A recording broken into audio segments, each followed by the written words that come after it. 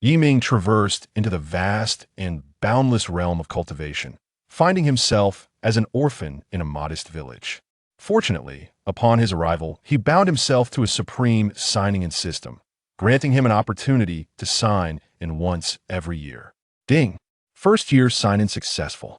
Congratulations, host! You have received a Century of Cultivation.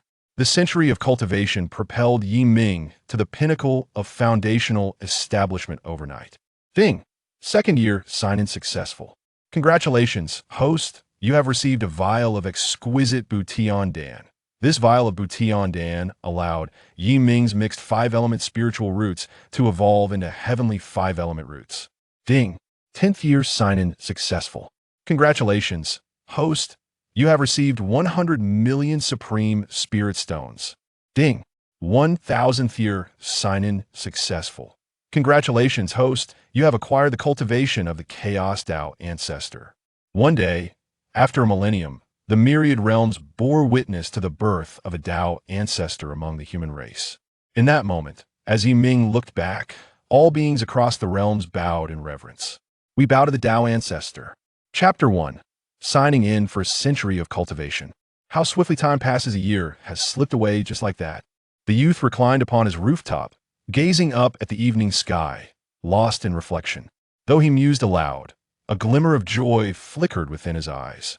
The year he had set for himself was finally at hand. The youth, known as Ming, had arrived in this world a year prior. Initially, he believed he had merely traversed into an ancient era, but the arrival of the system unveiled the truth. He had crossed into a cultivation realm.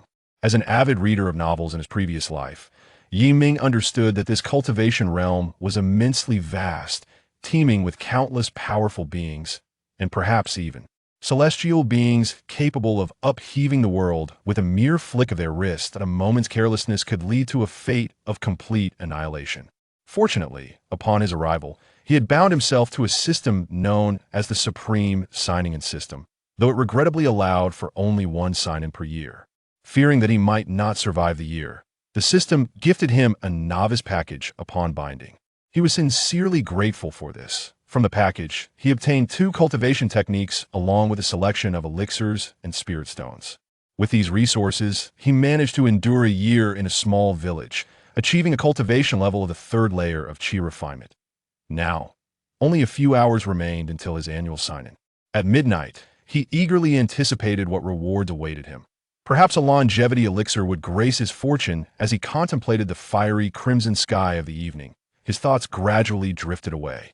6.5 hours later, deep into the night, a sudden urgent shout echoed through the small village, startling all its inhabitants, including Ming, who awaited his sign-in. Atop the rooftop, "The bandits are coming! Everyone, run!" This final cry sent the village into chaos, with many villagers unable to gather their belongings, hastily fleeing their homes towards the rear mountains, some even rushing out, with their trousers half done. Behind the village lay a mountain range. As long as they fled into the deep woods, the bandits would be unable to capture them. However, unlike the others, Ming did not flee to the mountains. Instead, he donned a black outfit and hood, leaping from rooftop to rooftop, swiftly heading towards the village entrance. For a cultivator at the Qi refinement stage, ordinary bandits were no more than trivial nuisances, easily dispatched without the need to flee like the villagers. At the village entrance, a group of mounted bandits brandishing large blades stormed in, their fierce demeanor striking terror. Those who could not escape, including the elderly and young, were swiftly captured. Yet some villagers, determined to protect their families, bravely confronted the bandits with weapons. One middle-aged man, wielding a chopping knife, stood defiantly against a bandit when he spotted his daughter emerging from a house, rubbing her eyes in confusion. Seeing her father covered in wounds, panic washed over her, rendering her unable to flee. Ha ha ha. I wonder how a mere villager could be so bold, daring to confront me with just a chopping knife. So you have a daughter too? The bandit cackled upon seeing the girl, his eyes glinting with malice, envisioning a hefty profit should he capture her. Damn it, they'll fight you to the death. The middle-aged man, sensing the bandit's lecherous gaze, brandished his knife and charged, vowing to protect his daughter at all costs. "Huh, you underestimate yourself." The bandit sneered, confident in his own prowess, dismissing the man's weapon as trivial. Suddenly, with a sharp sound, the bandit's mocking expression shifted as a line of crimson appeared on his neck, and his head fell from his shoulders, his body collapsing to the ground. The middle-aged man, filled with rage, stood frozen in disbelief. He had not even moved, yet the bandit lay dead before him. In a rush, he turned to find his daughter, only to see her gazing in another direction. He initially dismissed it, intent on fleeing with her, as more bandits approached his home. However, his daughter tugged at his hand, pointing to the upper right, exclaiming, "Father, there's a strange person over there." At her words, the middle-aged man turned instinctively, and his earlier confusion dissipated. He beheld a figure clad in black, leaping from house to house towards the village entrance, effortlessly dispatching bandits in his wake. The sight sent a chill down the middle-aged man's spine. Who was this black-clad figure, displaying such ferocity, vanquishing bandits without so much as a visible effort?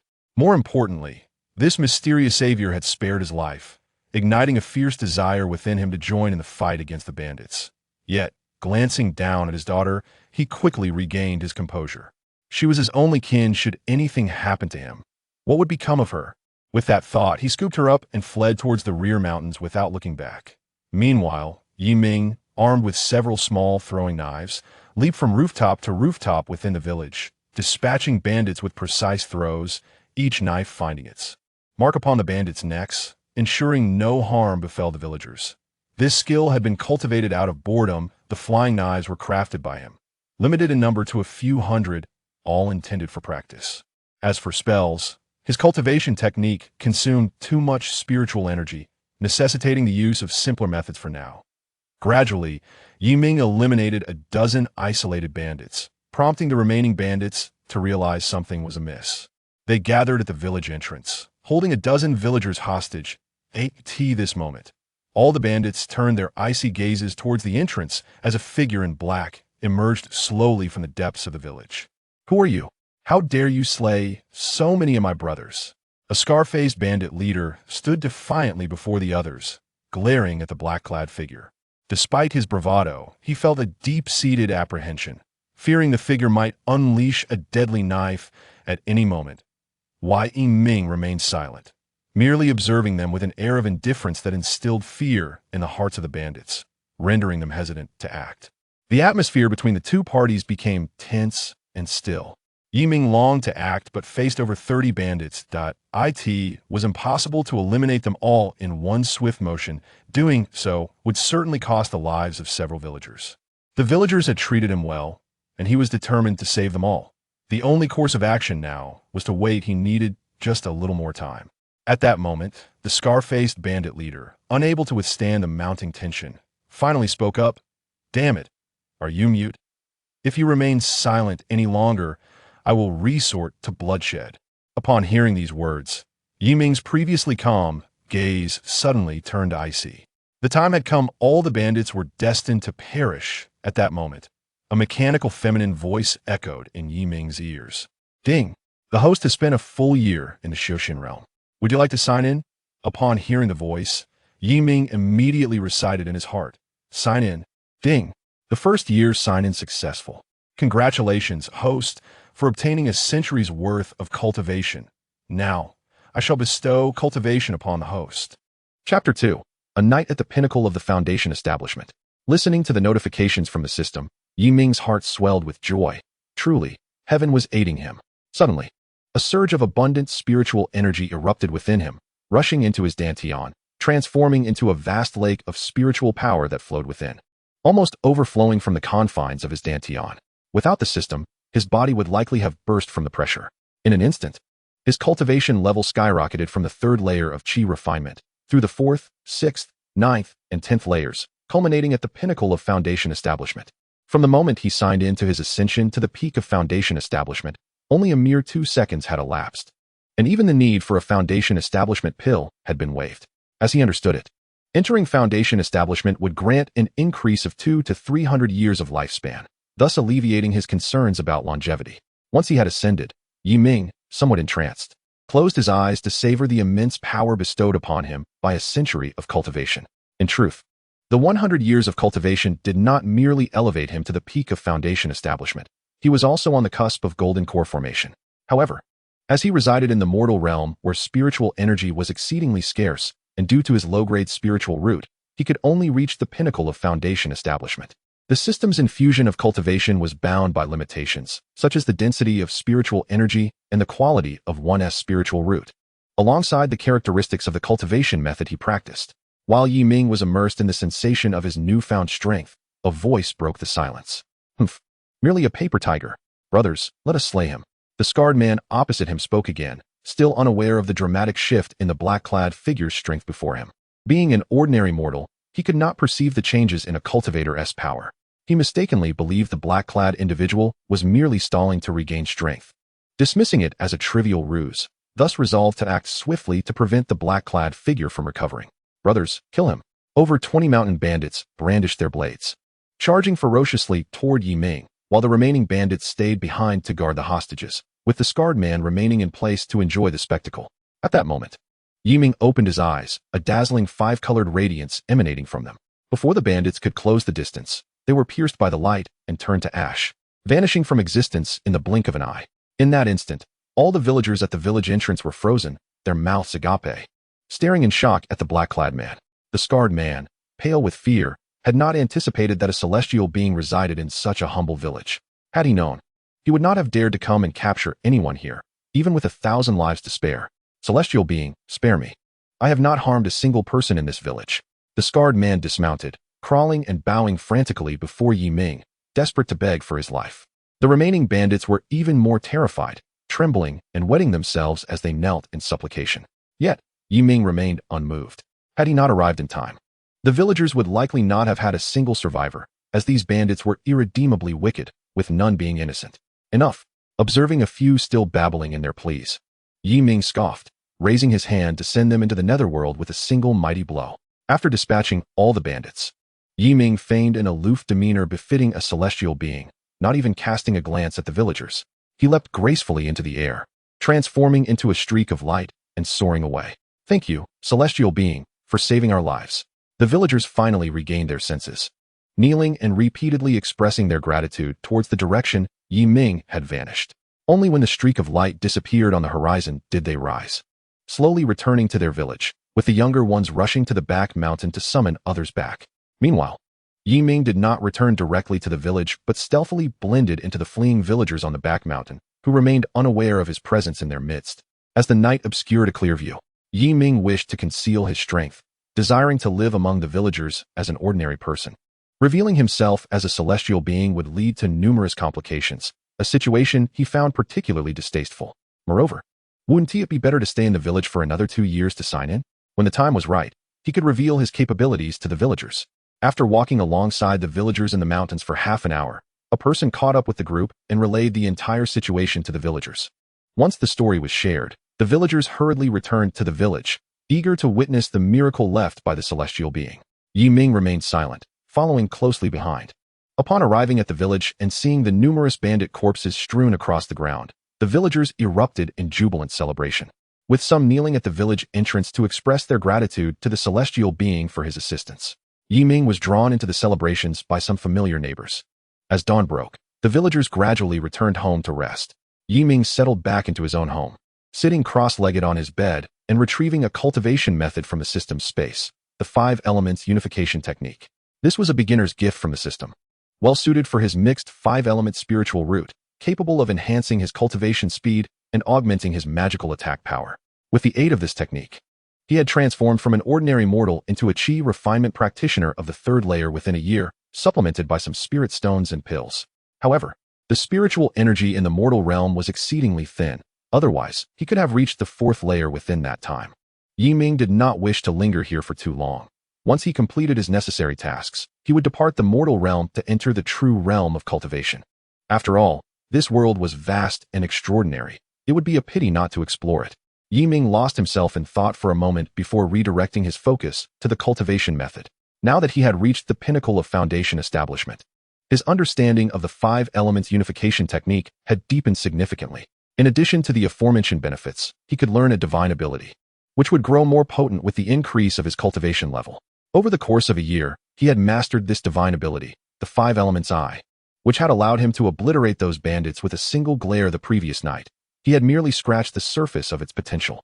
The Five Elements Eye was a technique that transformed his magical energy into the power of the five elements for offensive purposes, with the medium for this transformation being his five-element spiritual root.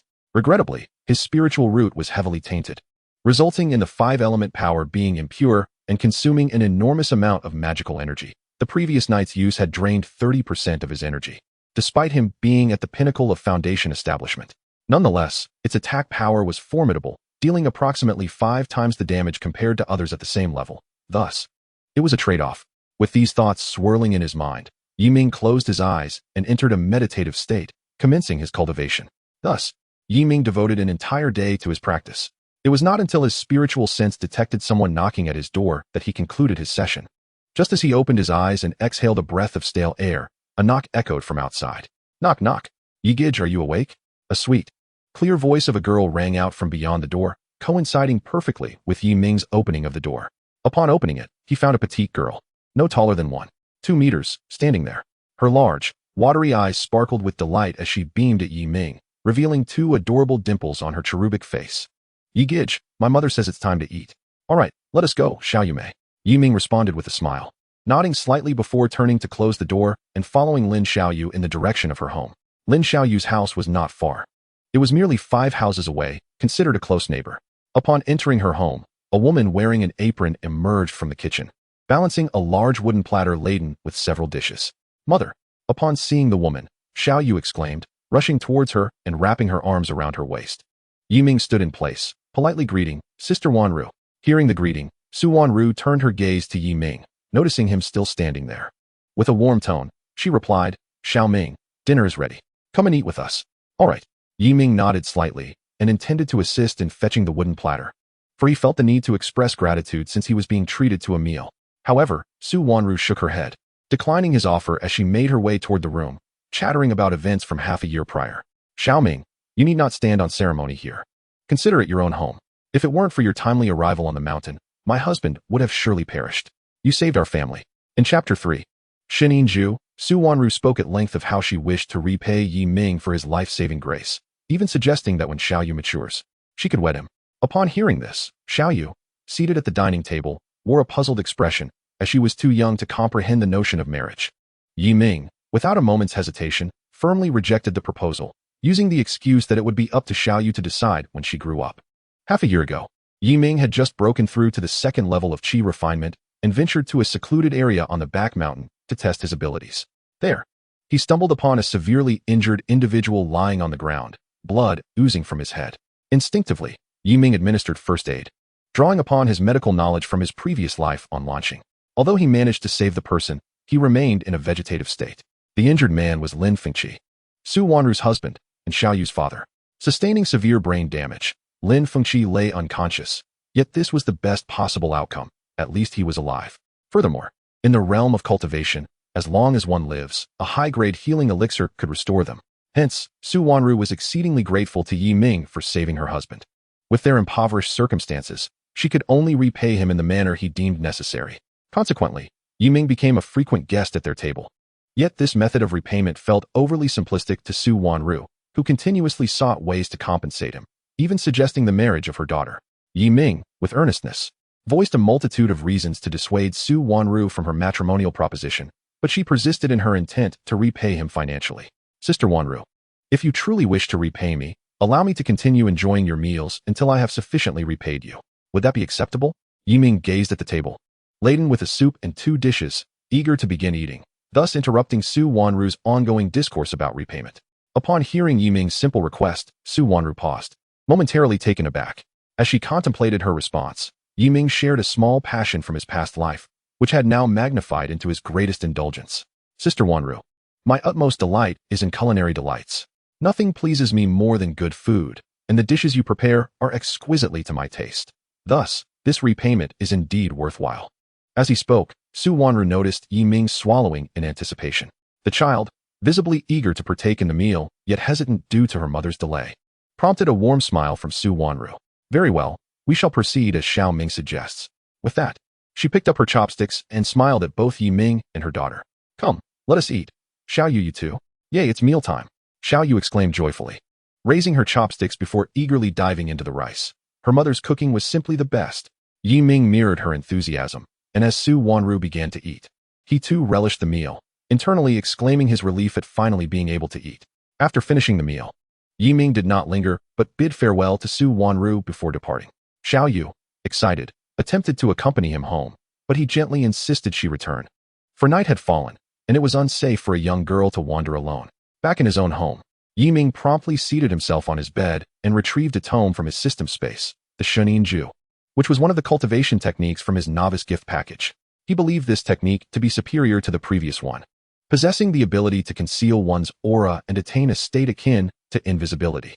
As long as he was not confronted by a cultivator of a significantly higher realm, he could evade detection. Mastering it to its fullest extent would enable him to escape even after causing substantial trouble. This technique quickly became his favorite, and he devoted every spare moment to its practice, having already reached the mid-level of entry. Once activated, even standing before a golden core true person, they would remain oblivious to his presence. Now, with ample time at his disposal, he was determined to cultivate the Shenin Ju. If he could attain proficiency within a year, he could revel in the realm of cultivation, where a plethora of delectable dishes awaited his appetite. With this thought, Yi Ming closed his eyes, entering a state of deep concentration and diligently practicing the technique. Thus, an entire night passed in his fervor. The following morning, Yi Ming concluded his training and resolved to venture to the back mountain of the village. His intention was clear, to engage in labor. For if he was to masquerade as an ordinary person, he must partake in the tasks of one. Not long into his journey, he spotted a middle-aged man leaning against a tree by the roadside, waiting for him. This man, Yang Yongli, had his right hand bandaged in white cloth, exuding a strong scent of traditional Chinese medicine. Additionally, he carried a peacefully sleeping little girl on his back. Brother Yang, Yi Ming greeted the middle-aged man. Upon hearing his voice, Yang Yongli turned to see Yi Ming approaching. Xiao Ming has arrived. Let us go. Today we must chop 10 bundles of firewood for the village elder, and then another 58 bundles to distribute among the villagers. Yang Yongli was eager to begin, wishing to finish the task swiftly to earn money for treats for the little girl. Observing Yang Yongli's urgency, Yi Ming remarked, Brother Yang, you are risking your health for meager earnings. What does that matter? As long as I can ensure the little one is not hungry, Yang Yongli replied, indifferent to his injuries, even expressing disdain for their hindrance. Thus, they made their way to the back mountain, where Yi Ming and Yang Yongli toiled for an entire morning. The little girl, who had been sleeping on Yang Yongli's back, awoke and quietly observed them as they worked. Once they completed their task, she began to engage with them joyfully on their way back. After amusing the little girl, Yi Ming suddenly turned to Yang Yongli and inquired, Brother Yang, I heard that you clashed with a mountain bandit the other night, ultimately slaying him. Is that true? Upon hearing this, Yang Yongli shook his head, responding, do not heed their nonsense. It is true I confronted a bandit, but I could not possibly defeat a seasoned killer. He paused, his tone growing somber as he continued. At that moment, when I faced the bandit, the little one unexpectedly emerged from the house and caught the bandit's eye. Naturally, I could not allow her to come to harm. Just as I was prepared to fight desperately, a figure clad in black suddenly appeared and eliminated the bandit. Yang Yongli recounted the events to Yi Ming, sharing the details of his swift escape and his genuine feelings. Confirming that Yang Yongli was unaware he was the black-clad figure, Yi Ming smirked discreetly, pleased that his disguise had proven successful. Moreover, he recognized Yang Yongli as a devoted father. In Chapter 4, the elder of the small mountain village, Yi Ming continued to converse with Yang Yongli until they reached the home of the village elder. The elder had been instrumental in assisting Yi Ming during his initial arrival in this world, when he felt lost, homeless, and without food. The elder graciously welcomed him, providing sustenance and securing him a place to stay. With the elder's leadership, the villagers gradually began to offer support in various forms. Yi Ming held a deep respect and gratitude for the old village chief, embodying the adage that even a small favor should be repaid with great kindness. He planned to use his foundational magical abilities that evening to alleviate the ailments of the nearly 90-year-old man, ensuring that the village chief would remain free from illness until he reached the age of 100. Yi Ming wished to extend the chief's life by several decades. However, he lacked the elixirs for longevity, as the novice package provided by the system contained only 10 bottles of qi-enhancing pills suitable for the qi cultivation stage. He could only hope that the system would offer longevity elixirs next year. If not, he would venture into the realm of immortality to seek them out. As Yi Ming contemplated how to repay the village chief, the elder emerged from his home. An elderly man with white hair and a hunched back slowly stepped out of a modest dwelling, leaning heavily on a cane for support. Village chief. Upon seeing the elder, both Yi Ming and Yang Yongli instinctively called out in unison. Yang Yongli's daughter also joyfully shouted, "Grandpa, village chief. Ah, little and I, come here. Let Grandpa see how much you've grown." After playing with the girl for a while, the village chief turned his attention to Yi Ming and Yang Yongli. "Come in and have a drink of water." "All right." Yi Ming and Yang Yongli nodded in agreement and proceeded to assist the village chief into the house. After quenching their thirst, the village chief, with a cheerful demeanor, addressed Yi Ming. "Xiao Ming, you should know that our village goes to the town once a month, right?" "Indeed." Yi Ming nodded, understanding that their remote village required a 3-day carriage ride to reach the nearest town, making the round trip take about 7 or 8 days. To facilitate this, the village sent strong middle-aged villagers to the town every 2 months to sell local specialties and procure necessities for the villagers. This was the extent of Yi Ming's knowledge, but he was puzzled as to why the village chief was bringing it up. "Well, knowing that is helpful." The village chief continued, intending to encourage Yi Ming to venture out.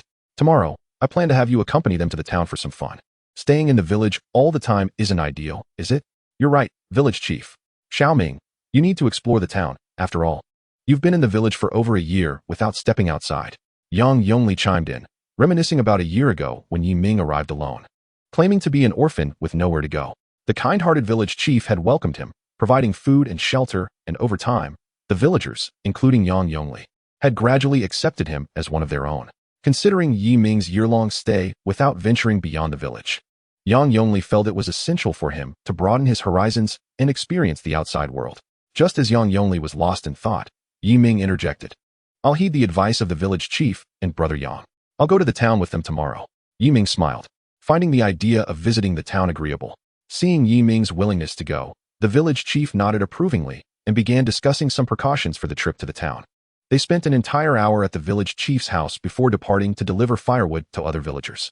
As they left, the village chief insisted on giving Yi Ming some copper coins, which he initially refused, but ultimately surrendered to the elder's generosity. After making the rounds and delivering firewood, Yi Ming returned home, where he promptly resumed his practice of the Shunin Ju. Later that evening, Lin Xiaoyu visited once more. "Brother Yi, are you home?" The little girl, with her big, sparkling eyes, eagerly awaited his response, hoping he would open the door and accompany her back for dinner. After a brief wait, Yi Ming opened the door, closed it behind him, and affectionately ruffled her hair. "Let us go." Lin Xiaoyu nodded and instinctively led the way, with Yi Ming following closely behind. After sharing a delightful dinner at Lin Xiaoyu's home, Yi Ming returned alone as usual. However, before reaching his own home, Yi Ming suddenly turned toward the village chief's direction.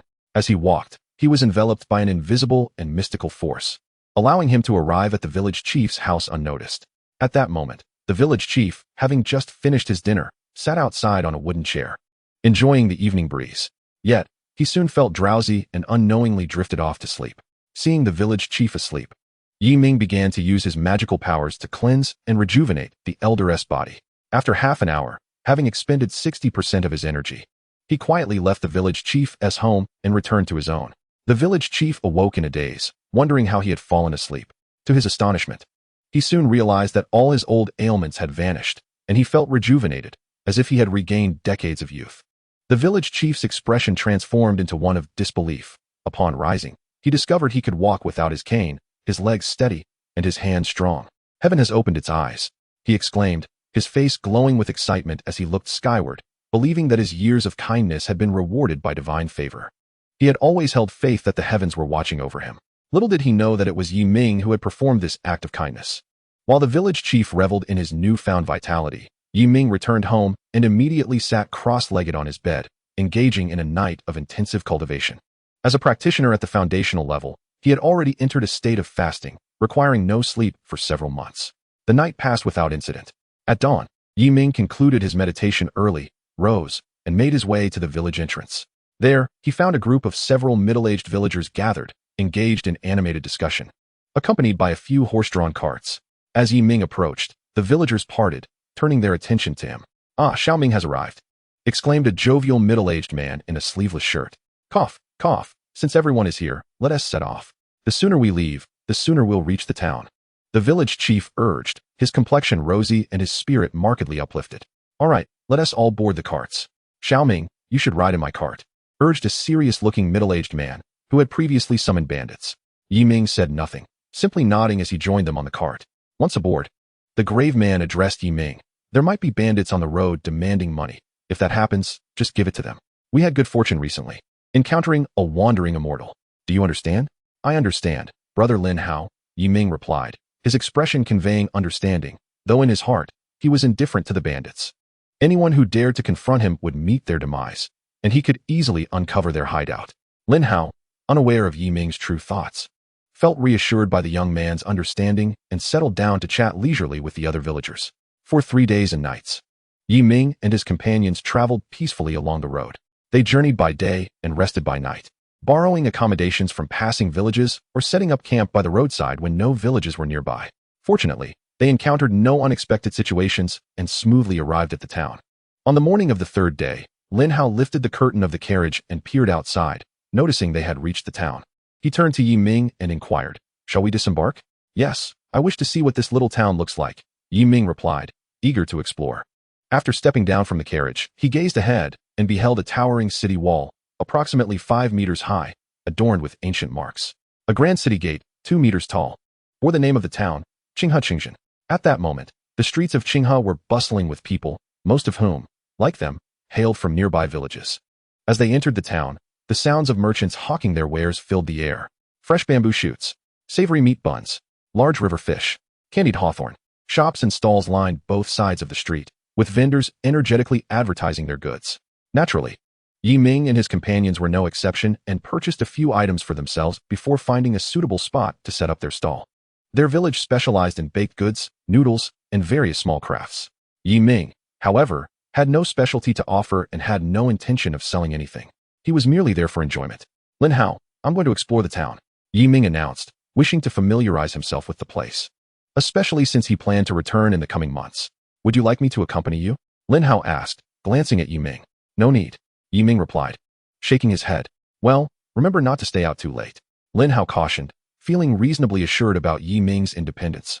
After acknowledging the reminder, Yi Ming ventured off alone to explore the town. Qinghe town was quite expansive.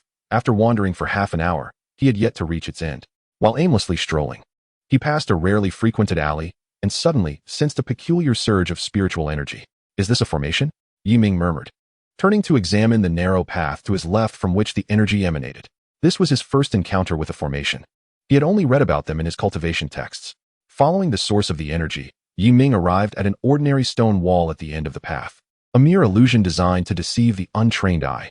However, with his foundational cultivation, he easily discerned the truth behind the formation. Beyond the stone wall lay a small marketplace, bustling with masked individuals, most of whom exuded the aura of cultivators, predominantly at the 4th, 5th, or 6th levels of qi refinement. Yi Ming was astonished to discover that such a small town as Qinghe harbored a marketplace for cultivators. Suddenly, his expression hardened as he sensed the presence of 3 foundational cultivators within. The most formidable among them was at mid-stage. However, he reasoned that he could likely stroll in with confidence. Yet, a fleeting thought crossed his mind. What if a golden core cultivator lurked within? What if they took a disliking to him and acted rashly? Realizing the potential danger, Yi Ming promptly shook his head and decided to leave. It was wiser to maintain a low profile, as places frequented by cultivators were often fraught with peril. He resolved to procure a mask and conceal a portion of his cultivation level, presenting himself as a mere 5th-level qi refinement practitioner to avoid drawing attention or causing trouble. Soon, he purchased a black and white mask from a shop selling masks and returned to the stone wall. First, he employed the concealment technique to lower his aura to that of a 5th-level cultivator, then donned the mask and stepped through the formation. Once inside the marketplace, he immediately felt a denser concentration of spiritual energy compared to the outside, indicative of a gathering spirit formation. "Dear friend, would you like to purchase a magical tool?" A hearty voice called from beside him, emanating an aura of sincerity. Upon hearing the voice, Yi Ming glanced at the wares on the stall, but disregarded the vendor entirely. Turning away, "Magical tools? Huh. Those are merely ordinary iron swords with a touch of spiritual energy added. Nothing more than cheap tricks. Who would fall for such a ruse?" After departing from the vendor selling counterfeit goods, Yi Ming leisurely roamed the marketplace. Most stalls were manned by vendors selling spiritual herbs, elixirs, and cultivation techniques, all of low quality. For instance, the elixirs on offer were primarily low-grade gathering qi pills and healing pills, far inferior to the top-tier gathering qi pills he had obtained from his novice package. He noticed that very few stalls offered gathering qi pills, and those that did were exorbitantly priced, 7 low-grade spirit stones for a single pill. The cultivation techniques were similarly disappointing, mostly incomplete and only capable of advancing to the 6th or 7th levels of qi refinement. Little in the way of minor spells was available, and he had yet to find a single comprehensive spellbook. Any that existed were undoubtedly forgeries. Items that piqued his interest included spiritual herbs, talismans, magical tools, and formations. He purchased a variety of these items, stowing them away. He had begun with 1,000 low-grade spirit stones from his novice package, but after a year of cultivation, he had already spent over 300 stones, and, due to his recent impulsive purchases, was down to about 400 stones.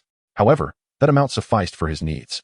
After concluding his shopping, Ming prepared to exit the marketplace, intending to return the following day for further exploration. As Lin Hao had mentioned, they would remain in the town for 3 days before returning to the village. As he was about to leave the marketplace, he noticed a throng gathered before a 3-story pavilion, the only one in the marketplace. Intrigued by the commotion, Ming paused and headed towards the pavilion, unable to resist the allure of excitement. Upon approaching the crowd, he heard a deep voice resonate from within. "Ladies and gentlemen, who among you wishes to venture into the Triangle Valley secret realm? Only those at the qi refinement stage may enter, but within lie 3 types of second-tier spiritual herbs. The primary ingredients for crafting foundation establishment pills. If you succeed in gathering them, we will purchase them at double the market rate." A bald man stood before the pavilion, addressing the eager crowd, revealing that he was one of the 3 foundational cultivators in the marketplace, personally seeking the herbs. Upon hearing the mention of the secret realm, the crowd began to murmur among themselves. The Triangle Valley secret realm? Isn't that a place that opens once every 7 years? And it's quite far from Qinghe. Indeed, it's separated by a mortal dynasty, requiring one to travel a month or 2 round trip. I heard disciples from the Wuchang sect are going as well. How can we scattered cultivators possibly compete with them? From their discussions, it became clear that no one among the scattered cultivators was inclined to participate. For them, reaching the 7th level of qi refinement was already commendable. Competing with disciples of the 9th or 10th levels was sheer folly, a certain path to disaster within the secret realm. Observing the reluctance of the gathered crowd, the bald man furrowed his brow. If they failed to obtain the auxiliary herbs this year, the supply of foundation establishment pills would dwindle for 7 years, jeopardizing the viability of their marketplace. How would the 3 of them continue their cultivation? Would they be left to starve? Amidst his growing anxiety, 2 figures emerged from the pavilion, a man and a woman. The man donned in white attire exuded an air of gentility, while the woman in a low-cut red gown captivated the gaze of all with her every movement, her beauty strikingly remarkable. Upon their entrance, Ming immediately sensed their cultivation levels. The man in white was at the mid-stage of foundation establishment, and the woman in the red dress at the early stage. Now, all 3 individuals of foundation establishment in the marketplace had made their presence known. As the 2 emerged, the man in white spoke soothingly, assuring the crowd, "Rest assured, we will have the 3 offerings of the 10th layer of qi refinement accompany you.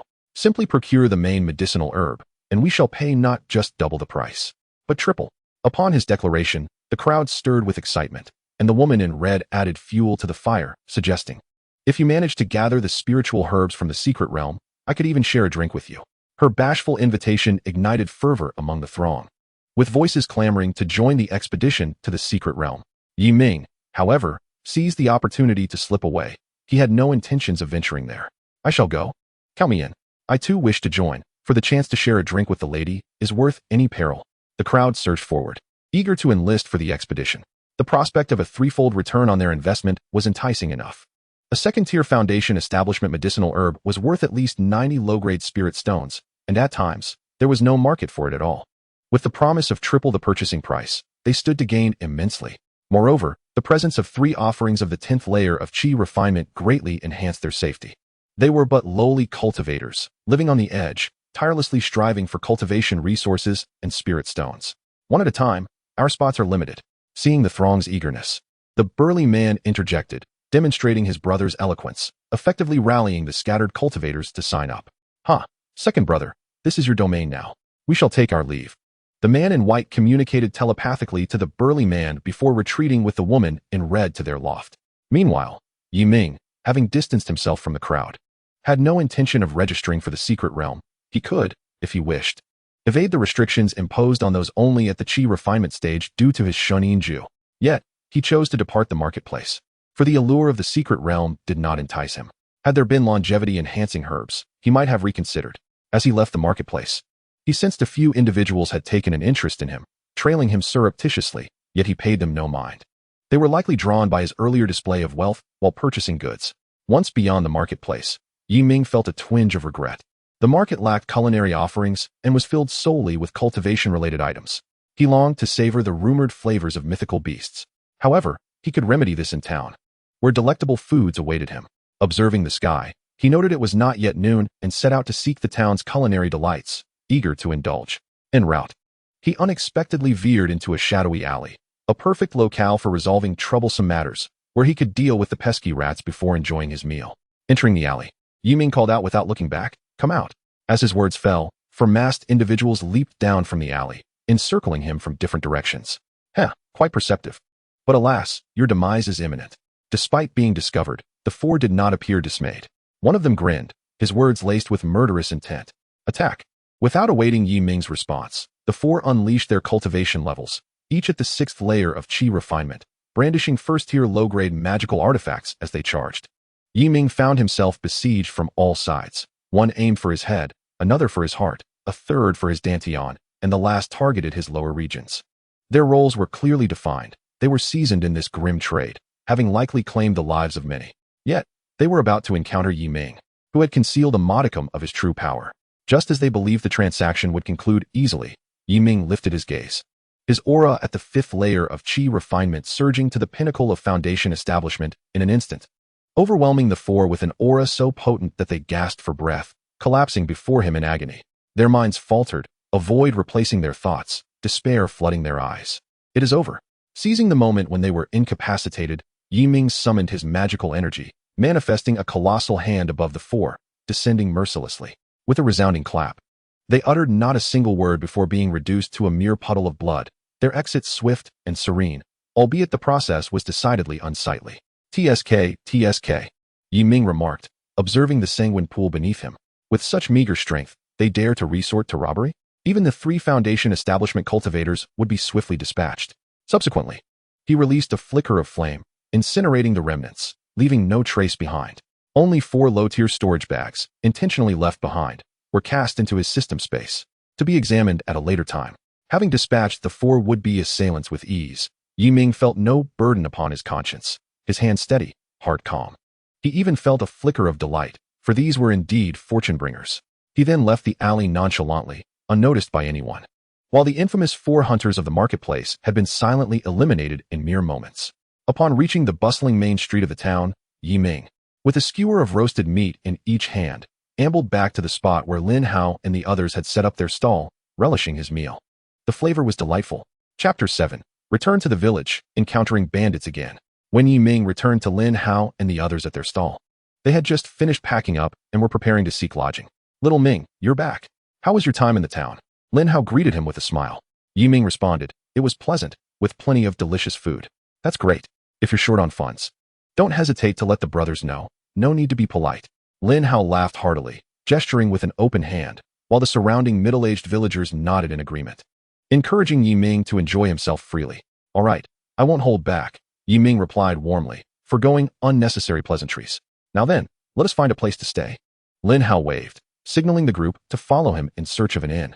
After about 10 minutes of walking, they arrived at an inn named Qinyuan, reputed for its popularity among travelers. "How many guests do we have?" Upon entering the inn, a young attendant approached with a welcoming smile. 16 people. Please prepare 3 rooms for us, accommodating 5 in each." Lin Hao instructed the attendant, intending to share a room with Ming for the sake of oversight. "Certainly. Please follow me to the 2nd floor." The attendant responded cheerfully, leading them upstairs. Once on the 2nd floor, they discovered numerous rooms, with 3 of them conveniently available. "Please make yourselves at home. Should you need anything, just call for me." The attendant smiled as he opened the doors, courteously departing to attend to other matters. As they entered the rooms, they found ample space, comfortably fitting 5 individuals, furnished with large beds and all necessary amenities.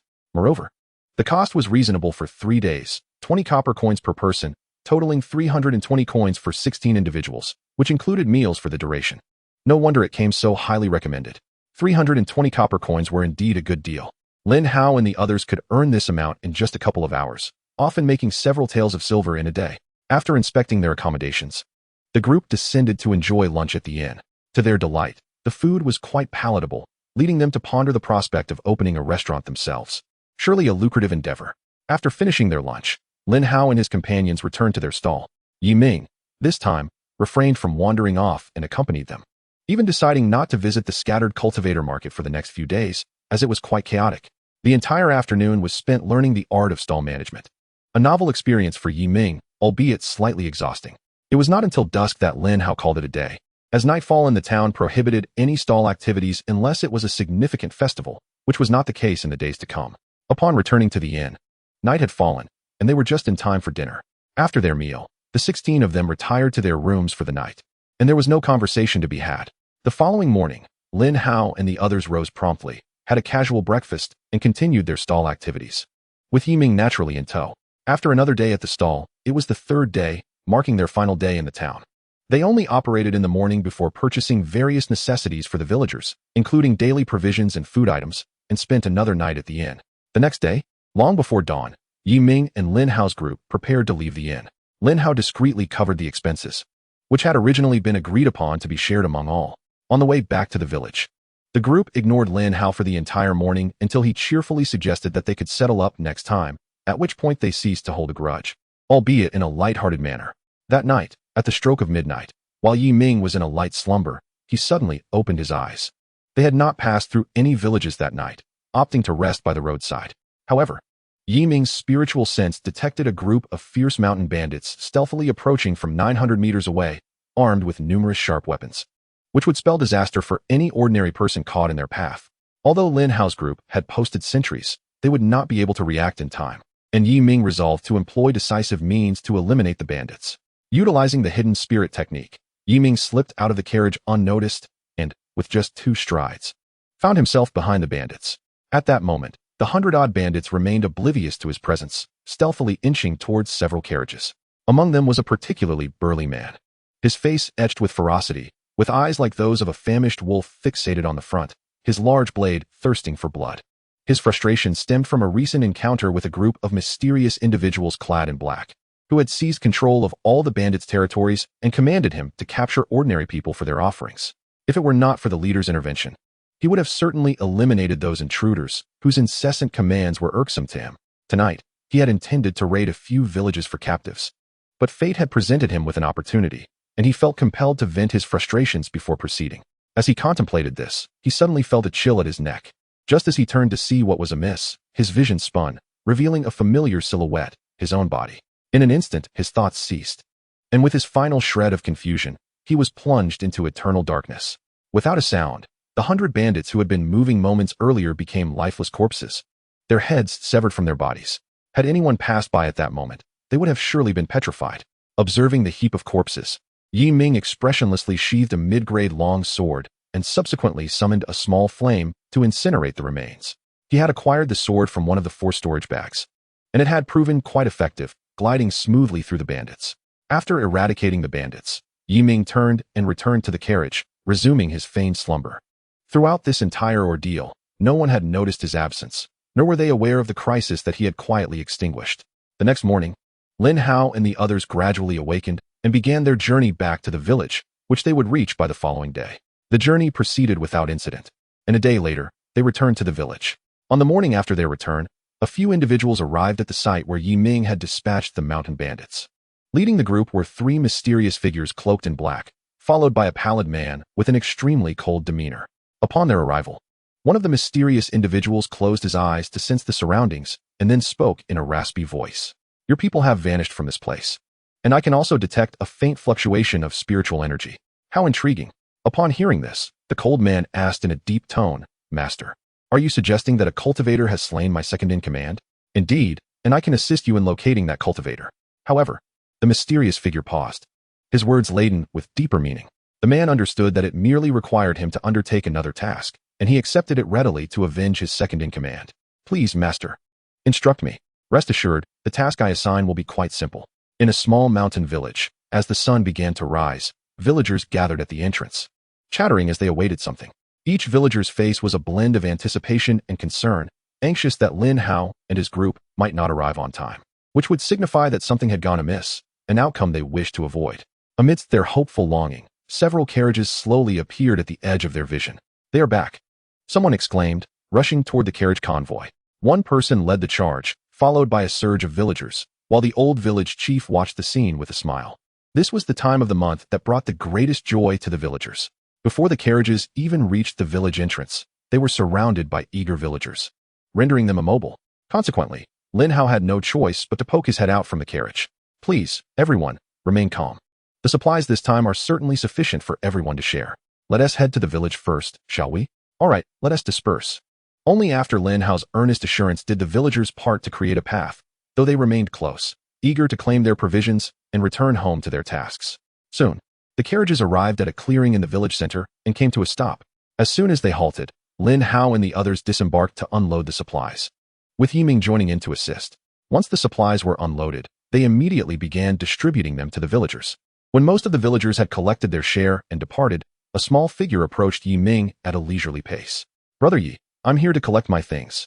Lin Xiaoyu stood before Ming, looking up at him with her bright, crescent-shaped eyes, her face beaming with joy. Brother Yi has finally returned. We haven't had a meal together in days. Hearing her voice, Ming looked down to see Xiaoyu gazing at him with a cheerful expression, quite endearing. Little Yu, where is your mother? Isn't she coming to collect supplies with you? Ming squatted down to meet her gaze, smiling as he reached out to pat her head. No, she is taking care of father and couldn't come. Xiaoyu, accustomed to Ming's affectionate gestures, simply shook her head in response. Then she cheerfully added, Can brother Yi come back with me? After saying this, she looked at Ming with hopeful eyes, as her family's load seemed a bit too heavy for her to carry alone. All right, let us go. Ming nodded with a smile, taking up both her and his belongings, while holding her hand as they set off. Before leaving, Ming turned back to call out to Lin Hao, Brother Lin. I'll be heading back now. All right, go ahead. Lin Hao stood up and responded, then continued to bend down to tidy up his belongings. Once he finished, he would be able to return home, as that woman could hardly wait. Meanwhile, Ming took Xiaoyu back to her residence. Upon arriving at Xiaoyu's home, Ming first helped her arrange her belongings before going to visit Lin Fengqi. As he entered the room, a wooden bed caught his eye, upon which lay a middle-aged man, while a woman sat beside the bed, tenderly wiping the man's body and murmuring softly to herself. Mother, Brother Yi is here. Xiaoyu called out as she ran towards the woman after entering the room.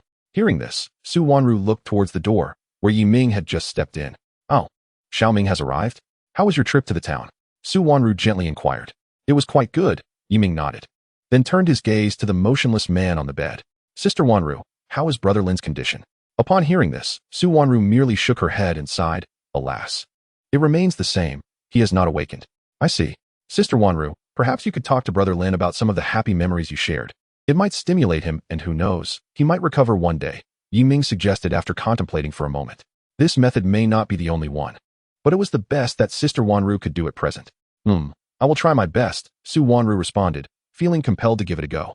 Noticing the sorrow on Su Wanru's face, Ming offered some words of comfort before taking his leave. He had no other means to heal him. The brain is a mysterious realm, and with his foundational cultivation, he could not recklessly intervene. Moreover, low-grade healing elixirs would be ineffective.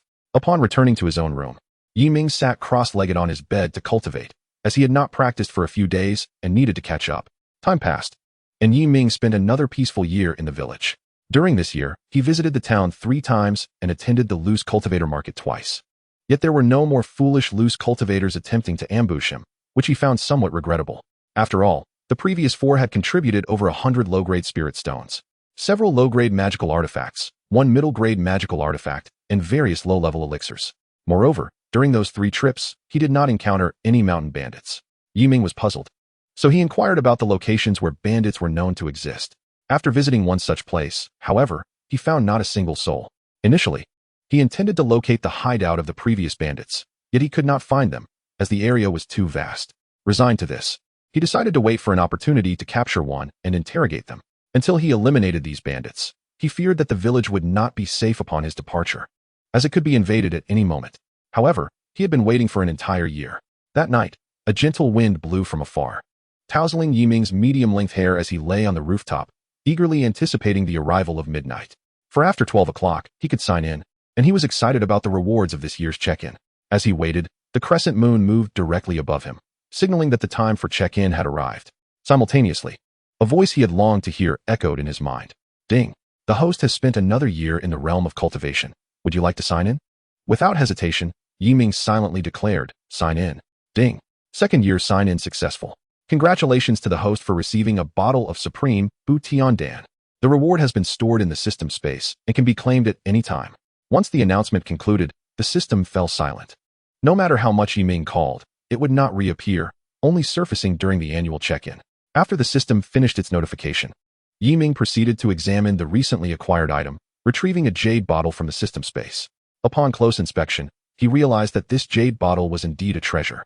Is this a gift from the system? Quite remarkable. As for how he knew the bottle was a treasure, it was thanks to a small function of the system. Simply by gazing at an item from the check-in for 1 second, a description would automatically appear beside it. This was the only small feature introduced when the system was first bound, and he was using it for the first time today. Chapter 9. 5 Elements Heavenly Spirit Root. After staring at the small jade bottle for a second, a translucent prompt slowly appeared beside it, providing a description of the bottle. Jade bottle filled with elixirs. This bottle is crafted from supreme Tianyu stone, capable of preserving elixirs for millions of years without decay. Satisfied with the description, Ming opened the jade bottle and peered inside, discovering that it contained as many as 10 Butian Dan. After taking one out, the completely translucent Butian Dan emitted a brilliant array of colors, accompanied by a faint celestial melody resonating nearby. A distant yet ethereal sound that nearly made Ming feel as if he were floating, on the verge of ascending to immortality. Fortunately, he quickly regained his composure and hastily returned the elixir to the jade bottle. The commotion was significant, illuminating half the village, but Ming had prepared for this. The villagers had gone to bed early, with only 2 individuals keeping watch, both of whom had fallen asleep due to Ming's efforts, and were now lost in sweet dreams, bound to awaken within an hour. After ensuring that everything in the village was normal, Ming turned his attention back to the jade bottle. The earlier elixir had already triggered the system's introduction. The system's description of the Butian Dan was as follows: Supreme Butian Dan. This elixir was crafted by a top-tier cultivator during ancient times. Just one of these exceptional Butian Dan can not only restore a cultivator's damaged spirit root, but also grant a mortal without a spirit root the ability to possess a heavenly spirit root. Gasp! After reading the introduction of the Butian Dan, Ming could not help but inhale sharply. Indeed, it was a miraculous elixir that could not only elevate other spirit roots, but could also transform those without spirit roots into cultivators possessing heavenly spirit roots. What concept did this entail? With a sufficient quantity of Butian Dan, he could potentially create numerous cultivators with heavenly spirit roots and establish his own grand sect. More than enough to achieve such a feat. However, it was evident that such elixirs were exceedingly rare. Even the system's check-in had only provided him with 10. Let alone in the realm of cultivation, where he would likely find not a single one.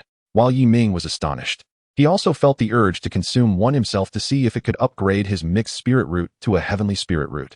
Resolute in his decision, Ming leapt from the rooftop and soared towards the back mountain of the village, eventually stopping in a secluded area of the deep mountains. He sought out a cave where he had previously cultivated and entered it.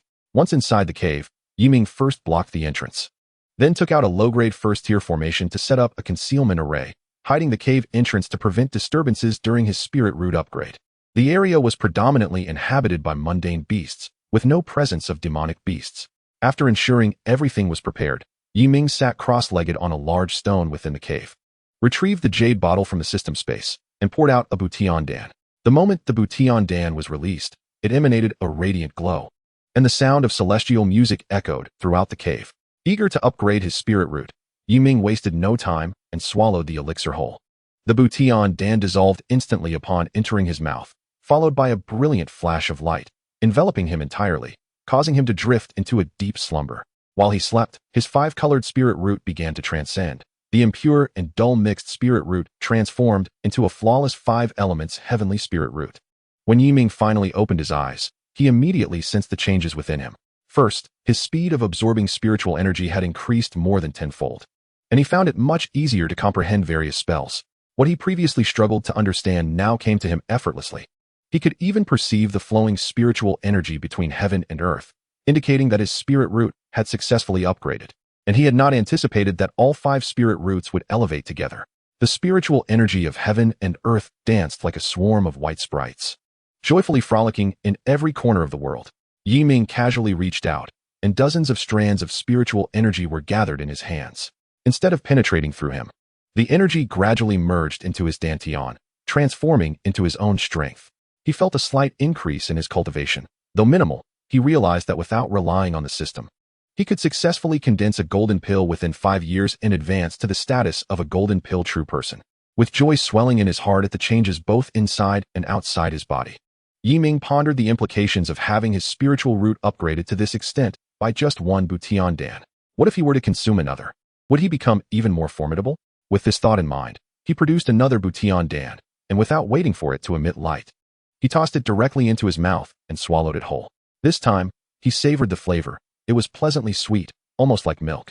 After consuming the Butian Dan, Ming found himself enveloped in radiant light once more, but unlike before, he did not succumb to sleep. Just as he was wondering why, the light abruptly vanished. To his astonishment, a small, mysterious golden symbol began to emerge on one of his 5 elemental spiritual roots, the fire spiritual root. What is this? Ming gazed at the symbol with confusion. What could it signify? He could not decipher it. Could it be that his spiritual root had encountered a barrier? Moreover, if one Butian Dan only added a single golden symbol, how many would he need to completely fill the fire spiritual root with symbols? With 4 other spiritual roots to consider, the numbers quickly became daunting. Ming felt a chill run down his spine at the thought of needing to consume thousands of Butian Dan for an upgrade. After all, he could only obtain 10 a year, leading him to wonder just how many years it would take. Furthermore, it was unlikely he could secure a Butian Dan every year. He fell into silence, overwhelmed by the terrifying quantity. However, his assumptions might have been incorrect. Further experimentation was necessary. He decided to test again. If it indeed only added one golden symbol, it would confirm his hypothesis. To verify his theory, Ming retrieved another Butian Dan from the jade vial, but he refrained from eating it immediately. What if his haste only resulted in the addition of a single symbol? After a moment of contemplation, he waited for about a minute before finally consuming the pill. The ethereal sound of the pill no longer affected him, likely due to having just ingested a Butian Dan. Otherwise, after listening to the sound for a minute, he might have already ascended in spirit. Once again, after swallowing, he remained awake, and the light abruptly disappeared. His speculation proved correct. His fire spiritual root had merely acquired another mysterious golden symbol. Gazing at the 2 symbols on his fire spiritual root, Ming fell into deep thought. This was indeed challenging. Where could he acquire so many Butian Dan at once? They were exceptional in quality, and it appeared that upgrading his spiritual roots would require considerable patience. Nevertheless, his current spiritual root sufficed for his needs. As there were no barriers to his cultivation until he reached the Great Ascension stage, he could simply continue training. With this realization, Ming's eyes regained their brightness. He possessed a system, and there was no need to rush. He would take his time. Eventually, he would become an immortal and an ancestor. Thanks to the rewards from the system, he envisioned a future where he could go wherever he wished, acquiring celestial treasures and delicacies with ease. At that moment, Ming's thoughts became clear, and his entire mindset shifted. He felt a surge of confidence and a sense of freedom. Was this what they called a change in one's mental state? Ming suddenly understood his current situation. His mindset had evolved further.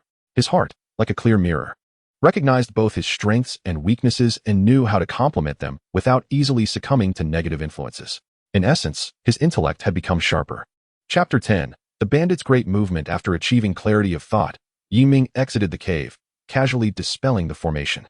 Upon stepping outside, he realized the sun had risen, and it was now midday. Glancing up at the sun, he activated his techniques, rendering his presence undetectable, and made his way back to the village. Once in his room, he dispelled the technique, allowing his aura to return to normal. Just as he contemplated preparing a delectable meal to satisfy his cravings, someone came to find him. Xiaoming. Lin Hao's voice echoed at the door. Uncertain of the reason for Lin Hao's visit, Ming approached and opened the door. As the door swung open, he saw Lin Hao waiting outside and asked, "Brother Lin, what brings you here? Are you aware of the village 10 miles from here?" Lin Hao inquired without directly stating his purpose. Yes, Ming nodded. He was familiar with the village, having passed through it frequently on his way to the town and often resting there, as there was interaction between the 2 villages. However, Lin Hao's subsequent words caused Ming's brow to furrow. With a sigh, Lin Hao's expression turned somber as he said, "That village was ravaged by bandits yesterday morning. Only a few managed to escape." After a brief pause, he continued, "Those who fled quickly are now resting in our neighboring Chun family village. If the people from Chun family village hadn't informed us this morning, we would have been unaware that the village had been destroyed." Upon hearing this, Ming's brow knitted further. The frequency of bandit attacks had increased alarmingly over the past 2 years. Something was amiss. To his knowledge, such incidents in this region typically occurred only once every few years. However, this recent uptick presented him with an opportunity to eradicate all bandits in one fell swoop. Given the bandits' modus operandi, they would likely target either Chun family village or their own village next, as these were the closest villages to the 10-mile village. Thus, he resolved to lie in wait, anticipating the bandits' arrival, capturing their leader to extract intelligence about all the bandits in the area and systematically eliminate them. Lin Hao, aware of the unusual bandit activity, did not wait for Yi Ming to speak and continued with a look of resignation. I spoke with the old village chief for the entire morning, and we ultimately decided to take you all away from the village to hide in the back mountains for a while. What do you think, Xiaoming? Yes. Let's take shelter for a bit. If the bandits can't find us, they will eventually leave. Yi Ming agreed with a nod, offering no alternative suggestions. Meanwhile, he devised a plan to set up a small formation around Chun family village and their own village. The moment any bandits stepped into his formation, he would be alerted to their presence, marking the beginning of their demise. As he contemplated this, Lin Hao prepared to leave. Xiaoming, you should gather your things quickly. I still need to inform the other villagers. Remember, we will gather at the old village chief's house at 3 in the afternoon, and when everyone is ready, we will leave together. Understood, Yi Ming replied, and Lin Hao turned to visit the other villagers. After watching Lin Hao depart, Yi Ming returned to his room to hastily pack his belongings and retrieved 8 yellow and red formation flags from the system's space.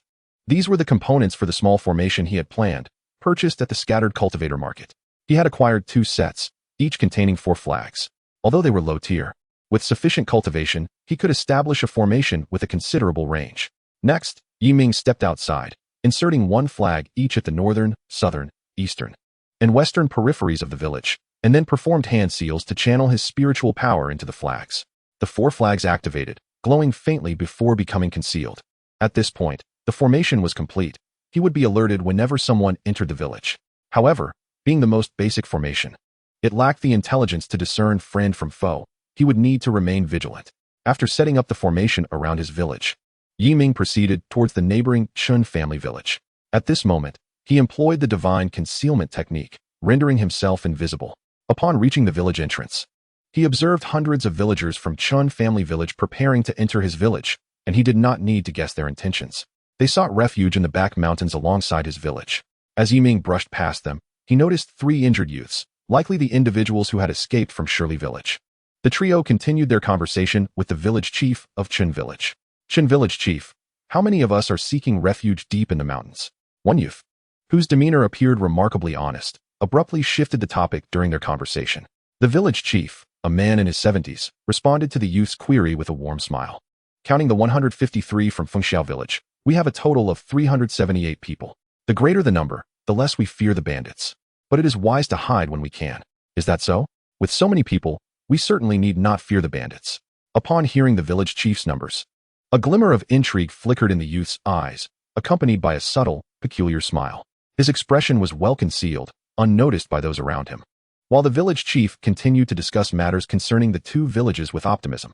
Initially, Yi Ming paid little attention to their conversation, but his sharp instincts alerted him to the youth's strange expression and that fleeting glimmer, which his perception captured as they passed by. These 3 harbored ill intentions. Noticing this, Yi Ming narrowed his eyes, halted his steps, and turned to scrutinize the 3 youths closely, not missing a single nuance of their expressions. Indeed, upon closer inspection, he discerned the issue. The youths frequently cast furtive glances at the villagers of Chun village, their eyes betraying an inscrutable intent. They resembled famished wolves eyeing delectable lambs. Their hidden motives deeply buried, yet still discernible to him. Yi Ming realized that these 3 were not merely seeking refuge, but were instead malefactors with ulterior motives. It seemed that the people of Shirley village had likely succumbed completely. These 3 were probably bandits in disguise. To avoid alarming them, Yi Ming refrained from acting impulsively. Instead, he unleashed 3 strands of spiritual energy, attaching them to the 3 youths. Should they exhibit any suspicious behavior, he could ignite the energy with a mere thought, sending them straight to their demise. After taking these precautions, Yi Ming proceeded to fulfill his own preparations, as it was prudent to be ready for any eventuality. Chun village was not far. It took an ordinary person half an hour to reach it, but for Yi Ming, it was merely a 10-second flight. Upon arriving at Chun village, he set up the formation and then departed. However, before returning, he made a point to glance at Shirley village, only to find a charred ruin. There were no corpses within the ruins, nor any signs of conflict. It was likely that the bandits had set the place ablaze after capturing the inhabitants. Subsequently, Yi Ming scoured the surrounding area for several dozen miles, searching for any lurking bandits. The region was abundant with hills, and one could spot a mountain or a vast forest with just a few steps. After approximately half an hour of searching, he found nothing. With no results in sight, Yi Ming returned to the village. Upon his return, he observed that the villagers of Chun village had gathered in the open space before the elder village chief's home, where he was engaged in conversation with the elder chief. While the three dubious youths lingered nearby, most of the villagers had also arrived, their faces etched with worry as they discussed their plight. The notorious bandits had become increasingly ruthless. Previously, they merely robbed on the roadside, but now they resorted to murder and arson. It was terrifying. They wondered if they could escape this calamity. If they survived this time, they should hastily relocate. Yes, moving to the town would be preferable, as the town would be less susceptible to bandit raids. But what of the village? This was the place where they had grown up. The villagers chattered among themselves, the majority contemplating leaving the village, while a few were reluctant to depart. As the commotion escalated, the elder chief, engaged in conversation with Chun village's chief, stepped forward to mediate. Everyone, please quiet down. Let us first weather this storm, and then we can decide whether to stay or leave. The elder chief habitually brandished his cane, tapping it on the ground a few times to signal for silence. At his urging, the villagers quieted, now left to hope for a safe escape from this peril. Meanwhile, Ming had gathered his supplies and arrived, accompanied by Lin Xiaoyu's family and two middle-aged villagers carrying Lin Fengqi on a stretcher. Upon his arrival, Ming's focus remained fixed on the three youths. He vowed to show no mercy to anyone who posed a threat to his village and intended to observe them closely, as they might reveal crucial information. The three youths, unaware they were being watched, continued to converse in hushed tones while scanning the surrounding villagers. Brother, there are quite a few people in these two villages. Once we complete this job, those behind the big boss will surely reward us, right? Indeed, we must keep a close watch. By the way, did you remember to bring the items those individuals entrusted to us? Of course, they are right here with me. Good. We'll take them out when we enter the mountains. Ming listened intently, fully comprehending their dialogue. Those individuals behind the scenes, could they be the masterminds orchestrating everything? As this thought crossed his mind, Ming's eyes narrowed. It appeared there was a hidden agenda. If he could apprehend those individuals, he could potentially resolve the entire situation. Just then, the villagers had all arrived. The elder chief, observing that everyone was present and the time had reached the second watch, decided to take action without adhering to the previous timeline. He stepped forward and announced loudly, "Now that everyone is here, let us set off." With that, he wasted no time and turned towards the back mountains, his family closely following. As the elder chief's family moved, the village chief of Chun village quickly trailed behind, and the villagers began to follow suit, all heading towards the back mountains. The term back mountains was merely a colloquial reference. Its actual name was Baishan, aptly named for the multitude of peaks it housed. The area was teeming with wild beasts, yet the villagers had only explored half of it over generations, leaving the other half uncharted. The most significant dangers lay within the depths of the mountains, particularly from formidable tigers. Now, the villagers felt emboldened to venture deeper together. Naturally, they would seek refuge in familiar areas, as unfamiliar territory posed risks of getting lost. The expanse of Baishan was considerable, but Ming was uncertain of its exact dimensions, having been preoccupied with his own affairs for the past 2 years. The vastness was precisely why the elder chief decided to take refuge there, as long as they hid deeply and discreetly. The bandits would need to thoroughly explore Baishan to locate them. But would the bandits undertake such an endeavor? Unlikely, as it would not only waste time, but also manpower. Regrettably, the elder chief remained unaware that 3 bandits had already infiltrated their ranks. However, Ming was fully aware and in control of the situation. As night fell, the villagers had traversed a considerable distance into the mountains, and by the following day, they would reach their hiding place. The journey was fraught with challenges, as elderly individuals and children required assistance, necessitating that some be carried or supported. This slow pace was further compounded by the uncertainty of when the bandits might strike. Hence, they endeavored to travel during the night. By the time the hour of the rat arrived, hundreds of villagers halted to rest, with 30 standing guard, prepared to alert the others at the slightest disturbance. The 3 youths remained inconspicuous, merely laying down to sleep. Ming kept a vigilant watch over them. As they drifted into slumber, he deduced that the bandits would not act tonight. Throughout their journey, aside from initially consuming some unidentified pills, there had been no other anomalies. Ming could only await the revelation of their true nature on the final day. He remained unhurried, merely curious to observe the manner in which they would make their entrance. Regardless, death awaited them all, thus, he thought it best to let them frolic for a day or two. Casting a glance at the 3 youths, Ming reclined on a stone, feigning slumber. Nearby, several villagers, all neighbors, were present, not far from Lin Xiaoyu's family.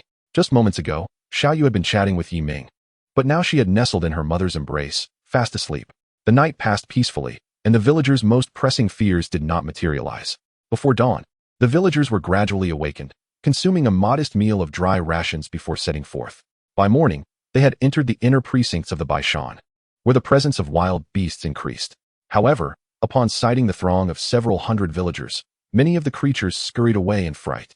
Yet, there remained those undeterred by fear. A large pack of wolves descended from a mountain peak, charging towards the foot of the mountain where Ming and his companions stood. Having already caught wind of abundant prey, despite the presence of hundreds, they regarded their numbers with disdain, for their own kin numbered in the hundreds as well. Yet, as they advanced a short distance, an overwhelming force descended from above, crushing them all to death. Moments later, Ming appeared alongside, casting a spark of flame. And within a brief span, the remnants of the wolf pack vanished entirely. Ming had sensed the wolves on the mountain ahead, and, to prevent any disturbances, he seized a moment to relieve himself, leaping over the wolves and emanating the aura of a foundational practitioner, thereby extinguishing them with his mere presence. After all, the wolf pack was but common beasts. Facing a cultivator of Ming's caliber was akin to a dimensional strike, requiring no physical confrontation. Having completed this task, Ming returned to the group. Continuing their journey throughout the day, they found themselves before a small valley by evening. The village elder halted, prompting the villagers behind him to stop as well, for they understood that this valley was their refuge. Let us proceed. Just a few more steps, and we shall reach our destination. But stay close. The terrain within is quite treacherous. The elder admonished the villagers before entering the valley. The villagers exchanged glances. Most were unfamiliar with this place and uncertain of the difficulties that lay ahead, likely known only to the elder and a few others. Chapter 12. The venomous serpent in the cave. Upon entering the valley, they were met with over a meter of thick underbrush, devoid of any clear path. Someone had to clear a way through. To facilitate the passage of the hundreds of villagers, the elder instructed 10 strong villagers to take turns forging a path. Initially, progress was smooth, but midway, they encountered numerous venomous snakes. Fortunately, a villager skilled in snake catching was present, and after capturing a dozen or so serpents, they managed to traverse that section. However, the elder was perplexed. He recalled that there had been far more than a mere dozen snakes when he had traversed this path with his ancestors, having captured 50 or 60 to pass through. Although he was curious, the elder did not dwell on it. Fewer snakes meant less risk for the villagers. Meanwhile, Ming discreetly relaxed his fingers. Having noticed that mere meters away, 100 venomous snakes lay in ambush. He initially thought it was a snake den, had they been attacked by such a multitude. Few villagers would have emerged unscathed. Thus, he summoned a fragment of his power to pierce through dozens of snakes, killing them instantly, while the remaining snakes, stricken with fear, remained motionless, allowing the villagers to capture them easily. After proceeding a bit further, as night began to fall, a natural stone wall came into view. The wall was entwined with wild grass, and the elder approached, using his staff to clear the foliage from a specific spot before turning to Lin Hao. Gather a few people and come to break through here. Understood, Lin Hao nodded. Then recruited 2 strong villagers to join him in wielding tools to chisel at the designated area of the stone wall. After half an hour, an opening was created, small enough that adults had to stoop to enter. Upon seeing the entrance, the elder exemplified courage, taking a torch and stepping inside. The villagers silently formed a line, entering one by one. When Ming stepped into the cave, he found it spacious enough to accommodate 700 or 800 individuals, with the 300 villagers comfortably fitting within. Once everyone had entered, the elder stepped forward to explain the origins of the cave. We shall reside here for the next several days. I assume many of you are curious about this cave. It is a natural formation, and you need not worry. There are no dangers here. My ancestors discovered it long ago. Before their passing, they informed me that in times of man-made calamity, this place could serve as a refuge. They were wise. With bandits rampant, for everyone's safety, I have brought you here to weather the storm. Having clarified the situation, the elder returned to his family. And after a brief exchange among the villagers, they set about their tasks. They began by erecting simple tents, then gathered in the center of the cave to prepare a communal meal, for many had brought little food. The elder proposed the idea of a communal pot, which everyone accepted without objection.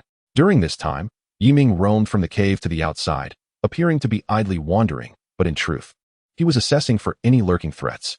After a thorough inspection, he discovered a snake den deep within the cave, a location that would have been nearly impossible to find without keen perception.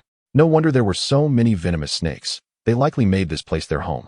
The villagers' ancestors had indeed shown great bravery in considering this location a sanctuary.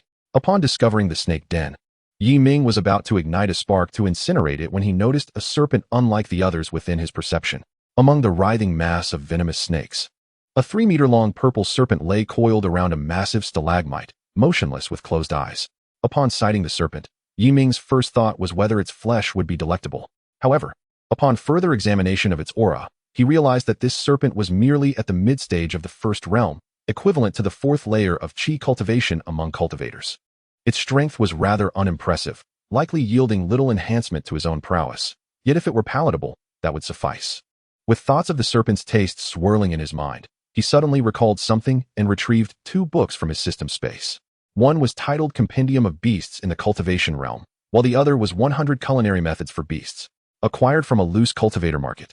These tomes were of utmost importance to a connoisseur of the cultivation world. To ascertain the details of this purple serpent and whether it could be consumed, he needed to consult these texts. Before long, Ming found the detailed information about the serpent within the compendium. To his surprise, the serpent had a name, Xihuaxi. Its venom was a material for crafting one of the 10 supreme poison pills. Reputed to possess the capability of killing cultivators in the qi refinement stage, and even affecting foundation establishment practitioners. However, its flesh was known to be foul-smelling. While it was edible, the taste was said to be unbearable for most. The Culinary Methods book did include recipes for Xihuaxi, acknowledging that some individuals had an affinity for such flavors. Upon encountering the words foul-smelling, Ming promptly abandoned the notion of consuming the giant serpent. He had no taste for rancid food, even if it was a beast of the demonic realm. Since it was unappetizing, he decided to incinerate it, lest it cause any disturbances. Without further contemplation, he unleashed a spark of flame, incinerating the venomous snakes completely. At first, the great serpent had sensed the danger and attempted to flee, but it was too late. The flames surged towards it with astonishing speed, mercilessly incinerating it before it could utter a sound. Truly, it was the innate true fire. Witnessing the serpent's den being reduced to ashes in mere moments, Ming marveled at the flames within his own body. This innate true fire, a hallmark of foundational cultivation, not only served to obliterate evidence, but also held the potential for alchemical processes. The true fire would evolve alongside his cultivation, its power intensifying. And upon reaching the golden core stage, it would metamorphose into the formidable 3 flames of Samadhi. Ming eagerly anticipated this transformation. However, the overwhelming stench that erupted from the charred remains of the serpents was unbearable. The putrid odor assaulted Ming's senses, causing his complexion to shift dramatically. This was the very scent documented in texts, the aroma released when the Zihua snake was roasted. Hadn't the innate true fire evaporated all the serpents? Why was there still a lingering smell? With little time to ponder, Ming hastily cast a small spell, the odor removal technique, cleansing the area and the serpent's den of the foulness. This odor had struck him with profound impact. He resolved that should he encounter such beasts again, he would certainly steer clear of them. Just as Ming finished dispelling the stench, a voice called out to him. "Xiao Ming, it's time to eat." Lin Hao's voice resonated behind him, unaware of the events that had transpired, as no one else dared to wander about as freely as Ming did. "Coming," he replied casually before departing the scene. Though the odor had been eradicated, its remnants still lingered in his mind, leaving him uncertain about his appetite. Chapter 13. The mysterious figure. Upon returning to the center of the stone cave, Ming discovered a clearing filled with villagers from both settlements, all eagerly awaiting their meal with bowls and chopsticks in hand. The cacophony of several hundred villagers echoed within the cave. Yet the 3 youths whom Ming had been observing closely resumed their hushed conversation. "Brother, do you think those esteemed individuals know where we are?" one of them asked. "That is not our concern. When the villagers are distracted with their meal, we will ignite the incense they provided. What was it called again?" "Mesmerizing incense, brother." "Right. Once we light the mesmerizing incense, we can simply wait for the esteemed ones to arrive." "Understood." After their cryptic exchange, the trio resumed their nonchalant wait for the meal, occasionally engaging in conversation with nearby villagers, oblivious to the fact that Ming had overheard every word. The mesmerizing incense?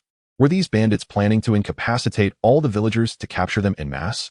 It appeared they intended to act tonight, rendering those 3 individuals useless. Ming silently resolved to deal with them once their plan was set in motion. As he prepared to enjoy his meal, the array he had set up around the 2 villages was triggered. The connection between him and the array flickered with energy, each flash signifying an individual entering it. After 212 flashes, the activity ceased. "Are they here?" Ming pondered as he received the array's alert. Meanwhile, at the entrance of Chun family village, a large group of bandits arrived. It seemed they knew the villagers had vacated, as they rode directly through the village towards the back mountains of Ming's settlement. As they neared Baishan, the 2 leaders halted their horses. "Everyone, dismount here. No matter what you see next, do not make a sound or move.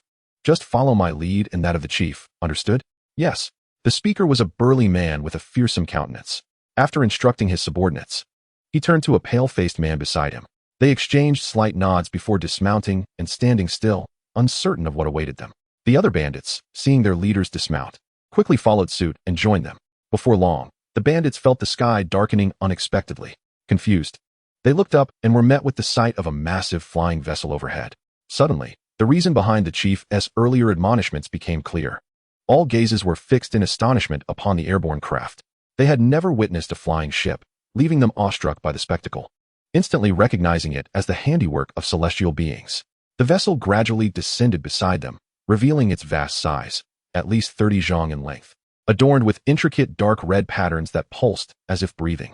They were mesmerized until a figure clad in black descended from the ship, snapping them from their stupor. "Everyone, hurry aboard," the figure commanded.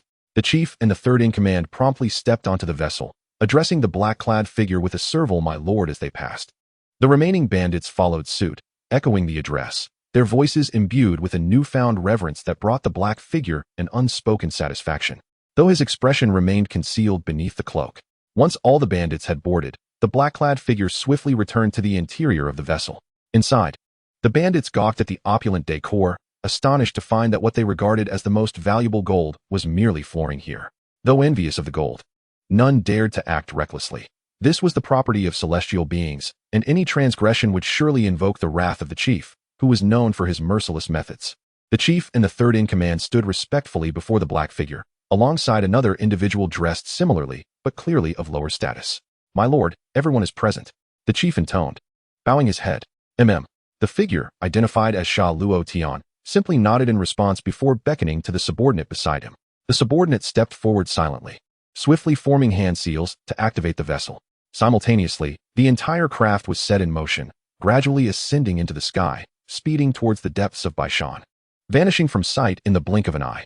The direction of their flight was towards Yi Ming's location, who remained blissfully unaware that the bandits were backed by cultivators. And not just one. At that moment, Yi Ming was seated on a stone, savoring his meal, entirely oblivious to the impending changes. Nevertheless, his consciousness remained vigilant, monitoring his surroundings. His awareness extended throughout the stone cave and even outside, clearly perceiving all, though he could not see through walls and relied on the exit passage to observe the outside. After a few bites, Yi Ming's appetite waned, the lingering stench of the serpent still haunting him. At that moment, one of the three individuals, concealed by the others, stealthily produced a gray, mesmerizing incense from his robe. They exchanged glances, nodding in unison, but just as he was about to ignite the incense, his expression shifted dramatically, and he collapsed, unconscious. The same fate befell the other two. Yi Ming approached leisurely, noting the fallen villagers around him, having incapacitated them to ensure his actions remained unseen. It was not yet time to reveal his prowess. He would wait. As he raised his hand to eliminate the three unconscious individuals, a tremendous surge of spiritual energy erupted from outside the stone cave. Yi Ming furrowed his brow, immediately loosening his grip and turning around to take several strides until he stood beside the entrance of the stone cave. Upon arriving, he did not exit but instead squinted his eyes, gazing intently outside. The identity of the visitor remained unclear. He would observe before making any decisions. Simultaneously, the flying vessel had begun its descent above the stone cave, landing steadily on the ground. Once it settled, the doors on either side of the vessel swung open, and 100 mountain bandits surged out from within. Following them, 5 figures emerged slowly. 3 were cloaked in black robes, trailing behind, while 2 bandit leaders took the lead. "Master, look, it's just ahead," the chief bandit exclaimed, producing a gray compass. The compass displayed 3 red dots and 1 green dot, the latter representing the item in his hand, while the 3 red dots signified the 3 individuals. At this moment, the compass indicated that they were very close to the red dots, and moving forward a few hundred steps would bring them to their destination. Chapter 14. Foundation Establishment Demon Cultivator, Qi Shaman. Upon witnessing the vessel come to a halt, Yi Ming immediately employed the hidden spirit technique. The vessel exuded an overwhelming pressure, indicative of a third-tier magical artifact, something he had never encountered before. It is worth noting that the power of a third-tier artifact rivals that of a golden core stage cultivator, regardless of the intentions of the visitors. He had to remain vigilant. However, the emergence of the 100 mountain bandits was utterly unexpected. He had anticipated their arrival in a different manner, but never imagined they would arrive via a flying vessel, which implied that those aboard were certainly not benevolent. As he observed the 3 slowly emerging figures in black robes, Yi Ming's expression darkened. Among them, Two of the black-robed individuals were mid-stage Foundation establishment cultivators, while the one slightly ahead was the weakest of the three, possessing only the 10th layer of Qi refinement, just a step away from Foundation establishment. The two bandit leaders were dismissed by Ming, as their aura barely reached the 3rd layer of Qi refinement, easily crushable by a casual blow. What truly concerned him were those 3 black-robed figures. Through the 5 elements' mystic eye, Ming discerned that their magical power was a murky crimson hue, and he could faintly perceive countless vengeful spirits lurking within. They were demon cultivators. The sight of the dark red magical power instantly reminded Ming of the tales he had heard in the scattered cultivator market regarding demon cultivators. From his understanding, demon cultivators are ruthless practitioners who stop at nothing for power. Their cultivation methods are excessively extreme, often involving the capture of others for alchemical purposes or the siphoning of their essence to achieve boundless strength. However, such practices also entail significant backlash.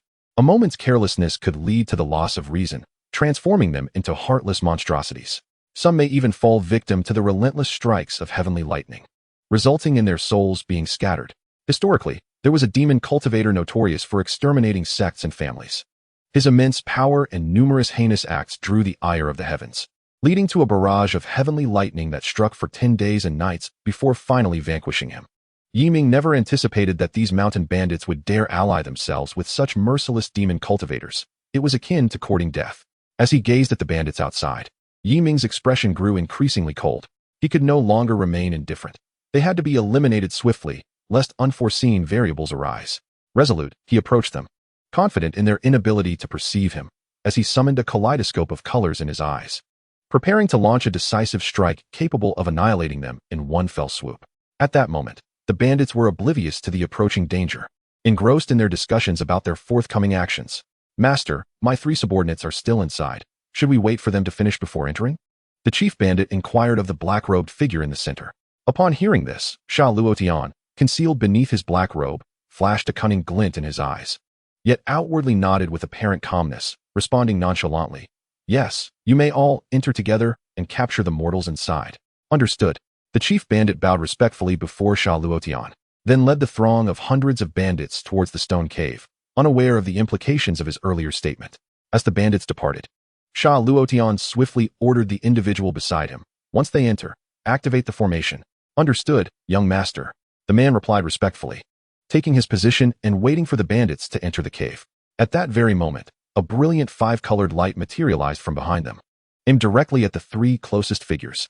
The 2 Foundation establishment cultivators reacted first, but alas, they could only manage a single cry of warning. "Young master, danger." In the blink of an eye, the 5-colored light pierced through the 2 Foundation establishment cultivators, but upon reaching Sha Luotian, it erupted into a tremendous explosion. The violent shockwave obliterated nearby bandits, engulfing the scene in thick smoke. Among the bandits, only the chief lay on the ground, howling in agony. His bones had been shattered, and he remained alive solely due to his cultivation. Ming's figure appeared not far away, his expression grave as he focused on the epicenter of the explosion. He had not expected his grand attack to be thwarted. As the smoke dissipated, a crimson barrier came into view before Ming's eyes. Within the barrier, Sha Luotian was on the verge of madness. His black robe had fallen away, revealing his disheveled hair and a face that fluctuated between purple and green. Eyes filled with bloodshot veins, fixated intensely on the youth outside. "It was him. He ruined my Foundation establishment plan. Destroying another S Foundation is akin to slaying one S parents. This is something I can never forgive." Without uttering a word, Ming took an arrow-like step, darting to the front of the barrier, raising his hand to strike downwards, leaving no opportunity for Sha Luotian to catch his breath. With a resounding clap, the barrier flickered momentarily before returning to its original state, remarkably resilient. Ming was taken aback. What sort of shell was this, so impenetrable? Moreover, it was not a one-time use. It seemed this demon cultivator was far from ordinary. Gazing at the cold, indifferent youth outside, Sha Luotian suddenly laughed, his voice dripping with icy malice. "Heh, you truly deserve to die for ruining my plans of several years." Unfazed, Ming continued his assault, his palms relentlessly striking the barrier. No matter the cost, even if it drained 70% of his magical power, he was determined to shatter this shell today. A 3rd-tier inferior defensive artifact is not something a mere unformed golden core cultivator can hope to break. Sha Luotian gradually regained his composure, taunting Ming, while internally he fantasized countless ways to kill him. For the sake of Foundation establishment, he had spent 3 years refining 8 villages in secret. Little did he expect that the last two villages would bring such unforeseen complications. The second-in-command from a year ago was also killed by this very person. Had he known, he would have spared no expense to find him and refine him. Yet, despite Sha Luotian's mockery, Yi Ming remained impervious, continuing to batter the barrier. He had noticed changes in the barrier. The fluctuations of spiritual energy had diminished significantly. In just a few more minutes, it would surely shatter. Not good. The artifact's spiritual energy is running low. Sha Luotan realized the barrier's condition was deteriorating, panic beginning to set in, yet he maintained his composure on the surface, searching for an opportunity to escape. Without Foundation establishment, he stood no chance against the pinnacle Foundation establishment youth outside. Moreover, his magical power could not sustain the third-tier artifact for long. The disparity was simply too great. He had believed that with the life-saving artifact bestowed by his father, he could traverse the mortal realm without fear, only to encounter this accursed youth lying in ambush among mere mortals. Minutes later, with a cacophony of cracking sounds, the barrier trembled, nearing its breaking point. At this moment, Sha Luotian, as if losing his composure, hastily exclaimed, "Stop! I am the young master of Qi Shaman. My father is a late-stage golden core cultivator. If you kill me, he will know immediately and come after you. You wouldn't want to be pursued across the world by a golden core cultivator, would you?" Upon hearing this, Yi Ming paused momentarily. Sha Luotian believed Yi Ming was beginning to hesitate, unaware that it was only the mention of Qi Shaman that had caught his attention. A golden core cultivator? He feared not. With the hidden spirit technique activated, no golden core cultivator would ever locate him. The Seven Fiends Gate, he had heard of it. It was said to have once been a formidable demonic sect, with its founding ancestor being a figure at the transformation stage. The very one who committed an act that incited the wrath of both deities and mortals, ultimately struck down by heavenly lightning. After the disappearance of this demon cultivator, the Seven Fiends sect was annihilated overnight, leaving only a few branches, one of which was the Seven Fiends Gate in the mortal realm. As for why the Seven Fiends Gate had not been completely uprooted, Yi Ming could not fathom. He had learned of these events from a tome entitled Chronicles of the Immortal Realm. To his astonishment, upon encountering a demon cultivator, it was one of such significant repute. Yet what of it? Now that the confrontation had commenced, they were sworn enemies. In an instant, myriad thoughts flashed through Yi Ming's mind, and the chill in his gaze intensified. Sworn enemies meant a battle to the bitter end. Xianxiaodiobooks, on the other hand, attempted to stall for time, but was met with the frigid intensity in Yi Ming's eyes and the rising motion of his hand. "No, you cannot." With a crack, the light barrier shattered like fractured glass, transforming into countless specks of light that dissipated into the air. After shattering the barrier, as Yi Ming aimed to deliver a fatal blow to Xianxiaodiobook, he suddenly noticed a small, purplish-blue orb pinched between Xianxiaodiobook's fingers, its interior crackling with a myriad of purple lightning. The xianxiaaudiobooks. This was a devastating low-tier treasure, a single orb capable of obliterating any Foundation establishment cultivator, including the peak of Foundation establishment himself. Only a golden core practitioner could withstand its might. Upon seeing the orb, Yi Ming immediately recalled its notorious name and power. At that moment, his scalp tingled with alarm, and without a moment's hesitation, he retreated as Xianxiaodiobook hurled the xianxiaaudiobooks at him. This was not something he could withstand at present. As Yi Ming hastily withdrew, Xianxiaodiobook, consumed by hatred for Yi Ming, launched the xianxiaaudiobooks. Having feigned weakness earlier with the intent to deceive Yi Ming, it must be said, he succeeded, yet he underestimated Yi Ming's remarkable speed. Yi Ming retreated over 100 meters and, in the blink of an eye, leaped into the air, evading the xianxiaaudiobooks that flew straight toward him. As the orb's velocity diminished, it suddenly expanded, erupting silently, with lightning dancing wildly in a radius of 10 feet, emanating a destructive aura. Watching this scene unfold from above, Yi Ming secretly breathed a sigh of relief. He had narrowly escaped. Had he been caught in the explosion, he would likely have met a gruesome end. Curse it. That was my first miscalculation. Yi Ming, uncharacteristically, let out an expletive, then fixed his gaze on Xianxiaodiobook.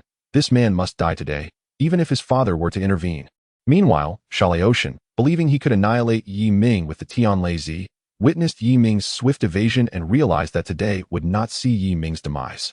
Although he longed for Yi Ming's death, he had exhausted his trump card and could only flee back to his flying vessel, while Yi Ming's attention was diverted by the xianxiaaudiobooks.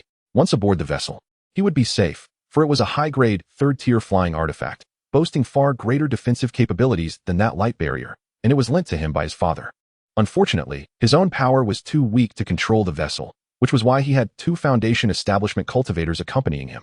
However, he could still operate the vessel using spiritual stones, albeit only for flight, without offensive capabilities. Moreover, Most of his possessions were stored aboard the vessel. Once inside, he might even leverage those items to retaliate against the Foundation establishment youth. Almost there, just 10 steps to the vessel. Xiaoxia's expression transformed with excitement as he beheld the vessel within reach. Yet, Ming would not allow him his wish, seeing Xiaoxian racing towards the flying vessel. Ming instantly transformed into a streak of light, appearing above him in the blink of an eye, watching as Xiaoxian desperately sprinted below. Without hesitation, Ming descended with a palm strike aimed directly at him. In that moment, Xiaoxian felt an unprecedented sense of peril, a piercing sensation flooding his body, especially in his head, where the pain was overwhelming. Xiaoxian seemed to grasp the impending doom, frantically igniting his inner cultivation in a desperate bid to reach the vessel before Ming's strike landed. However, just as he was within a single step of the vessel, Ming's palm had already descended upon his head. No, Xiaoxian barely had time to utter a single word before Ming's strike obliterated him, reducing him to a pool of blood and gore. His final thought was a lament for not having ignited his cultivation sooner. Had he done so earlier, perhaps he could have evaded Ming's attack. Alas, in this world, there are no what-ifs. One misstep leads to an abyss of despair. Observing the bloodied ground, Ming emotionlessly summoned a strand of innate true fire, intending to evaporate the pool of blood.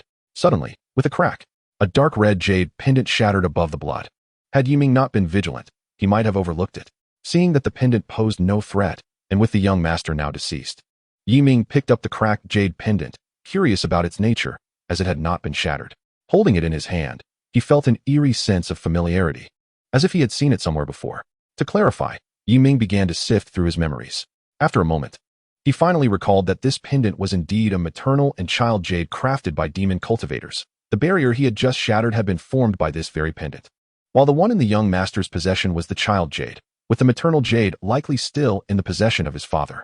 This meant that with the young master dead, his father would soon learn of it?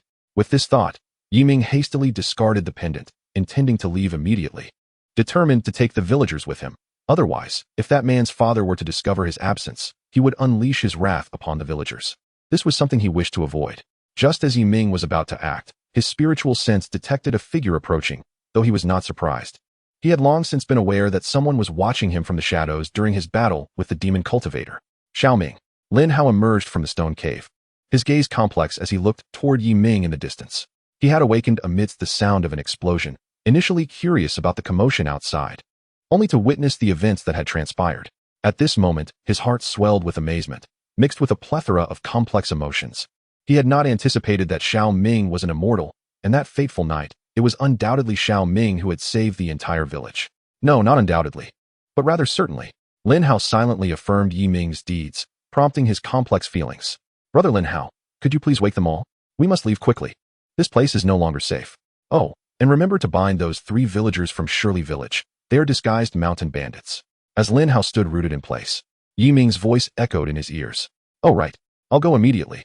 Lin Hao snapped back to reality and hurriedly returned to the stone cave to awaken everyone, fully believing in Ming's words, having witnessed his multiple rescues of the village. Once Lin Hao re-entered the cave, Ming began to clean up the scene.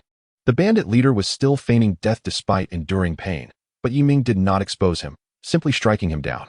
He then incinerated the bodies of the numerous mountain bandits, and after the area was cleared, only chaos remained, along with 3 mid-tier storage bags and the large flying vessel. The storage bags belonged to the 3 demon cultivators, and Ming casually tossed them into the system space. Even if there were issues with the bags, the system would handle them. This system space was indeed quite practical. Finally, Ming stood before the flying vessel and tentatively channeled a thread of mana. But the vessel remained utterly still. This is problematic.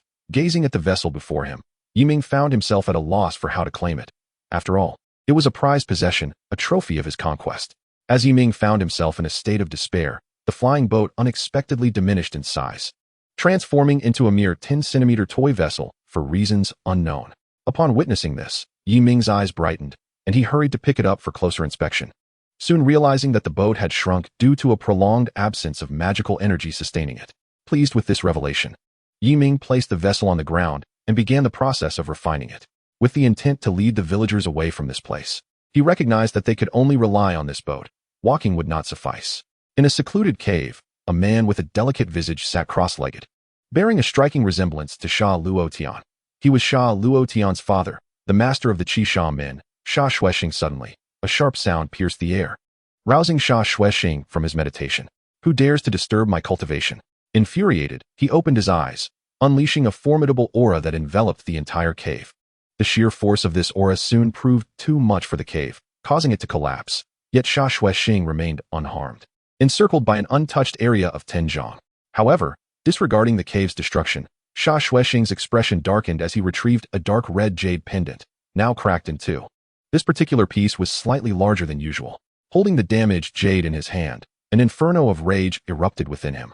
Damn it, who has harmed my Xiaotian? I will tear them limb from limb. With a furious roar, Sha Xuexing soared into the sky, vanishing into the distance. Determined to find the person who had been tainted by the jade's aura, he would not rest until he avenged his only son. After Sha Xuexing's departure, several elders hurried to the site of the cave. Each of them exuded a potent aura characteristic of the Golden Core stage. Being the esteemed elders of the Qi Shaman, where has the master gone? One elder inquired. I do not know, but it is clear that he is furious. Another elder reflected thoughtfully, surveying the wreckage of the cave. No need to speculate. It is likely that something has befallen the young master. The master holds that boy in high regard. Let us go. Whoever has troubled him must be formidable. And we must ensure the master does not act recklessly and fall into a trap set by certain sections. Another elder articulated, his reasoning convincing the others. Without further discussion, the elders summoned their flying artifacts and departed, tracking the aura left by their master. Meanwhile, Ming found himself surrounded by numerous villagers, including those from Chunjia village, all observing his refinement of the flying boat. He had no intention of concealing his actions any longer. Since his presence had been revealed, he would lay everything bare. Despite his aversion to complications, he could not stand idly by while the villagers suffered unwarranted misfortunes. Mother, Brother Yi is an immortal. Can I learn from Brother Yi to become an immortal too? Then I can save father. Among the villagers, Lin Xiaoyu gazed at Yi Ming, who was radiating light, and turned to her mother, Su Wanru, with a hopeful question. What Brother Yi? From now on, you must address him as Yi Xianren. Do you understand? Su Wanru softly admonished. Oh, can I go to find Yi Xianren and become his disciple? Lin Xiaoyu, ever perceptive, earnestly inquired again. I don't know, but let us not disturb Yi Xianren for now. We can discuss this later, all right? Su Wanru gently patted Xiaoyu, reassuring her. Understood. Lin Xiaoyu nodded eagerly. Su Wanru then turned her gaze towards Yi Ming, seated in the center. Her heart was a tumult of emotions. The savior she had longed for was right beside her. She felt both excitement and anxiety. There is hope for my husband, but will Yi Xianren truly help? At this moment, Su Wanru's attitude towards Yi Ming had shifted, the chasm between them widening. If this continued, all villagers who once held affection for Yi Ming would gradually come to fear him, hesitant to approach him any longer. This was an inevitable reality. Yet he could still provide the villagers with opportunities to pursue the lives they desired. This would be his final act of kindness for them before he departed from the mortal realm. As Yi Ming refined the flying boat, he contemplated silently. Under his ministrations, the diminutive vessel gradually transformed into a treasure without an owner. Seizing the moment, Yi Ming infused a strand of magical energy into the left side of the boat. Instantly, it erupted with brilliance, subtly enlarging, indicating that it had now come under his control. The swift refinement was attributed to the fact that the previous owner of the boat was merely a mid-stage foundation establishment cultivator, 2 minor realms beneath Yi Ming. The disparity between each level of cultivation is immense. For instance, Yi Ming, at his current level, could effortlessly overpower 2 late-stage foundation establishment cultivators. Barring the influence of magical artifacts, holding the now fully controlled flying boat, Yi Ming casually tossed it into the air, allowing it to expand. Wow, what a magnificent flying boat. Is this truly the treasure of an immortal? The villagers erupted in astonishment as the boat grew larger. All right, everyone, please step back to allow the vessel to land. Yi Ming smiled gently, urging the villagers to make space. At his words, the villagers quickly moved aside, creating ample room. Once the boat settled, Yi Ming gestured, and the doors on either side of the vessel opened automatically. Everyone board. Once you're on the boat, I will explain what comes next. Yi Ming addressed the hundreds of villagers surrounding him. Upon hearing this, many villagers eagerly entered the flying boat, thrilled to have the opportunity to touch a treasure of the immortal. At that moment, Lin Hao and 2 villagers approached, dragging along an angry-looking man. The 3 had been masked, but Lin Hao had removed the disguise, holding it in his hand. Release me. We are the 3 great hall masters of Qingfeng. Do you know that we have the backing of an immortal? Yes, release us at once. The 3 men, unaware of their companion's fate, continued to threaten Lin Hao and the others. Silence. Lin Hao, unable to tolerate the noise any longer, pulled the man towards him and delivered a sharp slap. How dare you strike me? The man was momentarily stunned, feeling the sting on his face, and stared at Lin Hao in disbelief. Are they not afraid of the immortal's wrath? Before they could shout further, Lin Hao and the others pushed the man behind Ming. No, Yi Xianren. We have captured the intruders. As the words left his lips, Lin Hao quickly recognized that this little Ming was no longer the same and promptly adjusted his address. Brother Lin Hao, I prefer you to call me Little Ming. Ming turned with his characteristic smile, his clear eyes reminding Lin Hao of the days when they first visited the town together. However, Lin Hao quickly regained his composure, shaking his head and stepping back, saying, Yi Xianren must not be addressed this way. I am but an ordinary villager. How can I address you so?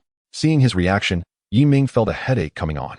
The ordinary folk's reverence for cultivators was deeply ingrained, and he had neither the ability nor the desire to change that, which was precisely the source of his annoyance. Very well, hurry aboard the flying boat. I will handle these three. Understood. Lin Hao and the others replied, swiftly boarding the vessel. At this moment, only he, the elder village chief, and the three men who had begun to sense something amiss remained outside. The three individuals dared not even breathe, as they sensed an overwhelming aura of lethal intent lingering above them, emanating from the youth before them. The old village chief, having refrained from boarding the flying vessel, had his own words to share with Ming. Village chief, if you have any inquiries, please do not hesitate to ask, Ming sighed internally, dispelling a thread of obstruction in his heart before turning to the old man. The ailment afflicting me was cured by you, was it not? The village chief hesitated before posing the question, his heart a tumult of emotions. Yet, he felt a dawning realization that the principle of good begets good was indeed true, albeit the heavens were blind to it. Ming, without concealment, nodded at the village chief. Indeed, I am grateful to the immortal for healing this old man. The village chief, suddenly overwhelmed, nearly sank to his knees, only to be steadied by Ming. There is no need for such reverence. It is I who should express gratitude to you, for it was your kindness that sheltered me 2 years ago when I had nowhere to go. Ming spoke earnestly. The village chief, upon hearing this, felt a flutter of anxiety. Having taken in an immortal, the one who benefited should be him. Why was the immortal thanking him in return? Just as Ming was about to speak again, he realized that it was already 8 in the evening. Merely an hour had passed since dinner, and he had engaged in battle with a demon cultivator for over 10 minutes. The subsequent refinement of the flying vessel had consumed over half an hour, and if they did not depart soon, the demon cultivator's father would surely arrive. Thus, Ming interrupted the still pondering village chief. Village chief, please board the vessel. Any further questions can be addressed once we are aboard. Very well. The village chief, snapping back to reality, nodded and stepped onto the vessel. After he entered, Ming turned his gaze to the three individuals. They seemed to sense his attention, and upon meeting his expressionless gaze, a cold sweat broke out on their backs, their bodies trembling, and their faces turned pallid.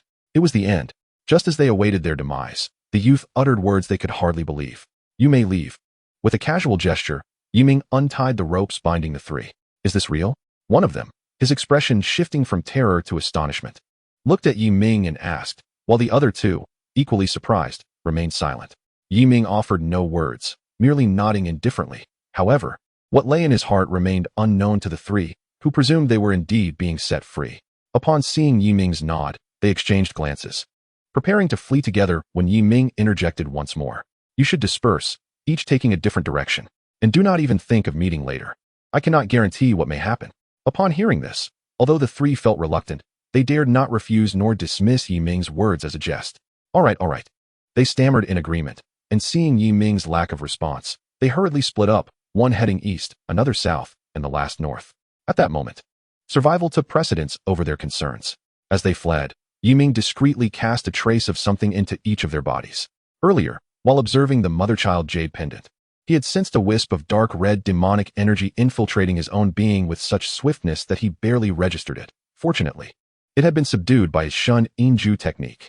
He had nearly fallen prey again, and reflecting on his 2 recent missteps, Ming felt a surge of displeasure, prompting him to fortify his vigilance against the cultivation world.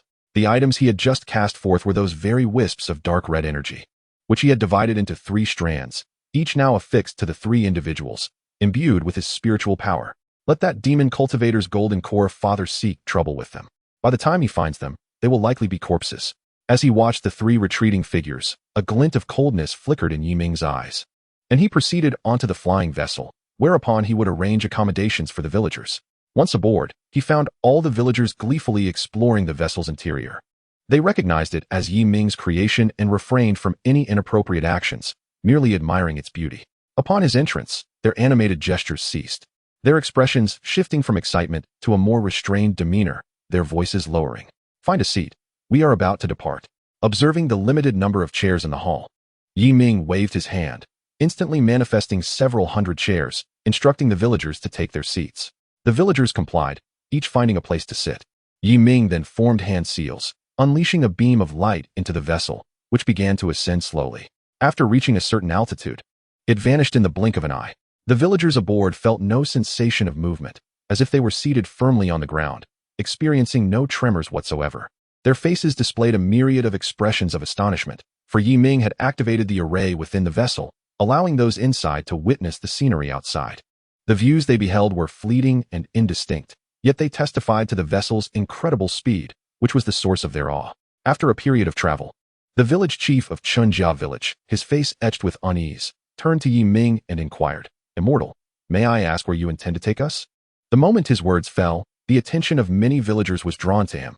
They too were curious about the destination Ming had in mind. Meeting the villagers' inquisitive gazes, Ming offered a serene smile. "Naturally, I shall take you to a better place, the Jin dynasty. You should be familiar with it, yes?" "Indeed. It is said to be a remarkably prosperous dynasty according to the texts." The village chief's eyes sparkled as he recalled what he had read about the dynasty. "Yes, the place we are heading to is indeed that Jin dynasty. I will arrange accommodations for you there," Ming confirmed with a nod. Upon hearing this, the village chief was filled with uncontainable joy. Living in such a flourishing realm was a long-held aspiration of his ancestors, and to achieve it without effort in this generation was a source of genuine happiness. The villagers of Chunjia also exchanged delighted glances. Among them a woman who was none other than the village chief's wife, who quietly remarked beside him, "Old Chun, this immortal is quite benevolent. Not only does he allow us to board this treasure of the immortal world, but he also arranges for us to live in a prosperous place. Indeed, I have heard that other immortals often maintain a lofty demeanor, showing little concern for the lives of us mortals." Listening to the murmurs below, Ming smiled and shook his head, then turned his attention to the villagers. "And what of you? Would you like to accompany them? Or do you prefer to go elsewhere?" After a brief discussion among the village chief and the villagers, they provided Ming with the expected response. They wished to join Chunjia village, believing it better to remain with a familiar community. Ming's allowance for their choice was a reluctant concession. He could not bring them into the cultivation world, for should any mishap occur, he would be unable to attend to their safety. However, he could not treat them the same as Chunjia village. He would leave behind something for them as a token of gratitude for the 2 years he had spent in their village. Chapter 18. Willing to enter a sect? The Jin dynasty, encompassing 7 major provinces, stands as the largest dynasty in the mortal realm, supported by a formidable sect. This sect is known as Jin Yuanzong, presided over by a true monarch of the nascent soul, along with several dozen golden core elders and tens of thousands of disciples. It is the foremost among the 3 great sects in the mortal realm, an indisputable ruler. Ming planned to send a select few villagers possessing spiritual roots into this sect, aiming to enhance their village's future, while those without roots would be provided a comfortable life in the city. Among the villagers, only 2 bore spiritual roots, one of whom was Lin Xiaoyu, possessing triple spiritual roots, known as true spiritual roots in the cultivation world. Ming discovered this only upon entering the foundation establishment stage. Such roots generally ensured success up to the golden core stage. He initially believed that a true spiritual root emerging from the village would signify a grand ancestral blessing. Yet he was taken aback to discover that the old village chief's grandson, Lin Kai, also possessed a spiritual root, albeit a mixed one of the 4 elements. It was clear that success in foundation establishment would require remarkable fortune. 3 days later, in a grand city beneath the jurisdiction of Qingzhou, one of the 7 states of the Jin dynasty, a group of individuals arrived, drawing considerable attention. However, once a contingent clad in armor made their appearance, all eyes shifted away. A figure in bronze armor, wielding a spear, approached Ming and, after a cursory glance at the over 300 villagers behind him, addressed Ming. "Follow me. The city lord has been awaiting your arrival." With a slight nod, Ming led the villagers in the direction indicated by the armored man. They had arrived here 2 days prior, and the previous night Ming had anchored the flying vessel amidst desolate mountains, instructing the villagers to remain aboard while he ventured into the city to procure land for their settlement. However, he encountered the city lord of Qinghe, Wu Qing, en route. Wu Qing, a cultivator of the 6th layer of qi refinement, was a former outer disciple of the Jin Yuan sect. Due to his inadequate aptitude, he had been unable to progress to the 7th layer, resulting in the sect revoking his disciple status. At that time, the sect offered him two choices. 1. To remain as a menial disciple until he achieved the 7th layer, at which point his outer disciple status would be reinstated, or 2. To become a city lord in the mortal realm, albeit at the cost of his sect affiliation. Aware that his path in cultivation had reached its end, Wu Qing opted for the latter, choosing to enjoy his remaining years as the city lord of Qinghe. Last night, upon returning from another city, he encountered Yi Ming, whose cultivation level was unfathomable. Initially, Wu Qing would not have noticed him, but Yi Ming intentionally showcased his prowess, prompting an immediate invitation to Yi Ming to be his guest in the city. Their conversation extended into the night, during which Yi Ming learned of Wu Qing's past. Today, Wu Qing had mentioned 2 vacant manors he wished to bestow upon Yi Ming, an offer Yi Ming accepted graciously, reciprocating with a vial of premium qi refinement pills for Wu Qing. Reciprocity was essential. Yi Ming would not exploit Wu Qing's good nature for his own gain. Given Wu Qing's amiable demeanor, it was likely he had ulterior motives. As they approached a manor, Wu Qing awaited Yi Ming's arrival, and upon seeing him, he called out, "Yi Xianren." This title startled those present, revealing Yi Ming's significant stature that even the city lord would address him with such respect. The villagers sighed softly, acknowledging that a true immortal commanded reverence from the city lord. "Is this the manor you mentioned, Lord Wu?" Yi Ming inquired, indifferent to the honorific, as he surveyed the expansive estate covering over 100 acres, appreciating Wu Qing's generosity. This grand residence could comfortably accommodate over 300 villagers. "How do you find it, Yi Xianren?" Wu Qing responded with a chuckle, pleased by Yi Ming's approval. "There is another. Please follow me." With that, Wu Qing led the way to another estate. After inspecting it, Yi Ming allowed the villagers to select their residences. Once arrangements were made, he declined Wu Qing's further invitations, opting instead to reside temporarily in the second manor. That evening, he intended to discuss matters with Lin Xiaoyu's family and the village chief's family before gauging Wu Qing's needs to see if he could assist. As night descended, Yi Ming summoned Su Wanru and her daughter, the old village chief, and his grandson. He intended to inform them of his plan to enroll 2 individuals with spiritual roots into the sect, but first, he needed to ascertain their willingness aboard the flying vessel. "Yi Xianren, why have you summoned us?" The old village chief maintained his reverence for the immortal. "You shall soon find out. Follow me," Yi Ming teased, leaving them puzzled as they followed him into the back garden of the manor, which featured a small flower garden and a vast lawn, approximately 38 zhang in length. Spacious enough for his flying vessel. Yi Ming planned to reveal his intentions within the vessel, dismissing the exterior as inconsequential. Standing at the edge of the open area, he casually tossed a small flying vessel into the air, which shimmered with a red light and expanded into a 35 zhang craft. The villagers were once again awed by the spectacle, their astonishment undiminished by repeated viewings. "Come aboard." Yi Ming, accustomed to such phenomena, beckoned the old village chief and the others as he strolled into the vessel. The villagers exchanged glances, uncertain of Yi Ming's purpose, but they did not entertain negative thoughts, given their experiences with him over the past 2 years. Inside the vessel, Yi Ming addressed the 2 families with warmth in his tone. "Sister Wanru, let us discuss your family first. Xiaoyu possesses a spiritual root and can become an immortal like me. Is that true?" Su Wanru asked, excitement evident in her voice. If her daughter became an immortal, it would alleviate any burdens on Yi Ming. "Indeed, I have observed her potential.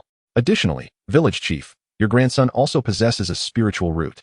I am here to inquire whether you would like them to cultivate in a great sect and become immortals like myself." Yi Ming posed the question casually. "Absolutely." The old village chief and Su Wanru nodded eagerly, recognizing that having a family member ascend to immortality would transform their lives. Everyone aspired for their children to thrive, hoping for a better existence. After all, human desires are insatiable. Seeing their enthusiastic agreement, Yi Ming turned to the 2 slightly bewildered children. "Xiaoyu, Lin Kai, do you wish to achieve greatness?" "Yes," they replied in unison, and Yi Ming smiled, pleased with their responses. In the grand hall of the vessel adorned with golden interiors reflecting the soft white light, Yi Ming radiated an ethereal presence that left the old village chief and others momentarily entranced, as if they were in the presence of a celestial being. "Since you all have no objections, I shall escort them to the sect tomorrow. Please prepare them. They may not return for several years." After speaking, Yi Ming settled into a corner to meditate, while the old village chief and the others gathered to discuss their plans, feeling a mix of reluctance and anticipation for the bright futures ahead. The night passed uneventfully. The following morning, Yi Ming guided Xiaoyu and Lin Kai out of the manor. After inquiring with Wu Qing about the location of the Jin Yuan sect, he set off immediately, knowing they were a considerable distance away and would require 5 days of travel by flying vessel. On board, after soothing the 2 children who were leaving home for the first time, Ming resumed his cultivation. 5 days later, they arrived near the Jin Yuan sect. Ming maneuvered the vessel to a secluded area before retracting it and leading the 2 children towards the mountain gate of the sect. A quarter of an hour later, Ming, holding the hands of the 2 children, ascended to a mid-mountain level where the Jin Yuan sect's entrance awaited them. He had flown them here, had they walked. It would have taken them a considerable amount of time. At that moment, numerous disciples clad in pale green robes were entering and exiting the mountain gate. And the trio's arrival immediately attracted attention. Who are you? What brings you to our Jin Yuan sect? 2 gatekeeping disciples of the 5th layer of Qi refinement approached Ming, scrutinizing him. Had it not been for Ming's foundation establishment cultivation, they might have already dismissed the 3 of them. Mao is a loose cultivator. Today, he has come to your esteemed sect to introduce 2 close relatives for entry, both of whom possess spiritual roots. Ming chuckled, clasping his hands in greeting and explaining to the 2 disciples. One disciple, however, scoffed disdainfully. Oh, do you think anyone can be admitted into our Jin Yuan sect? Ming did not take offense. He merely pointed lightly at Lin Xiaoyu and her companion, stating, one has a genuine 3-system spiritual root, and the other possesses a 4-system mixed spiritual root. A genuine spiritual root. Among the thousands of disciples in our Jin Yuan sect, there are hardly a few dozen. The surrounding disciples were taken aback upon hearing that one possessed a genuine spiritual root. At that moment, a female cultivator who had just exited the mountain gate overheard their conversation. Upon learning of the genuine spiritual root, she turned sharply to gaze at Lin Xiaoyu, and upon closer inspection, confirmed it to be true. This girl must be allowed to enter my Yunkai peak. The one with the mixed spiritual root can be accommodated. The female cultivator murmured to herself, then stepped towards Ming and the others. On Ming's side, upon hearing that the 2 children possessed remarkable spiritual roots, the expressions of the 2 gatekeeping disciples grew serious. Please wait a moment. I will report to the elder, one disciple said, but just as he turned to leave, he spotted someone approaching, causing him to gasp in surprise and hurriedly bow. Greetings, Peak Master. In their Jin Yuan sect, there are inner and outer sects. The outer sect has elders, while the inner sect has Peak Masters, and above them is the sect leader. The red-clad woman before him was the Peak Master of Yunkai Peak, at the late stage of Golden Core. No need to inform those old fellows. The Peak Master, shall accept these 2 children, the red-clad woman said to the disciple with a calm demeanor. Yes, the disciple replied. Then returned with the other disciple to continue their duties. You are the one who wishes to bring them into our sect, correct? The red-clad woman approached Ming, scrutinizing him as she spoke. Upon seeing this woman, Ming was taken aback, realizing she was a Golden Core cultivator. Although surprised, Ming maintained his composure and nodded, saying, indeed. Then I shall not waste words. I will take these 2 children as my disciples. This is your reward for bringing them into the sect. The woman stated plainly, presenting Ming with a high-grade storage bag for having one with a genuine spiritual root. It would be detrimental to the sect's reputation not to offer something in return. Very well, then I entrust these 2 children to you, esteemed senior. Ming did not ponder for long, nodded, accepted the storage bag, and squatted down to offer some comforting words to Lin Xiaoyu and her companion before departing. He did not wish to join the sect, as it imposed too many constraints that were unsuitable for him. Meanwhile, within a grand hall of the Qixia sect, a man with a delicate appearance sat in the central seat, though his expression was grim. A stifling atmosphere spread throughout the hall, and the 5 elders standing nearby shared his heavy mood. Their most favored young master had perished, and worse still, his body was unrecognizable, with the true murderer still at large. Gazing at the 3 headless corpses on the ground, Sha Xuexing's expression darkened further. He had arrived at the site of his son's demise 2 days prior, and initially sensed 3 auras moving about, thinking they were the murderers fleeing after committing their crime. However, upon pursuing them, he found only a corpse, devoid of any cultivation. At that moment, he realized he had been deceived. Sect Master, this person's methods surpass our imagination. Even the 3rd-tier mother-child Jade could not withstand them, and they even indirectly transferred the dark spiritual essence. In my opinion, we should consult the Qianji Old Ghost. The Grand Elder, Sha Xuexia, recalled a certain individual and respectfully proposed to the Sect Master. Qianji Old Ghost? The other 4 elders were immediately taken aback. This Qianji Old Ghost had a formidable background, not only hailing from Taishan State, but also being at the peak of the nascent soul stage. He was renowned for his expertise in tracking individuals, employing countless cunning methods that made him difficult to guard against. Sitting in the main seat, Sha Xuexing's eyes flickered with concern upon hearing this. Engaging Qianji Old Ghost was no simple task, and this old ghost was notoriously greedy, demanding a hefty price for his services. However, Thinking of his son's mangled demise, Sha Xuexing steeled himself, retrieving 10 high-grade spirit stones from his storage ring and tossing them to the Grand Elder with a cold command. Take these high-grade spirit stones to find xianxiaaudiobooks and inform him this is a down payment. If he locates the murderer, he shall receive an additional 100 high-grade spirit stones. Yes, Sectmaster. Though the Grand Elder felt a pang of regret, he accepted the task and swiftly flew out of the mountain gate to seek xianxiaaudiobooks. It is known that high-grade spirit stones are scarce in the cultivation world. Each one lost is a significant blow, and their appearance often attracts the attention of many high-level cultivators. Although the exchange ratio is 1 to 100, it is virtually impossible to trade 100 mid-grade spirit stones for a single high-grade spirit stone, and thus the Grand Elder felt a deep sense of loss, knowing that their sect only had 391 high-grade spirit stones remaining. Ming, unaware of the happenings in the Qisha sect, had already set his flying boat on the way home.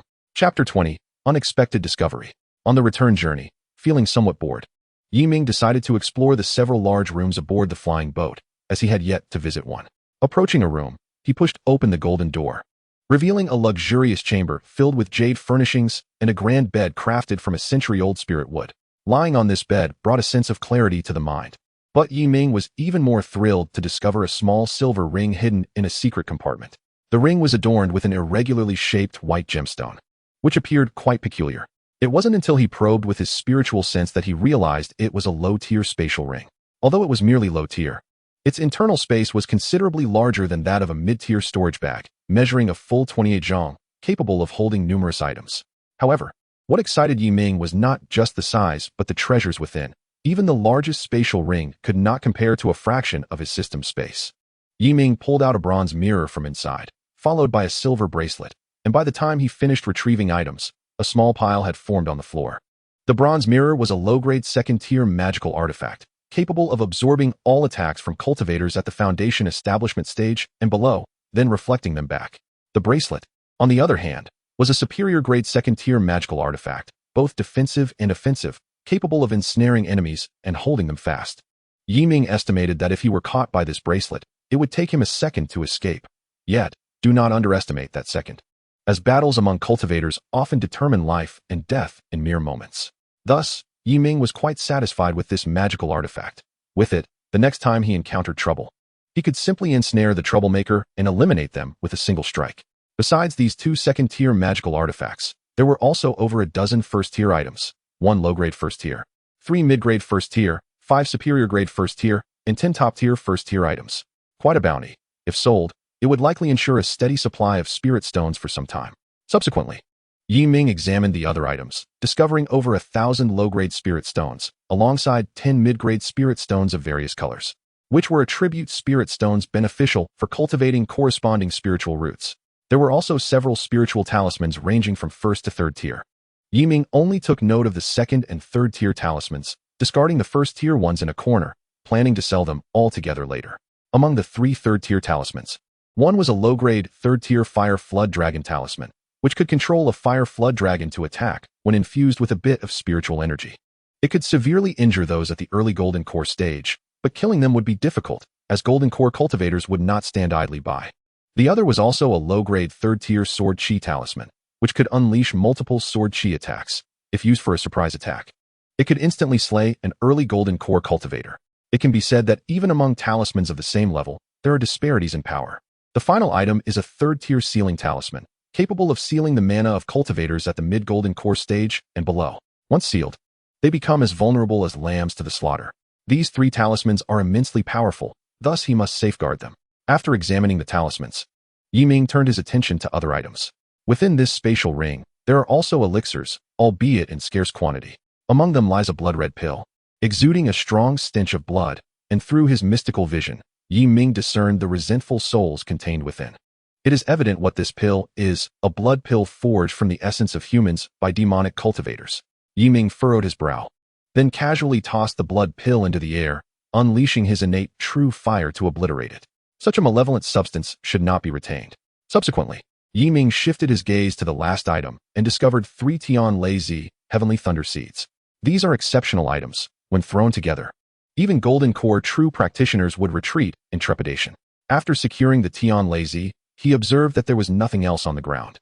Ming had to concede that the young master of the Seven Fiends sect was indeed affluent, but now all of it belongs to him. A subtle smile crept across Ming's lips as he exited the room, having thoroughly harvested the contents.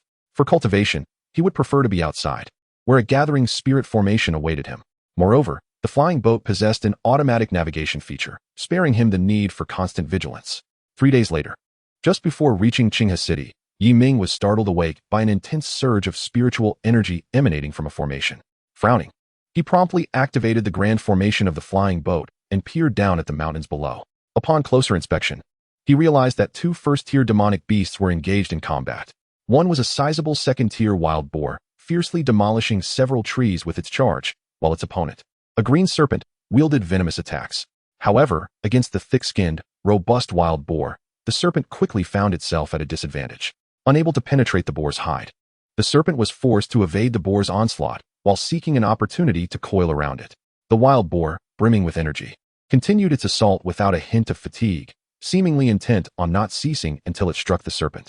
Just as Ming grew bored and contemplated intervening, the serpent seized its chance and wrapped its entire body around the wild boar. Sensing imminent danger, the boar let out a frantic roar and began to thrash about. Yet, it was a futile endeavor. As the serpent constricted, the boar's insides soon succumbed to the pressure, leading to internal bleeding from various organs. Gradually, the boar collapsed, breathing heavily, its belly still slightly heaving, indicating it was not yet dead but nearing its end. Finally, with a crack, the boar's spine fractured, and it succumbed to death. Upon witnessing the demise of the boar, the serpent released its grip and hissed in triumph, seemingly celebrating its victory. Just as it contemplated devouring the boar, a voice interrupted, commanding it to spare the meat. The serpent lifted its head only to see a massive hand descending from above. That was the last sight it would behold in its lifetime. With a resounding slap, Ming crushed the serpent's head, and its body twitched a few times before going limp. How fortunate I arrived in time. Otherwise, the meat would have been tainted with venom. How would one consume that? Ming shook his head in disapproval and swiftly collected the carcasses of both beasts. He had yet to taste demonic beast meat and was eager to prepare a feast upon his return. Afterward, Ming returned to the flying boat and continued his journey home. 2 days later, he finally arrived. Upon reaching his residence, the village chief and Su Wanru approached him. "Yi Xianren, has my Xiaoyu entered the sect? Where is my grandson Kai?" Ming nodded, affirming that they had successfully joined the sect and even found a powerful woman as their master. He reassured them not to worry, as they would have an opportunity to descend the mountain in 2 years and would come to visit.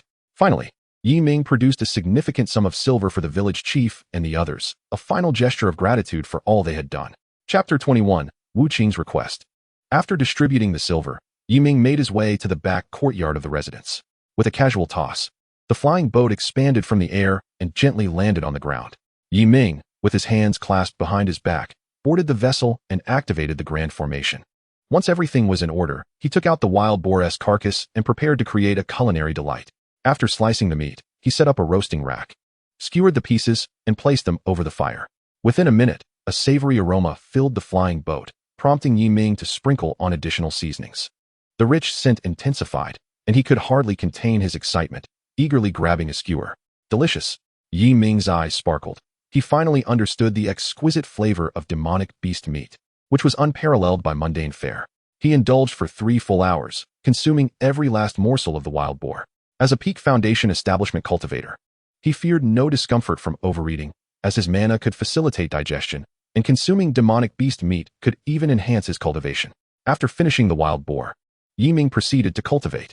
The following morning, he departed from his residence with the intention of seeking out Wu Qing, the city lord. His own techniques were limited, and his offensive capabilities were rather singular. He needed to acquire additional combat techniques for himself, as well as for the village chief and others. The 2 manuals he possessed were unsuitable for them, as they lacked the necessary resources and time. However, he had his unique advantages, so he was not overly concerned. As Ming contemplated which techniques to seek, he arrived at the gates of Wu Qing's estate. Halt! This is the residence of the city lord. Unauthorized personnel are prohibited from approaching. As he neared the estate, a soldier wielding a large blade shouted at him, hand resting ominously on the hilt, poised to draw his weapon should Ming dare to advance. It was Ming's first experience being so harshly reprimanded, and he frowned at the soldier. An invisible pressure began to bear down upon the man. Outside, he was a foundation establishment cultivator, free from the need for oversight. Of course, he would keep in mind those stronger than himself for future encounters. However, For a mere mortal to treat him in such a manner was unacceptable, if not dealt with. One might think the heavens belonged to him. At that moment, the soldier, feeling an inexplicable heaviness in his body, found the pressure mounting to a point where he could barely breathe. Finally, he looked up at Ming, only to see the cold indifference etched on his face. In that instant, he realized he had provoked someone far beyond his station. "Please forgive me, esteemed immortal. I was blind to your grandeur," he stammered. The moment the words left his mouth, the oppressive weight lifted, and he collapsed to the ground, gasping for breath as if he had narrowly escaped a calamity. "Humph. Next time, keep your eyes peeled and refrain from barking orders indiscriminately, lest you find yourself extinguished one day," Ming scoffed, striding confidently into the city lord's estate. Disregarding the soldier entirely, inside the estate, in a quaint and elegant study, Wu Qing was reviewing documents, accompanied by a young woman in green attire, his daughter, Wu Yiting. Upon Ming's entrance, he immediately spotted the pair. The estate was vast, and he had relied on his spiritual sense to locate Wu Qing. The sound of the door opening captured their attention. Wu Yiting, noticing the unfamiliar youth, narrowed her beautiful eyes, but before she could speak, Wu Qing rose with a smile. "Yi Xianren, what a pleasant surprise. Please, take a seat." Wu Qing's demeanor was exceptionally cordial as he invited Ming to sit in the main seat. Noticing his daughter still in a daze, he urged, "Why aren't you preparing tea?" "No need for that. I have but one matter to discuss," Ming replied with a smile, although Wu Qing still gestured for his daughter to prepare the tea. In her heart, the daughter recalled the elder her father had mentioned before. Could it be this young man? As Wu Yiting was about to leave, she glanced back at Ming, her eyes shimmering with a hint of intrigue. Once she departed, Wu Qing, all smiles, turned to Ming and said, "If the elder has any requests, please feel free to express them. I shall do my utmost to assist." It's nothing of great importance. I merely wish to inquire. Do you know where a large market can be found? I need to procure some items," Ming replied with a cheerful smile, shaking his head. Indeed. Please hold on for a moment. Elder, I'll fetch something." Wu Qing eagerly nodded, then retrieved a scroll from the corner of his study. The scroll revealed a map, depicting not only the Jin dynasty but also numerous other dynasties, alongside various sects and factions. However, many concealed forces were absent from the map, though Ming had heard of them, such as the Qi Shaman, a hidden demonic sect. After a brief glance at the map, Wu Qing spoke up, "Elder, please observe. Here lies a large market, jointly managed by 3 sects. It is considered the largest market in our mortal realm. Should you wish to visit, take this map with you." He pointed to a location on the map, which was somewhat distant and would require a day's journey by flying vessel, but time was ample. Ming graciously accepted Wu Qing's kindness and stowed the map, preparing to depart when Wu Qing's daughter returned with tea. "Wait a moment, Elder Yi." Wu Qing, struck by a sudden inspiration, called out to Ming as he was about to exit the study. Ming halted, turning in curiosity, wondering what he wanted. "My daughter has long been enchanted by the life of cultivation, yet as a father, I have so little to offer her. Now that the elder is present, I ponder if she might be allowed to take you as her master." Upon hearing this, Ming glanced at the girl. If it were advantageous for him, he would not mind imparting some guidance. At that moment, Wu Yiting, holding the tea, stood at the doorway, having overheard her father's words. She indeed longed for the life of a cultivator, yet her father had taught her little, citing sect regulations. If she could become the disciple of the foundation-building elder before her, it would fulfill her dreams of becoming a cultivator, granting her eternal youth and the ability to traverse the skies. This was the epitome of a perfect life. With this thought, Wu Yiting gazed at the extraordinary young man. Ming, noticing her as well, realized she possessed a mixed spiritual root, which, under normal circumstances, would allow her entry into a sect. Yet, why did Wu Qing not send her there? When Ming posed this question, Wu Qing sighed. A mixed spiritual root has limited potential. Although she could cultivate in a sect through spiritual veins, her status would only allow her to be a lowly servant disciple, with scant time for practice and subject to certain restrictions. I do not wish for my daughter to endure such hardship. Wu Qing did not want his daughter to tread the same path he had. He preferred her to learn from a free practitioner rather than become a servant disciple in a sect. He had painstakingly risen from the ranks of a servant disciple to the outer sect over a decade, only to realize that, due to his aptitude, he required 18 more years to progress from the 3rd to the 6th level of Qi refining, ultimately leading to his departure from the sect. Over the span of 28 years, he had suffered greatly. The sect was not a benevolent place, rife with intrigue, and merely undertaking tasks could result in death. Such a perilous environment was best avoided for his daughter. Wu Qing's reasoning prompted Ming to ponder. Accepting a disciple might be troublesome, yet it could enhance the villagers' lives. Merely adding one more person to his tutelage, for he lacked no resources. Under the expectant gazes of Wu Qing and his daughter, Ming gradually nodded. Very well. But let us wait until my return for the formal disciple-taking ceremony. It may take 3 to 7 days. Thus, I shall take my leave now. Upon hearing this, Wu Qing and his daughter were overjoyed. They had no shortage of time. Wu Qing bowed in gratitude, thanking the elder for facilitating his daughter's future. Wu Yiting quickly set down her belongings, expressing her heartfelt thanks to Ming. She now had a foundation-building master. Witnessing their exuberance, Ming smiled gently, waved his hand, and departed the study, transforming into a streak of light as he flew away. After Ming's departure, Wu Qing, suppressing his excitement, instructed his daughter. Quickly prepare a gift for your master. Get to know the preferences of those in the elder's household. Understood, father. I shall do so at once, Wu Yiting replied, her heart brimming with joy as she dashed out of the city, contemplating what gift to bring to her master. In a mountainous region, Ming descended from the sky. Landing in a clearing, he summoned his flying vessel and set off toward the market indicated on the map. He had merely feigned effort before Wu Qing and his daughter. Flying there on his own would be too laborious. It was far more efficient to travel by vessel, saving both energy and time. A day later, he arrived at the market. Concealing his true appearance, he transformed into a middle-aged man, exuding an aura that suggested his early foundation-building stage. Gazing at the bustling market and the cultivators entering and exiting, Ming felt a slight shock. It was his first encounter with so many cultivators, each boasting a cultivation level no less than the 10th stage of qi refining. The market, named Zishan, occupied an immense area. Stealing his emotions, Ming ventured into the market. As he entered, 2 individuals approached him. Elder, do you wish to learn more about the market? Choose me, and I shall provide you a bargain. The 2 immediately began vying for his attention. Ming, maintaining a stoic expression, observed their quarrel. Their cultivation levels were low, likely earning a living by introducing the market to others. Elder, I have resided in this area for over a decade. I know precisely what is here. Elder, I am familiar with the entire market. Their faces flushed as they argued with one another. Unable to watch any longer, Ming interjected, who knows where Tianbao Pavilion is? Who will guide me there? Both raised their hands in unison, claiming knowledge of its location. Ming did not hesitate. He chose a young man who appeared most agreeable to lead the way. Please follow me, elder. The young man beamed with delight, swiftly walking ahead to show the way. As Ming followed, the other individual, crestfallen, awaited new business, yet the anticipation of the influx of visitors in the coming days lightened his mood. Tianbao Pavilion was Ming's intended destination, a place not only selling magical artifacts and treasures, but also various cultivation techniques, prompting him to explore for suitable methods. As they made their way to Tianbao Pavilion, the young man enthusiastically detailed the sights they passed. Elder, look over there. That is Bailing Pavilion. Arrival to Tianbao Pavilion, where spirit beasts are sold. Should you have an interest in spirit beasts, feel free to take a look. The young man gestured towards a grand building, yet Ming shook his head, expressing no interest. After 20 minutes of walking, they arrived at a structure named Tianbao Pavilion. Elder, we have arrived.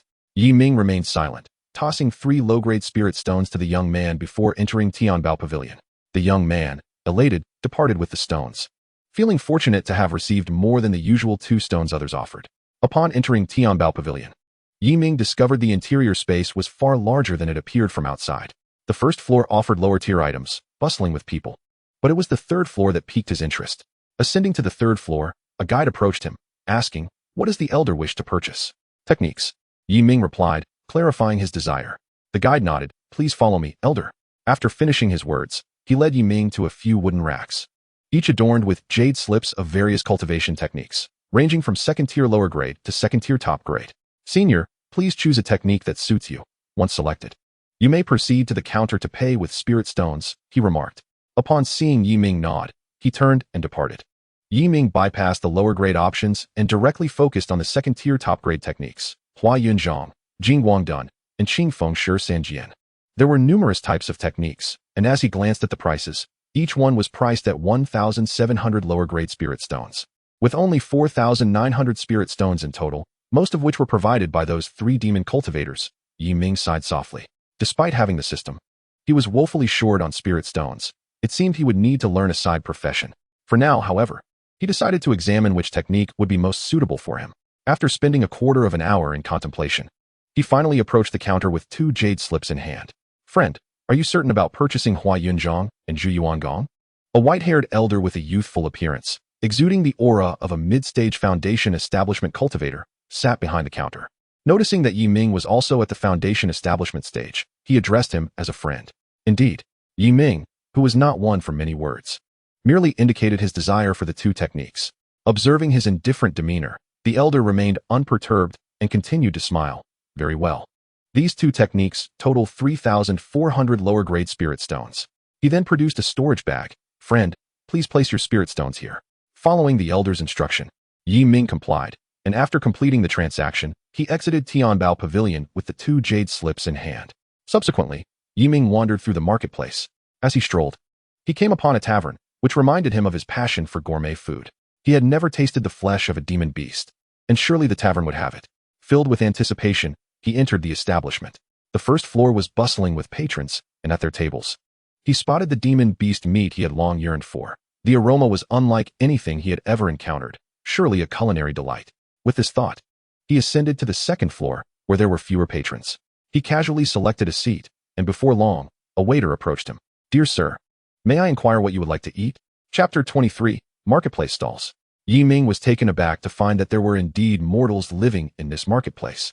The waiter appeared to possess no cultivation whatsoever. Sensing Ming's confusion, the waiter nervously explained, Dear sir, please forgive me. I entered here through connections. I am likely the only mortal in this entire marketplace.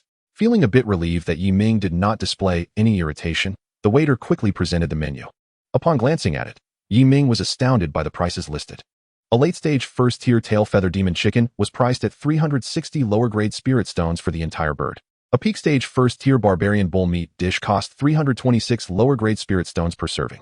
An early-stage second-tier silver-toothed pig meat dish was priced at 888 lower-grade spirit stones per serving. Although he concealed his astonishment, the waiter continued to elaborate. Dear sir, all of these demon beast meats are infused with spirit herbs, enhancing their flavor significantly, and they can also contribute to increasing your cultivation. Realizing the reason for the exorbitant prices, Ming understood that the dishes were not only exquisite, but also enhanced with spirit herbs. He had previously assumed that spirit herbs were only used for alchemy. It seemed his knowledge was lacking. With only 1,500 spirit stones remaining, he reluctantly decided to order a few dishes, vowing to indulge himself fully once he acquired more spirit stones. I would like a serving of the barbarian bull meat, one mid-stage demon chicken egg, and this as well. After placing his order, the waiter hurried to the kitchen. Soon, the dishes were served, and Ming caught a whiff of the delectable aroma from afar, nearly bringing him to tears from the anticipation. Fortunately, he managed to restrain himself. As he placed a piece of beef into his mouth, he was instantly captivated, as if struck by lightning. It was simply exquisite. The tender meat and delightful texture tantalized his taste buds. Fortunately, his moment of astonishment did not last long, and before anyone could notice, he polished off the entire plate of beef. A few minutes later, feeling unsatisfied, he patted his belly and glanced at the table. All 5 dishes had been consumed. Yet it was still insufficient. Ming shook his head in dismay, but upon seeing that he was left with only 1,200 spirit stones, he resolutely abandoned the notion of ordering more. Just as he exited the tavern, a man with a cultivation level similar to his own suddenly called out to him, Friend, please hold. Ming furrowed his brow, his feet involuntarily coming to a halt. The phrase felt eerily familiar. Before he could ponder further, the man approached him. Friend, we are holding a small auction. Would you care to take a look? Perhaps you might find something you need. The man spoke with utmost enthusiasm, bowing slightly in greeting. An auction? At this, Ming felt a flicker of curiosity but quickly dismissed it, shaking his head and responding, no need.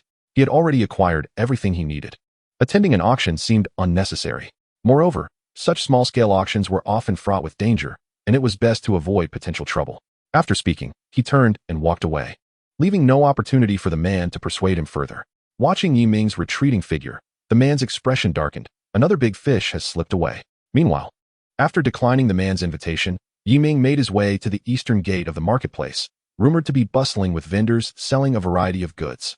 He also intended to sell some items. Having slain several demon cultivators, he possessed many goods, including over 10 second-tier lower-grade talismans. He planned to sell a few unnecessary ones, which could fetch between 500 to 800 lower-grade spirit stones each, depending on their practicality. Regardless, second-tier lower-grade talismans were equivalent to foundation establishment items, so selling them at a higher price was reasonable. Upon arriving at the eastern gate, Ming was greeted by numerous stalls and a throng of cultivators seeking bargains, creating a lively atmosphere. Before setting up his own stall, he decided to observe the market conditions, as blindly selling could lead to misunderstandings. After circling around, he discovered that setting up a stall required spirit stones. A good spot cost 200 spirit stones for the day, while the least desirable one cost 80 spirit stones. Upon hearing these prices, Ming was initially surprised, but realizing the high volume of cultivators passing through, he understood the rationale behind such fees. With quality goods, one could easily recoup their investment in less than half a day. Thus, Ming paid 130 lower-grade spirit stones to secure a slightly better stall and displayed his wares. Among them were 4 first-tier lower-grade magical artifacts and a first-tier middle-grade sword. These items were acquired from the unfortunate rogue cultivators who had attempted to ambush him, only to be swiftly defeated. With superior magical artifacts now at his disposal, he deemed these items unnecessary and decided to sell them. Those second-hand items might not fetch much. He expected to sell them for around 70 to 80 spirit stones each. Once everything was set up, Ming sat cross-legged on the ground, taking out the recently acquired cultivation techniques to study, as it would take a while for anyone to approach his stall. He first examined Hua Yunzhang, which was straightforward and brutish, perfectly aligning with his preferences. The brief description confirmed his expectations. By following the technique's instructions, one could condense their mana into a large hand resembling a white cloud. A single strike could collapse a small mountain, and if perfected, one could even manifest 2 massive cloud hands, doubling the impact and exponentially increasing its power. This was certainly far superior to his barehanded strikes. Although its offensive capabilities might not surpass the 5 elements I technique, it undoubtedly added another skill to his arsenal. However, before he could delve into the next technique, 2 women in white garments approached to inspect his goods. "Friend, how much for this second-tier lower-grade Xianxia talisman?" A melodious voice akin to that of a yellow oriole resounded before Ming. His brows arched in surprise, for it was his first encounter with such a delightful sound. Upon raising his gaze, however, he could only discern 2 veiled women, their aura revealing they were both in the early stages of foundation establishment. Regrettably unable to glimpse their features, Ming quickly responded to the women, 1 talisman for 680 low-grade spirit stones. As soon as his words fell, one of the women exclaimed in astonishment, "Is this talisman truly worth 680 spirit stones? That's exorbitant." Ming chuckled, "Ah, my dear lady. Such a perspective is misguided. This Xianxia talisman significantly amplifies your abilities. Consider this. Should you ever face a pursuit and find yourself outpaced, would you not deem 680 spirit stones a trifling price for your life?" He did not counter her, instead posing a rhetorical question with a smile. The woman fell silent, contemplating his words, realizing that this talisman could indeed triple her speed and potentially save her life in a critical moment. Although this talisman enhances speed, it equally consumes considerable mana, rendering it not worth the price. "If you refuse to lower your price, we shall seek our purchases elsewhere." The melodious-voiced woman, noticing her companion's hesitation, promptly interjected, feigning reluctance to negotiate further. Ming, observing their demeanor, could not suppress a cold smirk within. He recognized that this second-tier low-grade Xianxia talisman was already being sold at a bargain. In any shop, it would fetch at least 720 low-grade spirit stones. For a single purchase, a discount was simply out of the question. "Off you go, then, and see if you can find a better deal," he remarked, crossing his arms with an air of indifference. Seeing that Ming was unyielding in his stance, the woman furrowed her brows slightly, choosing to remain silent as she led her companion away from his stall. She could not fathom that anyone else would sell it for a higher price without offering a discount. As the 2 women departed, Ming maintained a serene expression, seemingly unfazed by the lost business. He seated himself once more, retrieving another jade slip containing a cultivation technique, delving into its intricate details. The Zhu Yuan Gong was a technique that spanned from the Qi refinement stage to the foundation establishment stage, suitable for numerous cultivators, and recorded many intermediate and minor spells. This was a preparation for Wu Yiting, whom he intended to take as a disciple. It would be remiss not to have foundational techniques on hand. As Ming contemplated the contents of the jade slip, a young male cultivator approached his stall. Upon noticing that Ming's second-tier low-grade talismans were priced lower than those of others, a flicker of delight crossed his face, clearing his throat to capture Ming's attention. He stated, "Ah, my friend, I shall take all 5 of these talismans. An astute choice, my friend. For these 5 talismans, I shall charge you 3,350 low-grade spirit stones." Ming felt a surge of joy, having barely set up his stall. He was on the verge of selling out. In a benevolent mood, he even reduced the price by 50 spirit stones, knowing it was a windfall. "Excellent, my friend. Your promptness is commendable. Here are the spirit stones. Do take care." The joy on the young man's face became apparent as he placed the stones into a low-grade storage bag and respectfully bowed to Ming before departing with the talismans. After watching the young man leave, Ming decided to close his stall. With the acquired spirit stones, he was eager to indulge in a meal. Indeed, he had developed a fondness for the delectable meat of the demon beasts, it was simply to his taste. However, rather than dine at an inn, he opted to enjoy the local fare, where an abundance of snacks and the enticing aroma of demon beast meat filled the air.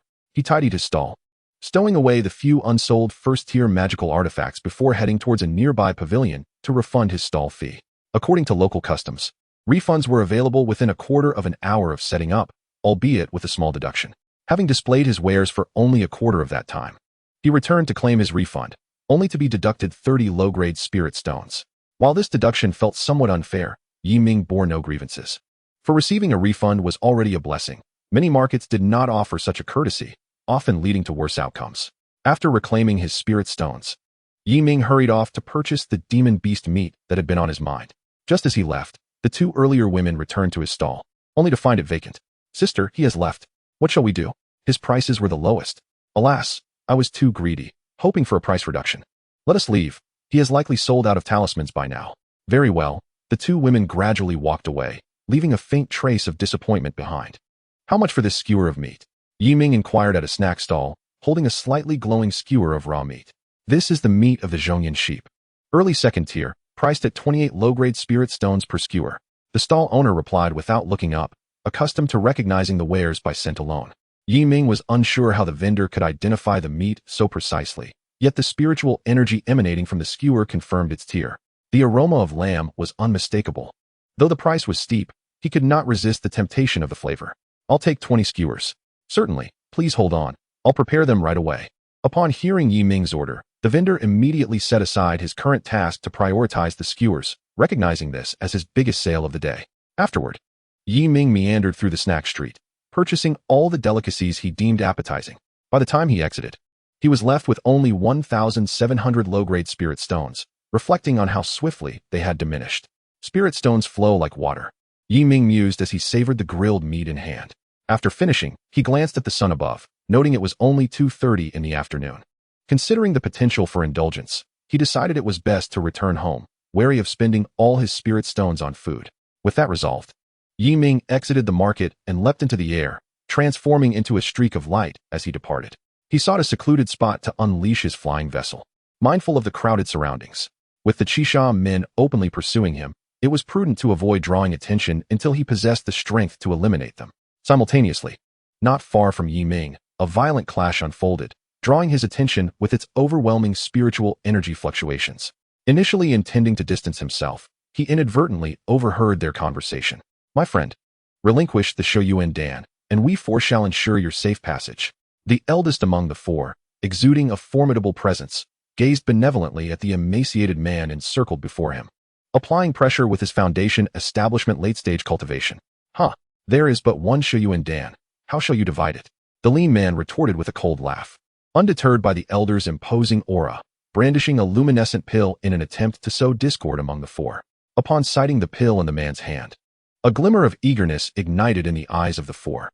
One, in particular, grew impatient, unwilling to squander time. For news of the xianxiadan had likely spread throughout the Zishan market. They needed to seize the man before others could intervene. The longer they delayed, the greater the uncertainties. Enough talk. Let us act together and seize him. We can discuss the pill afterward. A person, filled with impatience, shouted at the other three, then swiftly formed a hand gesture, summoning a small silver bell that soared above the slender man, rapidly enlarging in an attempt to ensnare him.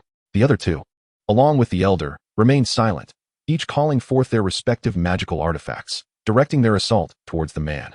Upon witnessing their actions, the slender man reacted instantly, tossing forth a second-tier low-grade sword talisman, which shimmered with golden light in midair, transforming into a colossal golden sword that struck directly at the silver bell overhead. Seeing that the sword talisman had blocked the silver bell, the slender man conjured a small circular ring artifact, which spun and swiftly expanded many-fold. Under his command, the enlarged ring effectively shielded him. However, the sword talisman was short-lived, soon crushed by the silver bell, which then collided with his circular artifact. While the attacks from the other three reached him simultaneously, the man understood that the ring would not hold for long, yet he aimed to delay as much as possible. He still had a hidden card to play. At that moment, a black blade struck the ring, dulling its radiance slightly, accompanied by a spiked hammer and a green sword in the assault. The combined force of the four attacks caused the ring to emit a sound of overwhelming strain. The slender man's eyes flickered as he secretly produced a dark green jade bottle, tightly gripping it in his palm. Time was of the essence. The pressure on the ring was mounting, and it would soon shatter. The impatient individual, witnessing the dimming glow of the ring, became agitated, exerting all his strength to control the silver bell, intent on breaking the ring in one decisive blow. However, the elder and one of the others exchanged glances, silently coordinating their next move, and suddenly redirected their attacks towards their comrade, enhancing their power threefold. The elder wielded the green sword, and before the others could react, he pierced through the frantic individual, killing him instantly. With the demise of its master, the silver bell's brilliance faded, reverting to its original form and plummeting to the ground. The other individual barely had time to respond, as a hammer shattered his skull, leaving his lifeless body sprawled on the ground. In the blink of an eye, of the 5 present, only 3 remained. At that moment, the elder revealed his true cultivation level at the peak of the foundation establishment stage, rather than the late stage he had presented earlier. The one wielding the hammer was similarly at the peak of foundation establishment. This revelation shocked the slender man. While mutual scheming was expected, the true strength of these two left him in terror. How could he, at merely the late foundation establishment stage, contend with them? A bitter smile crossed his face. Now, he could only rely on the toxic liquid within the jade bottle, acquired from a relic in his early years, its potency unknown. But he had previously used it to turn the tables on many would-be assailants of his same cultivation level. Now that you've seen our true strength, you cannot be allowed to live. The elder, losing all patience, viciously swung the green sword at the nearly shattered ring, intending to obliterate both it and the slender man. The one with the hammer similarly advanced towards the man, though his movements appeared stiff, as if he were a puppet. In desperation, the slender man resolved to gamble. As the green sword descended, he retracted the ring and hurled the jade bottle at the elder with all his might, fleeing immediately afterward. What is this? The elder furrowed his brows at the incoming bottle, yet he discerned it was not an ordinary item. He freed one hand, unleashing a thread of mana to destroy the jade bottle. Upon shattering, the bottle released over 100 droplets of dark green liquid, some splattering onto the elder and the other individual. The moment the liquid touched them, it emitted a sizzling sound, rapidly corroding their garments and continuing to spread. In an instant, their clothing was half dissolved. What in the world is this? The elder's complexion paled, and he hastily discarded his clothes, even tossing aside his storage bag to protect his belongings. Yet one droplet had already seeped into his abdomen. The elder cried out in agony as the toxic liquid penetrated his body without giving him a chance to react. The excruciating corrosive pain was unbearable, and even he, at the peak of foundation establishment, could not withstand it.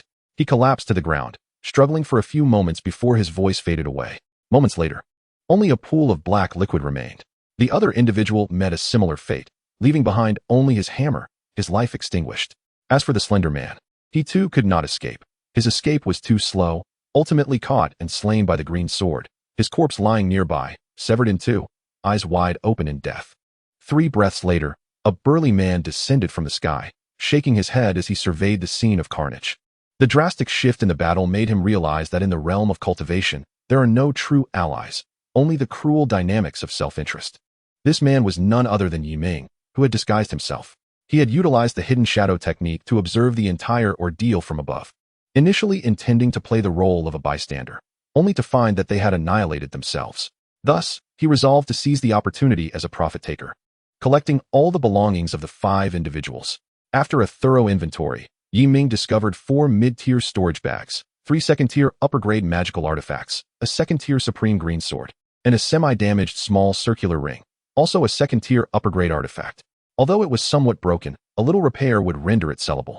Ming sighed regretfully, noting that the hammer-wielder's storage bag had been completely dissolved, with all its contents lost, which was quite a significant loss. As Ming lamented, a figure approached rapidly from a distance, accompanied by several similar presences. They arrived swiftly. Ming raised an eyebrow, turning to face the direction, murmuring softly before vanishing without a trace. Just as Ming departed, the figure arrived, exuding an extraordinarily profound aura, capable of standing in midair, clearly a golden core cultivator. Have they been preempted? Observing the chaos and several corpses on the ground, the figure shook his head in silence and turned to leave. Soon after, several more groups arrived, but they returned empty-handed, and the matter concerning the xianxiadan faded into obscurity. On his way back, Ming sat cross-legged in the luxurious cabin of the flying vessel, gazing at the shimmering pill in his palm. Is this the xianxiadan described in the detailed explanation of low-level pills? The xianxiadan, also known as the low-level longevity pill, grants an additional 60 years of lifespan. Though there are restrictions based on cultivation level and quantity, Those above the nascent soul stage cannot benefit from it, and it can only extend the life of those below the golden core stage. Furthermore, each individual is limited to consuming 2 pills, with the effect of the second half. Mortals may also consume it, but must have a cultivator present to assist with its refinement. Otherwise, they risk being overwhelmed by the pill's potency, leading to immediate death. A single xianxiadan is exceedingly precious even in the mortal realm, fetching no less than several thousand spirit stones. It is a mystery how that Foundation establishment man came by it. Ming shook his head, dismissing further thoughts, placing the xianxiadan into his system space, and began meditating to refine his cultivation. He intended to give the xianxiadan to the old village chief, fulfilling his promise. As for lifespan, he certainly lacked nothing.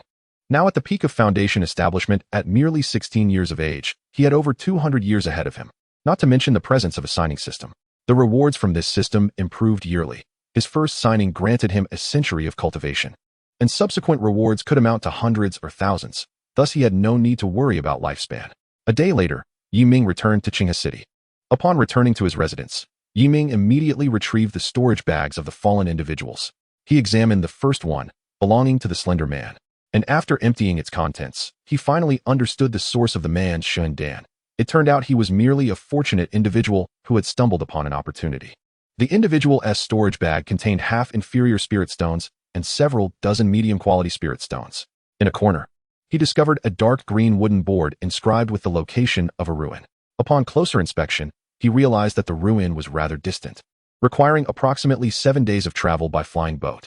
Ming contemplated briefly and decided to set the wooden board aside, intending to explore the other 3 storage bags before visiting the ruin. The lean man had ventured into the ruin and emerged with numerous items, indicating that the site was not perilous. However, caution was still warranted. In the event of an unforeseen circumstance, he could activate the xianxiaaudiobooks and flee immediately. With this resolution, Ming picked up the second storage bag belonging to the practitioner who manipulated the silver bell. After emptying its contents, he frowned in dissatisfaction.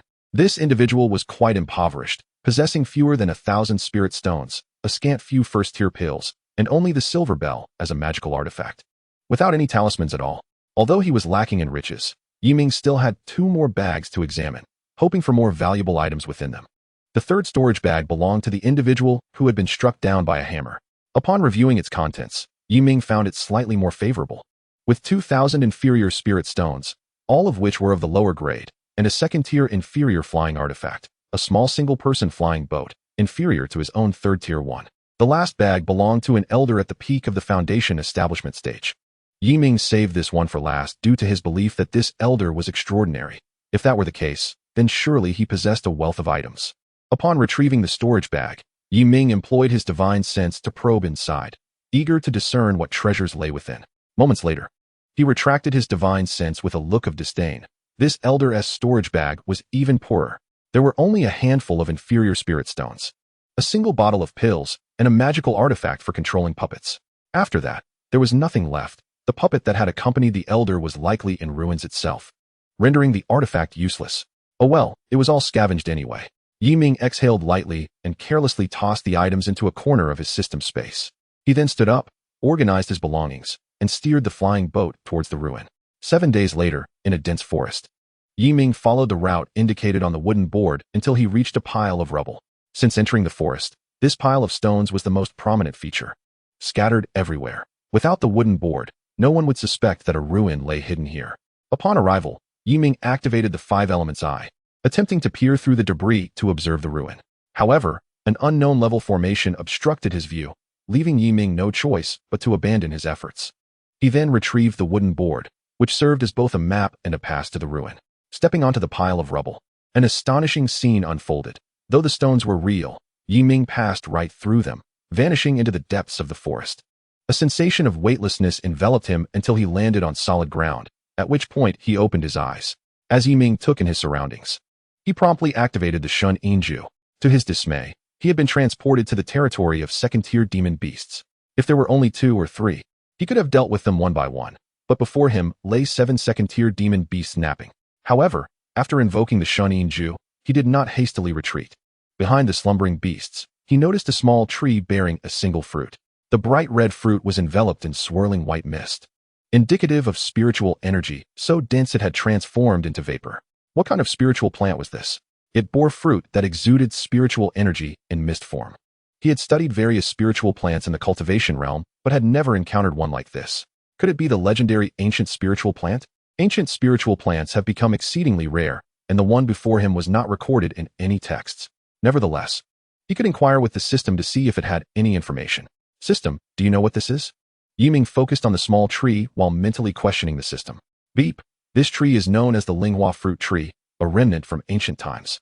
It produces a Linghua fruit once every 1,000 years, which can promote the transformation of demon beasts, allowing them to assume human form without undergoing tribulation and increasing their cultivation by several decades. So, it is called the Linghua fruit, though regrettably, it is not for human consumption. After hearing the system's explanation, Ming shook his head in mild disappointment. However, since he had encountered it, he decided to collect it. It might prove useful someday. With this thought in mind, Ming boldly traversed through the oblivious demon beasts, approaching the Linghua fruit tree. The spiritual plant stood only to his forehead, approximately 1.75 meters tall, with the fruit easily within reach. Just as Ming reached out to pluck the Linghua fruit, one of the demon beasts stirred awake. It yawned and slowly opened its eyes, curious to see how their prized treasure fared. To its astonishment, it beheld the fruit they regarded as a treasure floating in midair, only to witness it suddenly vanish. Meanwhile, Ming was unaware that the demon beast had seen him take the Linghua fruit. He was facing away from it, and had not released his divine sense for fear of awakening the beasts. However, the demon only noticed the fruit's disappearance and did not see Ming himself. This led to a moment of unexpected confrontation when Ming turned to leave and locked eyes with the beast's enormous, lantern-like gaze. Startled, he nearly faltered in his activation of the xianxiaaudiobooks. It was this brief hesitation that caused the invisible power surrounding him to dissipate, exposing him completely. Instantly, the large and small eyes stared at each other, as if time had momentarily frozen in that space. Although startled, Ming quickly regained his composure while the demon beast remained bewildered. Suddenly, Ming's eyes sparkled with five-colored light. Like lightning, the brilliance pierced through the demon beast before him, along with two other peak second-tier beasts on the ground. This commotion roused the other demon beasts. With a roar, they awakened and charged at Ming in a frenzy. Ming merely smirked slightly, vanishing in an instant. The beasts were left bewildered, questioning the whereabouts of their adversary. Suddenly, a flash of light appeared behind them. By the time they reacted, the light had already pierced through them, resulting in their immediate demise. Ming's figure reappeared nearby, casually collecting the demon beast's remains before he proceeded towards the only passageway. Uncertain of how long he traversed the stone path, Ming finally detected a glimmer of light ahead. It was an exit. Ming felt a rush of joy and hurriedly stepped outside. Chapter 27. Taking a Disciple. Another year. However, upon stepping out, Ming froze in disbelief. Had he truly emerged from the ruin? Gazing at the dense forest before him and the pile of rubble behind, he felt utterly confounded. Suddenly, a thought struck him, and he retrieved the wooden board from his pocket. At that moment, the board underwent a transformation. The map inscribed upon it vanished, leaving only a line of text. Fortunate one, this opportunity is available to each person only once. What a twist. Ming frowned in disappointment. What kind of artificial ruin was this? He had intended to explore the site and collect all its treasures. Yet, he was informed that he had but a single chance. How unfortunate. Ming sighed. He had already tested and found that the rubble was impassable, and the wooden board was rendered ineffective. After attempting every possible means to re-enter the ruin, he reluctantly stored the board away and returned to Qinghe City. 7 days later, Ming arrived back at his residence, with one more task at hand, to repay the old village chief's kindness. It was the village chief who had provided him with shelter and numerous gifts, allowing him ample time to develop in the early stages. Such a debt of gratitude must be honored. Soon, Ming summoned the old village chief aboard the flying boat. Immortal, what business do you have with me? The village chief inquired with a look of reverence directed at Ming. Ming refrained from unnecessary conversation and promptly produced a xianxiaaudiobooks. He explained to the old village chief, "Do you remember, chief, how you supported me despite opposition from certain villagers, providing me with food and shelter, allowing me to integrate into the village?" The old village chief nodded, although he was uncertain about the relevance of this recollection. "To me, that was a kindness, and I intend to repay our bond with an opportunity for you, chief." Upon hearing this, the old chief was momentarily taken aback. Repay a kindness? Yet, Ming was an immortal. How could he dare accept such a gift? It was a blessing for the village to host an immortal, not a debt to be repaid. Unfazed, Ming continued, "Accept it, or my heart shall remain unsettled." Ultimately, the old village chief consumed the xianxiaaudiobooks, and Yi Ming felt as though a heavy shackle within him had been released, leaving him much lighter. Indeed, settling karmic debts brings a sense of ease. Yi Ming noticed his transformation, his joy becoming increasingly evident. As for the Shuyuan Dan, he held no regret. The liberation of his heart was well worth it. The old village chief, meanwhile, gained an additional 60 years of life. To avoid attracting undue attention, Yi Ming restored the chief's youthful appearance before reverting him back to his aged visage. After this, Yi Ming permitted the old chief to depart while he retreated alone to his flying vessel to cultivate. For he had promised to accept Wu Yiting as his disciple the following day. Thus, a day passed. The next morning, at 8 o'clock, as Yi Ming stepped out of his residence, he spotted Wu Qing accompanied by his daughter and a group of subordinates awaiting him outside. "Senior," Wu Qing exclaimed joyfully upon seeing Yi Ming, hastily signaling for his men to bring forward a horse-drawn carriage. Yi Ming nodded in acknowledgement to the Wu father and daughter before boarding the carriage, which they followed into. "Let us depart," Wu Qing called out, prompting thousands of soldiers to turn and march grandly towards the city hall. Such a spectacle attracted the attention of the entire town. "What do you think the Lord is doing, gathering such a grand retinue? You are unaware." "Unaware of what?" "It is said that the Lord's children are seeking to apprentice under a foundational immortal, an immortal of foundational level. How fortunate the Lord's daughter is." Throughout the journey, townsfolk whispered excitedly about the news of the Lord's daughter seeking a master, spreading it across the entire city. Naturally, this did not capture Yi Ming's attention. Soon, they arrived at the city hall, where the ceremony of apprenticeship commenced immediately. Yi Ming, while in the carriage, conveyed this to Wu Qing, who readily agreed. Wishing for a swift process, following a series of formalities, Wu Yiting knelt before Yi Ming, presenting him with tea before finally addressing him as master. Yi Ming smiled gently and produced a mid-tier storage pouch, stating, "Disciple, my expectations are modest, as long as you refrain from betraying your master and ancestors. I impose no further restrictions upon you." Wu Yiting solemnly vowed, "I swear to the heavens that I will not betray my master or ancestors. Should I do so, may lightning strike me and my essence perish." After making her vow, she felt an invisible shackle imposed upon her, warning her of dire consequences should she break her promise. Startled by the authenticity of this bond, she had no intention of violating it. "Herein lies what I have prepared for you. I hope you cultivate diligently," Yi Ming said, nodding with satisfaction as he handed the storage pouch to Wu Yiting. Her face lit up with joy, and she eagerly accepted the pouch, expressing her gratitude. "Yes, disciple shall not disappoint master's expectations.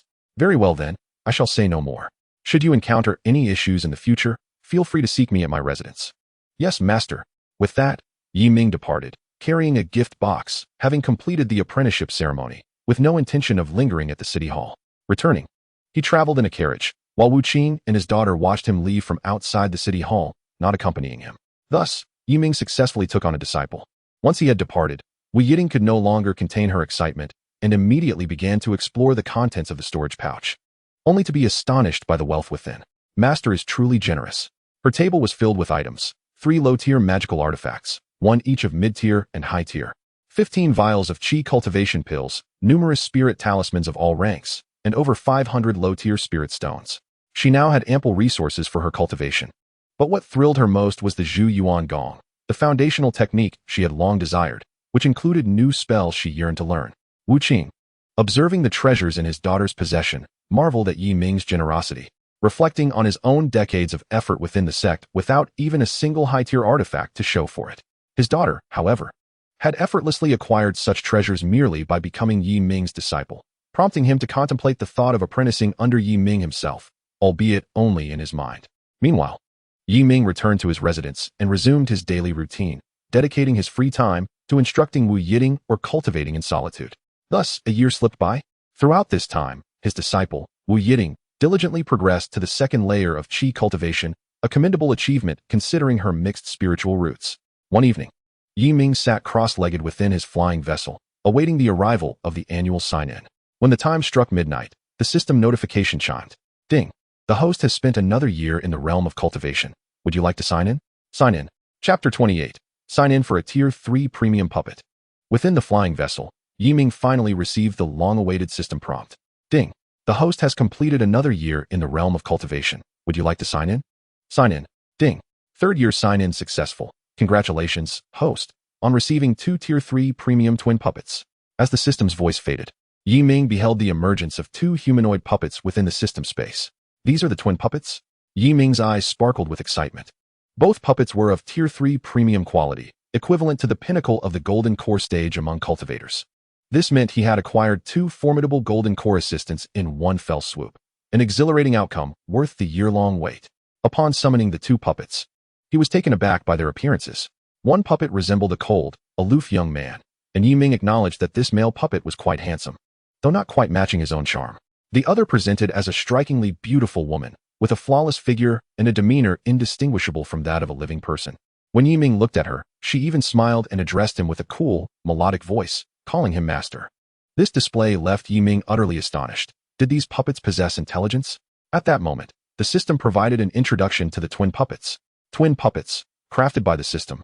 These puppets possess human-like intelligence, supplementing their spiritual energy through cultivation without the need for spirit stones, and they master a combined attack technique, enabling them to retreat unscathed even when facing early-stage nascent soul opponents.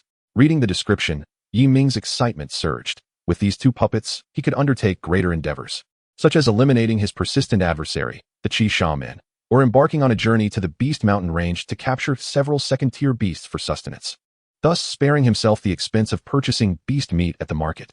While contemplating how best to utilize the twin puppets, the female puppet interjected, "Master, clothing."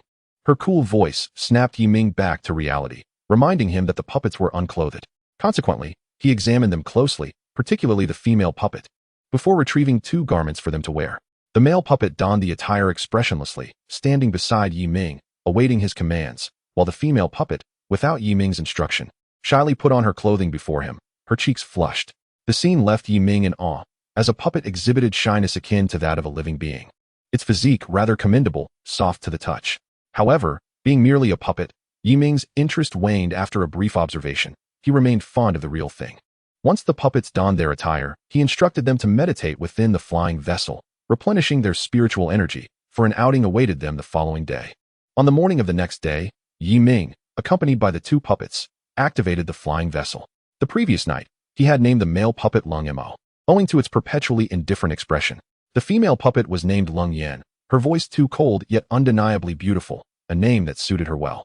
With Lung Mo and Lung Yan in tow, Ming intended to visit Zishan Fengshi, hoping to gather intelligence on the location of the Qi Shaman.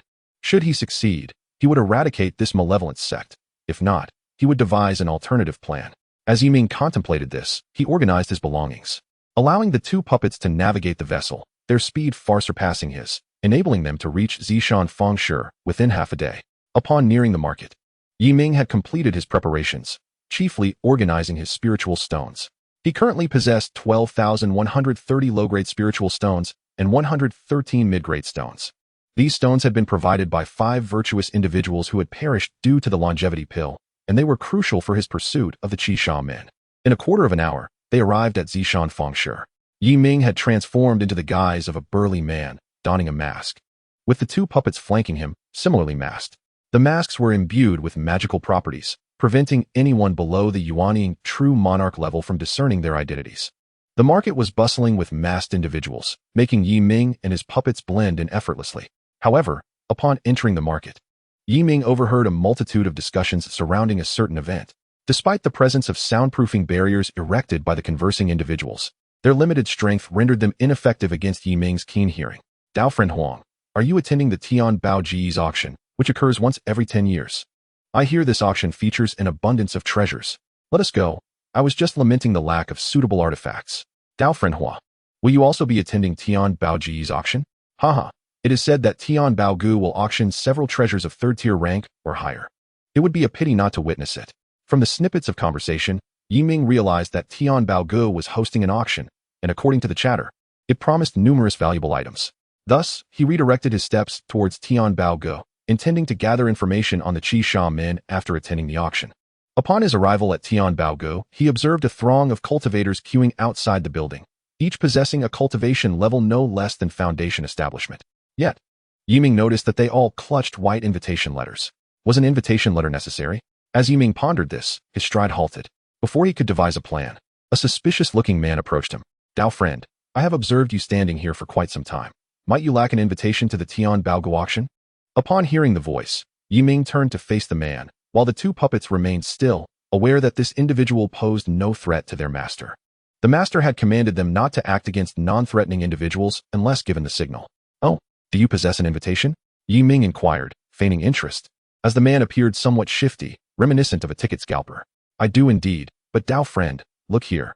The man, sensing Yi Ming's intrigue, responded eagerly, glancing around as if to indicate the crowd size necessitated a more private transaction. "Haha, I understand. Let us proceed. As long as you have the invitation. The spiritual stones are no concern." Yi Ming chuckled, conveying a sense of depth in his words. The man's excitement surged, and he promptly led Yi Ming into a dim alleyway, seemingly oblivious to the presence of the two puppets at Yi Ming's side. However, once they reached the alley, the man's actions and the items he produced astonished Yi Ming. He produced an invitation letter and directly handed it to Yi Ming, stating, "Dao friend, 20 low-grade spiritual stones for this seems reasonable, does it not?" When Yi Ming beheld the invitation letter, he was momentarily stunned, having assumed the man was an unscrupulous cultivator, only to discover the authenticity of the item. Perhaps sensing Yi Ming's hesitation, the man scratched his head and explained, "Are you concerned about the authenticity of this invitation? It appears you have not encountered Tian Baoji's methods. They would never allow others to forge fake invitations, and anyone caught would meet a dire fate." After hearing the man's words and confirming the invitation bore Tian Baoji's seal, Yi Ming wasted no time, exchanging his spiritual stones for the letter and departing. Once Yi Ming left, the man retrieved another invitation from his pocket, chuckling to himself, "Originally, I sold one for 15 spiritual stones yesterday. Now that sales have ceased, selling it for 20 seems fair enough." After reveling in his own amusement for a moment, the man ventured forth to seek out other unsuspecting individuals without invitations. Meanwhile, the female puppet discreetly transmitted a message to Yi Ming. Being at the peak of the Jindan stage, her spiritual sense encompassed a radius of 9,000 miles, allowing her to overhear the man's mutterings with clarity. Following her report, a glint of crimson flickered in her eyes, as she contemplated returning to eliminate the man who had deceived her master. Yet, she was ultimately stayed by Yi Ming. "Let such people be. Acquiring the invitation is our priority. A few extra spiritual stones are inconsequential. We are not in need of them. However, if this invitation turns out to be a forgery, we shall ensure he repays both the principal and interest." "Understood, master." Yi Ming waved his hand dismissively, causing the female puppet to relinquish her murderous intent, and together they entered Tian Baogu, whereupon they confirmed the invitation's authenticity. Upon entering Tian Baogu, Yi Ming noted that the first floor had been transformed into an auction platform, with the previous counters and shelves converted into seating for bidders. The second floor had also been converted into luxurious chambers available to any cultivator of the Jindan stage. Yi Ming promptly instructed the male puppet to display a hint of strength, successfully securing a seat in one of the opulent chambers on the second floor, which offered the best vantage point and was attended by a female cultivator in the qi refinement stage. As Yi Ming savored the fruits presented by the attendant while enjoying a massage from the female puppet, time leisurely passed until the long-awaited auction commenced. At that moment, a flash of red light illuminated the auction stage, and a stunning woman clad in a red short skirt materialized before the audience. As she made her entrance, someone immediately proclaimed her identity. "It is Jinren Hongyan." Indeed, she presides over every auction at Tian Baogu. It is said that Jinren Hong Yen hails from Taishinzhou 50 years ago. Taishinzhou? Is that not reputed as the true realm of cultivation? Such an extraordinary place. Why would Jinren Hong Yen come here? I have heard that the competition there is fierce, and she had no choice but to relocate. Listening to the whispers from below, Yi Ming raised an eyebrow, surprised to learn that Jinren Hong Yen hailed from Taishinzhou. This Taishinzhou is the very realm he often longs to visit, where the spiritual energy is 5 times richer than here, teeming with cultivators and numerous sections. What piques his interest most, however, is the culinary delights of that land. Regrettably, he must first conclude his affairs here before venturing to Taishinzhou. The Qi Shaman is but one of those tasks, and he must also ensure that the old village chief and the others are firmly established before he can pursue his own cultivation. The day for such freedom is not far off. As Yi Ming momentarily drifted into thought, the auction presided over by Jinren Hong Yen was already underway. "Dear friends, I hope you are all well. Perhaps some newcomers may not recognize me. Allow me to introduce myself briefly. I am Hong Yen, the silver-ranked auctioneer of Tian Baogu. Now, without further ado, let us proceed directly to today's agenda." The enchanting voice resonated throughout the auction hall, instantly capturing Yi Ming's attention as he turned his gaze towards the auction stage, where Hong Yen stood. She revealed a black ancient robe adorned with gilded patterns, the fabric appearing remarkably soft and possessing a subtle luster.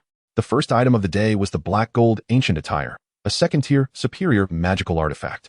Not only did it come with inherent cleansing and waterproof properties, but it also granted a degree of invisibility during the night. I shall not elaborate further, as you all comprehend its significance. The bidding commences at 2,000 inferior spirit stones, with increments no less than 100 inferior spirit stones. With that, the bidding began.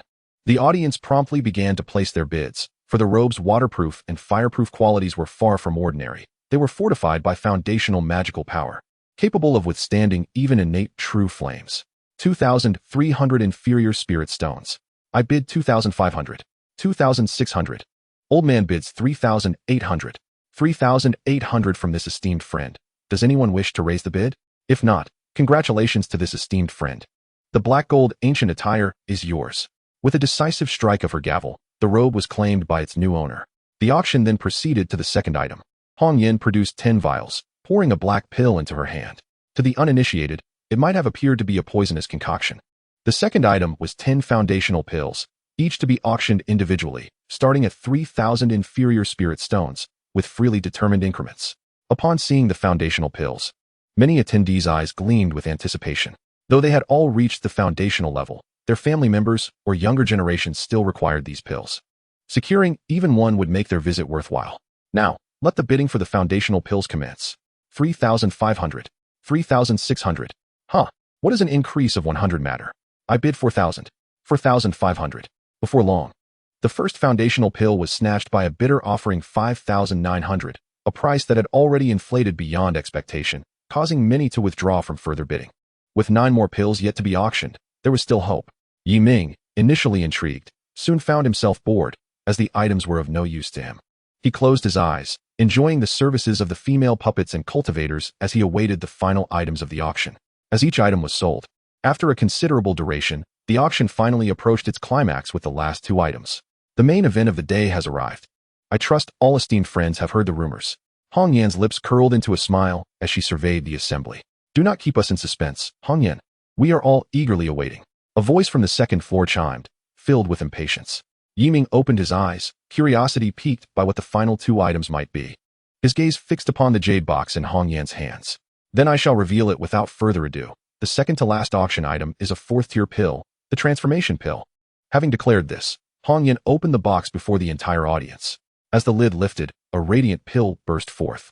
Its brilliance momentarily suspended in the air before Hong Yan deftly clutched it in her hand, enveloping the auction hall in a delicate aroma. Shock and a hint of greed flickered in the eyes of many attendees. Could this be the transformation pill that grants a 50% chance for a golden core cultivator to break through to the nascent soul stage? The appearance of such a pill signified that another nascent soul, true monarch, would soon emerge in the mortal realm. It was known that there were only 3 nascent souls in the entire mortal world, while the number of peak golden core cultivators was substantial. With the transformation pill reappearing after a century, chaos was bound to ensue in the mortal realm once more. In one of the lavish chambers on the second floor, a man with a delicate appearance changed countenance upon seeing the transformation pill, his expression shifting to one of ecstatic delight as he turned to the emaciated elder beside him, exclaiming, "Grand Elder, you have a chance to break through to the nascent soul stage." Chapter 30, Tai Xian Copper Order. The delicate man was none other than the leader of the 7 Fiends sect, and the frail elder beside him was the sect's Grand Elder, a peak golden core cultivator on the verge of reaching the nascent soul stage. However, this final step had eluded the Grand Elder for a decade due to his innate limitations. They dared not resort to blood sacrifices against the mortal dynasty, fearing retaliation from 3 rival sections. If they could acquire the transformation pill, the 7 Fiends sect would no longer need to tread carefully. As he contemplated, Xianxiaaudiobooks thought that once the Grand Elder achieved the nascent soul stage, the 7 Fiends sect would surely rise again as a major sect, and he too would advance further. At this moment, the frail Grand Elder spoke. This transformation pill must be secured. Do not concern yourself with xianxiaaudiobooks. He merely lost a son and can always have another. Do you understand? Shadi's eyes glinted with fervor as he fixated on the transformation pill in Hong Yan's grasp, responding to Xianxiaaudiobooks without turning back. This foolish sect leader is willing to expend superior spirit stones for a deceased son. Had xianxiaaudiobooks not been away, we might not even have the opportunity to procure this transformation pill. Forgive me, Grand Elder. I have already summoned the Great Elder back, and not a single superior spirit stone has been spent. Xianxiaaudiobooks, sensing the Grand Elder's dissatisfaction, immediately knelt, fearing the Elder's wrath. He had only sought vengeance in his anger after the death of his son, whom he had painstakingly nurtured at great expense. only to have him killed without explanation. Who wouldn't be enraged? Over the course of a year, aside from searching for xianxiaaudiobooks, he had been attempting to uncover the murderer's trail, and now, having finally made some progress, he was met with the Grand Elder's displeasure. What could he do? He could only harbor his resentment, waiting for their sect to become a major power before capturing the perpetrator and ensuring that all connected to them suffered eternally, thus assuaging his heart's hatred. As Xia Xuexing brooded malevolently, the auction platform commenced the bidding for the transformation pill. The bidding for the transformation pill begins. As Hong Yan's words echoed, the second floor erupted with bids, and they were plentiful. 50,000 inferior spirit stones. Humph, are you really going to offer inferior spirit stones? I bid 700 medium spirit stones. 1,000 medium spirit stones.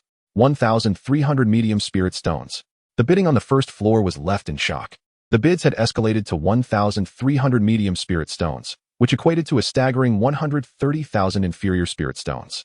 Ming observed the intensifying competition on the second floor, realizing that the true spectacle was just beginning. This transformation pill was something that could not be refined by anyone in the mortal realm. Only those from Taishan Prefecture were capable, and it was exceedingly rare. Indeed. In the next moment, superior spirit stones began to appear. I bid 30 superior spirit stones. An ancient voice resonated from the second floor, further astonishing the onlookers below as the legendary superior spirit stones, known for enhancing cultivation, were introduced. Humph. Does that old ghost from Fatian sect think he alone possesses superior spirit stones? I bid 40 superior spirit stones. Another cold scoff followed, seemingly directed at the old ghost from Fatian sect, raising the auction price yet again. The old fool from Tiandao sect.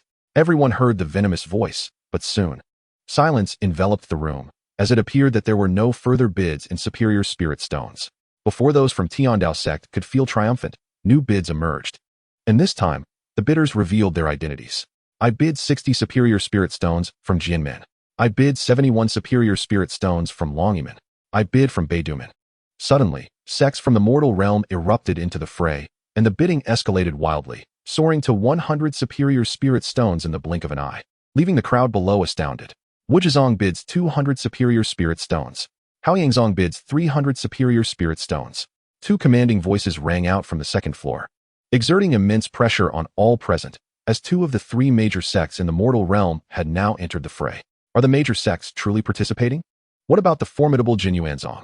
As many pondered this, a sudden, unexpected voice broke through. I bid 393 superior spirit stones. Who is this person? Who dares to contend with two sects? Uncertain, yet the tone suggested a fearless disposition toward the two major sections. The onlookers, noticing someone bold enough to raise the stakes after the bidding from both sects, began to murmur amongst themselves. The remnants of the Qixia sect. Do you still dare to show your face? A voice from the second floor questioned, belonging to none other than a member of the Haoyang sect. The very embodiment of righteousness, known for their intolerance toward demonic factions, having eradicated countless of them in the mortal realm. The audacity of the Qixia sect, a notorious demonic sect, to openly participate in the auction and engage in a bidding war for the Huaying Dan was astounding. What if they dared to show themselves? But would the Haoyang sect dare to act here? Sha Di coldly scoffed, his gaze piercing toward a lavish booth. He understood the immovable rule of the Tianbao Pavilion, which forbade any combat within its premises, regardless of affiliations or grievances. Those who dared to contravene this rule would face suppression. It is essential to note that this Tianbao Pavilion was merely a branch, with the main establishment located in Taishanzhou, boasting formidable strength. Its founders were three powerful deities, each stronger than the Yuaning stage, and they still lived, hence the establishment of such stringent regulations. Humph, await your demise, Qixia sect. The elder of Haoyang sect huffed, fully aware that they could not act here, but once outside the market, that would be a different story. Sha Di chose not to engage further, his focus fixated on the auction stage below. He had wagered all his high-grade spirit stones, barring unforeseen circumstances. The Huaying Dan would soon be theirs. Alas, an unexpected turn of events arose. Jinyuan's sect bids 400 high-grade spirit stones. A detached voice emanated from the second floor, shattering Sha Di's hopes and causing his complexion to shift between hues of blue and purple, yet he dared not utter a word. The Jinyuan sect possessed a mid-Yuaning presence, far superior to the other two sects, and for the Qixia sect. Confronting the Jinyuan sect was akin to striking a stone with an egg. Is anyone willing to follow suit with another bid? Upon witnessing Jinyuan sect's offer, Hong Yin realized the situation had become dire and stepped forward to inquire. Scanning the room, she found no one willing to raise their bid. Consequently, she decisively declared, "Congratulations to Jinyuan sect. The Huaying Dan is yours. Before the crowd could respond, Hong Yen produced a small plate covered with a red cloth. Esteemed friends, this is the final item for auction. Observing the object in her hands, many furrowed their brows, having received no prior information about this last item. Meanwhile, in a lavish booth, Shadi's expression darkened as he resolved to leave immediately. He had no interest in the final auction item. After all, a sect had already set its sights on him, and he needed to return to Qixia sect swiftly. Just as Shadi intended to depart, Hong Yin unveiled the last auction item, eliciting expressions of astonishment from many. The Taishan Copper Token. Chapter 31. The Contest for the Copper Token. Indeed, esteemed friends, what you see is the copper token that grants access to the Taishan Secret Realm. Holding this token allows one to enter the secret realm to cultivate or seek rare treasures. As Hong Yin elaborated on the copper token, engraved with the characters Taishan and adorned with mysterious symbols and patterns, one could observe unique spiritual energy pulsating around its surface. The emergence of this token brought forth surprise and excitement among many, particularly the influential figures from the mortal realm, all of whom had heard of the Taishan secret realm. Only the majority on the first floor remained unaware until Hong Yan's explanation revealed the nature of this treasure. It was said that possessing this token ensured a smooth passage into the Taishan secret realm, a place coveted by many golden core cultivators. The realm not only boasted abundant spiritual energy, but also housed numerous rare treasures, predominantly of the third and fourth tiers, albeit the latter being scarce. Yet enough to incite frenzy among many. Upon seeing the token in Hong Yan's possession, Shadi felt as though his feet had taken root, halting his departure. The Taishan Copper Token.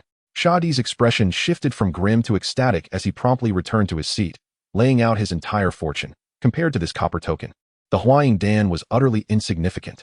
He was privy to a hidden piece of information regarding the Taishan secret realm, that within its depths lay treasures capable of rapidly breaking through the Yuan-Ing bottleneck, far surpassing the Huaying Dan. Not only Shadi, but over 90% of those on the second floor also produced their wealth, ready to contest for this token. However, one individual remained unfazed. Ming, whose attention was fixated on a particular lavish booth, home to Shadi and Sha Xuexing. Ming had not anticipated encountering members of the Qixia sect here, and since he needed to devise a plan to infiltrate their stronghold. Ming narrowed his eyes, a glimmer of brilliance flickering within, unbeknownst to others what thoughts occupied his mind. At this moment, Hong Yin commenced the auction for the copper token. Esteemed friends, you may bid using spirit stones and magical artifacts. Now, the bidding for the Taishan copper token begins. Our Jianmin offers 100 high-grade spirit stones, along with a third-tier exquisite magic sword. Our Yendamin bids 180 high-grade spirit stones, plus 10 bottles of third-tier Zhengyuan Dan, and 2 third-tier exquisite magical artifacts. Our Hufingman bids 200. In an instant, a flurry of third-tier magical artifacts, pills, and spiritual herbs surged forth, leaving the onlookers in astonishment, gradually desensitizing them. They had witnessed the profound depths of these powerful sects, while scattered cultivators and smaller families could only bitterly smile, as even a single magical artifact among these was worth their lifetime of effort. Such was the tragic reality for low-ranking cultivators. Without strength, they were unworthy of possessing such wealth. I bid 391 high-grade spirit stones, plus 3 third-tier exquisite magical artifacts, 1 fourth-tier inferior magical artifact, and an inferior spiritual vein. Shadi's voice resonated throughout the auction hall, leaving many in shock. The Qixia sect was even putting forth their own spiritual vein? Were they willing to sacrifice their sect? Elder Taishang, what are you doing?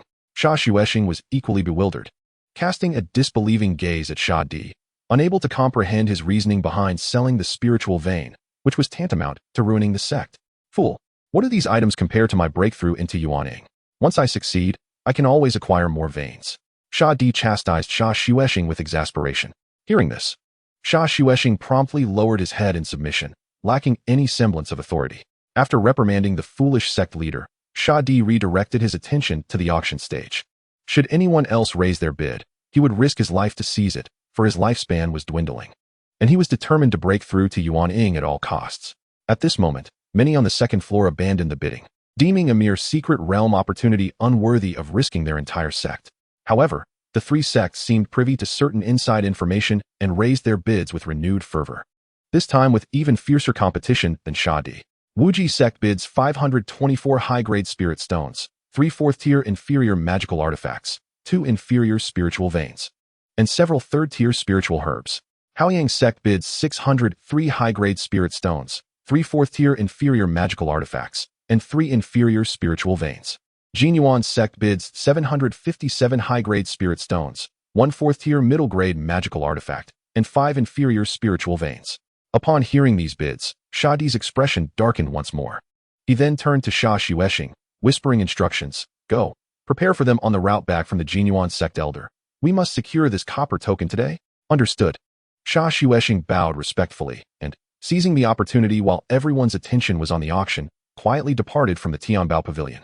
Just as he left, a masked man followed closely behind, unbeknownst to all that this masked figure was one of Yi Ming's puppets. Yi Ming pondered how to eradicate the Qi Shaman when a sorcerer stealthily departed from the vicinity. This piqued his curiosity, prompting him to dispatch a puppet to follow and observe the actions of the Qi Shaman. Meanwhile, after departing from Tianbao Go, Sha Xuexing flew directly out of the market and landed at the base of a secluded mountain. He retrieved a red jade pendant, infused it with a trace of his spiritual energy, and awaited in silence. Shortly thereafter, 4 figures descended from the sky. Lord. The newcomers were the 4 elders of Qi Shaman, while the remaining elders stayed behind to guard their mountain gate. Did you bring the blood transformation formation? Sha Xuexing inquired, his expression impassive as he turned to the 3rd elder. Upon hearing this, the 3rd elder promptly produced 38 blood-red formation flags, declaring, Lord, I have brought them. Excellent, follow me. This time, the Grand Elder has issued a strict order, leave no one alive. Understood. With that, Sha Xuexing took the lead, the 4 elders closely trailing behind, utterly oblivious to the shadow that followed them, a male puppet whose eyes glimmered with intent as it continued to pursue. Moments later, Sha Xuexing and his companions arrived at a mountain peak, the only route back to the Jinyuan zone. If they chose to circumvent it, they would need to traverse an additional half of the journey. However, the people of Jinyuan zone would never consider taking the long way. After all, no one in the mortal realm dared to provoke their sect, fostering a sense of arrogant entitlement among them. Understanding this, Sha Xuexing had previously instructed to set up a trap at this location to ambush the Jinyuan zone members. Upon arrival, he directed the 3rd elder to commence the formation setup while the others assisted. Once the 38 flags were arranged, a blood-colored barrier began to rise. Conceal, the 3rd elder commanded, forming a white formation talisman with his hands and thrusting it into the array. Instantly, the entire formation vanished, as if it had never existed. Chapter 32, The Scheme. With the blood transformation formation in place, the 5 of them concealed themselves within. To the casual observer, the mountain appeared devoid of life, with only a few birds flitting by innocently. The male puppet observed this scene keenly before seemingly receiving some information and quietly departed.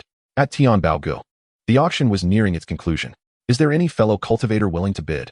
Hong Yin smiled radiantly as she surveyed the auction hall. And after a brief silence with no further bids, she raised her small wooden hammer and struck it down, resonating throughout the hall. Congratulations to Jinyuan Zong for successfully acquiring the last item of our auction, the Tai Xian copper token. Thus concludes Tianbao Gu's decade-long auction. I wish all fellow cultivators a smooth journey ahead. Farewell. With a final enchanting smile, Hong Yin transformed into countless tiny red light particles, vanishing from the auction stage. As she departed, the attendees began to disperse, those who had made purchases exiting through a hidden passage. Sha Di also hastily left Tianbao Gu, disappearing from sight, unaware that Yi Ming was closely following him. Yi Ming's Shun Yinju had reached minor perfection, allowing him to bestow the concealment attribute upon another. This was a revelation he had discovered 6 months prior. Now, as he held the female puppet, he applied the concealment spell to both her and himself, rendering them undetectable by Sha Di, enabling them to trail him without restraint. After a while, Sha Di arrived at the mountain peak and halted. Just as he steadied himself, the space beside him rippled, and he vanished without a trace. Yi Ming refrained from rashly entering, for he was unfamiliar with the blood transformation formation and its formidable power. Opting to remain cautious, narrowing his eyes, he took shelter adjacent to the mountain peak, preparing to witness the unfolding drama. He had already surmised the intentions of Qi Shaman and did not mind observing a grand spectacle before extinguishing this dark sect. Approximately 15 minutes later, a large red bird emerged on the horizon, with 3 individuals seated upon its back, scrutinizing an object in their possession. Elder Lin, can you discern anything about this copper token? Inquired a stunning woman in a green robe, her beautiful eyes curiously fixed on the copper token in Elder Lin's hands. Nothing. Elder Lin replied with a sigh, shaking his head. A mysterious force obstructs my spiritual sense from penetrating this token. Even my peak golden core awareness cannot infiltrate it. This object is formidable. It seems the legend holds true. This Tai Xian copper token may have been forged by a powerful being. Another young man mused thoughtfully. Oh, are you referring to that ancient legend, Senior Brother Xiao? The woman turned her inquisitive gaze toward him. Indeed, Junior Sister Chen, have you read that legend as well? The young man nodded enthusiastically, eager to find a kindred spirit, as he delighted in ancient tales. Yes, Junior Sister Chen affirmed, about to express her thoughts when suddenly the red bird below let out a shrill cry. What's wrong, Dahong? She queried, still unaware of the looming danger. Not good. Dahong's call indicates imminent danger. We are being ambushed. Elder Lin's expression shifted drastically as he quickly alerted his companions. Upon hearing this, the faces of the other two paled. Impossible. Who would dare ambush us when Dahong is the emblem of Jin Yuan's zone? Sister Chen exclaimed in fury, incredulous at the audacity of their assailants. The young man shared her disbelief, yet his eyes sparkled with eagerness, for at merely 200 years of age, he had already achieved golden core and yearned for a chance to unleash his full potential in battle. Unbeknownst to the other two, Elder Lin intended to order Dahong to turn back when an enormous hand appeared from nowhere, reaching for them with the intent to seize them. Elder Lin's expression grew grave as he sensed that the hand possessed a power equal to his own, perhaps even surpassing it. However, he remained composed, summoning a great sword to sever the hand and facilitate their escape. To ambush them here indicated that their attackers were well prepared. They had only 3 golden core members. Along with Dahong in midstage, and against an unknown number of foes, they needed to tread carefully and evade if possible. The powerful hand lunged toward the bird, prompting Elder Lin to draw a straight line with his hand. The great sword beside him shot forth like lightning, piercing through the approaching hand. The hand dissipated as it was pierced by the sword, but before Elder Lin could breathe a sigh of relief, 3 more hands emerged from different directions, each radiating a peaked golden core aura. This revelation sent a shiver down Elder Lin's spine. How could it be? Were there 4 golden core individuals lying in wait? The other 2 also turned pale, and the young man's body trembled. The spark of eagerness in his eyes vanished, replaced by sheer panic. With 4 golden core experts attacking, how could they retaliate? At that moment, Elder Lin could no longer ponder. He shouted urgently to the young man beside him, Xiao Shidi, quickly, send the highest level signal to summon the sect's ancestors, or we will not escape here. The urgency of his words jolted the young man into action. Indeed, he possessed a signal stone given by the sect leader, with the signal S level determined by his spiritual energy. By channeling his energy, he could alert the sect to their plight. Thus, the young man swiftly produced a small blue stone and, without hesitation, infused it with the highest level of spiritual energy. The stone instantly radiated a brilliant blue light, and a voice echoing with hope reached the 3 of them. Preserve yourselves, I shall arrive shortly.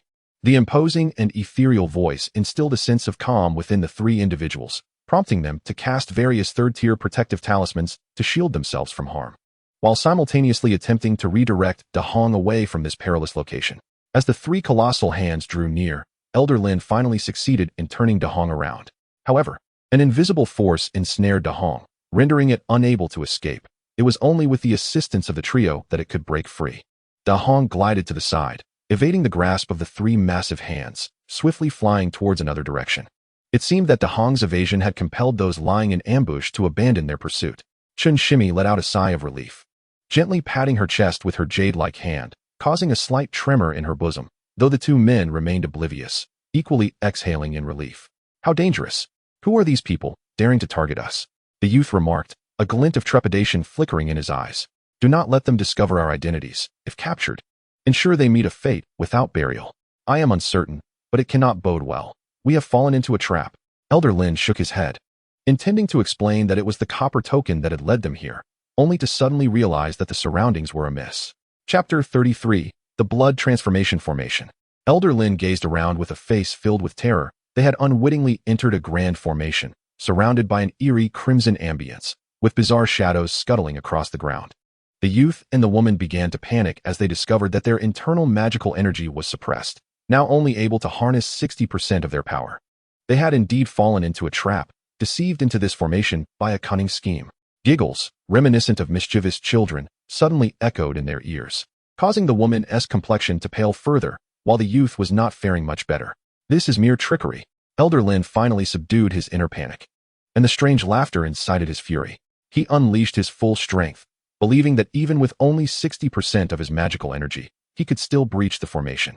A tempest began to swirl within a radius of 1,000 meters around Elder Lin, with azure lights appearing in his vicinity. This was his ultimate technique. The 1,000 Winds Fury Blade. Break! Elder Lin shouted, and the myriad azure lights shot forth at incredible speed in a singular direction. However, after traveling 1,000 meters, they vanished without a trace, as if striking a cotton ball, inflicting no damage whatsoever. Impossible. Elder Lin stared in disbelief at the spot where the azure lights had dissipated. This technique would leave even those of the same realm severely injured, yet the formation showed no response, unless it was a fourth-tier formation. As a potential realization dawned on him, Elder Lin truly began to panic. The fourth-tier magical artifacts he had brought were already entrusted to Tianbao Pavilion, and he was left with only a few third-tier treasures. Although the two companions beside him were equally shaken, they were at least beings of the Golden Core stage, aware that they must break free from this formation. Otherwise, they would perish before their sex ancestors could arrive. Xiao, if you have any trump cards, now is the time to use them. Let us three break through together, Chen Shimi urged, brandishing a cyan longsword. The youth, upon hearing this, swiftly retrieved a blue umbrella from his spatial ring. This was a life-saving artifact bestowed upon him by the sect leader, a fourth-tier low-grade Luo Tian umbrella, primarily for defense against various magical attacks. Come to my side, the youth shouted to the two others, his hands swiftly forming seals to activate the umbrella, which began to spin above him, creating a 3-meter-wide blue protective barrier. Upon hearing the youth's call, Chen Shimi promptly stepped into the protective barrier, her cyan sword emanating a continuous glow, as if ready to strike at any moment. Elder Lin, regaining his composure, was astonished to discover that the youth possessed another fourth-tier artifact. Regardless of the situation, survival was paramount, so he quickly retreated into the protective barrier, summoning a superb third-tier greatsword. The greatsword hovered before him, trembling and radiating golden light. After the Tian Luo umbrella successfully conjured the protective barrier, the youth retrieved 10 various exquisite third-tier life-saving talismans, applying 4 to himself and distributing 3 to each of his companions. Fully armed, the three exchanged silent nods before unleashing their strongest attacks. Go! Chen Shimi cried, her jade finger pointing forward, causing the cyan sword to transform into hundreds of streaks of light, each imbued with an extraordinarily sharp aura, hurtling forward. Elder Lin released the great sword, which, upon flying halfway, instantly transformed into a gigantic golden blade over 100 zhang long, thrusting with immense pressure towards the same target. The youth, unwilling to lag behind, formed seals with his hands, causing the Tian Luo umbrella to spin rapidly, unleashing a beam of blue light towards their attacking direction. The trio's formidable assaults caused the hidden Sha Xuexing to furrow his brow, casting a glance towards Sha Di, who had just taken control of the formation. Hee, worry not. This blood transformation formation has been reforged by our esteemed ancestor and is comparable to a fourth-tier formation. These trifling attacks are but the struggles of an ant against a tree. Sha Di chuckled without turning, continuously forming seals, preparing for the formation's counterattack. With Elder Lin's enhancements, the three attacks surged over 1,000 meters, their aura intensifying. Suddenly, a crimson torrent cascaded from the distant sky, accompanied by countless bloodied heads howling, resembling a river of blood formed from millions of corpses. Then, to the astonishment of Elder Lin and his companions, the blood river surged, engulfing their three attacks in a colossal wave, with the hundreds of streaks of light merely stirring up a few ripples before vanishing entirely. Next came the golden giant blade, which could only withstand a brief moment before shattering into countless specks of light, dissipating into the ether. The final blue light managed to resist the tidal wave for a mere 10 breaths before disappearing. Although it was an attack from a fourth-tier low-grade artifact, the wielder was merely at the mid-golden core stage, unable to unleash its full potency. The Hong flee, witnessing their combined attacks obliterated by the blood river.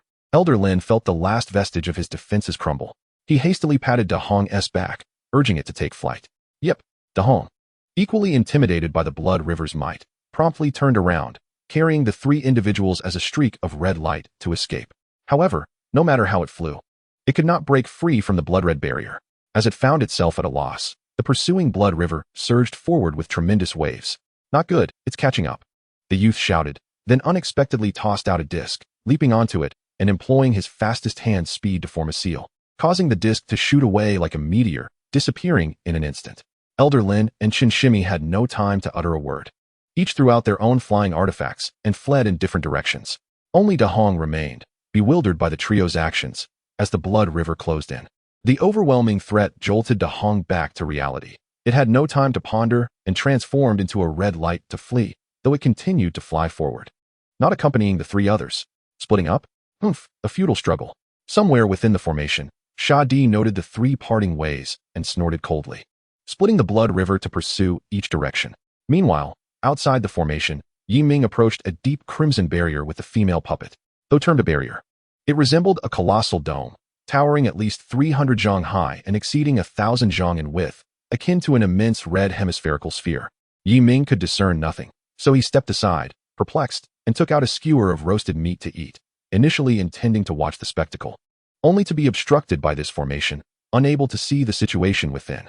As Ming waited, within the formation, only one of the three remained. De Hong had vanished, leaving only the youth desperately supporting himself beneath the Tian Luo umbrella. As the crimson river surged from all directions, the young man, Xiao Kailong, managed a bitter smile, never anticipating that this would be his end. Reflecting on the time when he was discovered to possess a heavenly root, he was filled with youthful vigor and ambition. Master, I apologize for the waste of your nurturing. With a dimming gaze, Xiao Cailong's body suddenly radiated with brilliance as a flawless golden elixir flew from his mouth, shimmering with white light before vanishing into the vast blood river. In Chapter 34, The Annihilation of Three and a Bird, the white light flickered and took away Xiao Cailong's form, a stark contrast to the vast expanse of the blood river. Moments later, the white light was devoured by the crimson tide, signifying the complete destruction of the three individuals and the bird. With no targets left to pursue, the blood river swiftly receded, revealing 6 figures. Regrettably, one had chosen to self-detonate their golden elixir, resulting in only 3 blood elixirs being produced. Sha Xuexing observed the 3 desiccated corpses on the ground with a hint of regret. Gather, he commanded, extending his hands, as 38 crimson flags soared into his grasp. With the gathering of the flags, the entire semicircular barrier dissipated, unveiling a scene of devastation, the mountain peak having vanished entirely. After collecting the formation, Sha Di abruptly stomped his foot upon the ground and addressed Sha Xuexing and the 4 elders. Prepare to depart. Return to Qi Shaman to gather our belongings and take along some talented disciples. The rest will serve as bait. Yes, Sha Xuexing and the others responded. As the ground began to tremble beneath them, a few moments later, a fearsome beast, resembling a dragon with a tortoise shell, erupted from the earth, its length exceeding 40 zhang, exuding an overwhelming aura, unmistakably a mid-phase Tier 3 demon beast. The appearance of this creature left Ming, hidden in the shadows, utterly astonished. Di Jialong. He never expected Qi Shaman to harbor such a creature, known to possess a trace of dragon blood and capable of reaching Tier 5 strength, rivaling that of a true deity. Once the Di Jialong emerged, Sha Di gestured for the others to mount the beast. As they settled, the Di Jialong burrowed underground, making its way towards Qi Shaman. Beneath several meters of earth, a monstrous beast roamed, effortlessly parting the thick soil as if it were mere tofu. Strangely, the earth would restore itself to its original state as if nothing had passed. Unbeknownst to the beast, 2 uninvited guests clung to its tail, Ming and his female puppet, while another male puppet stealthily followed behind. Meanwhile, shortly after the Di Jialong departed with Ming, a formidable figure descended upon the scene. The newcomer was an elderly man with flowing white hair, emanating an indescribable aura that suggested imminent disaster for anyone who dared to look upon him. Upon his arrival, the old man remained silent, merely observing the 3 desiccated corpses on the ground. He had set out upon receiving a distress signal, but it appeared he had arrived too late. Suddenly, a powerful heat wave surged within a radius of thousands of meters, igniting numerous trees in flames. Those familiar with the elder would recognize this as a sign of his wrath. Ah, what a fine Qi Shaman, the elder muttered darkly, a cold smile creeping upon his lips. Then, in an instant, he vanished, leaving no trace behind. Today, Qi Shaman shall be annihilated. A quarter of an hour later, the Di Jialong finally reached Qi Shaman. Upon entering the mountain gates, Sha Xuexing convened a meeting with several elders, while Sha Di busied himself gathering essential items. At this moment, Ming stood before a grand hall, where the eyes of his female puppet gleamed with a red glow. The master had just issued an order. Eliminate all 6 individuals within the hall. Great Elder, summon all direct disciples. Second Elder, you too. Sha Xuexing instructed the elders within the hall. Just as he was about to elaborate on subsequent matters, a figure suddenly appeared beside him, swiftly extracting the golden elixir from his dantian and shattering it with a decisive grip. Sha Xuexing instantly spewed forth a torrent of blood, collapsing weakly to the ground, confusion clouding his eyes, his mind in disarray. The other elders only reacted when the figure emerged, yet one more elder suffered the same fate, crumpling to the floor, their life uncertain. Seeking death, the great elder roared in fury. With the other 3 elders equally incensed, they launched their attacks against the intruder. However, none of these elders had attained the late phase of golden elixir. Before the peak-phase female puppet, they were akin to children just learning to walk, easily subdued. Moments later, the female puppet emerged from the hall, cradling 6 spatial rings. "Master your spoils," she announced. "Let us depart. First, we shall retrieve Long Yamo. Then seek out that old man." Ming nodded with satisfaction, casually storing the rings into the system before turning to leave with his female puppet, referring to the elder as that old man due to his advanced age. Unlike Ming, Long Yamo had entered Xianxiamin alongside the Dijia Long and now awaited outside. At that moment, the protective array of Xianxiamin was still active, and Ming needed to disable it. Shortly thereafter, the female puppet led Ming to a pavilion where the switch for the formation lay. "Go destroy everything," Ming commanded, eager to avoid wasting time. "Yes," the female puppet replied and swiftly entered the pavilion. "Who are you?" A booming voice echoed from within, just as the entire pavilion collapsed. Simultaneously, the male puppet waiting outside received information and transformed into a streak of light, dashing into Xianxiamin. At this moment, many demonic cultivators within Xianxiamin sensed something amiss. As they emerged, they caught a glimpse of a powerful aura flashing by, causing them to panic. The mountain gate has been breached. Many demonic cultivators began to flee, some even taking advantage of the chaos to turn against their fellow disciples, plunging Xianxiamin into utter disarray. Deep within a mountain, Sha Di was in the sect's treasury gathering items when he received alarming news. "Elder, it's bad. The mountain gate has been breached." Sha Di frowned upon hearing this. "Have they found us so quickly?" Before he could ponder further, the doors were shattered. With a thunderous crash, the massive stone door of the treasury was obliterated by a powerful attack. Sha Di's expression darkened as he turned to face the entrance, prepared to unleash his ultimate move.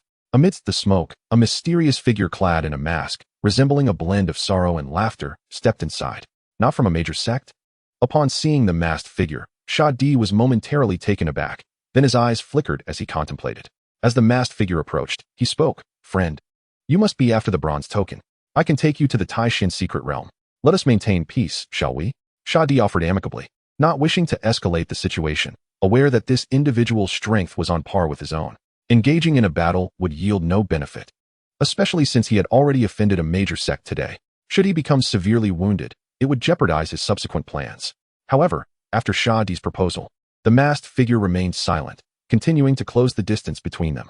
"I advise you not to be foolish. While your strength may be comparable to mine, engaging in a fight will only lead to your demise here."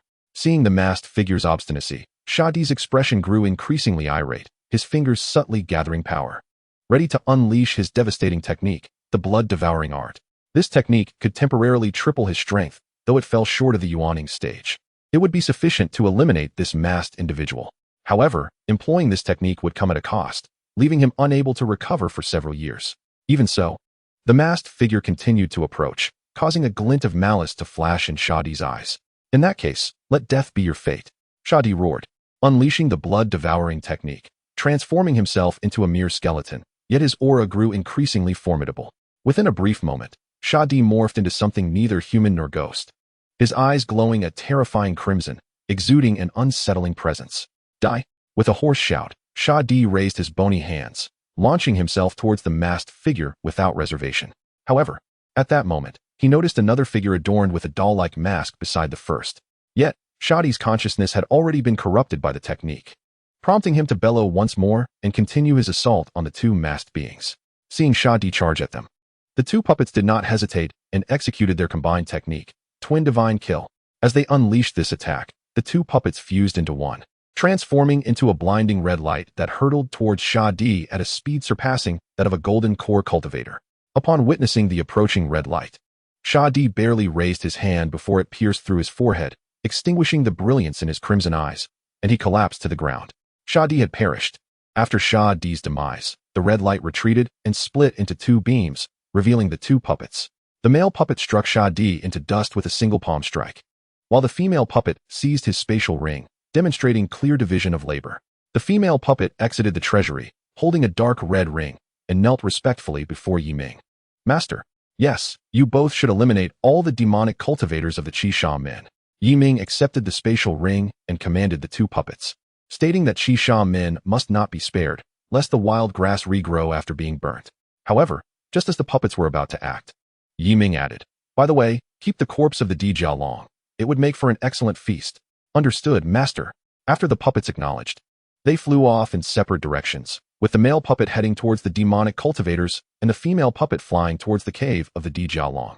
Once the puppets departed, Ming finally had the opportunity to inspect his spoils, having truly struck it rich overnight. Gazing at the 7 rings within the system space, Ming's lips curled into an uncontrollable smile. After a while, he composed himself, then took out several spatial rings, inspecting them one by one. Initially sealed, the rings were unlocked by the system upon entering the space. It took Ming a full quarter of an hour to account for all the items. The low-grade spirit stones were the most abundant, totaling an impressive 511,000. There were 7,000 mid-grade spirit stones, and finally, 391 high-grade spirit stones. There were also 2 4th-tier magical artifacts, 1 4th-tier pill, 12 3rd-tier magical artifacts, several 3rd-tier treasures, and even more of 2nd-tier and below.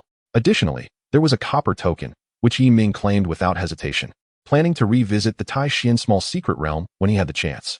After organizing everything, Ming turned his attention to the corpse of the Dijialong. Noting its condition indicated it had been dead for some time. Circling around, he discovered that the Dijialong had been slain in a single blow by the female puppet, a large hole in its skull revealing a chaotic interior. After a brief glance, Ming quietly stored the Dijialong in the system space. Once he had finished, he looked at the male puppet and inquired, "Did any escape?" "Not a single one. 1,927, all accounted for." The male puppet responded swiftly, its deep voice devoid of warmth. Before exterminating all the demonic cultivators, it had captured an attendant to ascertain the number of individuals within xianxiamen. As for those who fled quickly, they too could not escape, as it hunted them down one by one, merely taking a bit of extra time. Ming remained silent, nodding in acknowledgement. During his inventory, he had also found a list detailing every member of xianxiamen, confirming the male puppet's count. Now that everything has been handled, let us return. Casting a glance at the smoke rising from xianxiamen, Ming turned and summoned his flying vessel, boarding it after exchanging a word with the 2 puppets, who followed closely behind. Moments later, a flying vessel ascended from the back mountain of xianxiamen, vanishing into the horizon in the blink of an eye. Thus, xianxiamen was eradicated, and Ming's greatest concern was successfully resolved. Several hours later, over 10,000 cultivators arrived at xianxiamen with great fervor. Led by the Elder, unfortunately for them, all they found were the remnants of a few dilapidated peaks. Xianxiamen had been obliterated by unknown assailants, and the wrath of Jin Yuan's sect had nowhere to vent, turning their gaze towards other demonic sections. In the ensuing period, the demonic cultivators across the mundane realm suffered heavy casualties, and it was not until years later that this turmoil subsided, leaving the remaining demonic cultivators to hide in desperation. However, all of this was no longer of concern to Ming, who had long since returned to Qinghicheng. In Qinghicheng, at Yixianfu, Ming sat cross-legged within the flying vessel, 2.5 days having passed since the fall of xianxiamen. During these days, he first visited his disciple, Wu Yiting, explaining the application of spells and the combinations that could ensnare enemies. Only now did he find the time to cultivate aboard the vessel. Inside the vessel, Ming began to organize his belongings, sorting through everything acquired from xianxiamen, magical artifacts with magical artifacts, spiritual herbs with spiritual herbs, and so forth. After completing his organization, he settled down beneath the gathering spirit array to cultivate. The 2 puppets remained at the estate, standing guard, during their idle moments. Ming would provide them with books to enhance their knowledge. The appearance of these 2 puppets was something the elder villagers tacitly ignored, accepting them as part of the household. Amusingly, they named the estate Yixianfu, claiming that everything within belonged to Ming, while they merely occupied the space. Ming said nothing, knowing he would eventually leave, so he let them be. Chapter 36, Pseudo-Golden Core Stage. The name Yixianfu was proposed by the Elder, and naturally, the others did not object, thus the estate acquired its name. Observing their actions, Ming shook his head in amusement, then clarified that Yixianfu belonged to everyone, and they could stay as long as they wished. The Elder and the others nodded in understanding, though whether they truly absorbed his words, Ming could not ascertain. Inside the vessel, Ming sat cross-legged in the center of the hall, where the spiritual energy was most concentrated, sufficient for his cultivation. At that moment, a sea of spiritual power within his dantian was being condensed. In truth, there exists a pseudo-stage between the Golden Core and Foundation establishment, known as the Pseudo-Golden Core period. This stage entails the condensation of spiritual power within the body into a semi-solid round core, granting combat abilities superior to Foundation establishment, yet inferior to Golden Core, thus earning the designation of Pseudo-Golden Core stage. Only when the semi-solid round core successfully metamorphoses into a flawless golden core does one truly enter the golden core stage, achieving the esteemed title of golden core realizer among cultivators. At this moment, Ming was striving to break through to the pseudo-golden core stage. Once he entered this phase, the golden core would not be far behind, at most within a year. 10 days later, Ming suddenly opened his eyes within the vessel, his aura surging as he declared, pseudo-golden core stage, achieved. Frankly, it had taken a year to reach this pseudo-golden core stage, which was somewhat disappointing given his 5 elements heavenly spiritual root. However, this also related to Ming's mindset. Ever since he signed in for a century of cultivation, he had ceased daily rigorous training. Why labor intensely when one could gain cultivation through signing in? This led to a rather inconsistent approach to cultivation, prioritizing comfort above all. This was the mindset Ming now possessed. Congratulations, Master, on your successful breakthrough. The 2 puppets sensed Ming's advancement and promptly entered to offer their congratulations, having learned the nuances of interpersonal interactions from the books they had read. However, in their minds, the Master is always the Master, and the Master's words are the ultimate truth. Observing the 2 puppets before him, Ming felt quite pleased and cheerfully waved at them, saying, "It is merely a false realm, nothing to celebrate. Come, let us visit the Feng Shui and procure a few cultivation manuals for you to study." With that, Ming stood up, relinquishing his seat to the 2 puppets so they could replenish their mana, and decided to set sail right there. Having observed their learning capabilities, Ming was aware that they could absorb other cultivation methods, a feature that had not been mentioned by the system, likely a hidden ability of theirs. Since they could learn, it was only natural to acquire more knowledge, especially since their only skill was the xianxia. And the techniques gathered from the Qi shaman were all demonic arts, lacking any orthodox methods. Most of them involved self-harm to enhance strength, which was futile for puppets, as they possessed no essence blood. Thus, he intended to eliminate these demonic techniques, as he held no esteem for such self-destructive arts. "Yes, Master." Upon hearing Ming mention acquiring cultivation methods, the puppets could not hide their excitement in their response. Ming offered them a slight smile before retreating to the luxurious cabin of the flying vessel to rest, feeling somewhat fatigued after 10 days and nights of seclusion. After half a day, they arrived at Zishan Feng Shui. Ming had altered his appearance and made slight adjustments to his physique, presenting himself as a young master from a prominent family, exuding an air of a wealthy scion. With a fan in hand, he snapped it open with a flourish, a subtle smirk playing at the corners of his mouth, and then turned to the 2 puppets, inquiring, "What do you think? Do I resemble a young master?" "Indeed. But the Master's original appearance is the most handsome." The 2 puppets nodded in agreement without hesitation, with the female puppet earnestly adding, prompting the male puppet to nod repeatedly in approval. "That is only natural, let us proceed." Ming's lips curled into a smile once more. The female puppet had a way with words, and he decided to purchase an artifact for her later. With that, Ming strode confidently into the Feng Shui.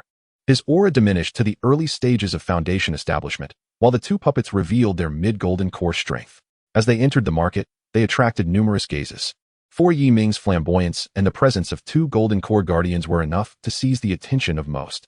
Which prominent family does this young master belong to? He has 2 golden core protectors. I do not know. There are only 3 golden core families in the mortal realm.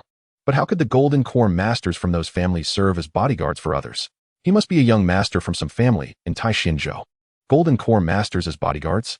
If only I had that, I would dream of it and wake up laughing. You? Just entering the foundation establishment stage? Do not dream foolishly. Let us go. As they made their way to Tianbaogu, whispers surrounded them, yet Ming paid them no heed, directly entering the establishment. The 4th floor of Tianbaogu was perpetually quiet, with only a woman seated at the counter, cultivating. For her, this had become her sanctuary. As a peak foundation establishment cultivator, she could earn a considerable amount of spirit stones while cultivating, making this place far superior in benefits and treatment compared to larger sections. At that moment, the door to the 4th floor was knocked upon, startling the woman from her meditation. Upon opening her eyes, she beheld 3 figures entering. The aura of the 2 golden core figures momentarily halted her breath, for they were indeed 2 golden core masters. Then she noticed the young man with a fan standing between them, whose aura was merely at the early stages of foundation establishment. Yet their demeanor clearly indicated he was the focus. There was no time for further contemplation as Ming approached her counter. "Where are the cultivation methods?" His voice, rich with magnetism, snapped the woman back to reality, and she quickly composed herself, greeting him with utmost courtesy. "Please, esteemed friend, this way." The woman led Ming to a shelf housing the cultivation methods, all of which were Tier 3, including several top-tier techniques. Upon reaching the shelf, Ming gestured for the two puppets to independently seek out suitable cultivation methods while he leisurely browsed. However, the woman remained by his side, explaining which manuals were commendable and the strengths of each. Esteemed friend, please observe, this gong shinshu is specifically designed to target the spirit of cultivators, causing opponents to temporarily lose their wits in combat. It is a top-tier Tier 3 technique. As Ming approached a jade slip, the woman picked it up and elaborated on its contents in great. Not bad. I will purchase this one. Let me peruse the others, Ming remarked. Certainly. Sensing Ming's intent to buy more, the woman's eyes sparkled with excitement, and she closely followed him, providing even deeper insights into each jade slip he examined. The more he purchased, the more her spirit stone compensation would increase. He was a veritable gold mine, and she needed to impress him.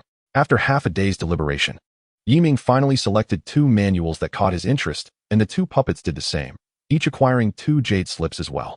In addition to the 6 manuals, Ming also purchased a top-tier Tier 3 artifact that the female puppet had taken a liking to.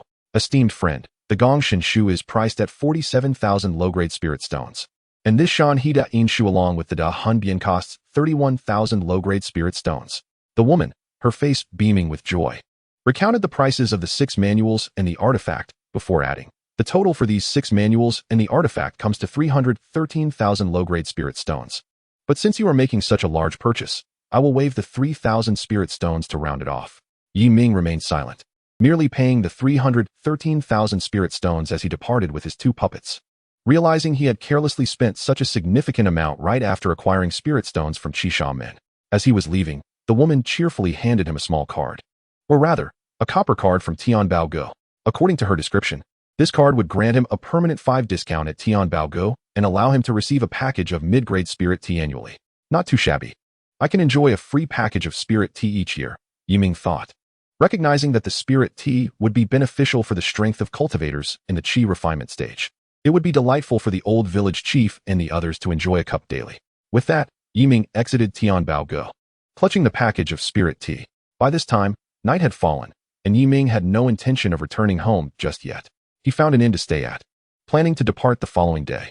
The night market remained lively, and Ming, accompanied by his 2 puppets, ventured out from the inn to procure some necessary items, particularly spiritual herbs, as the Earth Armored Dragon was still within the confines of the system space. Upon first encountering the Earth Armored Dragon, he had intended to capture it as a pet.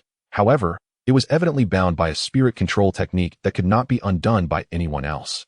Attempting to break it forcefully would only lead to its demise and suffering. Furthermore, even if its master were killed, the technique would still be in effect and would foster hatred towards the one who killed its master. Such a rebellious creature was not one he wished to keep. Hence he had instructed the female puppet to eliminate it. Since it could not serve as a pet, he resolved to turn it into a delicacy instead, ensuring nothing went to waste. The spirit control technique was contained within the spatial ring of Sha Di, and Ming glanced at it before storing it away, intending to study it when time permitted. Though the technique had its limitations, it would still be beneficial for him at present. Within a building named Lingyao Go, Ming selected all the spiritual herbs he required and proceeded to make his payment. Esteemed senior, this second-tier Shui Ling Chao is priced at 780 low-grade spirit stones, and this second-tier Shui Ling Ji is. A young man at the counter, also at the foundation establishment stage, swiftly calculated the total price of the spiritual herbs Ming had chosen and relayed the figures to him. Once he finished calculating the total, the young man smiled respectfully at Ming and announced, Esteemed senior, the total for your spiritual herbs comes to 36,279 low-grade spirit stones. Ming nodded, confirming the price was correct, and handed over the spiritual stones to the young man. After receiving a courteous bow from him, he departed from the Lingyao Pavilion. Once outside, Ming strolled around for a while and realized he had no side business. It was essential to have one. Without it, when he ran out of spiritual stones, he would be left relying on alternative means.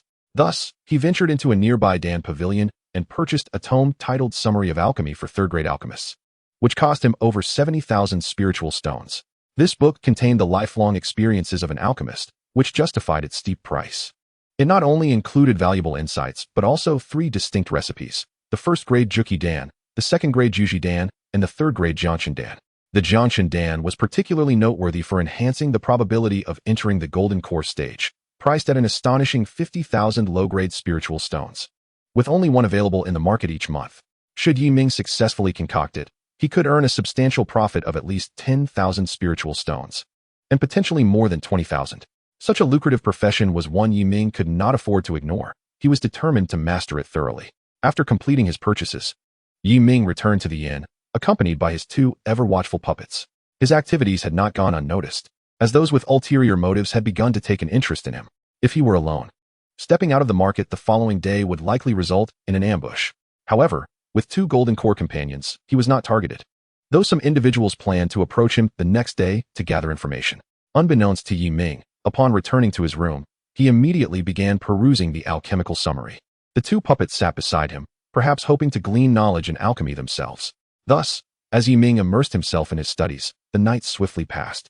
The following morning, Ming ceased his studies early and, accompanied by his 2 puppets, exited the market, preparing to return to Qinghe City. Shortly after they set out, the female puppet conveyed a message to Ming. Master, 3 golden core individuals are waiting for us ahead, 1 in the early stage and 2 in the mid-stage. However, I do not sense any malice from them. What do you think, Master? As she spoke, her eyes flickered with a hint of crimson light. She prioritized eliminating any potential threats, regardless of their intent. Ming gently shook his head, deeming it unnecessary. Since they harbor no ill will, we need not consider their elimination. Moreover, I prefer to avoid unnecessary interactions with them. Let us proceed. Ming understood that his actions had attracted attention, with most believing he hailed from Taixinzhou. The golden core individuals were likely there to test him, and he had no intention of engaging with them. After contemplating this, Ming guided his puppets in a different direction to circumvent the 3 golden core individuals and return to Qinghe City. A quarter of an hour after Ming's departure, several figures gathered to discuss him. That brat slipped away. What a pity. I thought we could hitch a ride on the coattails of a prominent family from Taixinzhou. He might just be an imposter. An imposter who can evade our scrutiny? Those 2 golden core companions cannot be fakes either. What if they belong to a hidden faction in our realm? After all, wasn't he the 7 Fiends sect recently eradicated? Perhaps they are connected to that family. That is a possibility. Should we alert the Jinyuan sect? If it's genuine, we could receive a handsome reward. Huh, you're not afraid of death, are you? The family that could annihilate the 7 Fiends sect is not so easily dealt with. Besides, we have no way of knowing the truth. If we report false information, we could incur the wrath of some extremists in Jinyuan sect. And not only would we gain nothing, but we would also make enemies. Then let us drop it. With that, the group tacitly shifted the topic, as they were unwilling to engage in overly perilous endeavors. Meanwhile, Ming had returned to Xianfu. Upon his arrival, he promptly retrieved a specially crafted iron grill, intending to roast the meat of the Earthshell dragon within his flying vessel, preparing to create his favorite grilled meat skewers. Inside the vessel, Ming set up the grill and turned to prepare the seasoning, which was no ordinary blend. It required the 2nd-grade herbs he had just purchased. This seasoning was used by the small food stalls in the market and was exceptionally aromatic.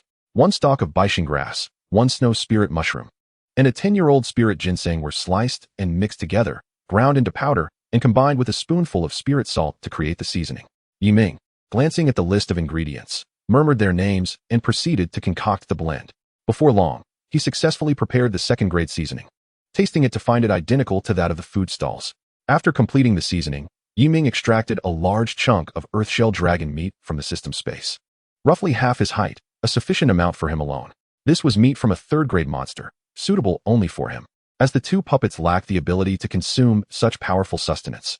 And it went without saying that the old village chief and others were unable to handle it due to their low cultivation levels. Even he could only consume a small amount each day. After cutting the substantial piece of meat into smaller chunks, Ming skewered them with iron sticks he had crafted himself and placed them on the grill he had made. The fire used was the 3 flames fire from the female puppet. Had he used his own, it would take an eternity to cook the meat. Under Ming's direction, the female puppet adjusted the heat, alternating between high and low until the savory aroma wafted through the air. Seizing the moment, Ming sprinkled the seasoning over the meat. With a sizzling sound, an incredibly fragrant aroma emanated from the roasting meat, and within moments, the delectable scent filled the entire vessel. Were it not for Ming activating a formation, the streets outside would likely be overwhelmed by the enticing fragrance. Master, it smells divine. As Ming picked up a skewer of grilled meat, ready to indulge, he noticed the female puppet gazing at him with a look of yearning. Her typically aloof expression transformed into one of endearing sweetness in that moment. Taken aback, Ming asked, "Can you eat this?"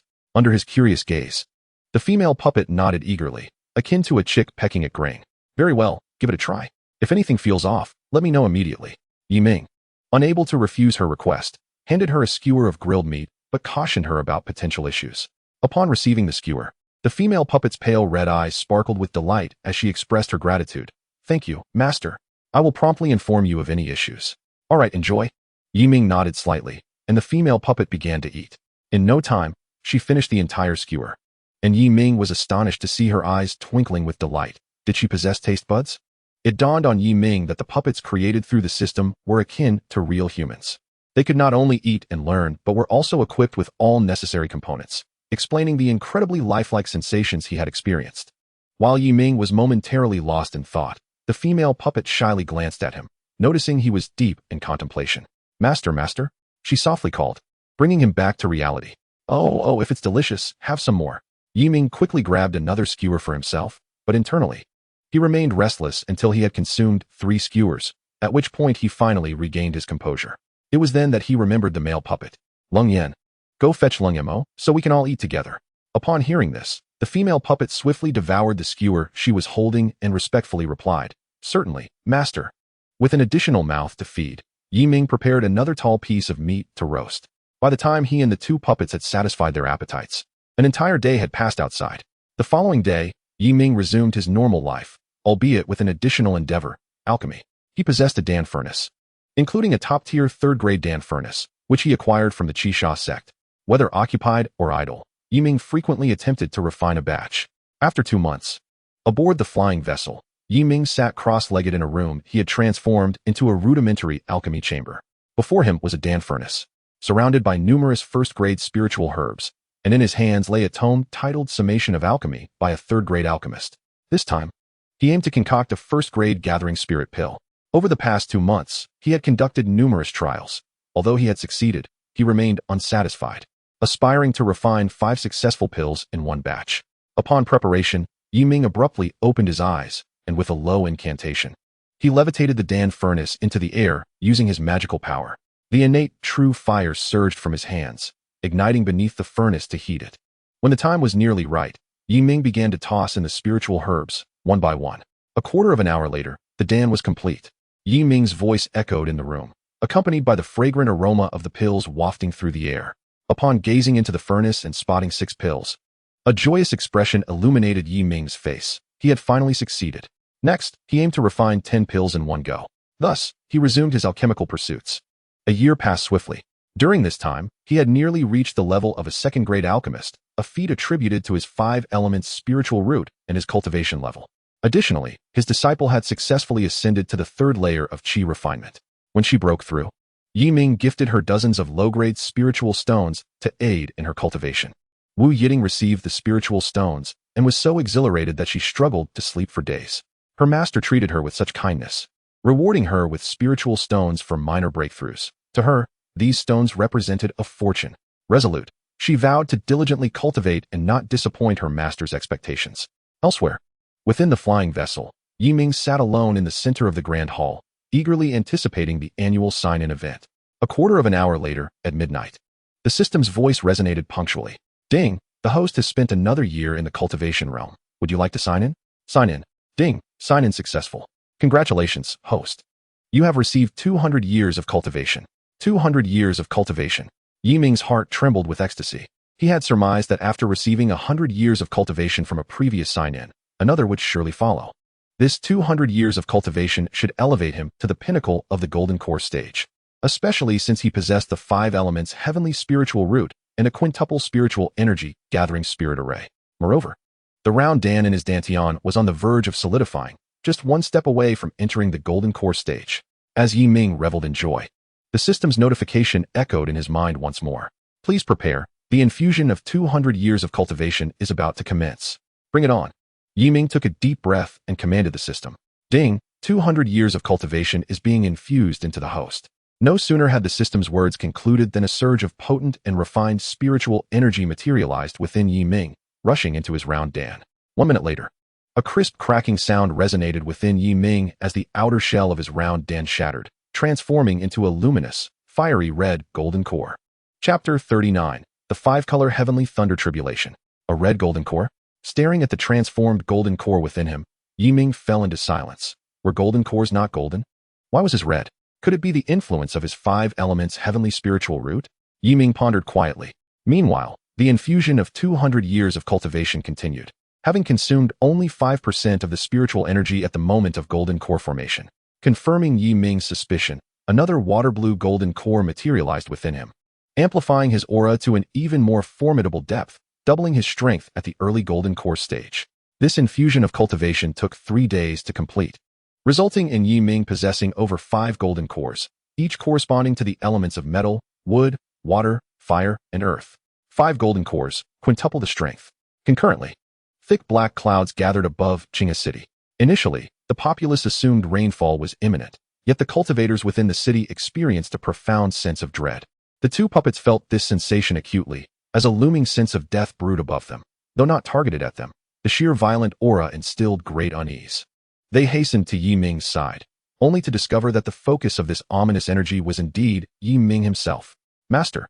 Both puppets called out in unison, disregarding everything else as they rushed to Yi Ming's side, intent on escorting him away. "Stand back.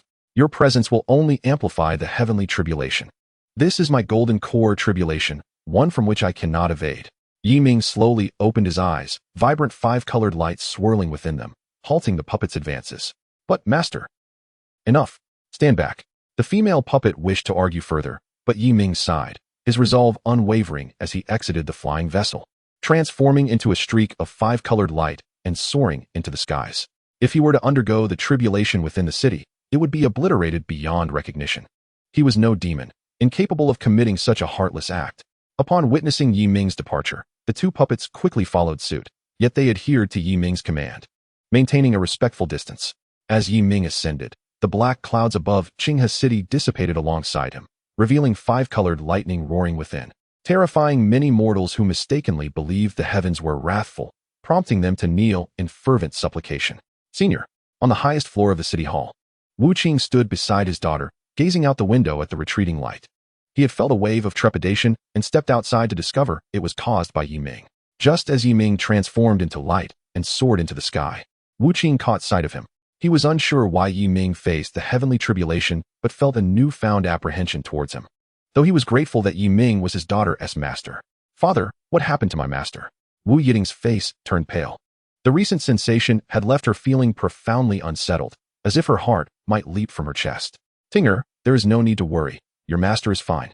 Reassured by her father's words, Wu Yiting finally exhaled, yet her gaze remained anxiously fixed on the horizon, where the black clouds were swiftly moving.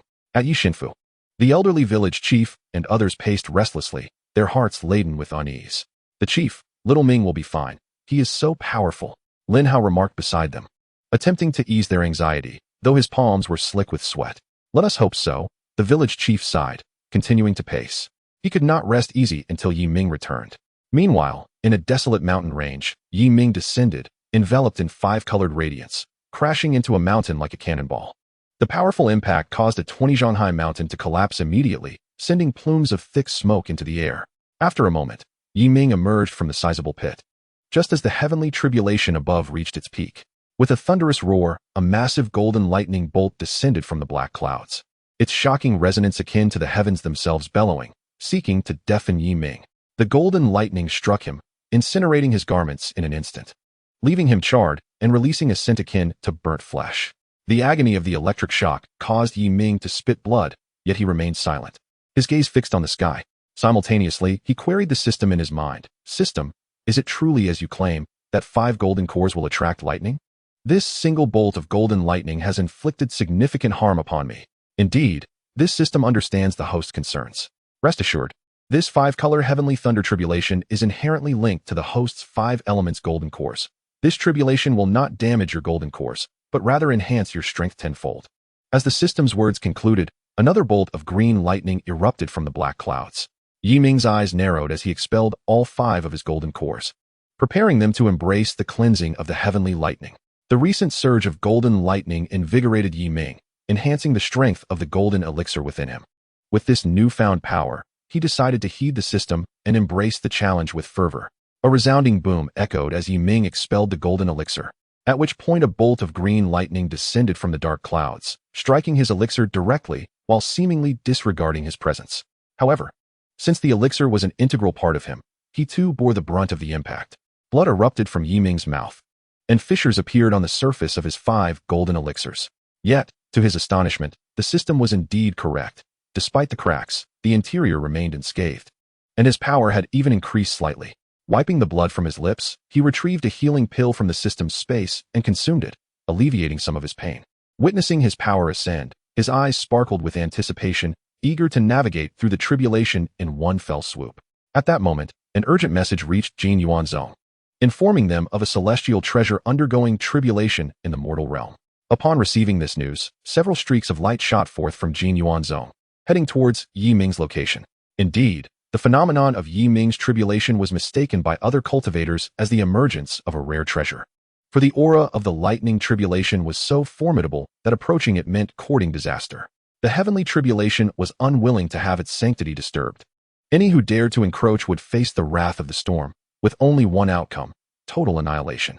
For things beyond their grasp, they reported to their higher-ups, knowing that at least Jin Yuanzong would offer some reward once the treasure was secured.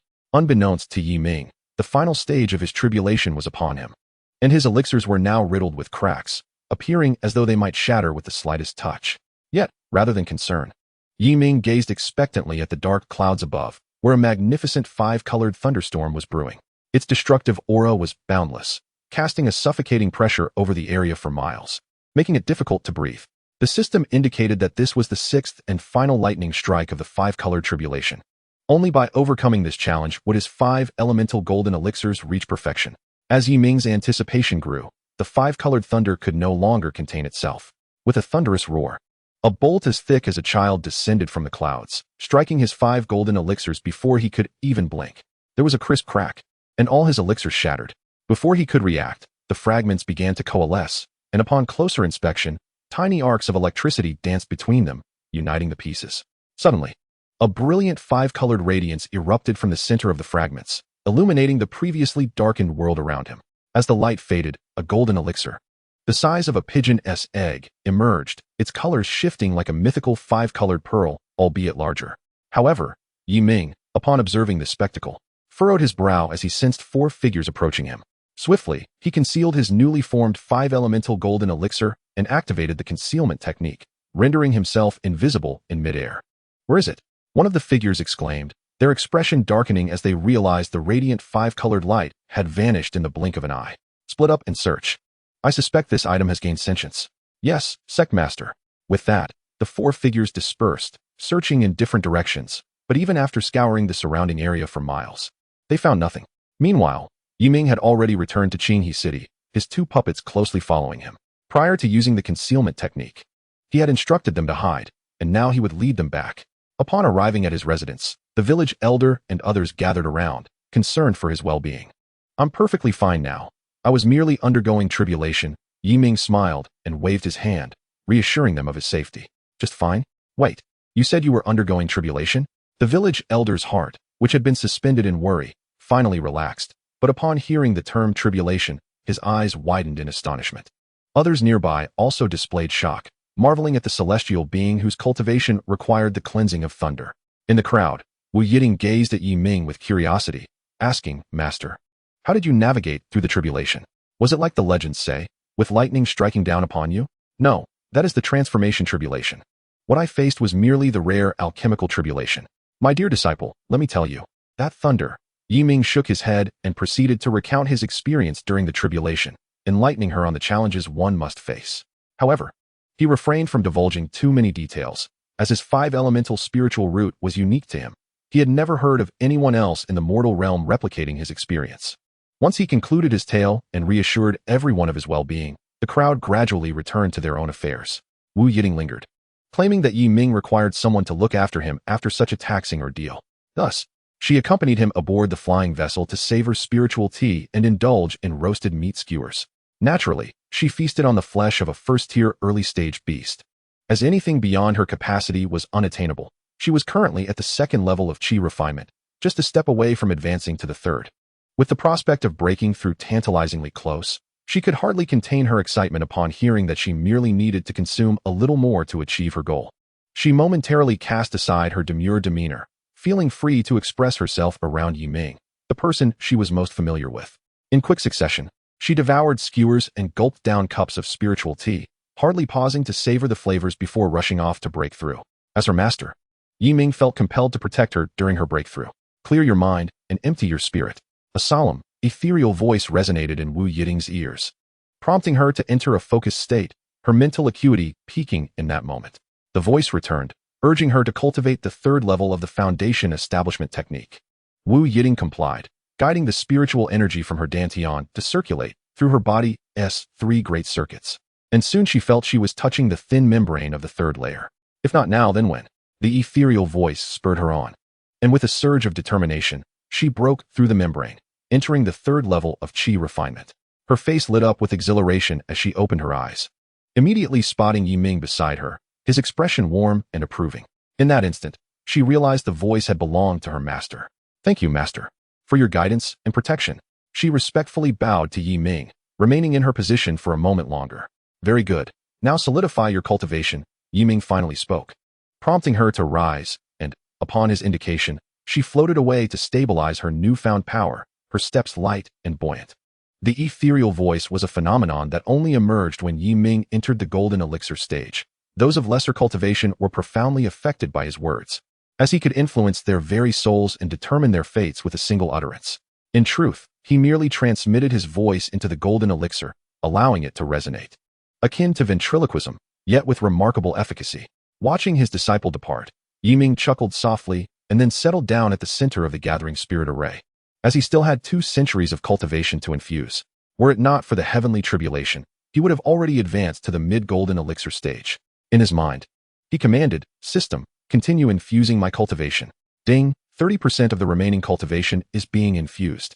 The familiar essence of spiritual power surged once more, flooding into his 5-elemental golden elixir. As the elixir absorbed the spiritual energy, it erupted with a resplendent 5-colored brilliance, illuminating Ming's entire being. After a quarter of an hour had passed, Ming finally completed his cultivation, reaching the mid-stage of Jindan. With merely 10 more days of diligent practice, he would ascend to the latter stage. Thus, Ming continued his training. 10 days later, he achieved the late stage of Jindan, success. However, he still kept his eyes shut, as he needed to solidify his newly acquired power. Otherwise, he would struggle to contain his aura.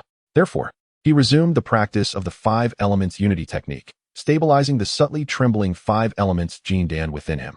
The process of solidifying his cultivation took longer than he anticipated, requiring a full 12 days to finally stabilize the Jindan. On that day, within the flying vessel, Ming merely opened his eyes slightly, releasing a cascade of 5-colored radiance. When he fully opened his eyes, 2 beams of formidable energy shot forth from them, colliding with the protective array of the flying vessel, causing it to hum and radiate light brilliantly. After 30 breaths, the array finally calmed, and the brilliance in Ming's eyes faded, returning to normal. In Chapter 41, titled Transformation of the Copper Token, within a certain loft of Yixinfu, a male automaton sat cross-legged with closed eyes, grasping a jade slip as it studied the second technique Ming had purchased for it. Meanwhile, the female automaton, seated by the window, gazed at something, her faintly crimson eyes reflecting a flying vessel. She had been sitting there for over 10 days, pondering about her master, who had been in seclusion for half a month, wondering how he was faring. Suddenly, the flying vessel in her line of sight began to tremble. The entire Yixinfu resonated with the sound of this disturbance, prompting everyone to immediately abandon their tasks and rush to the backyard, where Ming's vessel was located. The female automaton arrived first, her usually placid face revealing a hint of anxiety. Just moments later, the male automaton also arrived. Noticing the change in the female automaton, he contemplated speaking but was interrupted by Ming's voice from within the vessel. "Come in." As the words fell, the door on one side of the vessel opened automatically. The female automaton swiftly appeared beside Ming. Witnessing this, the male automaton paused, perplexed as to why its master appeared unharmed while the female automaton was in such a rush. Shortly thereafter, the male automaton entered the vessel, followed closely by the village elder and others. "Master," the female automaton exclaimed joyfully as she approached Ming, still immersed in the exhilaration of his newfound strength. Ming remained oblivious to her unusual demeanor and merely nodded in acknowledgement. Undoubtedly, with the 5 elements Jindan, his power had surged far beyond that of his contemporaries, boasting a strength 6-fold greater, enabling him to contend with peak Jindan practitioners, with the potential for counterattacks. The synergy of the 5 elements with his 5 elements Jindan amplified his prowess, not only allowing him to harness the elemental forces of the world, but also enhancing them to 6 times their original strength. What does 6 times the power of the 5 elements entail?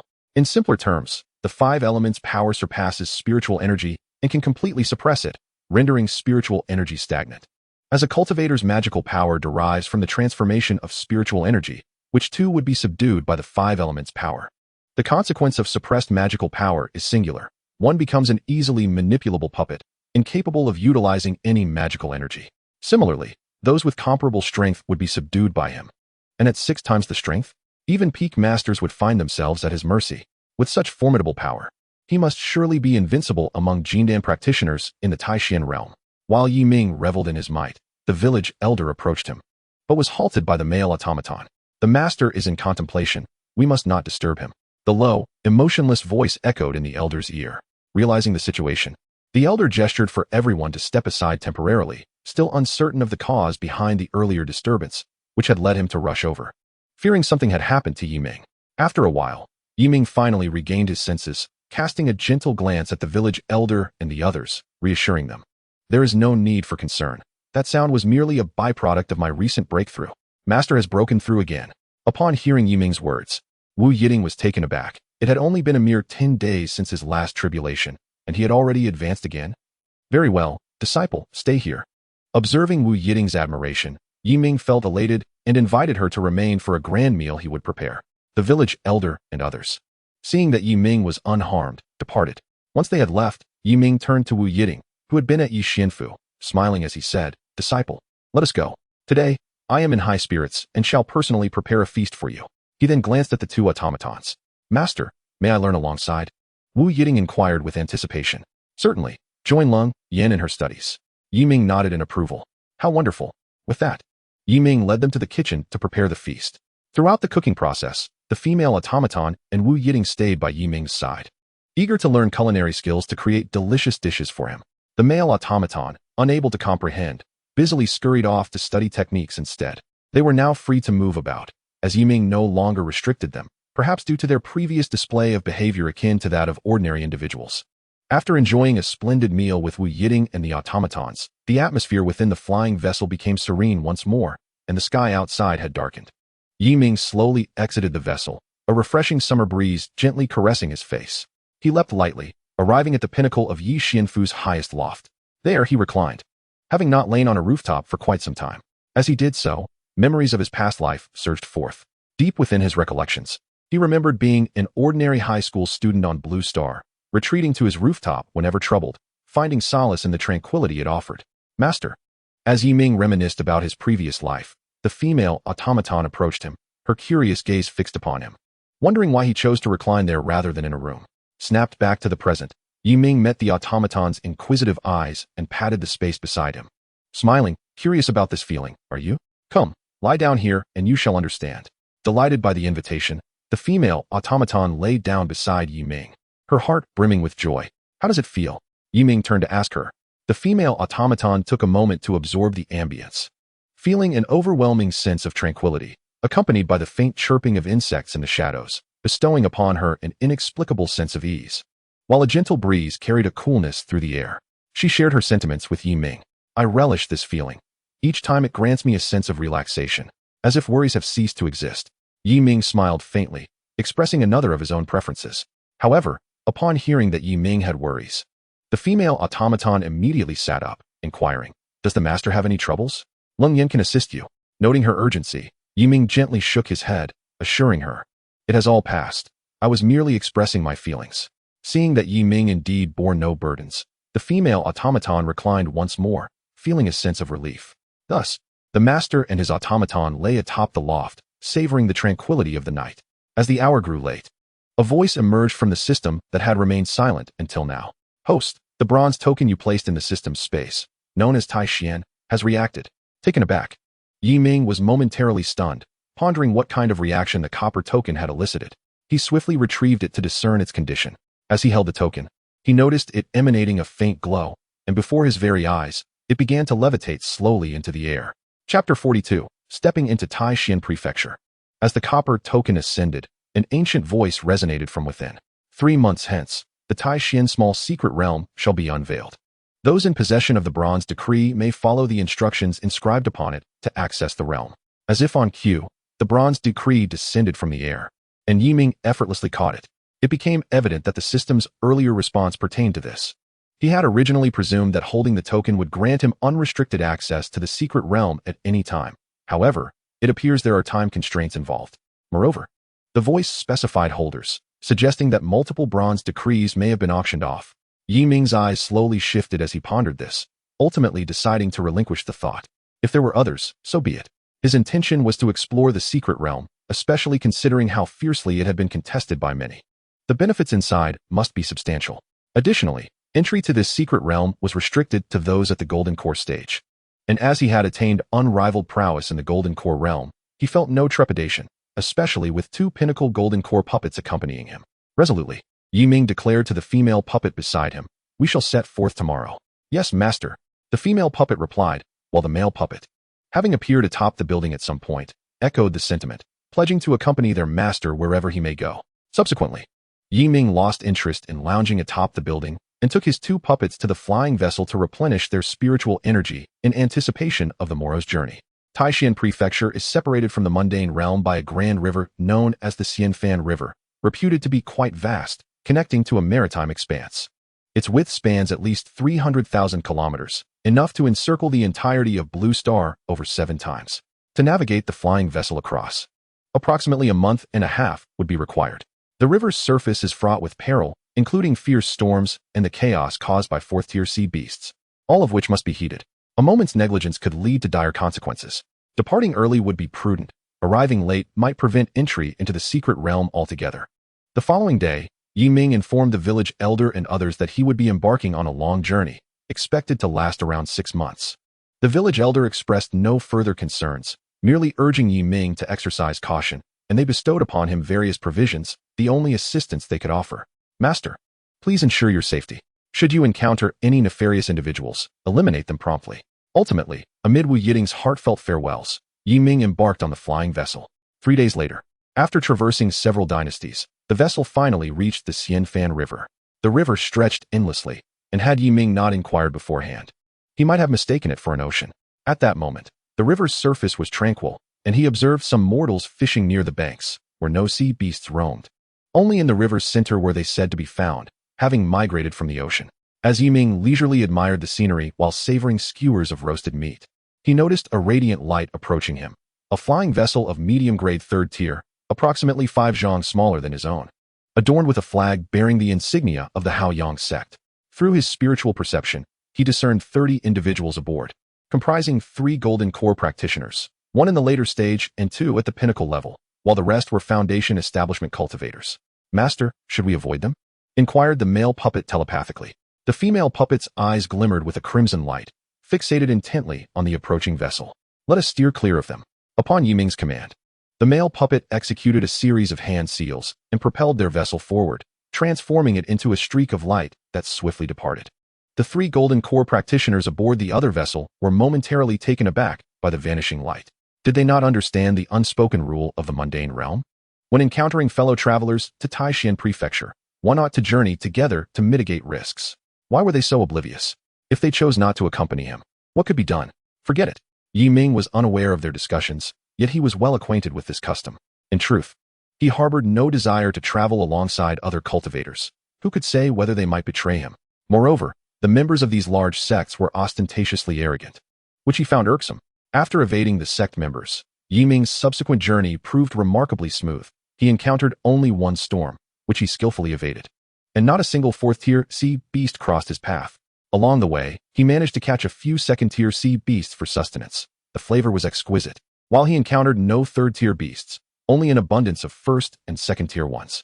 Thus, he dined well until he arrived at Taishan Prefecture. 1.5 months later, on this day, Ming's flying vessel docked at a desolate location. He needed to familiarize himself with Taishan Prefecture, a place he had merely heard of but knew little about. He stored the vessel and transformed his appearance into that of an ordinary young man, with cultivation at the early Golden Core stage. His 2 puppets similarly disguised themselves, although they could be seen through by a Yuaning cultivator. As long as he remained undetected, he had no cause for concern. With his current prowess and the application of the Shunin Ju, he could evade detection unless confronted by a pinnacle transformation stage practitioner. Should any unforeseen events arise, he could employ the Shunin Ju on his 2 puppets as well. facilitating their escape together. This capability was one of the reasons he felt emboldened to venture into Taishan Prefecture. He had halted here due to the presence of a grand city ahead, where he could gather intelligence, as it was likely frequented by numerous cultivators. Let us proceed. After completing their disguises, Ming led his 2 puppets toward the grand city, Tianshui City. Gazing up at the towering city gate adorned with a plaque, Ming softly uttered the name of this great city before slowly entering Tianshui City. The thoroughfare bustled with activity, and as he traversed, he encountered many qi refining and foundation establishment cultivators, ultimately halting before a pavilion, Tianbao Pavilion. Ming was astonished to discover that this city housed a Tianbao Pavilion, and furthermore, the only golden core practitioner within the city resided there. Surely, it contained the items he sought. With a glimmer of anticipation, Ming stepped into Tianbao Pavilion. However, the circumstances within exceeded his expectations. The decor and layout were identical to the Tianbao Pavilion in Zishanfang City, with similar wares on display, albeit with different patrons. Thus, he navigated the familiar aisles to the second floor, where a considerable number of buyers were present. Wasting no time, Ming approached a shelf marked with chronicles of the cultivation world. After perusing the selection, he finally found what he needed, a tome entitled Comprehensive History of Taishan Prefecture, a volume absent from the mundane realm. Ming procured 3 copies, approached the counter, and paid 15 low-grade spirit stones before departing. He needed to find an inn to settle down and thoroughly examine the book, ensuring that his 2 puppets could also study it for potential use in critical moments. Shortly thereafter, Ming located an inn, assessed the surroundings, and entered without hesitation. The number of cultivators inside was minimal, ensuring he would not be easily disturbed. "Dear guest, may I inquire if you seek lodging or a meal?" Upon noticing his arrival, the innkeeper promptly approached with a query. "Lodging, please find me a room. Any will suffice, but do it swiftly." Ming replied without hesitation. "Certainly, this way please." Thus, Ming remained within the inn of Tianshui City for an entire day, gaining insight into Taishan Prefecture. It was vast, and even with a flying vessel, it would take continuous day and night travel for 1 to 2 years to traverse its entirety. The myriad and potent factions here were formidable. Tianbao Pavilion was merely one among them, overtly boasting 3 transformation stage practitioners, 27 Yuan Ing experts, and thousands of golden core and foundation establishment cultivators. Such strength left Ming astounded, and alongside Tianbao Pavilion, 2 other equally powerful factions existed, Tianji Pavilion, whose strength remained unknown despite their fewer members, and the Bloodkill Hall, a faction comprised entirely of assassins willing to eliminate anyone for sufficient spirit stones, making them a particularly ruthless entity, with their strength also remaining a mystery. Furthermore, there were 10 major transformation stage sects, for prominent transformation families, and 5 transformation dynasties, all of which served as the dominant powers within Taishan Prefecture. After reading everything, Ming unconsciously swallowed, reflecting on the true essence of the cultivation world. Unlike the mundane realm where only a handful of Yuanying existed, here, there were hundreds, if not thousands. It seemed prudent for him to exercise caution in his actions.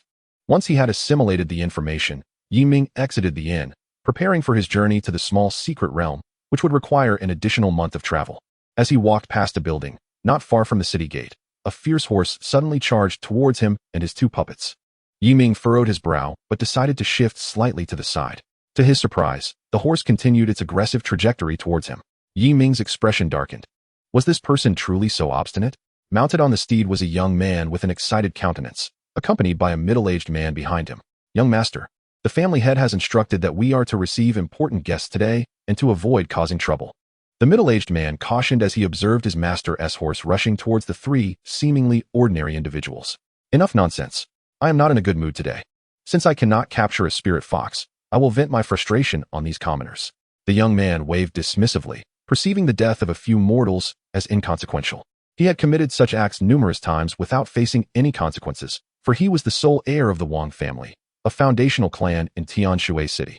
As the red steed thundered closer, the female puppet's eyes glimmered with crimson light. She turned to Ming and inquired, "Master, these 2 possess quite the audacity to attempt to use a first-tier demon beast to ram us. Shall I crush them?" Ming shook his head impassively.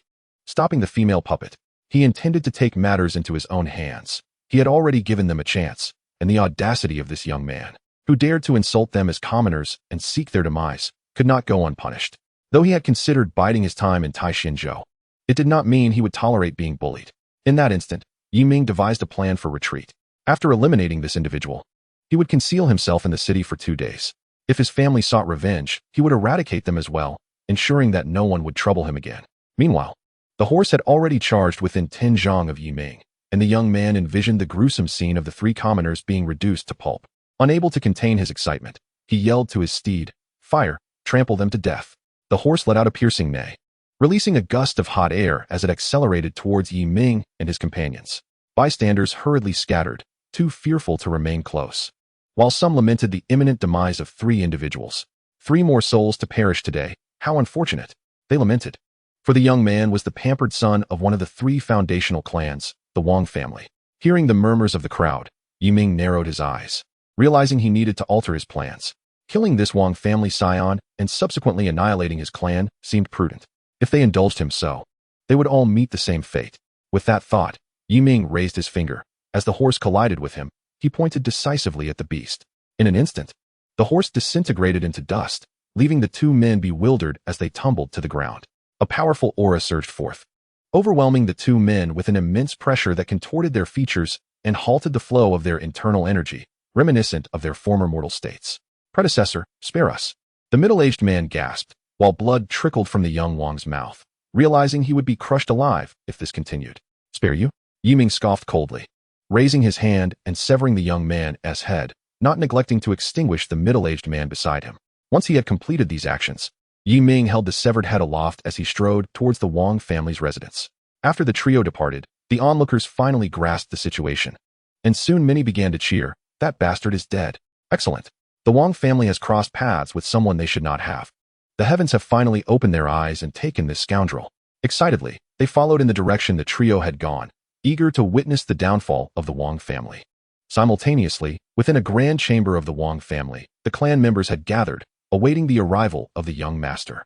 At the head of the room sat a man clad in a white robe, flanked by a visibly anxious middle-aged man. "Where is Wang Yan? Why is he not here yet? Tell him to hurry. I need to take him back to the sect." The man in white expressed his impatience. "Elder Chun, please wait a moment. My son has already entered the city and will arrive shortly." Wang Early-Eye responded with a humble bow. "Very well," the man in white conceded, seeing Wang Early-Eye's respectful demeanor. After all, Wang Yin was a rare 3-elemental spirit root, a valuable asset for their small sect, and if nurtured, would be a significant boon in the years to come. Suddenly, a pale servant rushed into the grand hall. "Head of the family, it is terrible news. The young master has been killed." These words struck the room like a thunderclap, causing all present to change countenance. "What? Speak clearly. Where was Yin killed?" Wang Early-Eye demanded, his voice filled with fury. "Ah." The servant stammered as he attempted to clarify, but a cold voice interrupted from outside the chamber. "Right here." With that declaration, a grotesque head was hurled into the chamber, followed by the appearance of 3 figures. "My Yin," a woman cried, collapsing upon seeing the head on the floor. As Wang Early-Eye beheld his son's severed head, an inferno of rage ignited within his eyes. He glared menacingly at the 3 individuals, exclaiming, "You have killed my Yin. You shall pay dearly for this." After uttering a fierce threat, he turned to the man in white, pointing at Ming and his companions, and lamented, "Elder Chun, my Yin was slain by these 3 villains. You must seek justice for my son." Chapter 44, Yuehua City. Wang Early-Eye's plea hung in the air. Yet the man in white merely shook his head, sighing, "I am powerless in this matter. Your son has provoked 3 formidable Jindan opponents. You must fend for yourselves." With that, he disregarded the now pallid Wang Early-Eye and approached Ming and his companions, bowing respectfully. "I am Chun Tao, the 5th elder of Tianli sect. It is a pleasure to meet you, fellow Taoists. This matter does not concern me. You are free to proceed." Following this, Chun Tao departed, decisively severing ties with the Wang family. As a peak Jindan, he had no desire to engage 3 individuals of equal standing. Moreover, the aura emanating from the youth among them filled him with dread. He had no doubt that should he confront them, he would be swiftly annihilated. This was the rationale behind his abrupt departure. He was not prepared to meet his end. As for any potential retaliation against the trio, he had no intention of inciting conflict over a deceased spirit root, which would only bring trouble to the sect. It was not worth the risk. Had Wang Yin survived, he might have leveraged the sect to persuade the trio to withdraw, but alas, it was a missed opportunity. As Chun Tao left, Ming made no attempt to stop him. The elder had stated his position clearly and would not involve himself. His stance mirrored that of his sect. Thus, Ming allowed him to exit unharmed. Meanwhile, the Wang family members were now pallid and prostrated on the ground, crushed under an invisible weight that rendered them immobile. Ming turned his expressionless gaze upon them and raised his hand to strike down. "I will haunt you in death as well." Wang Erlei, with his dying breaths, glared venomously at Yi Ming and his companions, fully aware that pleas for mercy would be futile. The fates of both parties had been sealed the moment they murdered Wang Yan. However, the disparity in power was insurmountable, and they could only await their demise alongside Wang Yan. Even in death, you are beneath me. What does it matter? With that final thought, Yi Ming extinguished the lives of all within the Wang family and departed with his two puppets. As soon as Yi Ming departed, a dozen individuals suddenly emerged from the Wang residence. They were merely hired hands, fundamentally unrelated to the Wang family. Yi Ming, not being excessively ruthless, chose to spare them. He left swiftly, declaring, "The Wang family's assets are now ours. Ha ha ha, we shall worry no more in the next life." With this cultivation technique, I, Li Go Dan, can finally cultivate. Upon Yi Ming's departure, these individuals excitedly began to seize the Wang family's possessions, departing with a considerable haul. However, the items they took were of little worth in Yi Ming's eyes. The more valuable treasures had already been claimed by him. Shortly thereafter, those who had been delayed finally arrived at the Wang residence, only to find it completely deserted. Meanwhile, Yi Ming exited Tianshui City accompanied by two puppets, this time without incident. Once outside, he boarded a flying vessel, with his destination set for the Taishan small secret realm, requiring him to traverse an entire dynasty to reach it. A month later, Yi Ming, along with his two puppets, entered a grand city, the capital of the Shui Yu dynasty, known as Yuhua City, where the royal palace was situated. Not far from Yuhua City lay the Qianmai Mountain, surrounding the small secret realm, characterized by perilous terrain and inhabited by numerous third-tier demonic beasts. Previously, fourth-tier beasts had appeared, but they were eradicated by the Shui dynasty, as they posed a significant threat akin to a Yuan-Ing true monarch. With only 10 days remaining until the secret realm's opening, Yi Ming preferred not to wait in the wilderness and thus chose to stay in Yuhua City, intending to venture to the secret realm the day before its opening. As Yi Ming and his two puppets traversed the broad streets of Yuhua City, they encountered many cultivators of the same realm. Some even Yuan-Ing true monarchs casually walking about. Truly, it was the capital of a great dynasty, where one could encounter Yuan-Ing cultivators with ease. Yi Ming, filled with awe, soon found an inn to lodge in. As night fell, a young attendant knocked on Yi Ming's door. "Esteemed guest, would you like to hear some important news regarding Yuhua City?" Sitting cross-legged on his bed, Yi Ming, upon hearing the attendant's inquiry, replied, "Yes, please." As soon as he spoke, the door to his room opened automatically, and 10 low-grade spirit stones flew out, landing expertly in the attendant's hands. One of the bamboo tubes the attendant held was drawn towards the room by an unseen force and flew inside.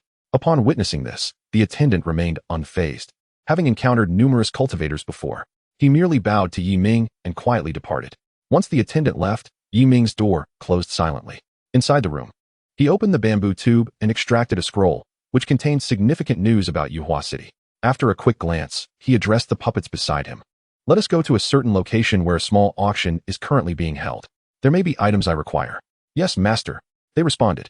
Thus, Yi Ming led the two puppets out of the inn towards a building known as Xiao Yuan Gu, with several groups also making their way there. The scroll contained information not only about the imminent opening of the Taishan small secret realm and the Shui Yu princess's intention to enter it, but also details about the small auction. It was said that the auction was organized by Taishan sect, the foremost among the 10 great sects, who were also among those wishing to enter the secret realm, using this opportunity to hold an exclusive auction for gold core cultivators. Given that only items of 3rd tier and below could be used within the secret realm, and 4th tier items would be suppressed, the auction's theme revolved around 3rd tier treasures. Before long, Yi Ming and his two puppets arrived at the entrance of the building, where 2 Taoist youths of the 3rd layer of Qi refinement stood to welcome entrance. As Yi Ming was about to step inside, he noticed a group of 6 bald Buddhist monks approaching, among whom was a strikingly handsome young monk, exuding the aura of a gold core peak cultivator despite appearing to be merely 13 years of age. This young monk captured Yi Ming's attention. Attaining gold core at such a tender age demonstrated extraordinary talent. Noticing Yi Ming's curious gaze, the young monk approached him, clasped his hands together, and explained, "Amit Ba. I am the humble monk Xianda. I see that you are curious about my age. I attained the gold core due to a serendipitous encounter when I inadvertently consumed a celestial fruit in my youth." Chapter 45, The Gold Core Auction. Upon hearing the young monk's explanation, Yi Ming realized he had encountered someone with a remarkable fortune, a not uncommon occurrence in the cultivation world. However, he had never before met someone whose age remained unchanged due to consuming a celestial fruit. Still intrigued, he inquired, "Xianda, may I ask your actual age?" "I am now over 210, the young monk replied candidly. To reach the gold core peak at such an age, one must possess a heavenly spirit root, as only such roots could achieve gold core in a century. Here, where heavenly spirit roots, long thought extinct in the mortal realm, were not uncommon. The auction was about to commence. Xianda, I shall proceed inside first. With his curiosity satisfied, Ming bid farewell to Xianda and entered the building with his 2 puppets. Ba, esteemed guest, we shall meet at the auction. Xianda replied respectfully before also entering. The auction was held on the first floor. Ming selected a seat and settled in, with his 2 puppets flanking him. At that moment, a young attendant approached, holding a wooden sign. Senior, this is your bidding sign. Ming took it, glanced at it, and then closed his eyes to meditate. The sign inscribed with the number 13 in yellow. Shortly after, several more groups entered the auction, including the monks from the west, who greeted Ming. Out of courtesy, he responded briefly, and soon the auction commenced. Esteemed friends, I shall not waste words. Let us begin with the items from the first bidder, number 1. An elderly man appeared on the auction stage and promptly introduced the proceedings, stepping down to allow others to auction their items. Subsequently, a handsome man in a purple robe ascended the stage. Greetings, esteemed friends, I am Yu, a true disciple of the Taishan sect. Now, I present the first auction item. As he spoke, he revealed a beautifully crafted small sword, infusing it with a thread of true essence. The sword shimmered and transformed into a 3-foot-long blade of blue light, exuding a gentle yet formidable aura. This is a 3rd-tier exquisite magical weapon, the Bai Shui sword. It is not only sharp enough to pierce the hides of most 3rd-tier peak demonic beasts, but also allows the wielder to reduce their true essence output by 10%. The starting bid is 15,000 low-grade spirit stones, or you may offer equivalent treasures in exchange. Upon hearing this, many attendees' eyes lit up. A magical weapon that could conserve true essence was highly practical within the secret realm and must be acquired. Bidder number 9 offers 18,000 low-grade spirit stones. Bidder number 10 offers 3 3rd-tier Yuan Ling fruits. Bidder number 1 offers 2 bottles of 3rd-tier Zheng Yuan Dan. Ultimately, the Bai Shui sword was claimed by bidder number 1 as Zheng Yuan Dan, an elixir that enhances cultivation for gold core practitioners. Was valued at 21,300 low-grade spirit stones in Taishan Prefecture. However, in the mortal realm, the price would rise to around 70 to 80,000. This merely illustrates that different places and environments yield varying costs. As for that Yuan Lingua, it serves as the primary ingredient for refining the Zheng Yuan Dan. Priced at 8,500 lower-grade spirit stones, a common 3rd-tier spiritual herb in Taishanzhou. Subsequently, Yang Yu presented 3 auction items. Yet none were to Ming's liking. He could only wait patiently, hoping for something he required. What he sought was a one-time destruction treasure, ideally capable of posing a threat to a golden core cultivator. However, such an item did not appear until a representative from DZ Yihao took the stage, revealing something that piqued Ming's interest. At the auction platform, a man clad in a blue robe extended his hand, summoning a small jade vial into his grasp. Before the assembled crowd, he unscrewed the vial. As soon as the cap was removed, a plume of white vapor wafted upward, and before Ming could fully comprehend, someone in the audience announced its name, Centennial Spirit Milk. Upon hearing this, all eyes in the hall brightened. This Centennial Spirit Milk was immensely valuable to them, as a mere sip could instantly restore 1/10 of their magical energy, an invaluable lifeline in the secret realm. It is said that there exists spirit milk 1,000 or even 10,000 years old, though such rarity incites fierce competition among numerous powerful individuals. Indeed, this is Centennial Spirit Milk. Since everyone has heard of it, I, Li Tong, shall not waste your time. The starting bid is 30,000 lower-grade spirit stones. Only spirit stones are accepted. Treasures are not lacking. Li Tong, donning the blue robe, wasted no words and promptly initiated the bidding. Many began to place their bids, including Ming, who also desired this spirit milk. Tian Ziqi Hao bids 40,000 lower-grade spirit stones. DZQi Hao bids 700 middle-grade spirit stones. Tian Zishur Hao bids 800 middle-grade spirit stones. Huang Zishur San Hao bids 1,000 middle-grade spirit stones. Ming raised his wooden plaque, and the voice of the male automaton echoed throughout the auction. Upon hearing that the bid for the Centennial Spirit Milk had soared to 1,000 middle-grade spirit stones, the crowd sighed collectively, halting further bids. Although this spirit milk was rare, it was not worth such a high price in their estimation. Seeing no further bids, Li Tong prepared to hammer down, but suddenly, someone interrupted with a late bid. Tianzi San Hao bids 1,100 middle-grade spirit stones. A calm voice pierced the air, causing Ming to frown. He was on the verge of securing it when an unexpected challenger emerged. Yet, it was inconsequential. He could simply raise his bid again, for he possessed 11,000 middle-grade spirit stones, 7,000 provided by the Seven Fiends sect, and 4,000 obtained from the Wang family. With that thought, Ming once more elevated his wooden plaque, and the male automaton promptly announced, Huang Zishan Hao bids 1,200 middle-grade spirit stones. Just as he finished, the previous voice countered with an added warning. Tian Zishan Hao bids 1,300 middle-grade spirit stones. Huang Zishan Hao, do not bid for this item. Grant me some face, or else.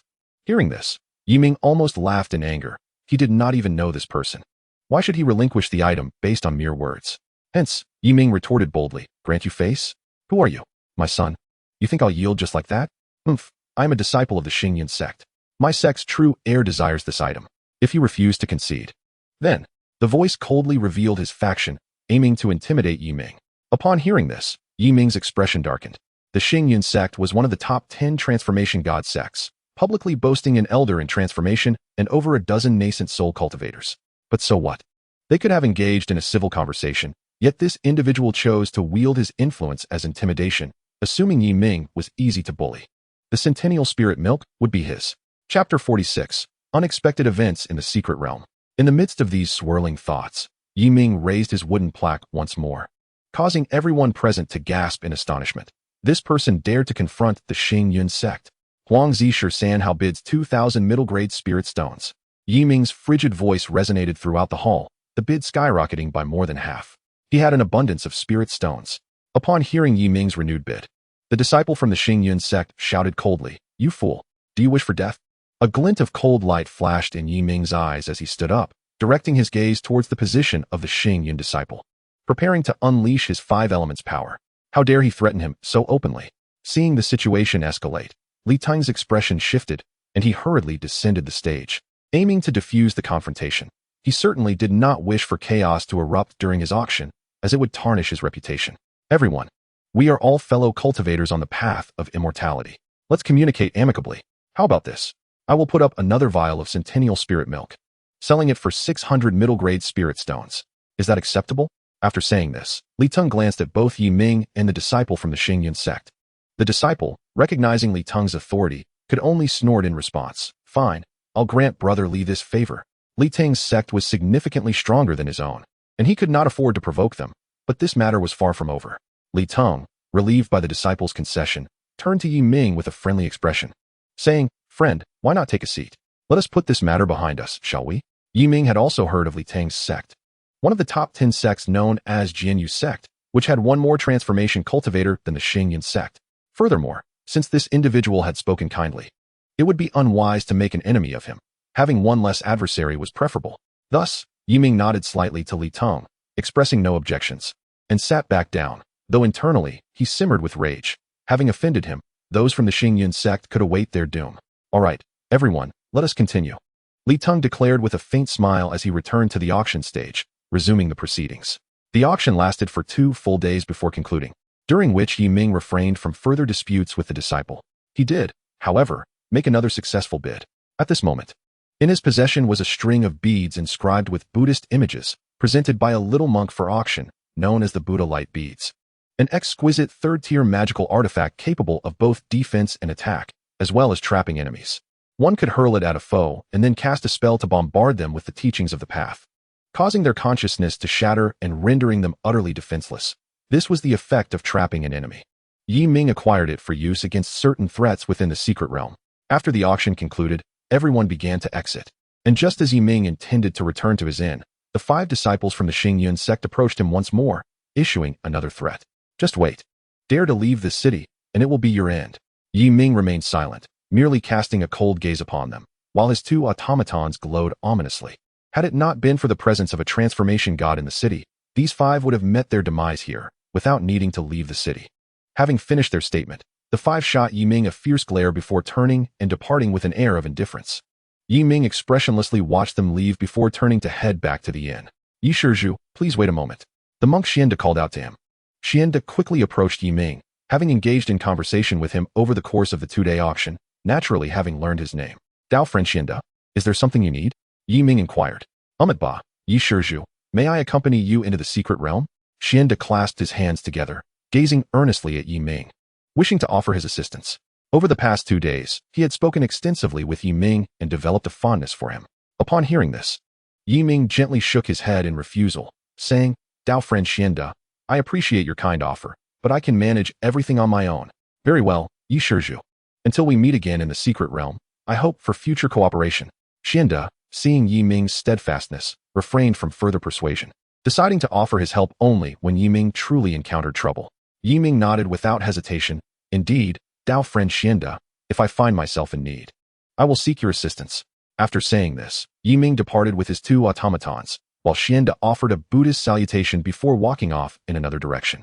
Upon returning to the inn, Ming commenced his meditation and cultivation, seizing the opportunity to enhance his strength before entering the secret realm. Time flowed swiftly, and 7 days elapsed in his training. On the eve of the secret realm's opening, a booming voice, indistinguishable by gender, reverberated throughout the entirety of Yuehua City. "The Tai-Xian Minor Secret Realm shall open early.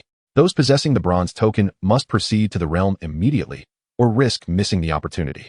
This announcement caused the countenances of the city's inhabitants to shift dramatically. Previously, the opening was always punctual, so why the deviation this time? Ming, too, felt a twinge of surprise within the inn, but there was no time for contemplation. He swiftly exited the inn, accompanied by his 2 puppets. Outside, the atmosphere was abuzz with excitement as those in possession of bronze tokens soared into the sky, transforming into streams of light en route to the location of the secret realm, Qianmai Mountain. Had the city's restrictions been lifted? Observing the individuals soaring through the air, Ming turned his gaze towards the palace, faintly visible in the heart of the city. Without further hesitation, he took flight towards Qianmai Mountain with his puppets. Upon reaching Qianmai Mountain, the trio halted in a valley where a colossal vortex swirled, reminiscent of an oceanic maelstrom. Despite the absence of gravity, it emanated powerful waves of spiritual energy. Under this vortex, Ming felt as though he were a small vessel caught in a 1,000-zhang whirlpool. On the brink of being torn asunder, he was taken aback, even the elemental powers within him momentarily stilled. Was this truly a minor secret realm? With an entrance exceeding 1,000 zhang, how vast could it possibly be? After a brief moment of astonishment, Ming regained his composure. Observing others with bronze tokens entering the vortex with their companions, he resolved to act without delay. He produced his own bronze token and grasped the hands of his 2 puppets as they stepped into the vortex. It was said that entering hand in hand significantly increased the likelihood of being transported together, although he shared a unique connection with his puppets. Remaining together was prudent to avoid the hassle of searching for one another. Upon entering the secret realm, Ming sensed an intangible force flipping him upside down, accompanied by a map of the realm imprinted in his memory. Once he processed the information, he realized his feet had landed upon solid ground. Opening his eyes, he noticed that the soft hand he had been holding was no longer there. Turning his head, he found that the female puppet had been transported elsewhere, while the male puppet remained by his side. Ming promptly closed his eyes again, perceiving 2 red lines in his mind. One was slender and faintly glowing, indicating the connection to the female puppet, signifying her considerable distance. The other was deeper and broader, representing his bond with the male puppet. Chapter 47, The Cold and Lethal Crisis. Observing the faint red line, Ming gently tugged at it and transmitted a message. "Leng Yan, where are you now?" As soon as he finished, the female puppet responded. "Master, I find myself in the Huayao forest as recorded on the secret realm's map. Where are you?" "I shall find you." Her voice, laced with joy, echoed through the faint red line. The prompt connection with her master brought her delight. "Please wait a moment. Let me ascertain my location first," Ming instructed, realizing he was uncertain of his whereabouts. Opening his eyes to survey his surroundings, he discovered himself amidst towering grass over 2 meters high. At that moment, the male puppet appeared, having just scouted ahead. "Master, we are at the Blood Flood Lake on the far right edge of the secret realm." Upon hearing this, Ming frowned slightly. They were 3 zones apart from Leng Yan. After digesting the map provided by the secret realm, he understood the expanse of the area he inhabited. The Blood Flood Lake alone spanned over 2,000 square kilometers, comparable to a small city from his previous life on Earth. Moreover, they were separated by 3 such vast zones. Flying was their only option, and the altitude could not exceed 300 meters. Flying too low could be perilous, as the unknown dangers ahead were concealed, and flying artifacts were prohibited. To locate the female puppet, they would need to traverse a considerable distance. Aware of the realm's perilous nature, Ming re-established the connection, conveying to the female puppet, "Leng Yan, we are separated by 3 zones, which is quite distant. Therefore, do not come searching for us. Find a concealed spot and wait for us. Understood? Do not act alone." "As you command, master," she promptly replied. With that, Ming wasted no time and invoked the stealth technique, leading the male puppet towards the Huayao forest. Currently, only 5 areas of the secret realm were accessible, each fraught with dangers. However, should there be a multitude of people, the threats stemmed from various top-tier third-grade monsters, fairies, and beasts. In the Blood Flood Lake, the dominant species was a multitude of third-grade blood pythons, rumored to have once coexisted with a 5th-grade blood flood dragon, which had ultimately been slain by the initial entrance to the realm. Some lesser monsters, drawn by the scent, devoured the remains of the blood flood dragon, and after a fierce struggle, the blood pythons emerged victorious. After millennia of evolution, they had likely overrun the entire blood flood lake. The most valuable assets here were these pythons. Their demon cores were coveted for alchemical purposes, their flesh edible, their skins usable for crafting artifacts, and their bodies contained precious blood imbued with the essence of a dragon. While a significant number of third-grade blood pythons existed, Ming had no inclination to hunt them at present.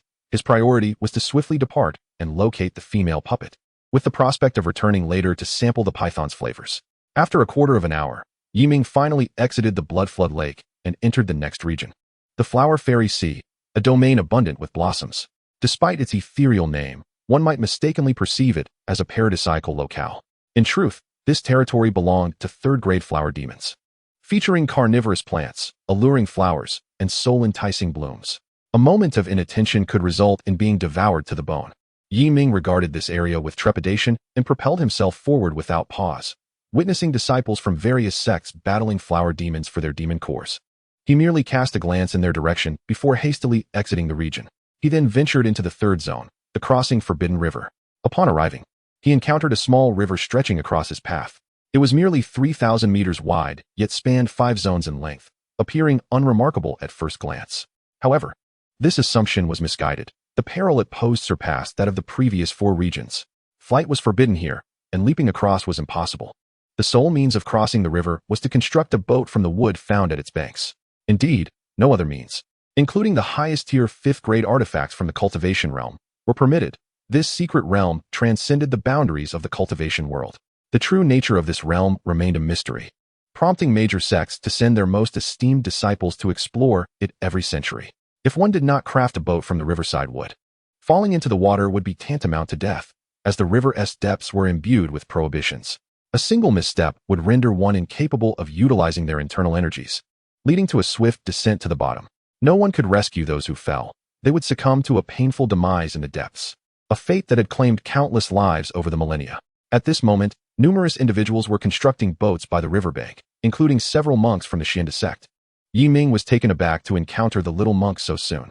After a brief pause, he settled not far from the riverbank, casually selecting a piece of wood and, alongside the male puppet, began crafting a vessel.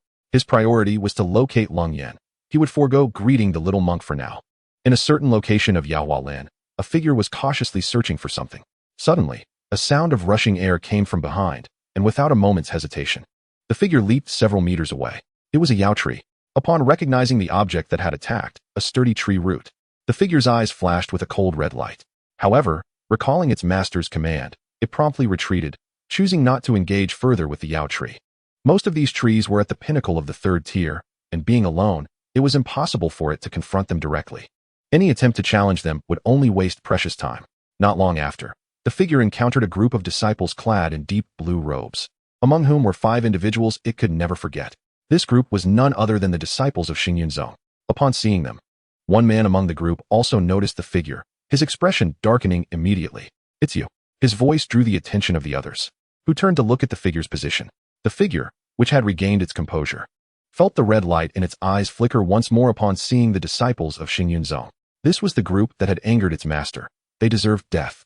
A chilling, murderous intent sent shivers down the spines of the 30 disciples of Xingyun. They were all at the Golden Core stage, with the weakest among them being in the mid-Golden Core stage, and 3 at the pinnacle. Yet, they were now intimidated by a mere gaze from one individual. "Charge! Let us kill her together." The man was the first to react, his anger flaring as he disregarded any sense of martial ethics, commanding everyone to surround and attack the figure. This time, the figure did not flinch. It summoned the soul whip gifted by Ming and unleashed the technique known as Shihun Shibobian, charging towards the 30 individuals. It sought to avenge its master. In Chapter 48, crossing the Forbidden River, the figure struck one disciple with the whip, causing him to howl in pain, nearly collapsing. As it dealt with one, The others closed in. The whip struck like lightning again, hitting two more, but being just one against many, it soon found itself at a disadvantage. Numerous spells rained down upon it, 3 deep blue beams striking true, leaving it battered and injured. Yet, the red light in its eyes only intensified, as if it would not rest until all 30 were slain. She can't hold on much longer. Finish her off. The man noted the figure's faltering breath and signaled for all disciples to unleash their most powerful attacks, drawing forth a blue sword of his own to prepare his ultimate technique. Meanwhile, on the other side of the Forbidden River, Ming was halfway through crafting a wooden boat when he sensed the connection to the figure dim and flicker. This was a bad omen, a sign of the figure's impending demise. Alarmed, Ming hastily reached out to the figure. Cold Yen, your situation is dire. Do you remember the pearl I gave you? Quickly break it. It's crafted with the divine concealment technique and will render you invisible for 15 minutes. Once concealed, make your way towards the Forbidden River. I'm almost there. After sending the message, Ming anxiously awaited a response from the figure, having come to regard it as part of himself. He could not allow anything to happen to it. Consequently, he quickened his shipbuilding pace, utilizing all 5 elemental forces, and the half-formed boat rapidly took shape. On the other side, the figure's artifact had shattered, its aura plummeting to a freezing point. However, upon hearing Ming's transmission, its exceptionally red eyes calmed, and it feigned an imminent self-detonation, causing the disciples of Xingyun to halt in fear. This woman was remarkably resilient. She had survived a devastating blow, and now, in despair, was she truly attempting to take them down with her? The self-detonation of someone at the pinnacle of the Golden Core stage wielded immense power, and they dared not withstand it, retreating a step in trepidation. Seizing the opportunity as the 30 were momentarily daunted, the figure produced the translucent pearl Ming had given it days prior and gently crushed it. As the pearl shattered, an invisible force spread throughout the figure, and in the blink of an eye, it vanished from sight. Only after the figure disappeared did the disciples of Xingyun react. Tricked. Where is she? Find her. The leading man, infuriated by the figure's sudden disappearance, unleashed his ultimate attack, bombarding the area within a radius of several kilometers. Unfortunately, the figure had long since vacated that location. Having escaped danger, the figure communicated with Ming as it made its way towards the Forbidden River. Master, I'm fine, but I just encountered 30 disciples from Xingyun. Shortly thereafter, Ming's icy voice responded. Then hide by the Forbidden River and wait for us. When we arrive, we'll go on a killing spree. Understood, Master. I'll wait for you. After relaying the message, the faint red in the figure's eyes brightened, and a smile graced its lips, filled with joy. Its master truly cared for it, and it resolved not to cause any worry. It would obediently await its master's arrival. With this thought, the figure quickened its flight towards the Forbidden River, casting aside its injuries. Meanwhile, on the Forbidden River, Ming steered the wooden boat, and after communicating with the figure, the cold, murderous intent in his eyes could no longer be contained. Disciples of Xingyun, you dare to harm Cold Yen, you shall all perish. At the rear of the boat, the male puppet, controlling the direction, sensed the turmoil surrounding Cold Yen. As twin-star puppets, they sometimes shared a mental connection. Now, it too was eager to reach Cold Yen's side. Suddenly, a voice from the riverbank exclaimed, "Someone's crossing the river." This stirred all who were still constructing boats nearby. Who is that? Even a small wooden boat should take at least 5 minutes to complete. I remember him. He's the one who dared to snatch things from Xingyun. It said his background is mysterious, and no one knows where he came from. The fastest among the first group was still barely taking shape, yet here was someone arriving later, surpassing them in speed. Some recognized Ming, finding it utterly astonishing. The 5 monks from Xuanda also spotted Ming. Unable to contain himself, Xuanda pressed his palms together and exclaimed, "Amit Ba, Yi, benefactor, you arrived later than us. Yet you've completed your wooden boat so swiftly." He then urged his companions to hasten their boat construction, eager to catch up to Ming.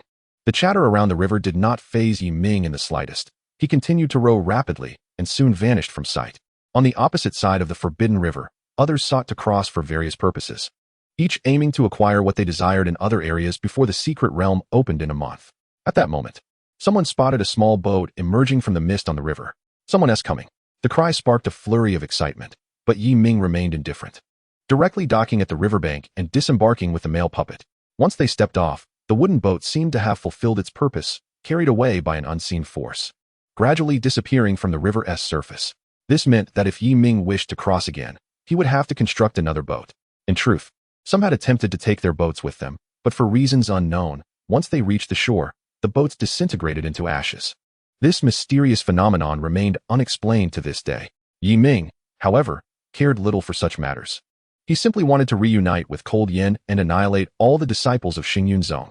Moments later, Yi Ming and the male puppet flew beneath a towering ancient tree, over 100 meters high. Just as they landed, Cold Yan's voice emerged from beside them. Master, I don't know how to disperse the energy within me.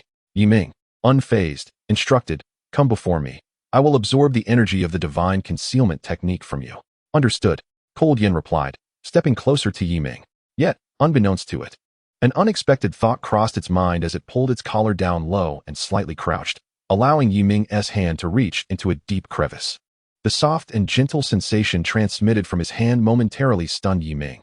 He was aware of what he had encountered, even without seeing the cold beauty.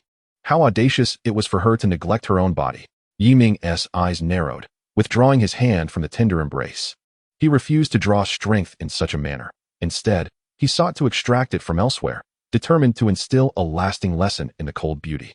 With a swift motion, he struck the soft part behind her, catching her off guard, causing her to cover her lips in surprise, her face flushing crimson, with a hint of something unusual flickering in her eyes.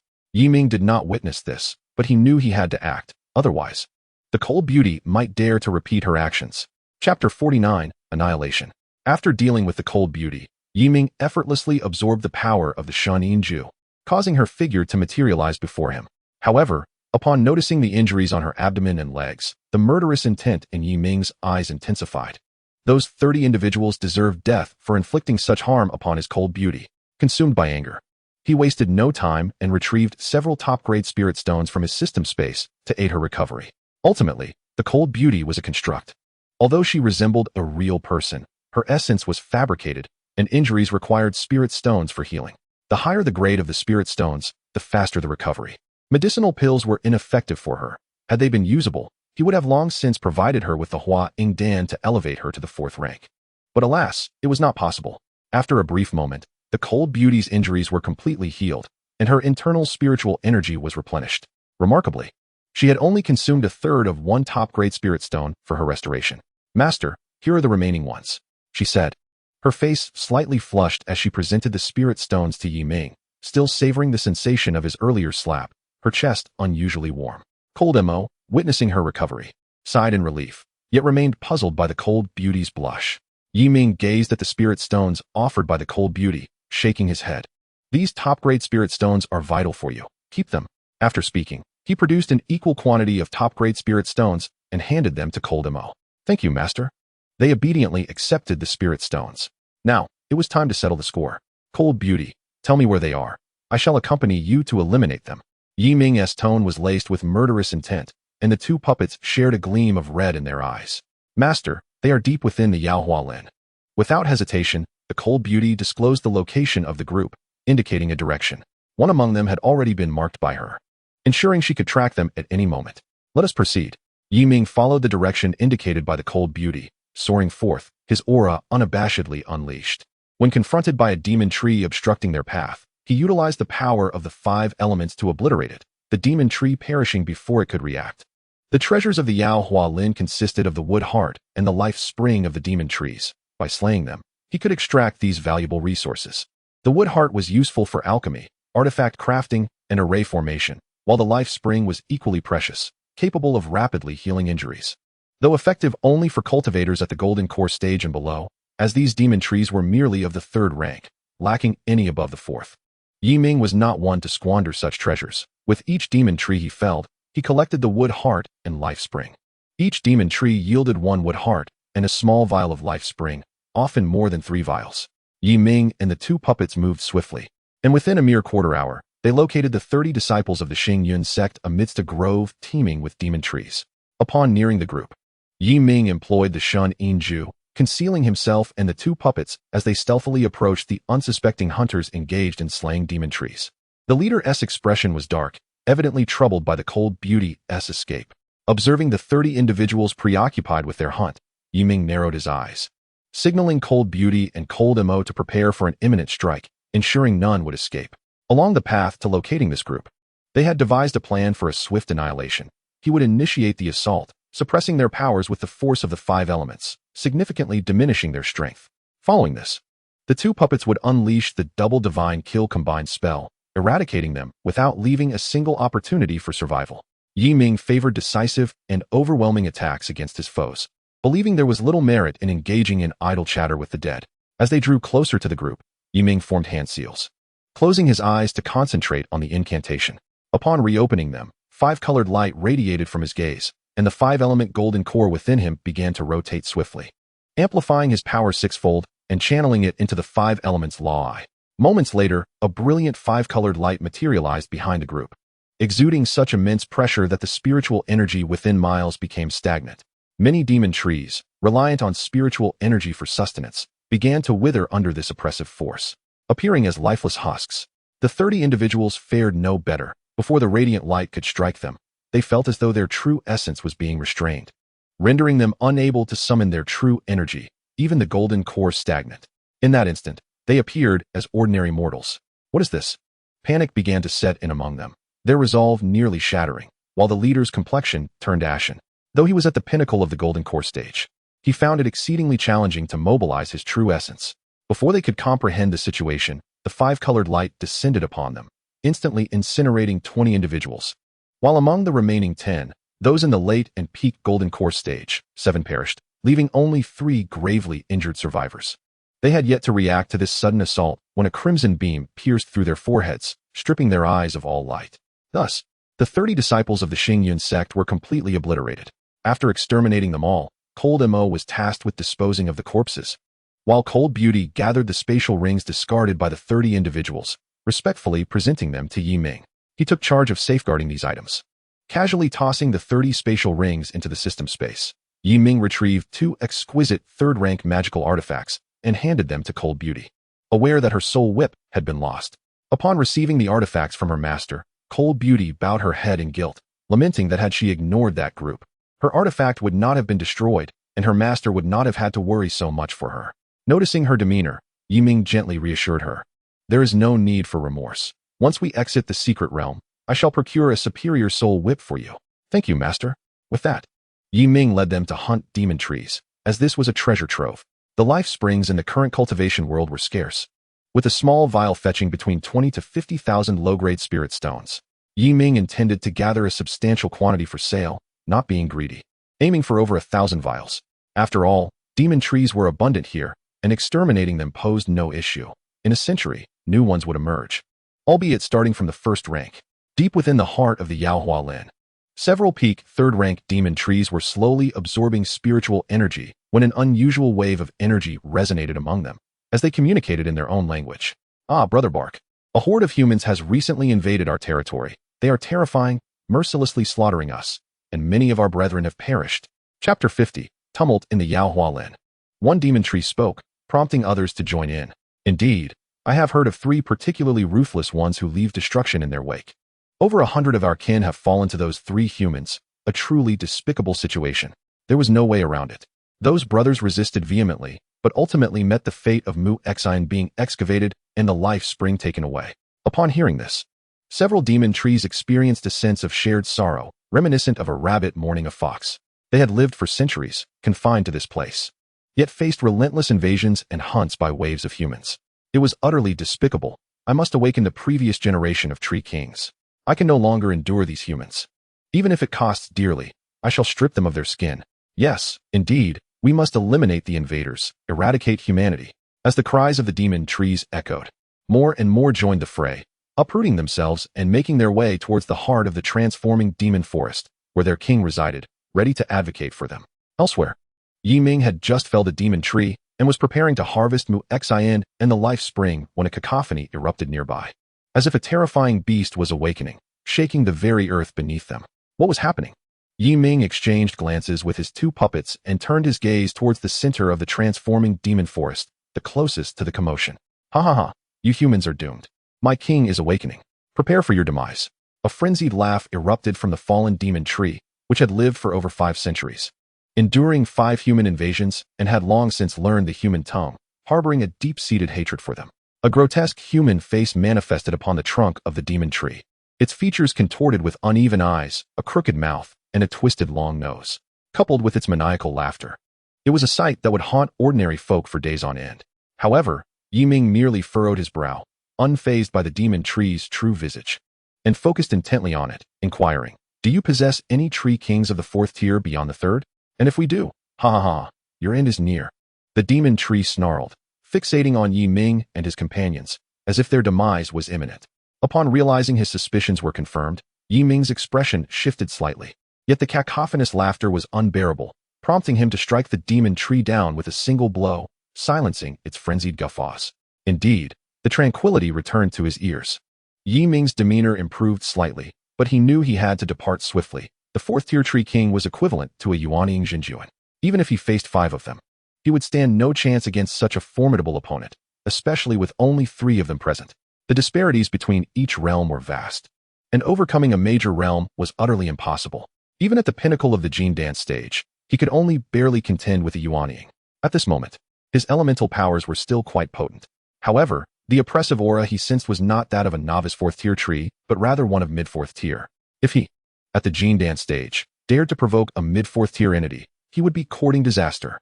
With these thoughts racing through his mind, Yi Ming promptly employed the concealment technique and took flight with his 2 puppets. Deep down, he was reluctant to leave.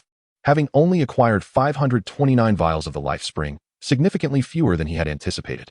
Among them were numerous 1st and 2nd tier vials, with only 291 of the 3rd tier. Alas, he could not gather more. Though regret lingered in his heart, he quickened his pace. Sensing the 4th tier tree king had indeed awakened, an intimidating aura emanating from behind him, spurring him to hasten his flight. Simultaneously, various factions within the transforming demon forest were hunting demon trees. Before long, they too felt the tremors resonating from deeper within the forest. Some individuals, sensing the danger, turned to flee, neglecting even the Mu Xin on the ground. Yet others, mistaking it for the emergence of treasures, rushed towards the source of the commotion, only to vanish without a trace. As time passed, all those within the transforming demon forest became aware of the presence of the 4th tier demon tree, and they fled the area in a panic. Had it been an entry-level 4th tier, they might have banded together to slay the demon tree. However, being of the mid-4th tier, gathering forces would merely serve to provide a feast for it. Thus, retreat was the only viable option. Half a day's time passed before the entire transforming demon forest fell silent, with no one daring to enter the area again, albeit temporarily. Meanwhile, at a certain location in the Shuejiao Lake, Yi Ming returned. He had promised to find Leng Yin and, given the opportunity, to test the flavor of the blood python snakes.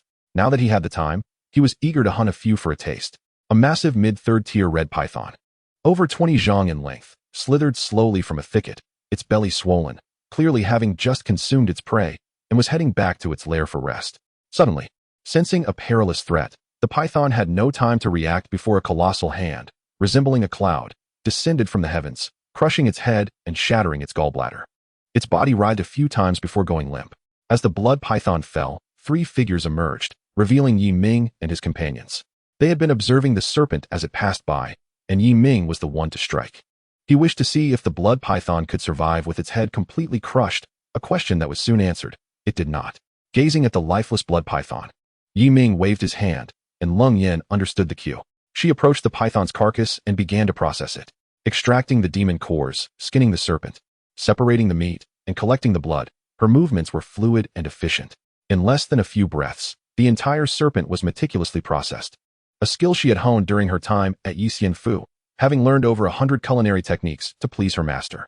Observing Leng Yan's flawless execution, Yi Ming clapped his hands in approval, smiling encouragingly at her. Well done, Leng Yan. You have now mastered my true teachings. It won't be long before you surpass me. All thanks to my master's teachings, my culinary skills can never compare to yours. Leng Yan replied solemnly.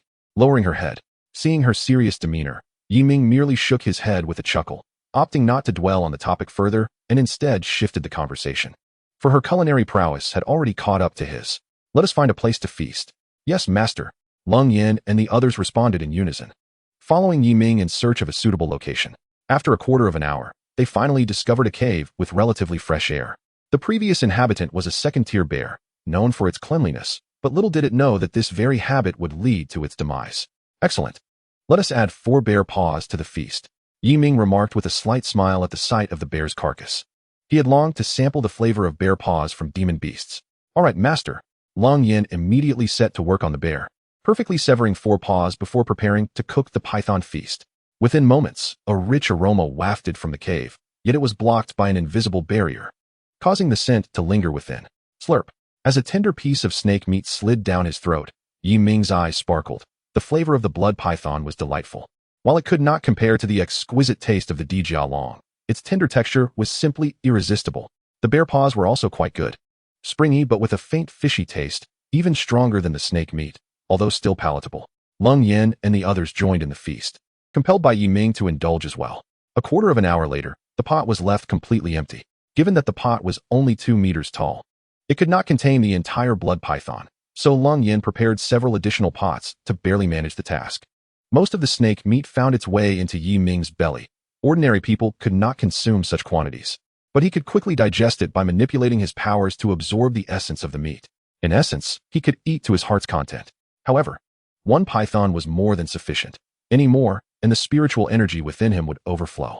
After finishing the snake meat, Yi Ming sat down cross-legged and began to cultivate, converting the amassed spiritual energy within him into strength. Lung Yin stood guard beside him, while Lung Mo watched over the perimeter. 3 days passed. Yi Ming opened his eyes and exhaled a breath of turbid air. A faint smile played on his lips as he reflected on how the flesh of a blood python had propelled him further in his cultivation at the late stage of the Golden Core realm. He calculated that with approximately 20 more such meals, he would transcend to the pinnacle of his power. To ascend through mere consumption was nothing short of a treasure trove, especially considering that the spiritual energy in this outer region was thrice that of Tai Xinzhou, making a breakthrough merely a matter of time. Subsequently, Yi Ming led the enchanting Lung Yin and the others out of the cave to hunt more blood pythons. However, this time he was not in haste to consume. He wished to stockpile more python flesh and demon cores, for they were akin to spiritual stones.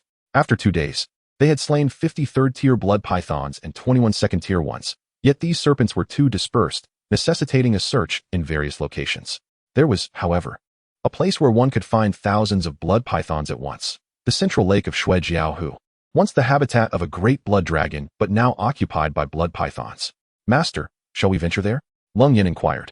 Noting the less than satisfactory results of their recent hunts, Yi Ming pondered the question. The danger was palpable, as the blood pythons were congregated there, and the death of one could incite a frenzy among the others. As he mulled over the risk of this venture, Lung Mo entered the cave, having been dispatched by Yi Ming to scout for traces of blood pythons. Master, I have discovered a method to lure a large number of blood pythons. Lung Mo exclaimed upon returning. Oh, pray tell. Yi Ming raised an eyebrow, intrigued by the prospect of amassing substantial python flesh. Indeed, master. I observed a group of individuals 5 miles away who used a single pill to attract 13 blood pythons. They seem to possess an abundance of such pills. Should we not acquire some? Lung Mo's eyes gleamed with a hint of crimson, suggesting a more nefarious approach. However, Yi Ming shook his head. There is no need for thievery. Since they possess such pills, we shall barter goods with them in exchange. Pausing, Yi Ming turned to Lung Yin and addressed them once more. You should not always resort to violence for gain. If they pose no threat to us, we need not provoke them. The world of cultivation is not solely about combat. It also requires understanding and human decency. Do you comprehend? Understood, master. Lung Yin and Lung Mo responded in unison, grasping the importance of civility in encounters with others, resorting to force only when necessary. Pleased with their comprehension, Yi Ming nodded approvingly. You must continue to learn. Suddenly struck by an idea, Yi Ming recalled that if others possessed pills to attract blood pythons, surely those from the Xingyun sect would as well, being a prominent sect in their own right.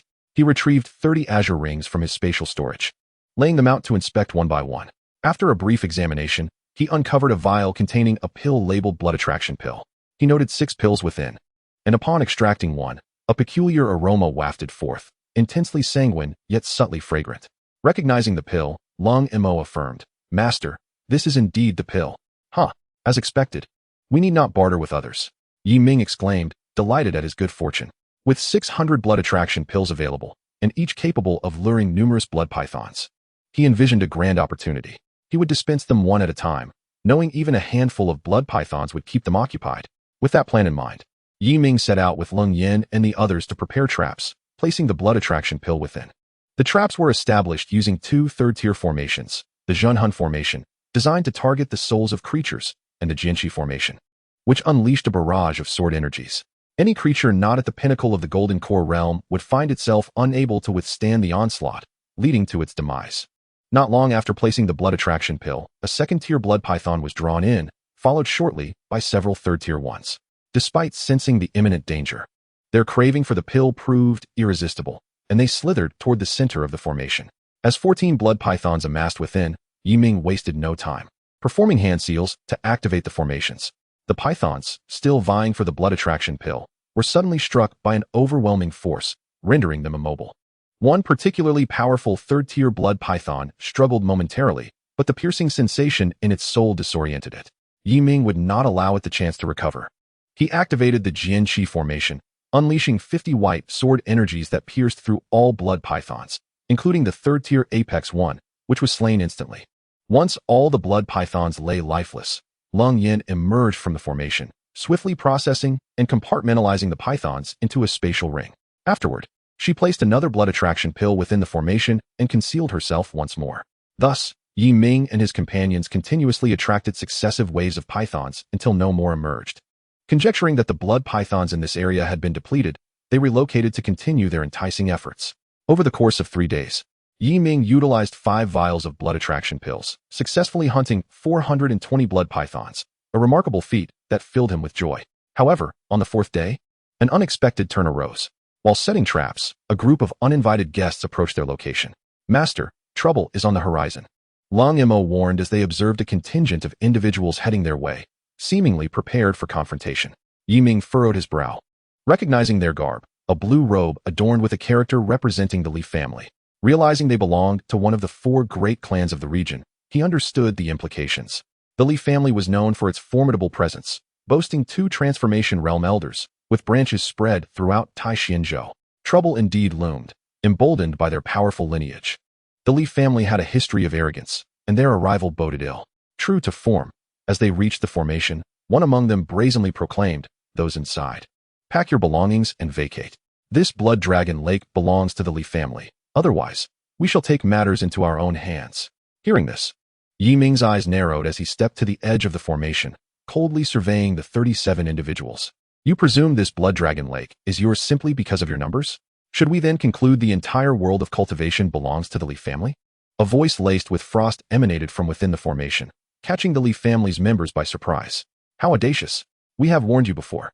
Your defiance leaves us no choice but to eliminate you," a Li family disciple bellowed, as others brandished their artifacts, preparing to dismantle the formation and eradicate its occupants. Ming, employing the 5 elements eye, aimed to subdue the arrogant disciples of the Li family, while Lung Yin and the others joined him, ready to unleash their full power.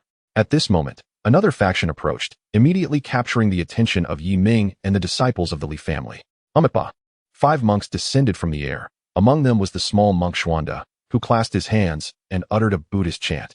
In an instant, a radiant, multicolored light emanated from the back of his head, resembling a true Buddha descending to the mortal realm, as he stopped benevolently before the formation. "Yi Shizhu, we meet again." Xuanda's eyes glimmered with golden light as he smiled at Ming within the formation, effortlessly perceiving the 3rd-tier formation with his cultivation level.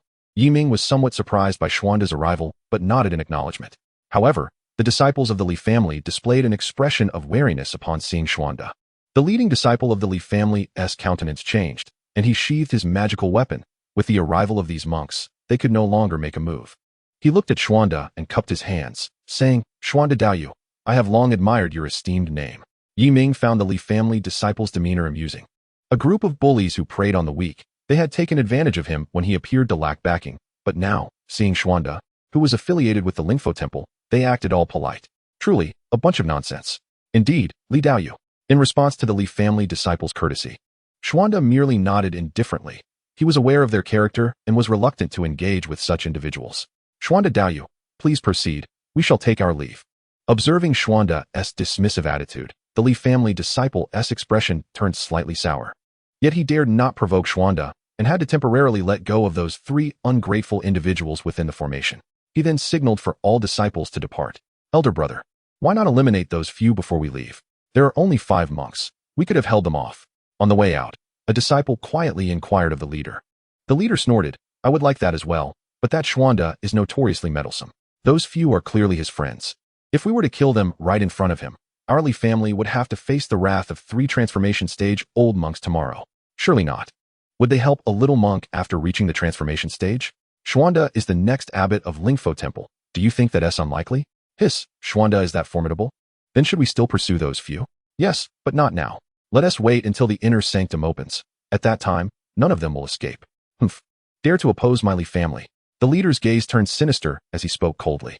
They then departed from the scene. Ming was unaware of their conversation, but he sensed that these individuals would not let things rest easily. With Xuanda's appearance, Ming realized that it would be impossible to deal with the Li family disciples now. However, there would be ample time in the future. Shizhu. It would be wise to avoid those people. Killing them would only bring you immense trouble. Xuanda earnestly advised Ming. All right, by the way, are you also here to hunt the blood python? Seeing Xuanda's kind intentions, Ming nodded and promptly shifted the topic. Indeed, my Lingfo temple requires these demon cores. Hence this humble monk has come. Xuanda replied, simultaneously retracting the Buddhist radiance from his body, his golden light vanishing as he returned to normal. Ming nodded slightly, opening the formation to allow Xuanda and his companions to enter. After all, it was impolite to keep them standing outside. Once inside, Xuanda examined the two formations and felt that if his people collaborated with Ming, they could easily harvest 100 blood pythons a day. Thus he proposed his suggestion. Shizhu, how about we cooperate? I possess a formation that can enhance your array. Oh, what formation? Ming's eyes brightened. If it meant hunting more blood pythons. He was keen to collaborate with this little monk. Seeing Ming's interest, Xuanda's expression also brightened. Ming was finally willing to cooperate with him, and with his assistance. Obtaining that item in the secret realm would be much easier. In his thoughts, Xuanda produced 9 golden formation flags inscribed with Buddhist scriptures, introducing them to Ming. Shizhu, please observe.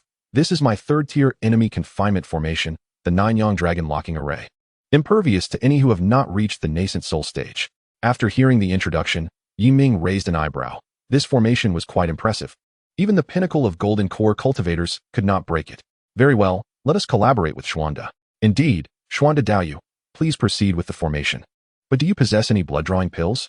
Ming inquired. I do. This humble monk has brought 70 vials. Xuanda nodded, symbolically producing a small jade vial, which indeed contained blood-drawing pills. Chapter 53, The First Collaboration. Upon seeing that Xuanda truly had the blood-drawing pills, Ming ceased his idle chatter and directly proposed the distribution of their harvest. Xuanda Dao, let us each use 1 blood-drawing pill and share the results 50-50. How does that sound? As Shizhu wishes. Xuanda agreed without any objection. Very well, let us commence. With that, Ming brought Xuanda into the team to arrange the formation. Then Xuanda began to deploy the blood-drawing pills. After placing the pills, the 5 monks concealed themselves nearby. With Xuanda's participation, Ming refrained from using his hidden spirit technique, a secret he never revealed in front of outsiders unless absolutely necessary. Before long, the first wave of blood pythons was simultaneously ensnared by Ming and Xuanda's formation. The 9-yang dragon locking array proved to be quite effective. This time, 3 pinnacle third-tier blood pythons appeared. Ming's soul-shocking array could not suppress them, and as they attempted to flee, they were firmly trapped by Xuanda's formation. Ming seized the opportunity to unleash his sword chi array, slaying them mercilessly. Xuanda Dao, your formation is quite impressive. Ming sincerely complimented. Xuanda joined his hands in prayer and smiled gently. Ba, it is pleasing to hear that Shizhu is satisfied. Now, let us proceed to divide the blood pythons. As he spoke, Ming revealed himself within the formation, with Xuanda closely following, as they approached the 15 slain blood pythons to discuss the division. After equitably splitting the spoils, as they prepared to deploy the pills again, a sudden idea struck Ming, and he turned to Xuanda, saying, what if we use 2 blood-drawing pills instead? This way, we could gather more and increase efficiency. Upon hearing this, Xuanda thoughtfully stroked his bald head. He considered that using 2 pills might attract more blood pythons, but he believed they could handle it. After pondering, Xuanda nodded. Very well, let us use 2. But we may have to take direct action. What is the issue? It's merely a matter of taking action. Ming waved his hand dismissively, turning to place the pills. They're just a few small snakes. Can they really pose a challenge? Seeing Ming's relaxed demeanor, Xuanda cast a deep gaze at him before joining him in deploying the blood-drawing pills. What followed was a period of waiting. To be honest, Ming felt a surge of excitement. Deploying 2 pills, he wondered how many blood pythons they would attract. At least 30, surely. To his surprise, shortly thereafter, 57 blood pythons charged into the formation with great ferocity, fiercely battling one another for the 2 blood-drawing pills, disregarding whether they were kin. Their sole focus was on those 2 pills. These snakes, bearing a trace of dragon blood, had become irritable and dim-witted, spending their days merely eating, drinking, and sleeping. Particularly ravenous to the point that the creatures of Blood Dragon Lake were nearing extinction. Observing their brutal conflict, Ming did not rush to intervene. He was curious as to why the blood-drawing pills incited such desperation among the blood pythons. Glancing at Xuanda beside him, he inquired with curiosity, "Xuanda Daoyu, what exactly is in the blood-drawing pills? Why do they compel these blood pythons to fight so fiercely for them?" Xuanda, poised to act, halted his hand movements at Yi Ming's question. Noticing that Yi Ming genuinely did not know, he offered an explanation. This pill is crafted from their essence blood, combined with the unique third-tier Xuanjiao grass of Blood Dragon Lake. While the essence blood was understandable, given its importance in facilitating their evolution into dragons, Yi Ming was unfamiliar with Xuanjiao grass. Xuanjiao grass, where can it be found? What does it look like? Yi Ming bombarded Xuanda with 3 questions in quick succession. As the map provided by the secret realm did not document spiritual herbs, leading him to believe that such resources could only be found in the inner sanctum. Yi Shizhu, are you not familiar with this secret realm? Observing that Yi Ming was unaware of the Xuanjiao grass, Xianda's curiosity about Yi Ming's origins grew. Typically, elders would ensure their disciples were well-versed in the information regarding secret realms. Why was Yi Ming an exception? In response to Xianda's puzzlement, Yi Ming shook his head, admitting that his understanding of the secret realm was superficial. He had no knowledge of its contents. However, in order to obscure his background from Xianda, Yi Ming concocted a tale of belonging to a hidden family, intending to buy time. Xianda Daoyu, you see. I was born into a family that shuns worldly affairs. I once believed that I would spend my entire life cultivating within the clan. Yet suddenly, the old folks of the family approached me, speaking of a great era about to dawn and the arrival of the Golden Ascension Age. They then expelled me. And what's worse, they withheld all information about the outside world, claiming that only through trials could one grow. Xianda Daoyu, tell me, is it customary for a family to treat its own in such a manner? Yi Ming's delivery was remarkably convincing, and his indignant expression left no room for doubt. Dispelling Xianda's confusion. The existence of hidden families in the cultivation world was not uncommon. Even his Ling FOC could not ascertain the number of great families concealed within. Yet, Yi Ming's narrative startled Xianda. The abbot had previously mentioned that a significant change was imminent within the century, though he had not specified the details. The fact that Yi Ming's family could articulate this with clarity hinted at their formidable strength. While Xianda and several other monks speculated on this revelation, Leng Yin and her companions silently applauded Yi Ming's performance, recognizing their master's ability to fabricate a credible background. Facing their praise, Yi Ming merely smiled modestly, refraining from further delay as he sought to bring Xianda back to the matter at hand. Now, Xianda Daoyu, you should understand why I was unaware of the Xuanjiao grass. Hearing Yi Ming's sigh, Xianda snapped back to reality, enlightenment dawning upon him. I see now. Yi Shizhu, allow me to present you with a detailed account of the secret realm, which will surely provide you with critical information. With that, Xianda promptly retrieved a jade tablet inscribed with golden Buddhist script from his spatial ring and handed it to Yi Ming. Yi Shizhu, the details of the secret realm are contained within this tablet. Please take it and review it at your leisure. Yi Ming hesitated, feeling somewhat embarrassed to accept the gift. I cannot possibly accept this, as it is clearly a gift from your elders. Nonsense, Xianda replied. The abbot has long taught that a friend in need deserves assistance. It is the duty of a disciple of the Buddha to aid friends. This is also a way for us to accumulate virtue. As Xianda spoke, the jade tablet remained steadfastly in front of Yi Ming. Given Xianda's insistence, Yi Ming could hardly refuse, so he decisively accepted the golden jade tablet. Though he attempted to offer some items in return, which Xianda adamantly declined, leaving Yi Ming at a loss. Yi Shizhu, we should address the blood python serpents before they ruin those precious materials, Xianda declared, leading his companions into the formation without further ado. The 5 of them quickly established a small Luohan formation, advancing toward the blood python serpents that were still engaged in mutual slaughter. Observing this, Yi Ming retracted his intended gifts and made his own appearance within the formation, followed closely by Leng Yin and her companions. I Buddha, compassionate, Xianda murmured softly. Yet his voice resonated throughout the formation with immense grandeur and solemnity. He joined his hands in prayer, emanating a radiant golden light, and alongside the other 4, he chanted a spell, manifesting a colossal golden Buddha statue measuring 55 zhang in the air. Descend, Xianda commanded, raising his palm towards the blood python serpents. The enormous Buddha's hand followed suit, seemingly slow yet striking with incredible speed upon the serpent's position. With a tremendous crash, nearly half of the blood python serpents were obliterated, leaving a 3 zhang wide swastika mark on the ground. Following this display, Xianda and the monks hastily recited Buddhist scriptures to guide the departed blood python serpent souls, paving the way for Yi Ming's entrance. It is my turn to act, Yi Ming announced as he walked past Xianda, who opened his eyes to nod at Yi Ming, eager to witness his prowess. Unlike Xianda, Ming remained silent, extending both hands to conjure a massive white cloud-shaped hand measuring 70 zhang in the air. The overwhelming aura it exuded stirred up a tempest around them. Without hesitation, Ming pressed his hands downward, and the white hand descended rapidly, crashing into the blood python serpents once more. Xianda was taken aback. This strike surpassed the peak of the Golden Core realm, displaying greater might than his own. Yi Shizhu was indeed extraordinary. The white hand struck the same location, resulting in another deafening explosion, leaving all the blood python serpents utterly vanquished, their bodies shattered. Ming felt a pang of regret and hurried to collect the remains. In the depths of the massive pit created by the giant hand, Ming stored the fragments in a spare spatial ring, intending to sell them later.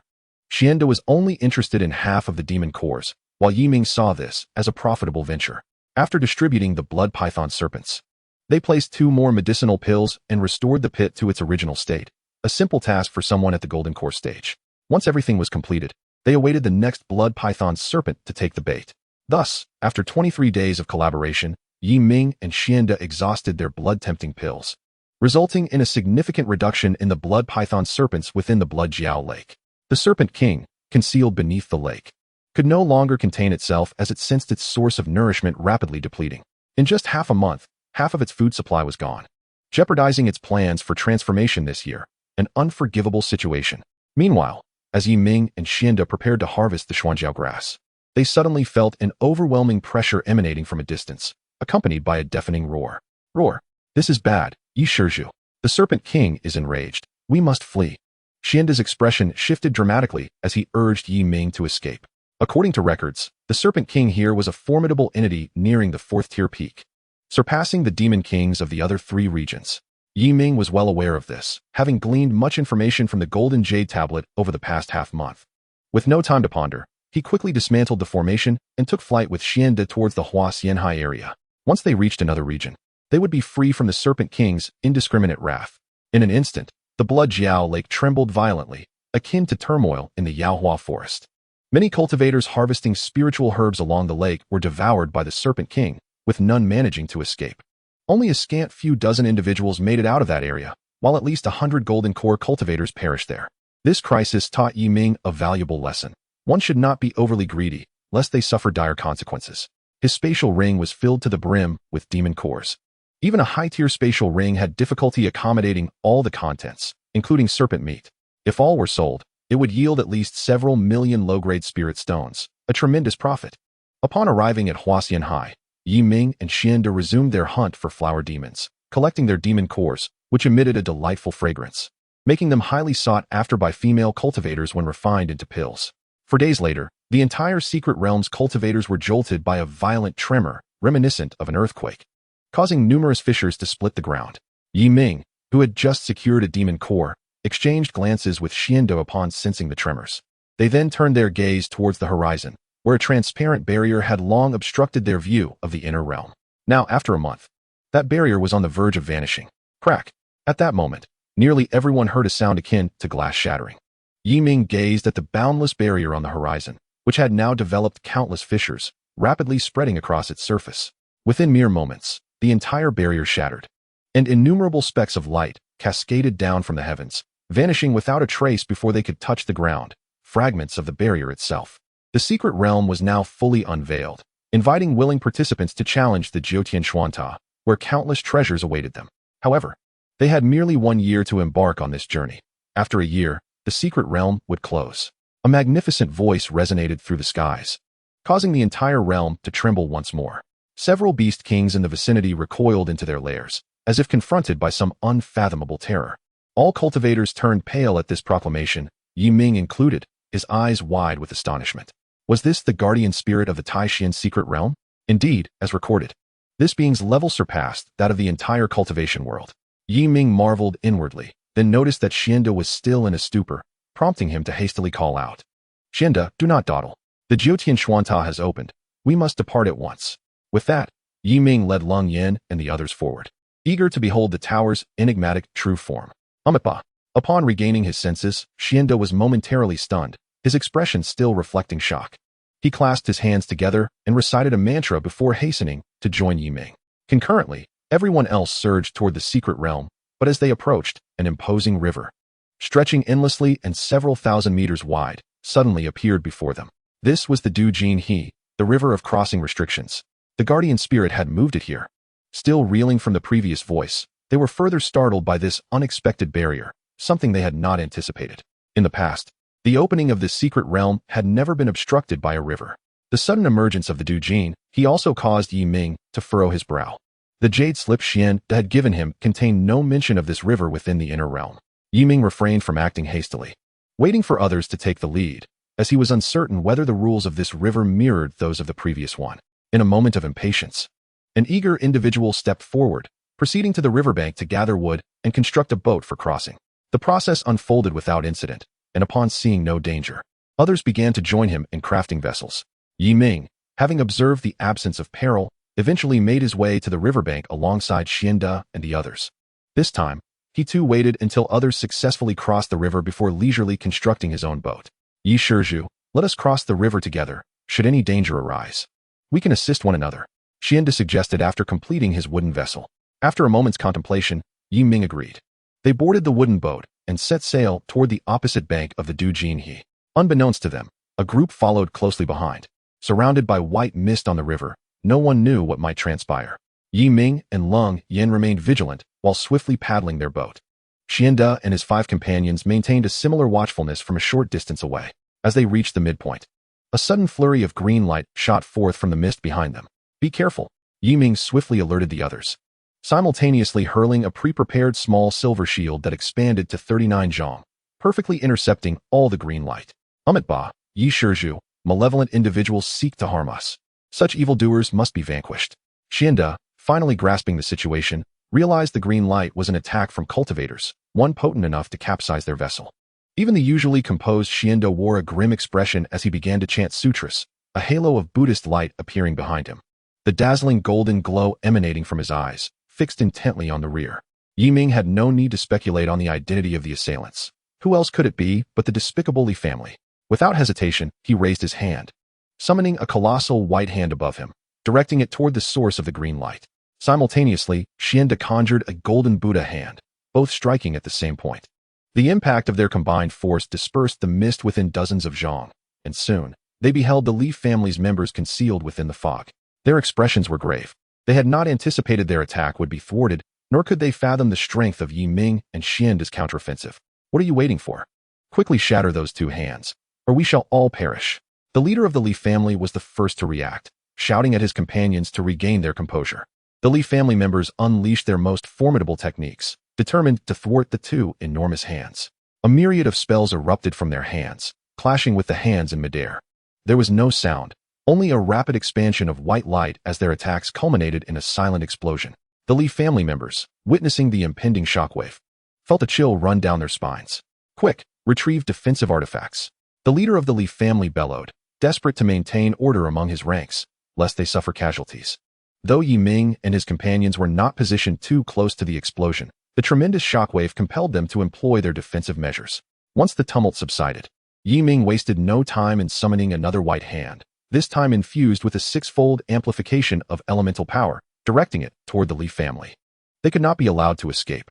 Observing Yi Ming's decisive action, Xian Da similarly manifested a Buddha hand, joining forces with Yi Ming's assault. Meanwhile, the Li family, having barely withstood the shockwave, now faced a second barrage. They believed they could replicate their previous success, but this time, to their horror, they experienced a brief stutter in their internal energies. In that fleeting moment, the shockwave swept across their wooden boat.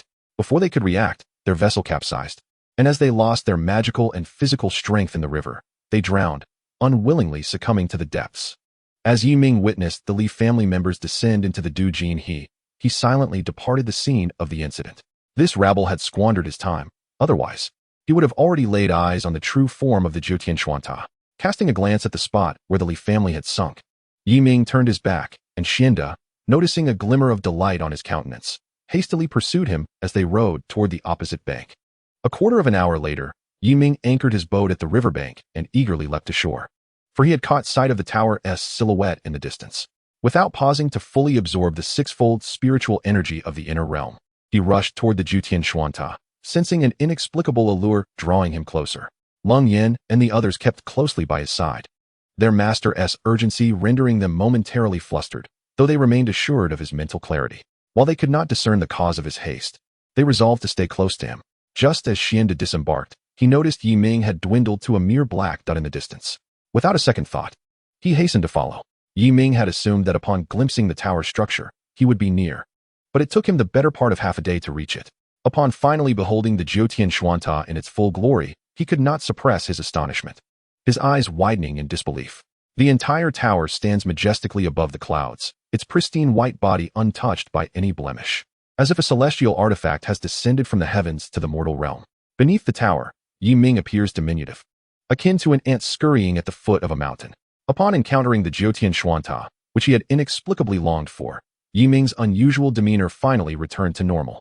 He became expressionless, seated on the ground, lost in thoughts unknown to others. The cold beauties, relieved to see their master regain composure, exhaled softly, grateful that their fears were unfounded. Noticing Yi Ming's pallor, they silently positioned themselves beside him, guarding him zealously, allowing not even a mosquito to approach, lest it disturb his peace. When Xianda arrived, eager to discuss matters with Yi Ming, he was swiftly ushered aside by them. Soon after, others gathered in the vicinity. Some had arrived early, meditating beneath the tower, anticipating its opening. As time elapsed, an increasing number of individuals flocked to the base of the Jiutian Xuanta. 3 days later, the previously silent tower suddenly radiated a brilliant 9-colored light, illuminating the entire secret realm. However, the gathered crowd felt an inexplicable warmth enveloping them, devoid of any discomfort. Shortly after the light manifested, a white stone door materialized before them, accompanied by that astonishing voice from before. The Jiutian Xuanta is now open. You may enter through the stone door to face trials. The more challenges you conquer, the greater your rewards. Fear not for your lives. Proceed with confidence, and may you achieve splendid results. As the voice faded, the stone door began to open slowly on its own. Hearing the guardian spirit's voice again, the crowd, though no longer terrified, still felt their faces pale at the magnitude of the sound. Yi Ming finally regained his composure, his eyes opening with a subtle hint of astonishment. He had pondered countless possibilities regarding his attraction to the Jiutian Xuanta, yet none seemed satisfactory. Ultimately, he consulted the system, which provided clarity.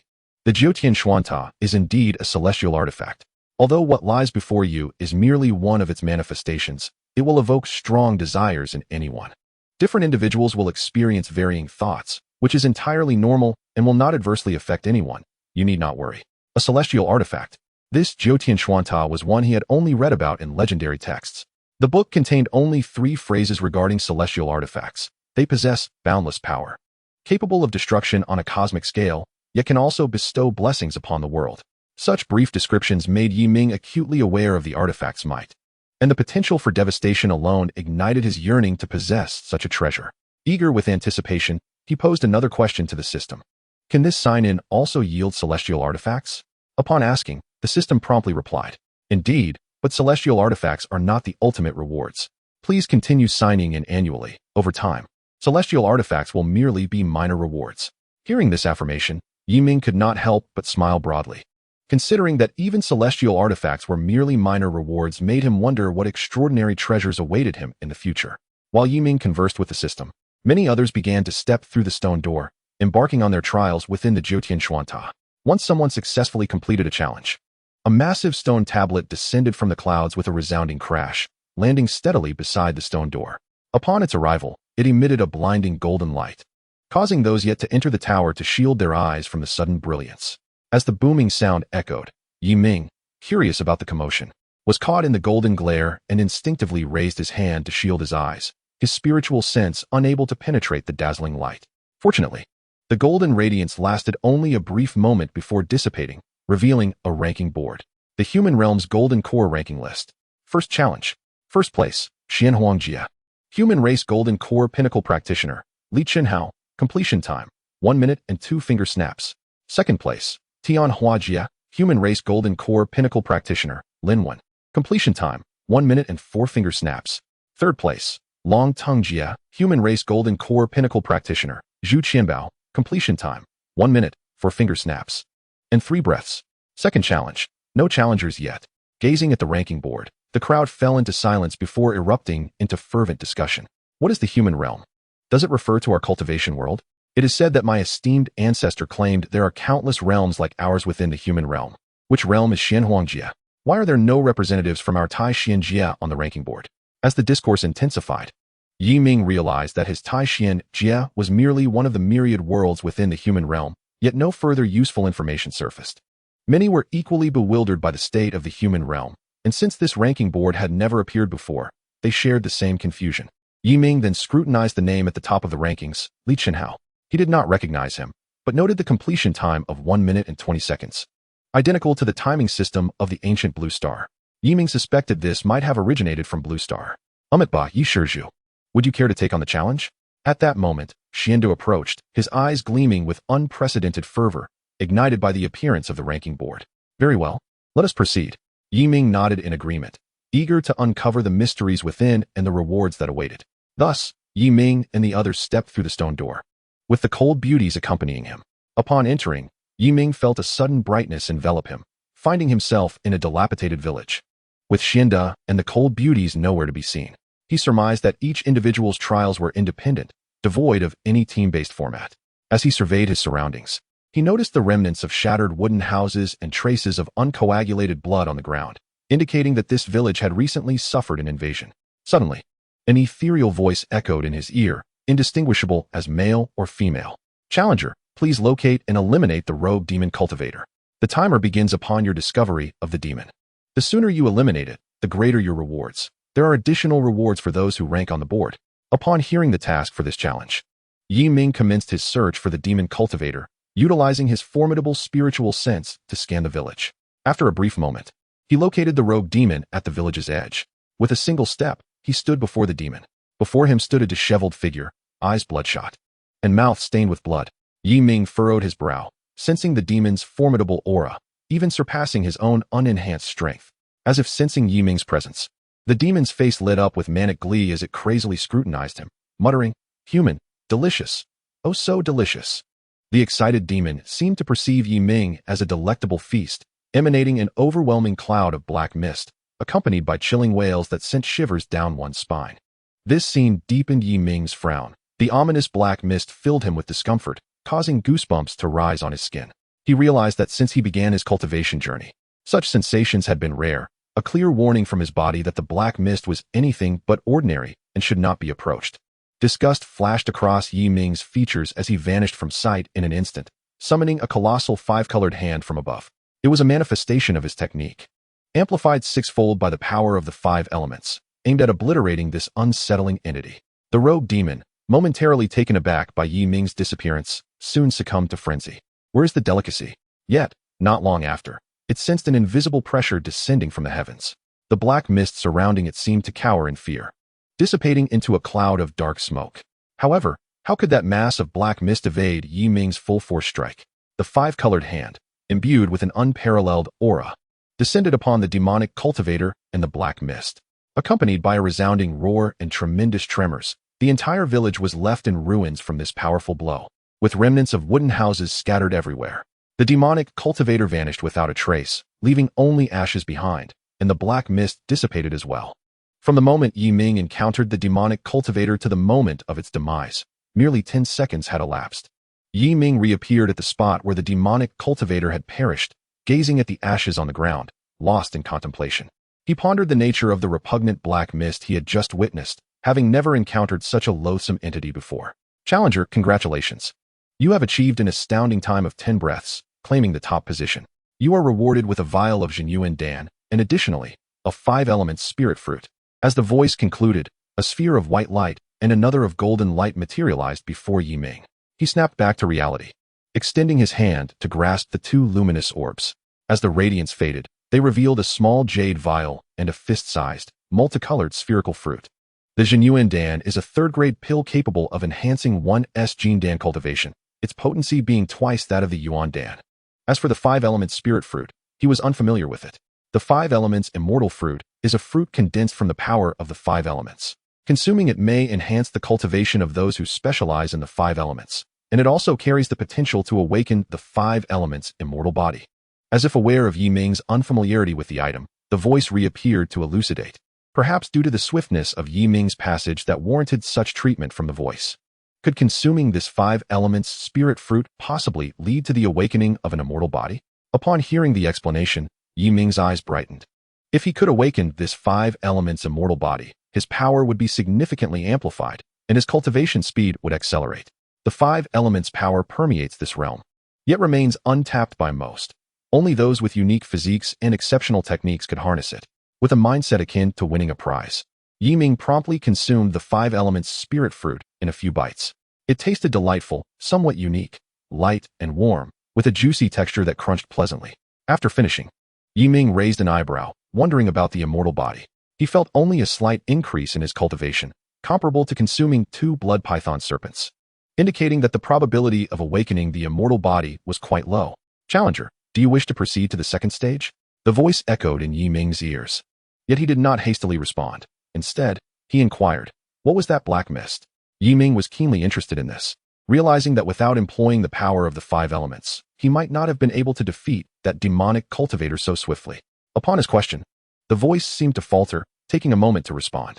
True demon qi, originating from the demon realm, devours the minds of cultivators, giving rise to new true demons, while inheriting all memories of their former selves. As the words fell, Ming's expression grew solemn. So it was called true demon qi. And now even the demon realm had emerged. Having grasped the answers he sought, Ming chose to enter the second stage, eager to learn more about this true demon phenomenon. Just as he stepped into the second stage, an uproar erupted outside. The rankings of the first stage had shifted. First place, Tai Xianxia, Human Clan Jindan late-stage cultivator. Ming, completion time, 10 breaths. When the crowd outside beheld this, they felt an inexplicable joy and excitement. For most had already traversed the first stage. Naturally, they had all succeeded, but their times ranged from a single incense stick to a cup of tea, with not a single one below 4 minutes. Observing other realms, they noted times of merely 1 or 2 minutes. The disparity left them feeling somewhat embarrassed, as thousands could not even secure a position. Yet now, a formidable contender from Tai Xianxia had emerged with a time of 10 breaths. Who wouldn't be thrilled?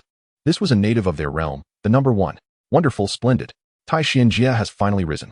Indeed, this Ming is extraordinarily rapid, several times faster than others.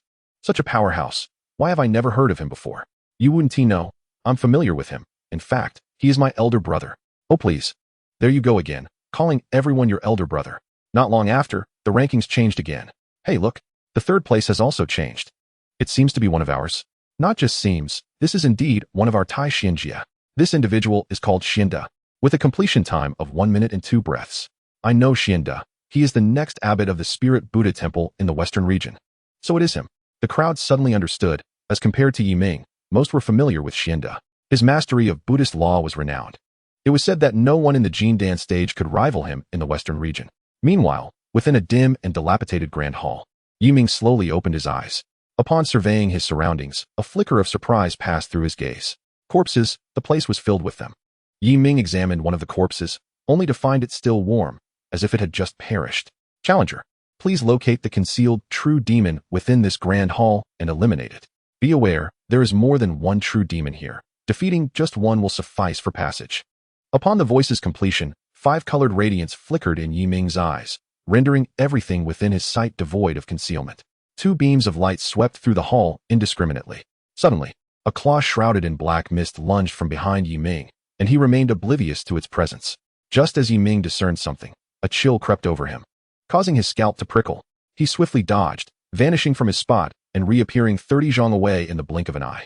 With a glint in his eyes, 2 beams of 5-colored light shot forth like lightning, striking the claw before it could retreat. Accompanied by a terrified scream, a pitch-black creature, missing half its body, tumbled forth from the darkness, its greenish eyes rapidly dimming. At that moment, a shadow appeared beside the creature's corpse, seemingly attempting to rescue its companion. But Ming concentrated an invisible force between his fingers and flung it toward the corner of the hall. A monstrous shriek echoed as another awkwardly proportioned creature tumbled from the corner, its greenish eyes glaring maliciously at Ming, though its swaying body seemed affected by Ming's previous attack.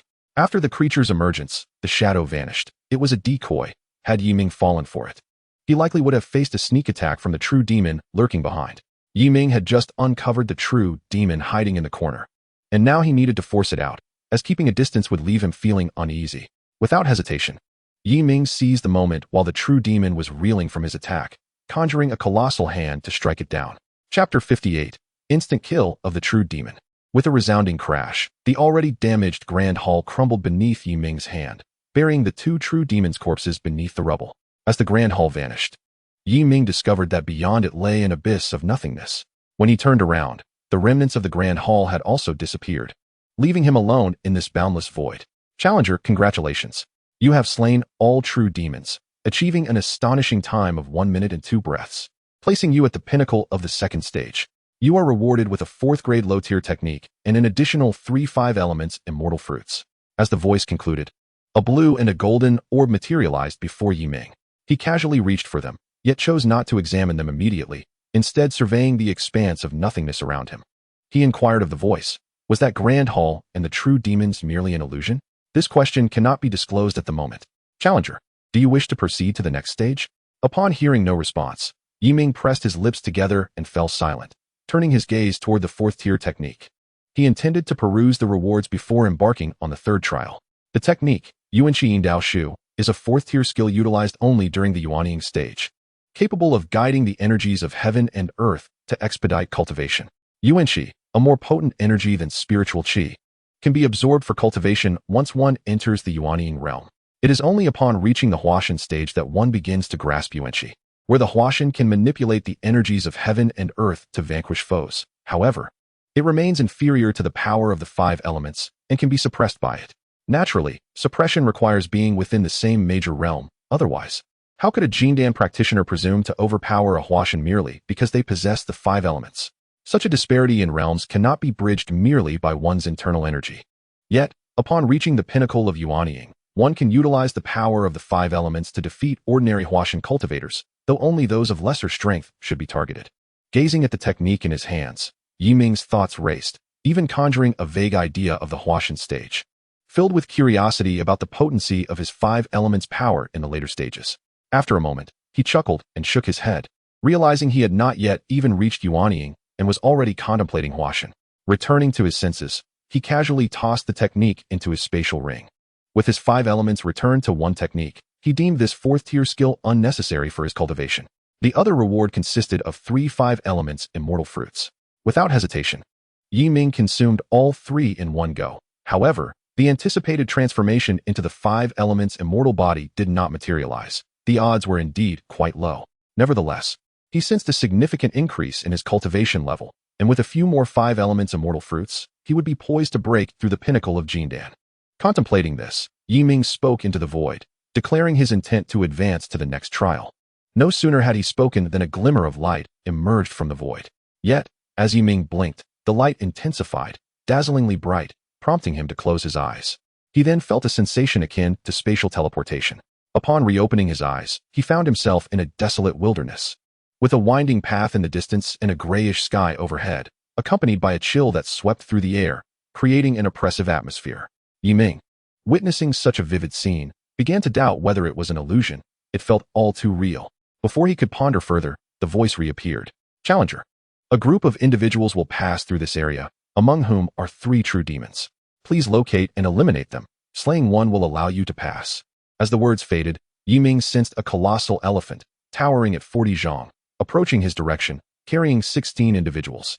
Among them were 2 at the peak of Jindan, while the rest were foundational cultivators. Yet, Ming understood that this was merely a fade. The 3 hidden true demons possessed peak Jindan strength, and he needed to act swiftly to eliminate one. With each step the giant elephant took, the ground trembled, leaving deep impressions in the earth. Observing that the elephant was still some distance away, a glimmer of determination sparked in Ming's eyes as he vanished from his spot in an instant. Moments later, the elephant lumbered past the very place he had just occupied.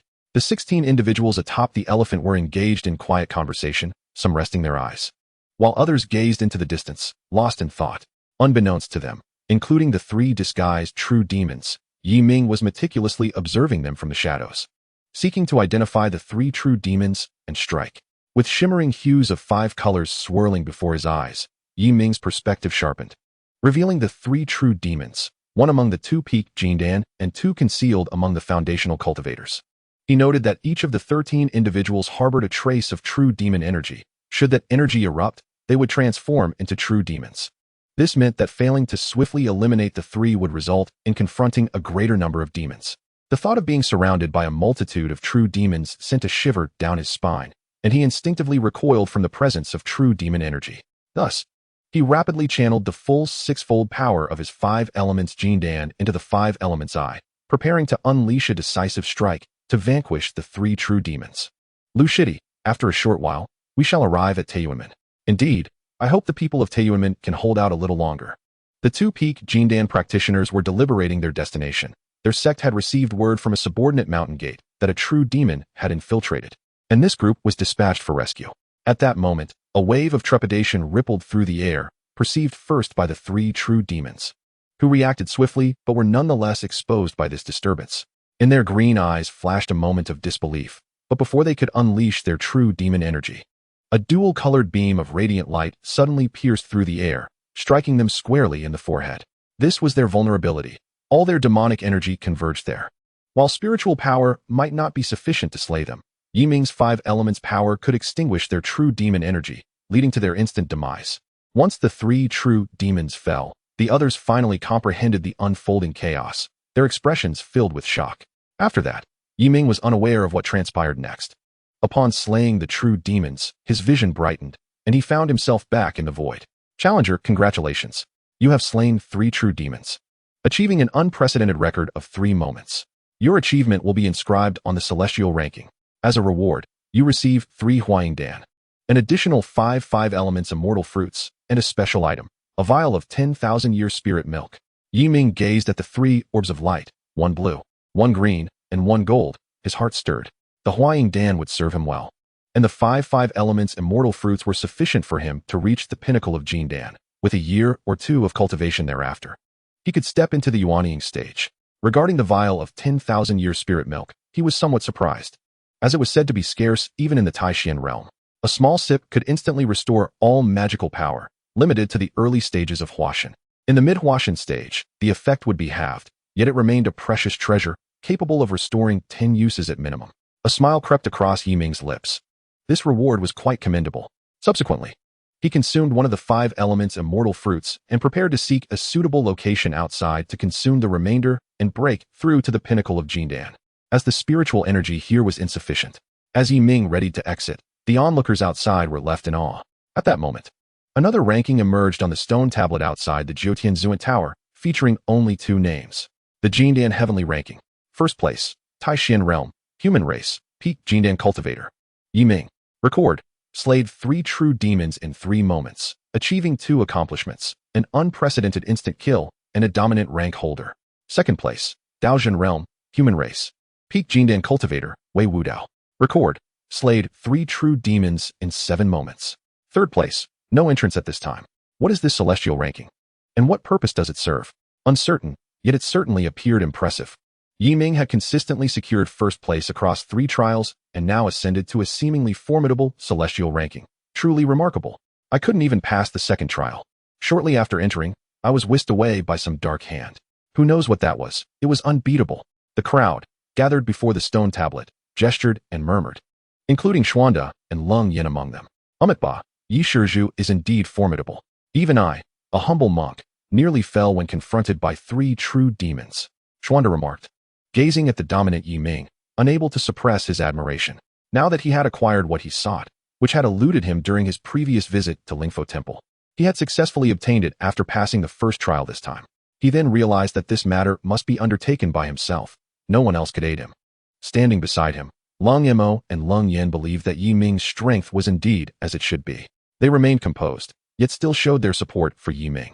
At this moment, a multitude of individuals emerged from the stone gate, having completed their trials. Some had succeeded, while others had faced failure.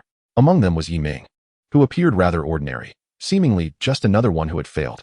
Seeing so many people exit, someone approached to inquire, but they all overlooked the seemingly unremarkable Yiming.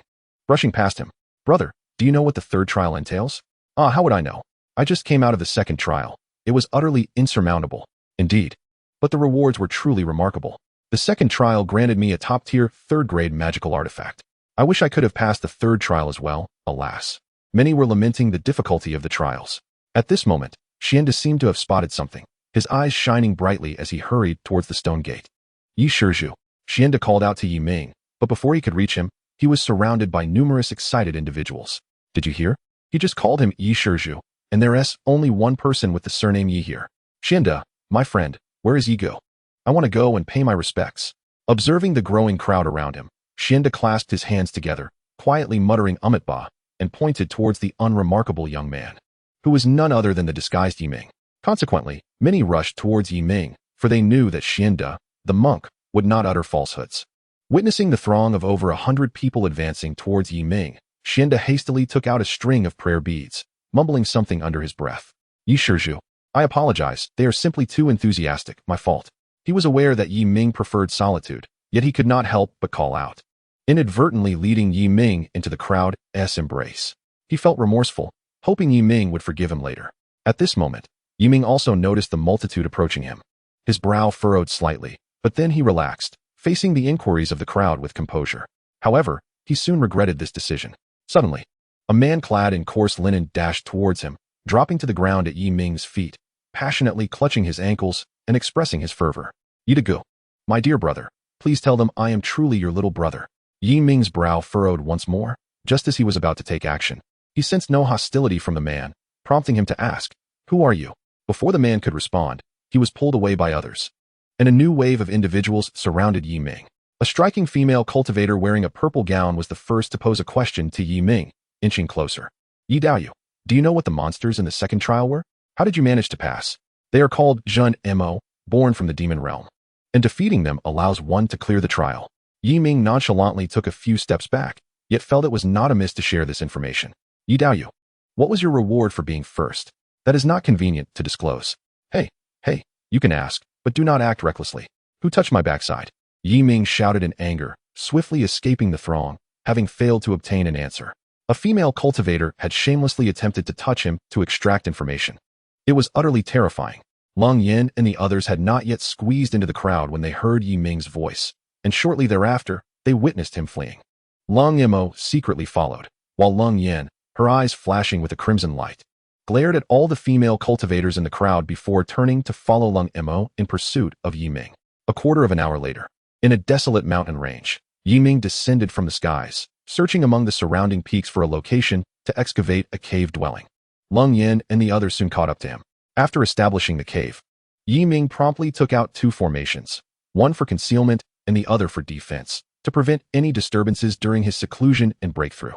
This time, both Lung Yin and her companions stood guard outside, vigilantly observing everything around them, even scrutinizing the passage of an ant for potential threats, ready to eliminate any danger that arose. Once all preparations were in place, Yiming closed his eyes and consumed the 5 elemental immortal fruits, each crunch resonating as he devoured them all. Instantly, a surge of elemental power gathered within him, which he needed to refine in order to break through to the pinnacle of the Golden Core stage. He anticipated this breakthrough would require at least a month or two, for as one progressed further, the difficulty of breakthroughs intensified, often leading cultivators to seclude themselves for decades or even centuries. While Yiming was in seclusion, a golden list appeared in the skies above Taishan Prefecture, accompanied by a booming voice that resonated throughout the entirety of the Taishan realm. "The Golden Core ranking of the human realm has descended. Those listed shall be safeguarded by the Taishan secret realm. Should anyone dare to lay a finger upon them for personal reasons, I shall emerge and annihilate their entire clan, not even permitting a single thought of malice." Chapter 60, Provoking the Limits, Annihilation. The resounding voice echoed through the heavens, and at that moment, the entire cultivation world was cloudless, with the golden list illuminating every corner, even reaching the mortal realm. It was not only Taishan realm that witnessed the golden list and the voice, the entire human realm, composed of countless cultivation realms, each possessing a unique secret realm and a 9 heavens Xian tower, bore witness to this occurrence. Countless individuals in Taishan realm, upon seeing the golden list in the sky and hearing the voice, exhibited varied reactions. Mortals knelt in reverence, while cultivators were left astonished and ecstatic. All hidden forces revealed themselves at that moment, fully aware that the millennia-long era of Ascension was approaching. Within a century, those listed would swiftly ascend to the pinnacle of the transformation stage, breaking through the starry seas and ascending to the spirit realm with their followers. To be fortunate enough to ascend alongside those listed would elevate their own limits, a desire long cherished by many stagnating cultivators at the late transformation stage. Only at the pinnacle of the transformation stage could one venture beyond the cultivation realm, breaking through the 9 heavens and ascending to the 3,000 spirit realms. Those stagnant, ancient beings who had lived for thousands of years had lost hope of reaching the transformation stage pinnacle, and thus, when the golden list emerged, All hidden or existing transformation forces became agitated. They sought to befriend those on the list, hoping to ascend alongside them. Meanwhile, within the Li family, one of the 4 great families of the transformation stage, many gathered around a few extinguished soul lamps. It seems our Li family members have perished in the secret realm. An elderly man with white hair and a youthful face, exuding a terrifying aura, sat expressionless in the main seat. Each of his words caused the surrounding spiritual energy to stir, rendering the Li family members pale. We implore the Ancestor to take action for our Li family disciples. All present bowed in unison, speaking with grave tones. Very well, I shall investigate this matter. It has been long since anyone dared to harm my Li family members. Once I uncover who it is, I shall annihilate their entire lineage. The white-haired elder, though not angry, commanded respect, causing the expressions of those below to pale further. Upon finishing his statement, the elder closed his eyes, his fingers moving slightly as he invoked a mysterious power upon the extinguished soul lamps. At that moment, the soul lamps flickered to life, and a figure materialized in the elder's mind. It was the perpetrator. Before the elder could discern further, an invisible pressure descended upon the entire Taishan realm. While mortals and Qi refining cultivators felt little, those above the foundation establishment stage were engulfed in panic, as if death were imminent. Just as despair filled their hearts, that grand voice resounded once more. I have just declared that those listed must not be touched. Not even in thought, yet now there are lowly insects provoking my limits. They truly deserve annihilation. As the words fell, an invisible force obliterated the entire Li family, leaving even the mid-transformation elders helplessly watching as they faded from existence. Even if the elder were to regret, it would be of no avail. He lamented his choices, wishing he had never sought out the murderer, wishing he had never allowed his kin to act with such tyranny. In the depths of his myriad regrets, the elder had vanished without a trace. The Li family was eradicated. Once the Li family was extinguished, the voice that commanded this decree also dissipated, and the oppressive aura vanished along with it. After a brief period of silence, the entire Taishan realm erupted into a flurry of activity. The Huashan clan was effortlessly wiped out, and the remaining Huashan clans convened all their members for a centennial assembly. Their purpose was clear: to refrain from investigating the murderer of their own disciples, for they feared for their lives. After all, in the secret realm, only a few had perished, and their own lives were paramount. This turmoil persisted for an entire month before gradually settling down. While the celestial ranking list had been updated multiple times, now displaying 10 names per rank, only one name appeared across 3 lists, steadfast upon the heavenly rankings. And that was Yi Ming, who had remained in first place, unmatched to this day. However, he had not made an appearance for a month, leading many to speculate that Yi Ming was in the midst of a breakthrough. If he was already this formidable prior, how much more powerful would he become post-breakthrough? In the mortal realm, at Yi Xian's residence in Qinghe City, the old village chief and the Wu Qing father-daughter duo gathered atop a high building, all gazing in awe at the celestial ranking list. It turned out that when Yi Xian mentioned he would be departing, he was heading to that very place. Truly, the celestial being is remarkable to achieve such a ranking. Indeed, my master is the most formidable. We hope the celestial being encounters smooth sailing in that realm. As they regarded the celestial list, the old village chief and his companions silently prayed for Yi Ming's safe return. Meanwhile, in a secluded mountain area of the Taishan secret realm, a sudden thunderous roar echoed as a massive mountain crumbled, and amidst the billowing dust, a beam of light shot forth. The light halted in midair, revealing Yi Ming, who had successfully broken through after a month of seclusion, inadvertently destroying his cave in the process. 2 figures approached swiftly. They were Leng Yin and Leng Mo. With Leng Mo on guard while Leng Yin gazed at her master with concern, asking, "Master, are you feeling unwell?" "No need for concern. Let us proceed and continue the challenges." Yi Ming replied with a gentle shake of his head. With that, he led Leng Yin and the others toward the Jiutianshan Tower. At this moment, he felt an immense surge of power. If he were to face the 3rd challenge again, he would require no more than a second, or perhaps even less, to obliterate 3 true demons. Within a quarter of an hour, Yi Ming arrived at the Jiutianshan Tower, and upon his appearance, a crowd began to gather around him. He merely glanced at the rankings inscribed on the stone tablet before hastily rushing through the stone gate, missing the opportunity for a private conversation with Xianda. It was not that he had forgotten Xianda, but rather that the intimidating gazes of the female cultivators were akin to that of ravenous wolves. At this juncture, the rankings had already seen individuals surpass the 4th challenge, with the fastest completion time being a mere 1.5 times. This indicated the formidable nature of the 4th challenge, suggesting that yet another true demon had been added. Upon entering the stone gate, Yi Ming was greeted by a sudden burst of light, revealing himself in a dilapidated chamber. utilizing his spiritual sense to observe his surroundings.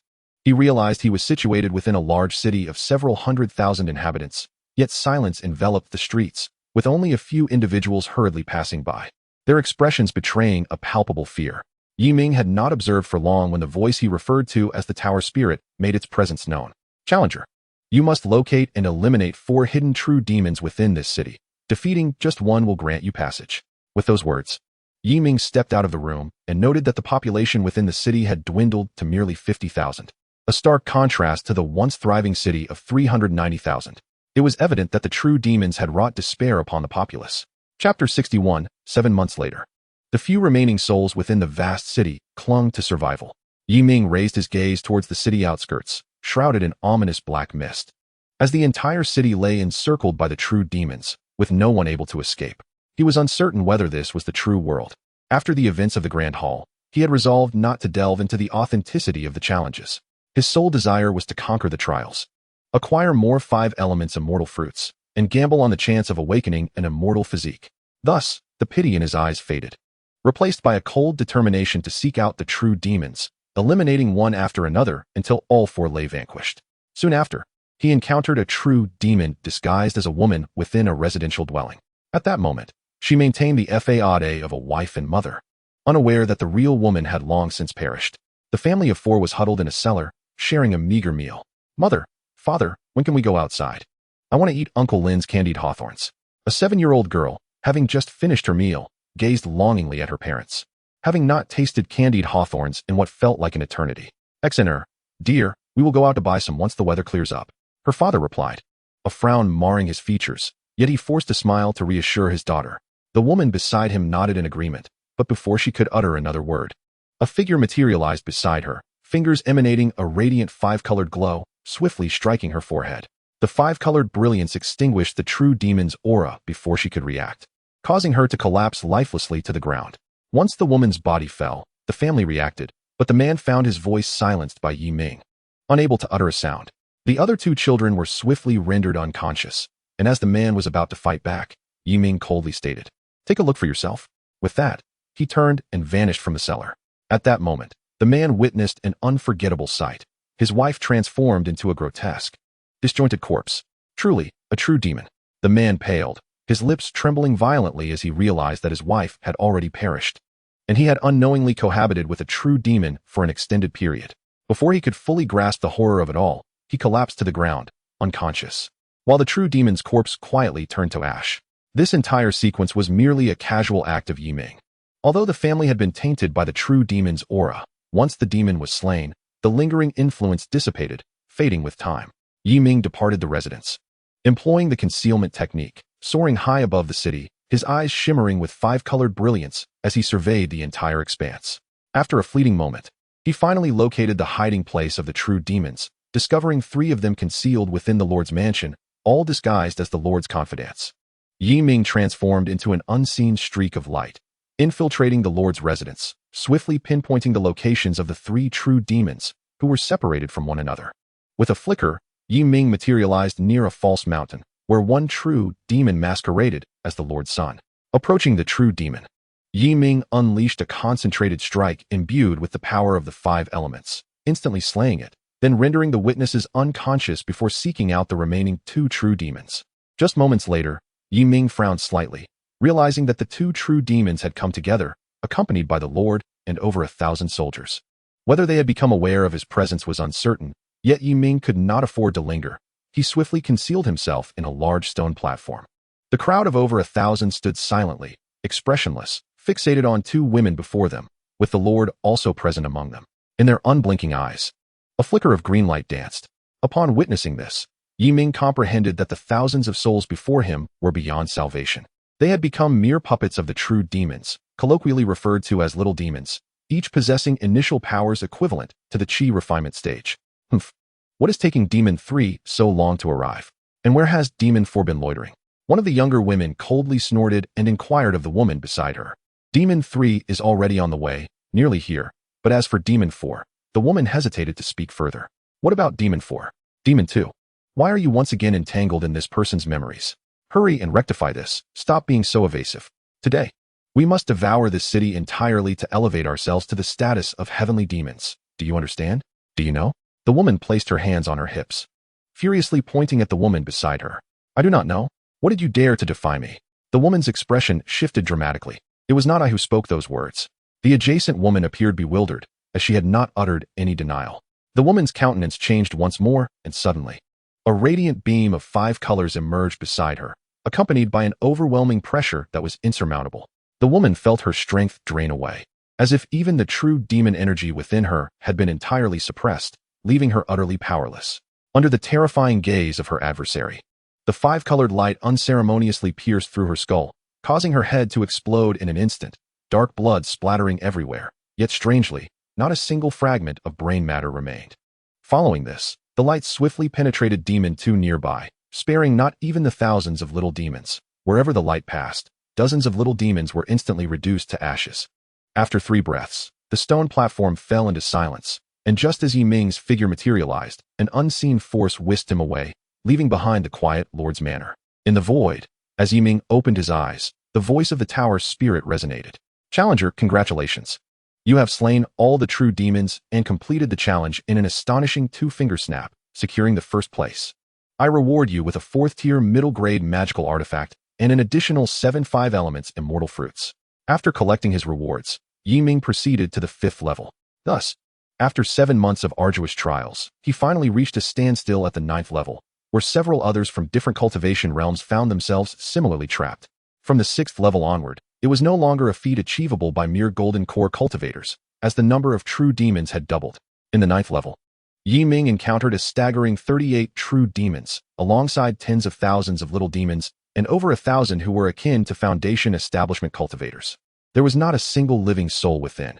Entering was tantamount to certain death. He only failed once in the 9th level before retreating to seclusion for 3 months, awaiting the annual sign-in to attempt the 9th level once more. On this night, at the hour of the rat, the system's voice echoed in his mind. Ding. The host has remained in the cultivation realm for another year. Would you like to sign in? Chapter 62. Sign in for the life source artifact. Alone in his cave, Yi Ming, upon hearing the system's voice, responded without hesitation. Sign in. Ding. 5th year sign-in successful. Congratulations, host. You have received the life source artifact, xianxiaaudiobooks. A life source artifact. Yi Ming's brow arched. Was this artifact truly meant for him? But why was it a seal?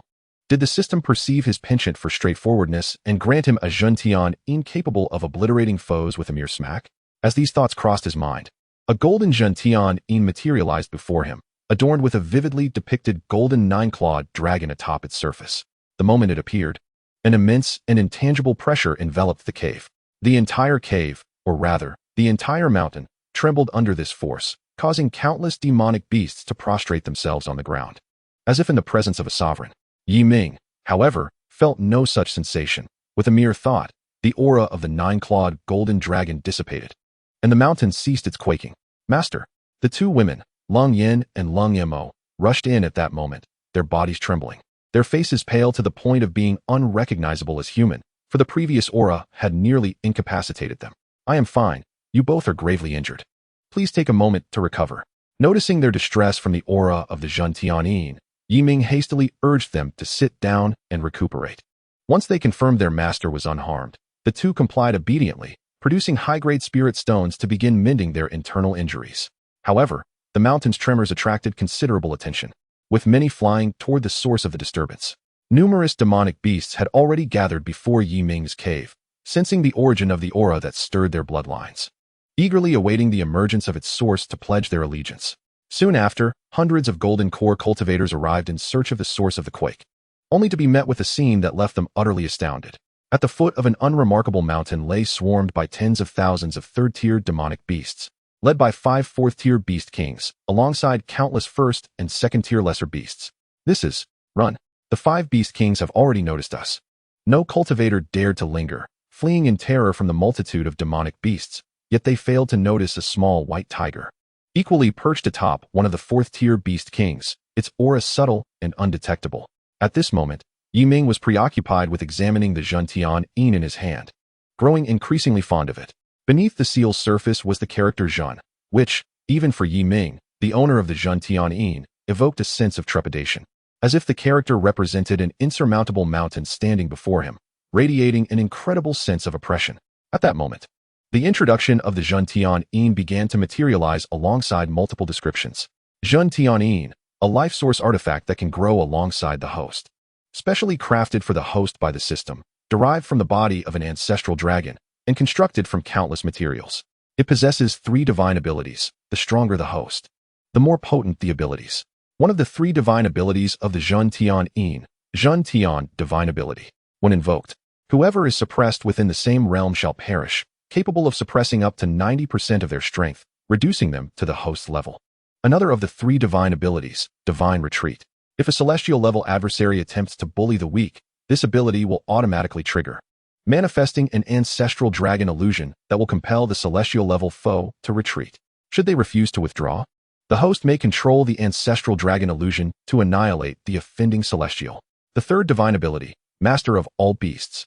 With this seal in hand, wherever the host goes, demonic beasts, spirit beasts, and divine beasts alike will willingly submit to the host, allowing the host to keep those they favor by their side. The xianxiaaudiobooks contains a small pocket dimension where the subdued beasts can reside, and prolonged habitation will enhance their bloodlines. Beasts that have submitted to the host shall never betray. Astonishing. After perusing all the introductions, Ming felt an overwhelming surge of astonishment welling within him, ultimately coalescing into 2 words to express his shock and excitement. 3 divine abilities, 1 active and 2 passive, all exceedingly formidable. With the xianxiaaudiobooks in his possession, he would soon become invincible in the Taishan realm. Once he reaches the Yuanying stage, even the transformation of gods would be within his reach. For it is known that no cultivator above the transformation of gods exists in the Taishan realm. As he was engulfed in astonishment, Lung Yin and Lung Mo finally regained their composure, gazing at Ming, who was clutching a terrifyingly potent golden square seal.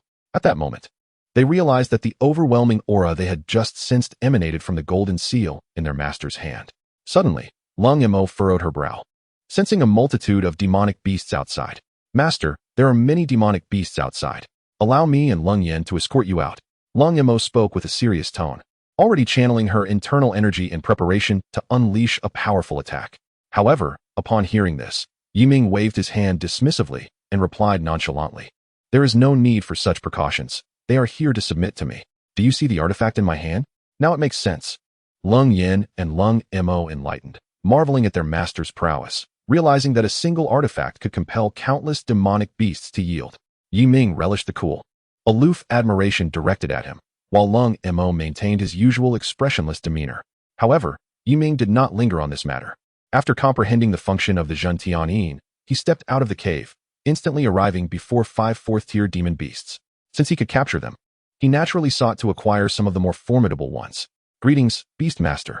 A tender, youthful voice resonated throughout the mountains, prompting all the other demon beasts to once again bow in reverence.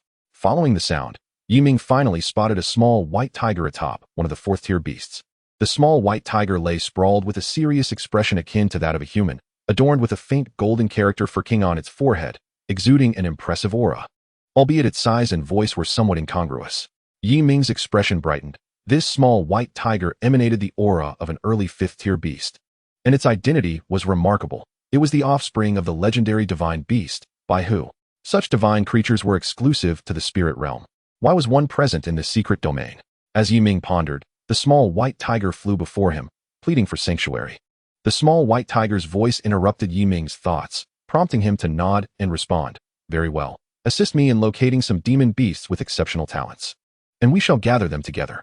By your command, Beastmaster." After the small white tiger spoke, it indicated 30 demon beasts with special bloodlines, along with the 5 beast kings. "Have you all made your decisions?" Ming inquired blandly, gazing at the more than 30 demon beasts before him. "Forever at your service." The 33rd-tier demon beasts and the beast kings responded in unison, accompanied by a serious yet youthful voice that sounded somewhat peculiar. After the ritual concluded, Ming raised the xianxiaaudiobooks. With a thought, the 9-clawed golden dragon atop the xianxiaaudiobooks emitted a beam of golden light, enveloping the small white tiger and the others. Under the golden illumination, the 5 towering 4th-tier demon beasts, including the small white tiger, transformed into tiny orbs of light, all flying into the dragon's mouth. The small cave within the golden dragon's belly had been explored by Ming. Its total area spanned 130 million square kilometers, encompassing 2/3 of the mortal realm. Inside, there were mountains and water, yet it remained desolate, devoid of greenery. It would take some time before it resembled the outside world. However, the spiritual energy within was 5 times that of Tai Xinzhou, and as he grew stronger, the cave would expand accordingly, along with the spiritual energy. After entering the cave, Bai Shui Ling and the demon beasts sought out the best locations to establish their dwelling. Yi Ming, on the other hand, stored the Zhentian Yin and, accompanied by Lung Mo and the others, proceeded to challenge the final 9th level of the Jiutian Xian Tower. Upon arriving at the tower, Yi Ming spotted Xian Da exiting the stone door with a look of helplessness. Xian Da felt somewhat disheartened. He had only managed to reach the 6th level, unable to attain the superior rewards that lay beyond, leaving him with a sense of regret. Just then, he sensed a familiar aura approaching and looked up to find Yi Ming. Xian Da clasped his hands together in a gesture of respect and, with a hint of excitement, asked, Ba, Yi Shizhu, you have finally emerged. Are you here to conquer the 9th level? Indeed, I am confident in my ability to pass the 9th level. Xian Da, my friend, await the changes on the stone tablet. It shall not be long now. Yi Ming replied, a confident smile gracing his lips as he released his aura entirely, exuding an unparalleled confidence. Those around him halted in disbelief, turning to gaze at Yi Ming, astonished that this prodigy had reached the threshold of the Yuaning stage. Xian Da was equally stunned. He recalled that Yi Ming had only advanced to the peak stage a few months prior. How could he be on the verge of entering the Yuaning stage in such a short time? While others required years or even decades to break through a minor realm in the Jindan stage, Yi Ming had achieved this in just over half a year. Truly deserving of the title of prodigy in the Jiutian Xian Tower. With the awe of the crowd upon him, Yi Ming stepped through the stone door. Upon opening his eyes, he found himself within a dilapidated palace, bloodstains marking the ground, yet not a single corpse in sight. From deep within the palace, shouts of rage echoed. Even from 1,000 meters away, Yi Ming could discern the sounds.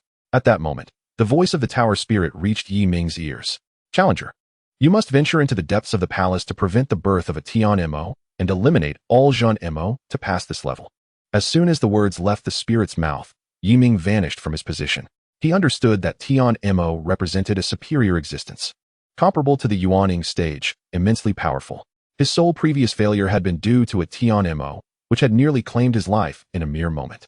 Fortunately, the Jiutian Xian Tower had saved him in time. Now, he sought revenge and aimed to vanquish this Tian Mo. Deep within the palace, a man clad in a dragon robe wielded a copper sword, leading his subordinates to fend off the relentless attacks of numerous demon beings, including dozens of Zhan Mo lurking ominously. Your Majesty, flee. Without you, the Deqing dynasty will perish. A general clad in armor implored the man in the dragon robe. No, I am the sovereign of this dynasty. I cannot retreat. If I do, how will I face the emperors of the past? The man in the dragon robe declared resolutely, swinging his copper sword, causing several demon beings to fall with each strike. Yet, against the onslaught of thousands of monsters, his efforts felt feeble. Enough of this. Slay these monsters for the glory of the Deqing people. The man in the dragon robe's expression grew increasingly fervent, eager to eradicate every creature before him. However, before he could finish, a powerful blow struck his neck, causing him to lose consciousness. I am sorry, Your Majesty, but only your survival can ensure the Deqing dynasty endures. The general, after incapacitating the man, felt a pang of guilt. He then shouted to a nearby companion. Xiao Liuzi, quickly take the emperor away. Yes, General. Xiao Liuzi immediately rushed over, but as the general imparted a few words to him and prepared to let him escape, a shadow suddenly appeared beside them, striking Xiao Liuzi down. Shortly after, a blinding 5-colored light emanated from the horde of demon beings, causing them to vanish in an instant. It was only then that the general realized Xiao Liuzi had transformed into one of the monsters, leaving him both shocked and enraged that his closest ally was a disguised fiend. Yet, he had no time to dwell on this. The emperor lay on the ground, and he needed to act swiftly to assist him. At that moment, the man in the dragon robe began to stir, gradually regaining consciousness. Meanwhile, Yi Ming had eliminated all Zhan Mo beneath the level of true demons, leaving only 37 remaining. Facing their assault, Yi Ming appeared unfazed, effortlessly repelling several Zhan Mo with each strike. At this juncture, he could easily use the Zhantian Yin to obliterate them, yet he refrained. Intent on avenging his previous defeat, he was not one to forget. Realizing they could not overcome Yi Ming, the Zhan Mo exchanged glances, with some attempting to distract him while others aimed to devour the humans. Yi Ming would not allow their plan to succeed. 2 beams of 5-colored light shot forth, intercepting the Zhan Mo's schemes. All the Zhan Mo glared at Yi Ming with malevolent intent, and without hesitation, they altered their strategy. In a sudden turn, the Zhan Mo attacked their companions, engaging in a savage bout of mutual consumption, their horrified screams echoing in the air. Ming observed this scene with satisfaction, allowing the carnage to unfold without interference, entirely unconcerned as their strength grew more formidable. In the distance, the hundreds of onlookers gazed on in despair, questioning why the powerful figure had yet to intervene. It was too late. The Grand General firmly supported the Emperor with both hands, a bitter expression on his face as he gazed at the increasingly formidable monster in the arena. After approximately the span of an incense stick, only a single true demon remained, its aura surging with ferocity, transforming into a monstrous entity towering over 100 zhang. Upon witnessing the emergence of the celestial demon, Ming hesitated no longer. He cast the Zhentian seal and uttered a resonant incantation. Zhen. The sound echoed like a voice from antiquity, resonating throughout the royal city. At that moment, the Zhentian seal in midair gleamed brilliantly, its golden light piercing through the clouds, and shortly thereafter, a colossal golden character Furin, measuring over 1,000 zhang, appeared above the royal city. Accompanying this was an overwhelming pressure of immense power. The character descended slowly, causing the imperial palace at its center to tremble incessantly, a mere aftershock of its might. The celestial demon, however, suffered greatly under this pressure. The entirety of the character's aura was directed solely at it, distorting its terrifying visage. Its originally sunken eyes bulged forth, and its features twisted grotesquely. With great effort, the celestial demon raised its head, trembling as it gazed at the descending golden character, its heart filled with dread. What was this entity, and why had its power diminished? In the distance, the general and others stared in shock at the unfolding spectacle, unable to contain themselves as they collapsed to the ground. Who was this person, wielding such formidable strength with a mere flick of their hand? Amidst the astonishment of others, the celestial demon's power dwindled to nearly nothing. Seizing the opportunity, Ming grasped the Zhentian seal radiating golden light and pressed it towards the celestial demon. The character, which had been slowly descending, accelerated rapidly towards its target. Roar! The celestial demon let out a roar of defiance as it beheld the descending character. Yet, it could not withstand for long, being crushed into a mere flat mass.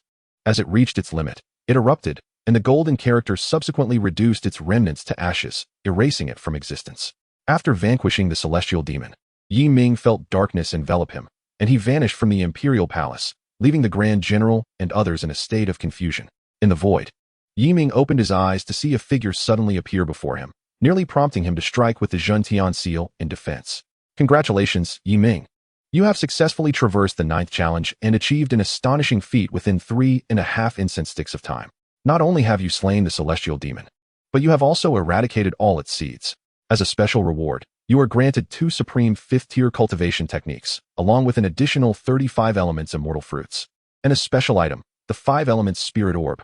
The voice of the tower's spirit echoed in Ming's ears, while the figure before him remained silent, merely observing him, sending a chill down his spine and causing him to forget the rewards momentarily. May I ask who you are? Ming could not help but inquire, as the figure was somewhat indistinct, though it appeared to be female, merely a vague outline. The intensity of her gaze made him somewhat uneasy. I am the Zhuotianzuan, the master of this tower. The melodious voice emanated from the figure. Those brief words left Ming profoundly shaken. The Zhuotianzuan, the master of this celestial artifact. Did that not imply she possessed strength beyond the tribulation phase?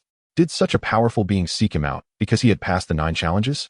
Before Ming could voice his questions, Zhuotianzuan continued, your talent is remarkable. When you ascend to the spirit realm, come to the Jiushuan Immortal Gate, and I shall accept you as my disciple. With that, she presented a golden token to Ming, concluding, hold this, and you may enter my Jiushuan Immortal Gate. Without waiting for Ming's response, her figure dissipated. Her arrival was silent, and her departure left no trace, a true embodiment of a powerful being's grace. Ming gazed at the token before him, hesitating for a moment before taking it in hand. The Jiushuan Immortal Gate sounded illustrious. It would be worth a visit. As for Zhuotianzuan's offer to take him as a disciple, Ming would certainly not refuse. Having a protective sect in the spirit realm was far better than being unprotected. After stowing the token, Ming turned his attention to the 3 luminous orbs beside him. He first placed the 35 elements immortal fruits into his spatial ring, intending to consume them after exiting. Next, he examined the 2 5th-tier supreme cultivation techniques, one entitled Wuxing Xiaotian Shou, which could harness the power of the 5 elements to create a vast cage, preventing any escape, ultimately annihilating the target with elemental force. The second was named Tianguang Shu, which coalesced a 5-colored heavenly light to strike at enemies, Yi Ming deemed it inferior to the Wuxing Fian. After casually tossing both techniques into his spatial ring, Yi Ming turned his gaze to the final special reward, the 5 elements spirit orb. This orb, the size of an infant's fist, contained a multitude of 5-colored liquid, continuously swirling with luminescence. Yi Ming was unsure of its nature until a stream of information flew from the orb into his memory, revealing that it was the ultimate reward prepared specifically for him by the Jiutianzuan. The liquid within was the quintessence of the 5 elements, a drop of which held effects comparable to a 5 elements immortal fruit, albeit lacking the unique ability to awaken an immortal body. The information indicated that the essence contained within this orb would suffice for him to reach the peak of the transformation stage in 100 years. The moment he consumed the essence would coincide with his ascension. 100 years? Yi Ming smirked. He needed no such time. With the aid of sign-ins, he could reach the transformation stage within 20 years. Through 2 sign-ins yielding a century's worth of cultivation, he had discerned certain patterns. Every 3 years, he could sign in for cultivation, with the years of cultivation increasing each time. However, signing in for a century in the mortal realm was not without merit. By the time he ascended, he would possess extraordinary cultivation, enabling him to navigate the spirit realm with guile.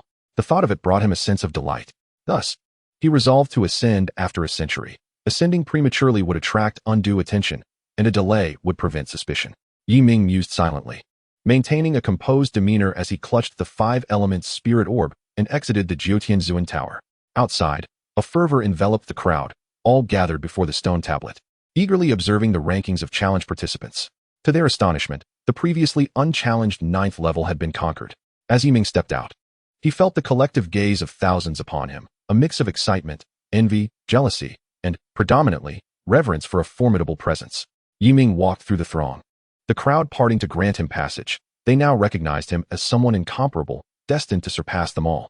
No one dared to act rashly in this moment. They regarded Yi Ming with awe as he departed.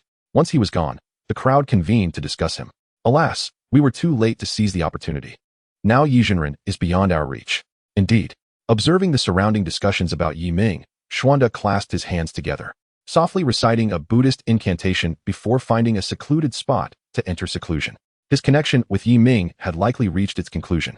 Nevertheless, he sincerely wished for Yi Ming's continued success on his path to immortality. Elsewhere, Yi Ming brought Leng Yin and others to the cave dwelling they had previously occupied, intending to reside there for a time. The spirit of the secret realm had mentioned a year's duration for their challenge, with the realm set to close after a year. Now, with 7 months past, they had 5 months remaining before exiting the secret realm. During this time, they would idly pass the time in the cave. Thus, 3 months later, others began to successively conquer the 9th challenge, all hailing from various cultivation realms. Yet their completion times were lengthy, often exceeding 3/4 of an incense stick, with some even taking 5 hours. In these 3 months, Yi Ming had initially idled for a month, but spent the remainder exploring the secret realm. Notably, the crossing of the Forbidden River had vanished. In a place where even the periphery is elusive, Yi Ming finds it convenient to wander freely. The interior is thrice the size of the exterior, brimming with countless 3rd-tier medicinal herbs, which Yi Ming has begun to disdain for taking up space. He has only managed to find a few hundred 3rd-tier herbs, later discovering that some individuals, unable to pass the checkpoints, resorted to foraging, leaving most of the 3rd-tier herbs depleted. Yet, Yi Ming remains undeterred, for the tame beasts have bestowed upon him a delightful surprise today. During a leisurely moment, he recalls the cave of the Zhentian Yin and decides to explore. Upon arrival, he discovers that the vicinity of the little white tiger's lair is surrounded by 4th-tier medicinal herbs, with a few rare 5th-tier ones present. As he approaches the cave, the little white tiger eagerly rushes out, bowing respectfully before Yi Ming. Beastmaster sounds peculiar. Call me master instead. Yi Ming suggests with a raised brow, finding the term master more fitting. The little white tiger lifts its fluffy head, revealing its tiny fangs, and reverently responds. As you command, master. Unable to resist the cuteness of the little white tiger, Yi Ming instinctively reaches out to pet its head, enjoying the soft and smooth fur. Initially, the little tiger flinches, its tiny ears trembling, as it has never encountered such rudeness. However, it soon realizes that the one touching it is its master, and such affection is a reward. The sensation is quite pleasant, prompting the little white tiger to roll over, exposing its belly, inviting Yi Ming to continue the affection. Seeing this, Yi Ming does not hold back, indulging in the delightful moment. In the depths of his memory, he recalls his fondness for petting cats, and to him, the little white tiger resembles a docile kitten. After satisfying his urge to pet, Yi Ming states his purpose. Little White, Where did you acquire these medicinal herbs? He inquires, pausing his caress to address the purring little tiger. Noticing the cessation of the gentle touch and hearing the master's inquiry, the little white tiger promptly turns around, responding with utmost respect. Master, these were given to Shui Ling by those 5 large fellows. What is mine is yours. You may take them all. Very well.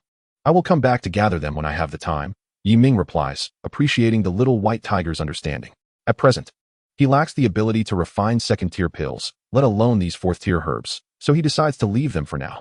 The large fellows mentioned by the little white tiger refer to the 5 4th-tier beasts, each towering over 100 zhang in size. To the little white tiger, which measures merely half a meter, calling them large is quite an understatement. All right, Master is always welcome to collect them. Shui Ling will take good care of these herbs. The little white tiger nods its head, determined to tend to them well, as they are usually for admiration. Since the Master requires them, it will ensure they thrive. Remain here and cultivate diligently. If you wish to go out, just let me know, Ming instructs as he prepares to depart. Just as he is about to turn away, he remembers something and summons the 5 4th-tier beasts. Soon, they arrive before Ming, their massive bodies dwarfing the little white tiger's lair, which appears like a small hill. Upon arriving, they prostrate themselves before Ming, their eyes filled with reverence. We have seen the Beastmaster. They roar in unison, their powerful voices echoing for miles. Like Little White, you may call me Master, Ming responds calmly, undaunted by the imposing presence of the 5 4th-tier beasts. As you command, Master. What are your orders? Inquires the highest-ranking beast respectfully. I need you to eliminate those 2 beast kings at the periphery, the blood python and the demon tree. They have caused me considerable trouble recently. Ming states with a grin, his tone suddenly imbued with intent for vengeance.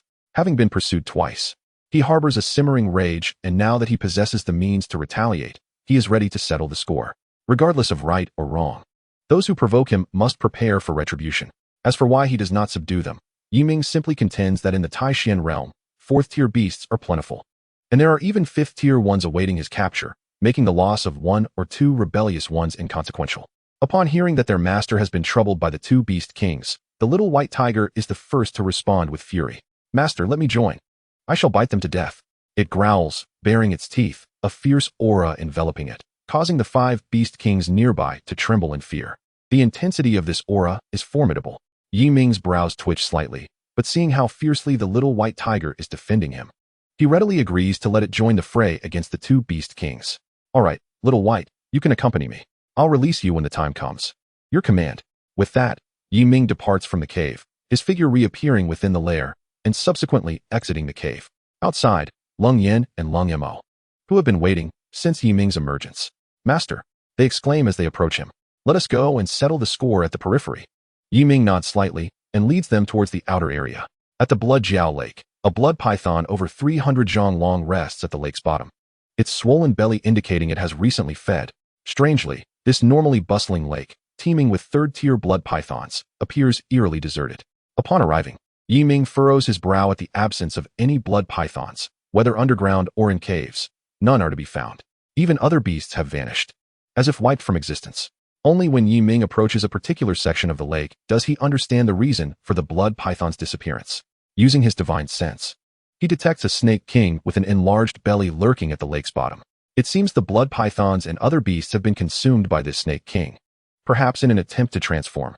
Ming deduces its intentions, but knows it will not have the chance to execute them. A glint of cold light flickers in Ming's eyes as he retrieves the Zhantian Yin from the system space and releases Little White along with the 5 beast kings.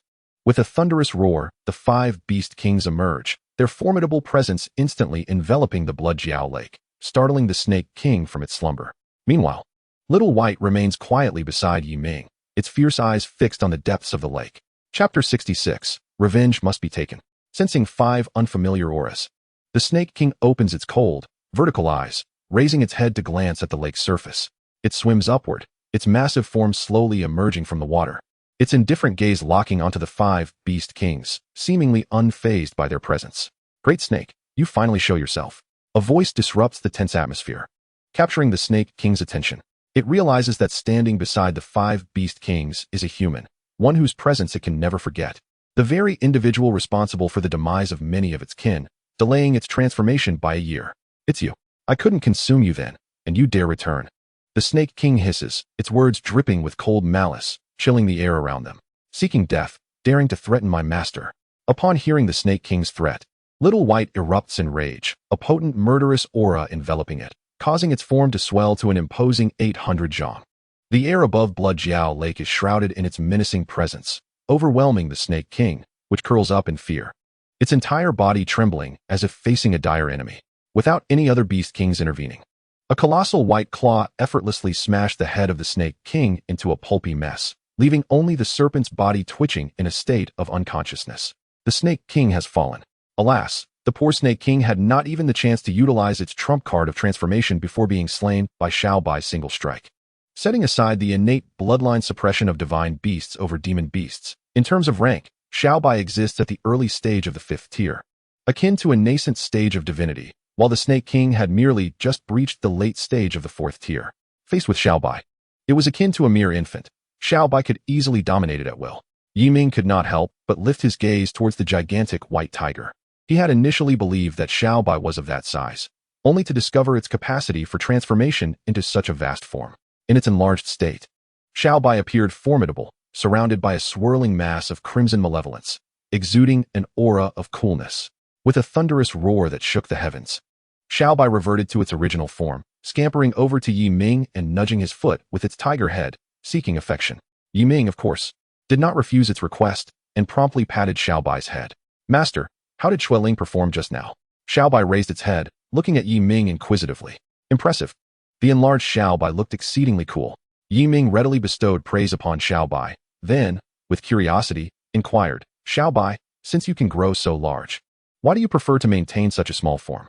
Xiao Bai tilted its tiger head and earnestly responded, "In reply to my master, I have only just been born for 50 years, and I am currently unable to fully harness the power within me. Once I reach 100 years of age, I will be able to transform at will." "Ah, I see." Ming nodded thoughtfully. Divine beasts indeed follow such a timeline. 50 years is but the infancy of their existence, comparable to a human baby, albeit differing in species and inheritance. Contemplating this, Ming proceeded to collect the body of the Snake King, and after completing this task, he led Xiao Bai and the others towards the Yaohua Forest. Within the Yaohua Forest, a towering tree king, over 200 zhang tall, stood vigil in its territory. This time, it did not slumber, it was guarding the land. Having already lost many of its kin to human extermination, it could not allow humans to encroach any further, lest its Yao Tree clan face annihilation. Moments later, the Tree King seemed to sense an impending presence, and a kindly visage of an elderly man slowly emerged from its trunk, distinct from the peculiar forms of 3rd-tier demon trees. "5 esteemed ones, what brings you to my domain?" The ancient voice of the Tree King resounded throughout the Yaohua Forest, seemingly warning its kin of an impending calamity. Gazing at the 5 beast kings before it, the Tree King's expression turned grave. Though unaware of their intentions, the faint aura of hostility left it uneasy. "You have offended our master, thus you must perish," one of the beast kings coldly declared, fixing its gaze upon the Tree King. "Master?" The Tree King was momentarily taken aback, and before it could comprehend, the 5 beast kings parted to create a path. Ming, with an indifferent expression, stepped forward, accompanied by a small white tiger, with a man and woman closely trailing behind. "Do you remember me?" Ming coldly smiled at the Tree King, now within arm's reach. "I remember. Alas, it is my fault for having slumbered too long, failing to fully recover my strength. Otherwise, you would not have escaped." The Tree King sighed, lamenting the numerous kin it had lost at the hands of this human, now returned seeking vengeance. The Tree King's words caused Xiao Bai to widen its eyes, its malevolence flaring anew, another disrespectful entity towards its master. Such a creature deserved to perish. "Enough, you 5, go and slay it." Ming, however, remained expressionless as he waved his hand, wishing not to squander more time here. "As you command, master." The 5 beast kings bowed their heads, then displayed their prowess as they soared forth to besiege the Tree King, splintered wood and branches flying in all directions. "Master, what about me?" Upon realizing it was not allowed to engage, Xiao Bai grew anxious, lifting its head and gazing earnestly at Ming. Upon hearing this, a faint smile graced Ming's face as he reassured, "You have already fought. Let them have their turn. Do not fret. Once I exit the secret realm, there will be ample opportunities for you to showcase your might." "I will heed my master's words." Upon hearing that there would be more opportunities for combat, Xiao Bai's eyes sparkled with excitement. It relished the thrill of battle. Meanwhile, the Tree King was being mercilessly beaten by the 5 beast kings, its form becoming increasingly fragmented, even a portion of its life essence being forced out. "Hey, do not destroy its life essence. That is a valuable treasure." Ming noticed dozens of drops of fourth-tier life essence being sent flying and felt a pang of regret as he cautioned the 5 frenzied beast kings. Hearing Ming's admonition, the 5 beast kings reined in slightly, yet the tree king was left utterly defenseless. Within mere moments, it was beaten to death. Upon witnessing the demise of the tree king, Ming hurriedly approached to collect its life essence, filling 10 jade vials, along with the heartwood, which he also took. After gathering everything, Ming instructed Xiao Bai and the others to return to the cave world within the Zhentian seal, while he tirelessly harvested the life essence throughout the Yaohua forest. Only when not a single demon tree remained did Ming finally depart, satisfied. After all, he would not return, and rather than let others benefit, it was better for him to claim it all. Exiting the Yaohua forest, Ming returned to his cave dwelling and took out the 3rd-tier alchemy summary he had purchased previously, engaging in study as he embarked on the path to becoming a 2nd-tier alchemist. Half a month later, Ming sat before an alchemical furnace with a solemn countenance, continuously adding 2nd-tier spirit herbs into the furnace. Once he had completed this task, he ignited his alchemical flame beneath the furnace. He then set the furnace in motion, ensuring even heat distribution within, which would enable all the spirit herbs to rapidly liquefy simultaneously.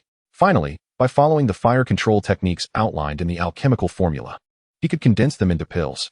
Chapter 67. Conclusion of the Secret Realm. The elixir is complete. Half a day later, Ming's voice echoed within the cave, followed by a waft of fragrant pill aroma. Foundation Establishment Pill, completed. Deep within the cave, Ming gazed at the 5 milky white Foundation Establishment pills in the furnace, his expression revealing surprise. Why were the pills he crafted white in color? Others produced black pills. Could it be due to his innate 5 elemental powers? Ming maintained a composed demeanor, pondering carefully. His alchemical flame was born from the 5-element golden pill, naturally imbued with 5 elemental energies. Thus his creations would indeed differ from others. He then retrieved a black Foundation Establishment pill, one produced by another. Upon closer examination, he discovered the black pills were rife with impurities. Consuming such a pill would only add further impurities to one's spiritual root, exacerbating the already compromised condition and significantly slowing the cultivation process. However, these impure Foundation Establishment pills were still considered the finest within the Taishian realm. A pill devoid of impurities had never before been seen in the Taishian realm. Ming turned his gaze back to his own Foundation Establishment pills. Confirming his earlier hypothesis, his pills contained no impurities whatsoever, marking the first perfect Foundation Establishment pill within the Taishian realm. Selling such an elixir would likely incite frenzy among the families of divine transformation, yet such an action bore great risk. Even though he was invincible beneath the level of divine transformation, it would still be perilous. Countless divine transformation beings lurked within the Taishian realm. Ming estimated there were at least dozens. It was wiser to remain low for a few decades. With these thoughts, Ming stored away the alchemical furnace, secured the Foundation Establishment pills, and exited the cave he had inhabited for half a month. He then flew towards the direction of the Jiutian Tower, eager to discover the current rankings and how the little monk Xian had fared in navigating the challenges. Moments later, Ming halted before the stone tablet, his arrival naturally garnering considerable attention. Yizhenren, after 3 months, your aura has grown increasingly formidable. It seems you will soon reach the Yuanying stage. Speaking of which, what brings him here? He has already cleared all the trials. Could it be to check if anyone has surpassed his record? It seemed unlikely. His record was one that no one could surpass, so he was probably just here to review the rankings. The whispers of these individuals were entirely overheard by Ming, for their soundproofing techniques were utterly ineffective against his keen ears. He did not actively eavesdrop. Rather, his abilities surpassed theirs. Consequently, every word they uttered was captured by him. Ming maintained a calm demeanor, disregarding their presence as he focused on the changes inscribed on the stone tablet. At that moment, 3 others had already conquered the 9th challenge. One was Wei Wudao from Dao Jinjia, who accomplished it in a mere 3/4 of an hour, suggesting he possessed a unique constitution. The second was Qiao Kaling from Tianhongjia, who took slightly longer, finishing in 1 hour and 15 minutes. The last was Lin Yitian from Xianhuangjia, who completed it in 1 hour and 2/4. In summary, the completion times of these 3 were significantly inferior to Ming's, rendering any attempt to surpass his record impossible. After reviewing the leaderboard, Ming turned to search for Xianda. It was not long before he spotted Xianda emerging from the stone door, his complexion pale. This indicated that he had sustained severe injuries during his attempts, prompting Ming to rush over. "Xianda, my friend," a familiar voice called from ahead, causing Xianda to pause and look up, recognizing Ming, whom he thought he had lost all connection with. He quickly pressed his palms together in greeting, saying, "Ba. Master Yi." What brings you to seek this humble monk?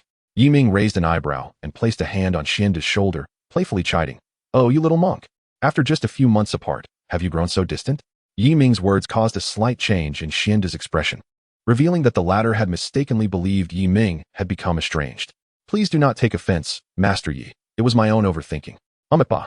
Xianda realized his error and promptly apologized to Yi Ming. Seeing this, Yi Ming could not help but chuckle and said, All right then, tell me. How far have you progressed? 6 challenges. This is the limit for this humble monk. Xianda replied candidly. Upon hearing this, Yi Ming let out a mischievous laugh and communicated through a sound transmission. I can provide you with a strategy to surpass the 7th challenge. What do you think? A strategy? Master Yi, isn't that tantamount to cheating? Xianda hesitated, glancing at Yi Ming. He did, however, desire to conquer the 7th challenge to acquire more Bodhi seeds, which would aid him in comprehending the path of Buddhism and elevate him to a higher realm. This is hardly cheating. Let me assure you, if you follow my guidance, you will undoubtedly uncover their hidden locations, and the subsequent steps will be self-evident. Yi Ming reassured him, gesturing for Xianda to relax before continuing to relay the information on locating the true demons' hideouts and their vulnerabilities. Upon absorbing this knowledge, Xianda's eyes gleamed with hope. He thought that even if it were indeed cheating, the Buddha would not hold it against him. Umitba, Master Yi, I shall remember your kindness and repay you in the future, Xianda said solemnly, his hands clasped in gratitude. Enough of this. You should focus on recovering from your injuries. Heal well before you tackle the challenges again. Time is of the essence, Yi Ming urged, dismissing Xianda as the secret realm would close in just 2 months.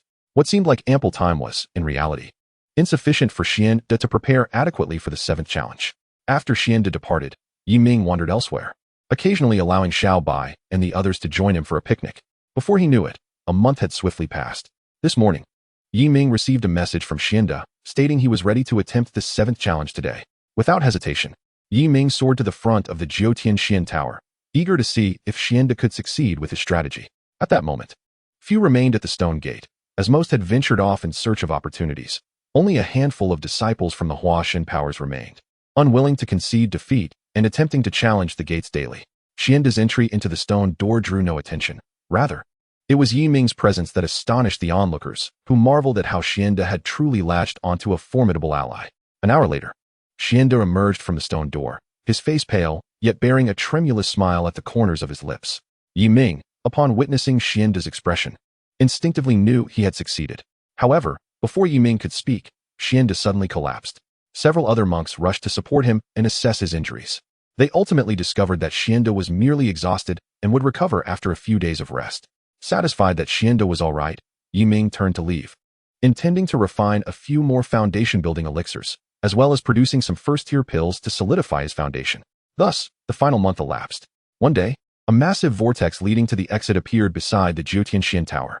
Following its emergence, the voice of the spirit of the secret realm echoed. The year has come to an end. You may now depart. As the words faded, an irresistible force emanated from the vortex, pulling everyone uncontrollably away, including Yi Ming.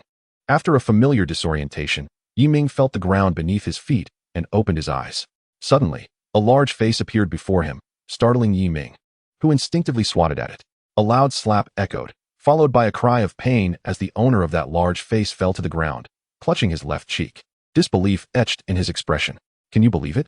A golden core cultivator knocked me, a Yuan-ing, senseless with a single strike. Realizing his mistake, Yi Ming felt a twinge of embarrassment and approached to help the man up, apologizing profusely. My sincerest apologies. That was merely a reflex. The man, perceiving Yi Ming's amiable demeanor, chose not to hold the slap against him, as he had come with a mission and could not afford to clash with someone just emerging from the secret realm. Otherwise, his ancestor would not spare him. After erasing the imprint on his face, the man waved his hand dismissively. No harm done. By the way, do you know where I might find someone named Yi Ming? Hearing this, Yi Ming's expression turned slightly peculiar, but after a moment of contemplation, he shook his head. I'm afraid I do not know. I've only just emerged. Is that so? All right then. The man, sensing Yi Ming's sincerity, turned to seek another individual for information. Yi Ming glanced around and noticed that others were gradually regaining consciousness, being questioned by various individuals. Listening to their conversations, it became apparent that many sought him, which was troubling, considering he had killed 2 members of the Huashan powers within the secret realm and could very well be the target of a bounty. Realizing the precariousness of his situation, Yi Ming swiftly utilized the divine concealment technique, departing with Lung Yin and the others. Just as Yi Ming left, Xianda opened his eyes outside the secret realm, only to hear someone calling for him. "Little monk, hey, I'm calling you." Xianda turned to see a woman in a flowing white gown standing behind him, her aura indicating she was at the yuaning stage. Recognizing her formidable cultivation, Xianda promptly performed a Buddhist salutation. "Ba, may I inquire what brings you to seek this humble monk?" "Little monk, do you know where Yi Ming is?" the woman asked, pointing at those who had just awakened around them. Upon hearing her inquiry, Xianda glanced around, only to find Yi Ming had vanished without a trace. He clasped his hands together and shook his head. Ba, this humble monk does not know." With that, Xianda departed with his companions. Yi Ming had left early, presumably to evade something, and it would be best not to trouble him further. As the little monk left, the woman turned to inquire with the others, but none had any information, leaving a group of yuaning cultivators exchanging puzzled glances. At that moment, one individual suddenly touched his left cheek, as if recalling something, and exclaimed, "Damn it, I knew it was impossible for a golden core to hurt me. He must be Yi Ming." Upon his realization, the others quickly surrounded him, questioning further about Yi Ming's appearance, and soon, they each set off to seek him out. Regrettably, their search was destined to be in vain, for Yi Ming had already assumed a new visage and was employing the Shininju throughout. 3 days later, Yi Ming paused in a small town, needing to ascertain whether a bounty had been placed on his head.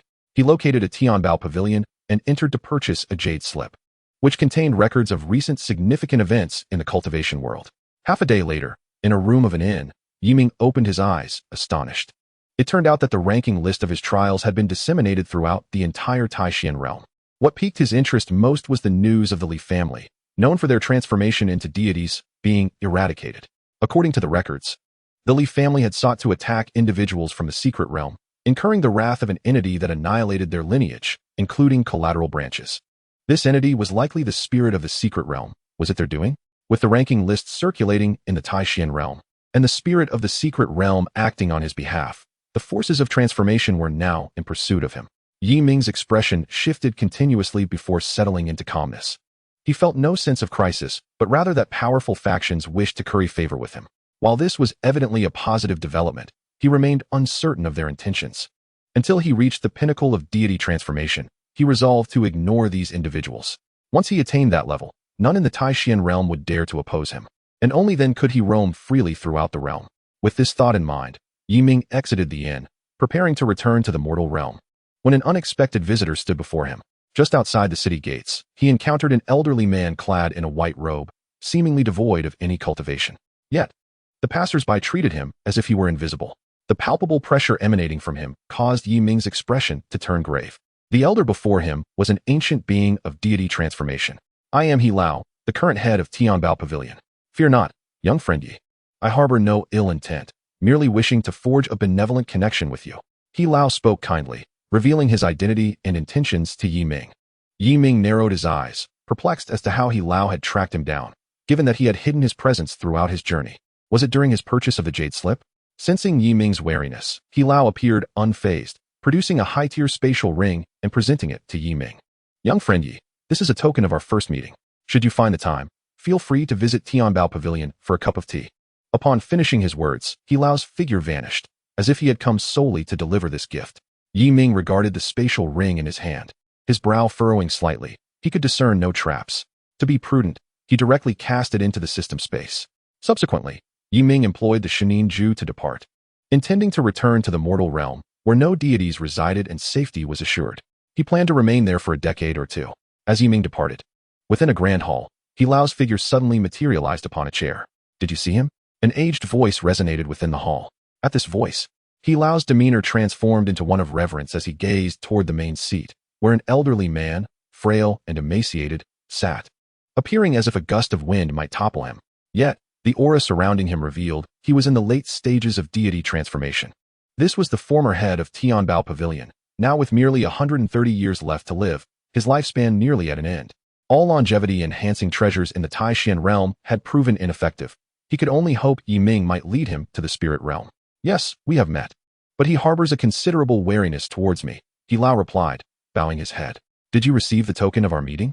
the elder inquired. "I did." The elder responded with a smile. "Excellent. As long as he has accepted it, I believe he will return upon discovering its contents." 2 years passed, 5 yuaning. Unbeknownst to Yi Ming, The conversation in the grand hall unfolded as he arrived at the celestial mortal river. Gazing at the boundless waters, he hesitated not a moment, casting forth a mid-tier fourth-grade flying vessel. This vessel had once been used by disciples of the Xingyan sect during their ventures into the secret realm, but now it belonged to him. With a hum, a flash of blue light flickered in the air, accompanied by a resonating sound as a blue flying vessel, measuring over 100 feet in length, appeared aloft. The vessel shimmered with blue light, speckled with starlight drifting within. Ming extended his finger, casually drawing a line in the void, causing a door to open in the center of the vessel. Let us proceed, he instructed the alluring figures behind him. Stepping onto the vessel without a backward glance, they followed closely behind, entering the vessel. Inside, Ming meandered for a while before settling down in a designated spot to cultivate while the others navigated. The speed of the fourth-grade vessel was swift. Ming estimated they would arrive in the mortal realm in approximately 15 days, a time twofold faster than on his previous journey. 15 days later, the vessel encountered no disturbances and successfully returned to the mortal realm. Ming promptly returned to Qinghe City. After giving guidance to his disciple, he resumed his leisurely routine, indulging in barbecued meat and exploring the mortal realm with the enchanting figures and Xiaobai. With Xiaobai by his side, he was virtually invincible in the mortal realm, as spiritual energy was gradually diminishing, prompting all deities to vacate. Only a few Yuan-Ing remained, allowing Ming to feel utterly unconcerned. Thus, the annual day of sign-in arrived once more. As midnight struck, the system's voice echoed. Ding. The host has spent a year in the cultivation realm. Would you like to sign in? Sign in. Ding. Year 6 sign-in successful. Congratulations, host. You have received a gourd of 10,000 years spiritual milk. 10,000 years spiritual milk? Wasn't spiritual milk limited to 10,000 years? Ming expressed his confusion, retrieving a small white jade gourd from the system space, measuring merely 9 inches. Upon opening it, he discovered an expansive space within, filled with white spiritual milk. As he took a sip, a surge of refined spiritual energy erupted, enveloping the vessel. Ming casually inhaled a few breaths, feeling an enhancement in his cultivation level. At that moment, the description of the 10,000 year spiritual milk appeared beside the gourd. 10,000 years spiritual milk, transcending the year limitation, a single drop restores all magical power and enhances cultivation, effective for all below the Great Ascension stage. After reading this description, Ming's eyes sparkled. If merely inhaling a few breaths increased his cultivation, what would consuming a drop do? He eagerly summoned a drop using his magic power and, with parted lips, allowed it to flow into his mouth. It bore a light sweetness, the taste of 10,000 years spiritual milk. Before long, Ming's expression shifted abruptly, and he hastily sat cross-legged, adjusting his state. The barrier of the Yuan-Ing stage that had confined him for 6 months finally loosened. Determined to break through, he consumed 3 additional drops from the gourd. A day later, a soft crack echoed from within Ming as his golden elixir shattered. However, when he opened his eyes, he wore a peculiar expression. The golden elixir had not fully broken but had instead formed a small hole. A diminutive Yuan-Ing, resembling a shrunken version of Ming, emerged, radiating a crimson glow. The red Yuan-Ing remained with eyes closed, seated atop the fractured golden elixir, seemingly awaiting the emergence of other Yuan-Ing. Ming attempted to sense it, prompting the Yuan-Ing to open its eyes. I did it, the young Ming exclaimed, controlling the Yuan-Ing to exit his body for a brief exploration before returning within. His strength had now reached the early stages of Yuan-Ing, enabling him to easily overpower his former self, who had not yet broken through to this stage. Regrettably, he could only amplify his strength by a mere factor of 2, as the other 4 Yuan-Ing had yet to transcend their dance stage. It was only when all his Yuan-Ing emerged that he would possess the formidable strength of 6-fold enhancement. After experiencing the marvels of the Yuan-Ing stage, Ming suddenly recalled how smoothly his own breakthrough had transpired. Unlike the accounts he had read, which described others facing trials of inner demons during their ascension to the Yuan-Ing stage, he had not encountered such a challenge, which struck him as peculiar. Unable to fathom the reason, he decided to let it be. Besides, avoiding the tribulation of inner demons was decidedly preferable. After all, who would willingly invite trouble? In the following year, Ming made it a habit to sip a drop of spirit milk whenever he found the time, while simultaneously absorbing the quintessence from the 5 elements spirit pearl, employing a dual approach. In the span of merely 1 year, his golden dand shattered completely, and 5 Yuan-Ing emerged. His cultivation level had also ascended to the mid-Yuan-Ing stage. On this day, which marked the annual opportunity for signing in, an overwhelming heavenly tribulation abruptly descended before nightfall. Feeling the ominous presence of the heavenly tribulation locking onto him, Ming's expression turned perplexed. How could there be a tribulation when he had already reached the mid-yuaning stage? However, upon glimpsing the fifth yuaning that had just emerged from his golden dan, he surmised that this heavenly tribulation was indeed summoned by these 5 yuaning. Concurrently, a layer of ominous clouds enveloped the skies of the entire Jin dynasty, causing many to initially underestimate the gravity of the situation. Panic ensued as individuals realized that the sky above the Jin dynasty was cloaked in dark clouds, which appeared to be consolidating ominously, as if something terrifying was brewing within. In less than half a minute, the entire Jin dynasty was shrouded in darkness, an inexplicable sense of oppression pervading the realm. What was happening? It had been midday just moments ago.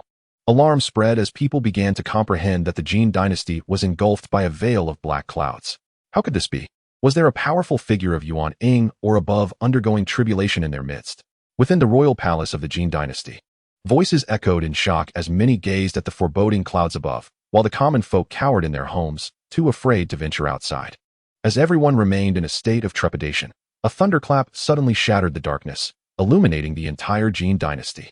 The deafening roar reverberated throughout the land, sending countless mortals into a state of sheer terror.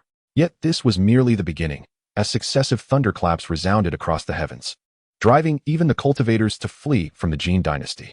Emerging from his flying vessel with a grave expression, Ming had not anticipated the magnitude of the heavenly tribulation awaiting his yuaning. At that moment, his allies rushed to his side, but he waved them off, assuring them that this was his tribulation and that they need not worry. He would return shortly. Chapter 70. Signing in for the Supreme Dao Spirit Pill. With those words, Ming transformed into a streak of light and vanished, leaving his companions in a state of concern. At this juncture, Ming possessed the strength of mid-yuaning, augmented sixfold, enabling him to fly at speeds surpassing even those of late yuaning, swiftly disappearing from the Jin dynasty while also carrying away the ominous clouds still crackling with thunder. In a remote mountain range, a streak of light descended onto a towering peak, and as the glow dissipated, Ming's figure became visible. Observing that a 5-colored lightning had begun to coalesce above the dark clouds, he wasted no time, promptly seating himself upon the ground, forming seals with his hands, and manifesting his yuaning. 5 yuaning, each radiating a distinct luminescence, soared from Ming's forehead. All 5 yuaning raised their eyes skyward, their young faces etched with solemnity. The first heavenly thunder finally gathered its strength and streaked down from the heavens, striking the 5 yuaning. The immense force dimmed the radiance of the yuaning, and wisps of heavenly lightning coursed through their small forms, causing them to tremble uncontrollably. Ming's lips bled inexplicably, yet he remained steadfast, seated in stillness. The pain, profound and soul-wrenching, transformed the faces of the 5 yuaning, who, filled with fury, darted back into his body. No more tribulation, they would shatter the heavenly trial. Upon their return, Ming immediately opened his eyes, retrieved the xianxiaaudiobooks, and launched into the sky. It seemed that his actions had provoked the heavenly tribulation, as the second bolt of lightning descended without warning. Seeing the lightning approach, Ming's expression shifted as he shouted, unleashing the full force of the xianxiaaudiobooks. The golden light blazed brilliantly, and a massive golden character for Zhun manifested above his head, shielding him from the second strike. Yet it was not over. Ming thrust the xianxiaaudiobooks upward with considerable force, and the colossal character, imbued with overwhelming pressure, surged rapidly towards the dark clouds. His actions, however, thoroughly incensed the heavenly tribulation, which ceased to follow any predictable pattern. From the clouded heights, a colossal dragon head composed of 5-colored lightning emerged, its formidable presence momentarily halting Ming's offensive. Realizing that the heavenly tribulation seemed intent on a direct confrontation, he steeled himself, channeling all 5 elemental forces into the golden seal. The once singular golden glow of the character transformed into a spectrum of colors. As Ming's strike neared the dark clouds, the 5-colored lightning dragon finally revealed its full form, a massive body matching the size of the golden character, colliding with it in a moment of silence, followed by a rapid expansion of white light in the sky. Then, with a thunderous boom, a violent explosion resounded for miles, sending a powerful shockwave that propelled Ming several kilometers away. The dark clouds were momentarily pierced, forming a massive gap of over 1,000 feet. Yet the heavenly tribulation attempted to regroup, having exhausted all its lightning. In the end, the tribulation retreated in defeat, as no one in this realm had ever dared to challenge its authority. How infuriating! As the dark clouds dissipated, Ming exhaled a sigh of relief. The previous clash had been perilous, and had he still been at the early yuaning stage, he likely would have perished from the shockwave. Now, a mere trickle of blood was all he had to show for it. With a lightened heart, Yi Ming departed from the scene, having realized through this heavenly trial that he could increase his strength without the need for lightning strikes. The only issue was that his 5 Yuan had not yet been united, but that was hardly a significant concern. Now, he could amplify his strength to 7-fold, enabling him to contend with peak Yuan, and if he wielded the Zhen Tianyin, he would be invincible against those in the transformation god stage. Not long after, Yi Ming returned to Yi Xianfu, stepping into the flying vessel without pause. He needed to enter seclusion to heal his injuries, as his body was in considerable pain. However, on this night, at the stroke of midnight, the annual opportunity for signing in arrived, and the system's notification appeared punctually, stirring Yi Ming from his meditative state. Ding! The host has spent another year in the realm of cultivation. Would you like to sign in? Echoed the cold mechanical voice within Yi Ming's mind. Startled awake, Yi Ming quickly responded with a thought. Sign in. Ding! 7th year sign-in successful. Congratulations to the host for obtaining a bottle of Supreme Dao Spirit Pill.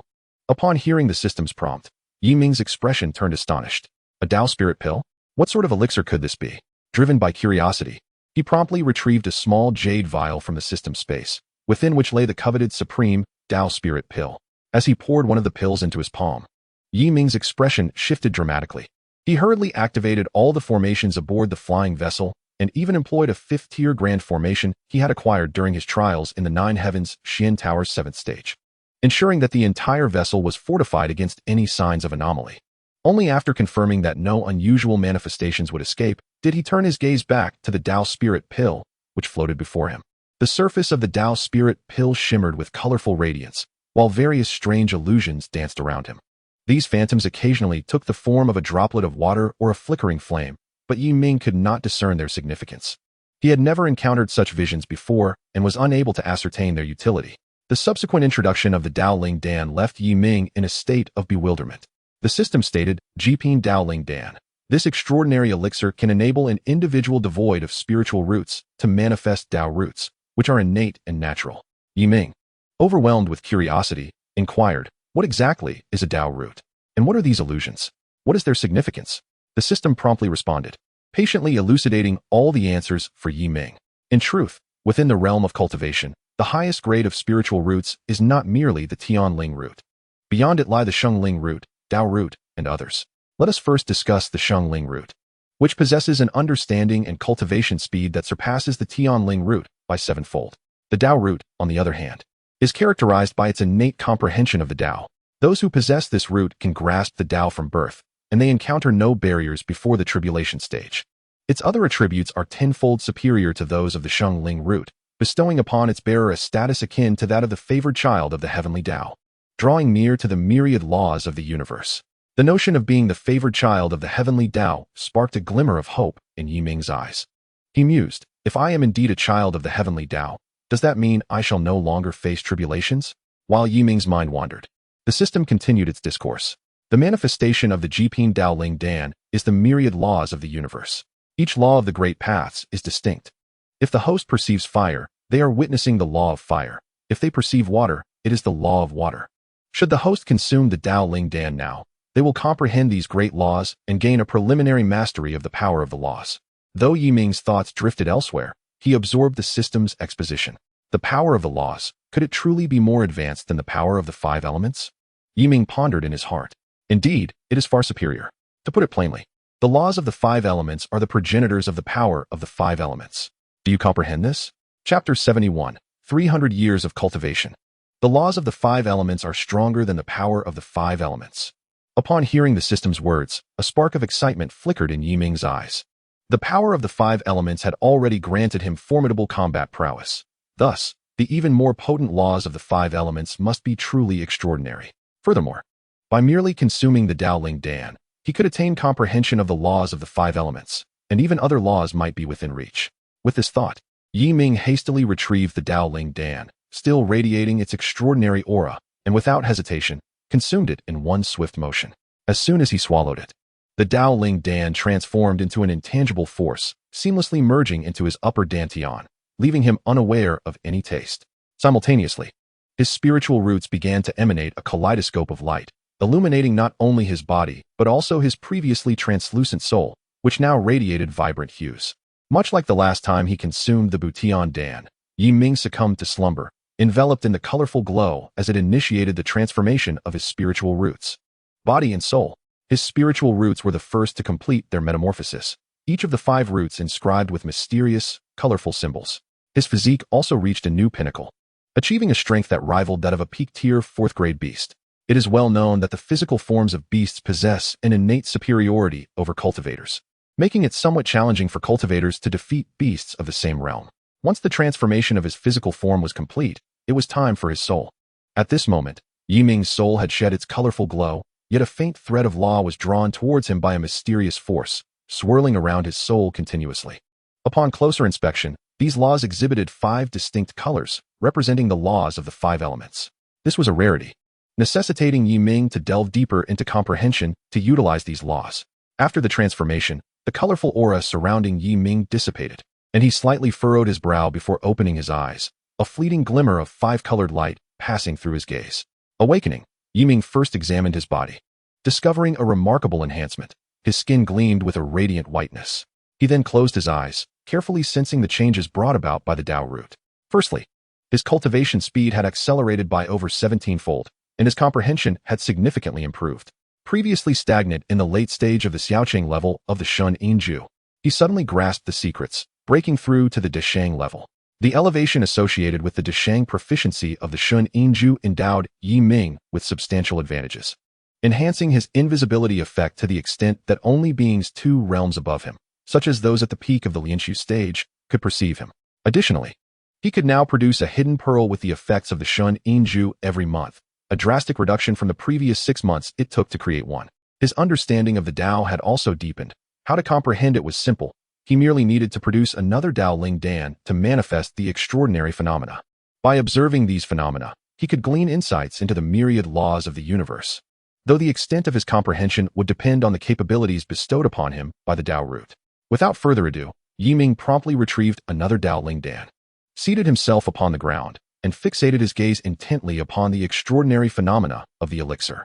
The first manifestation appeared as an irregular shape of gold, seemingly unremarkable at first glance, yet Ming's eyes shone ever brighter.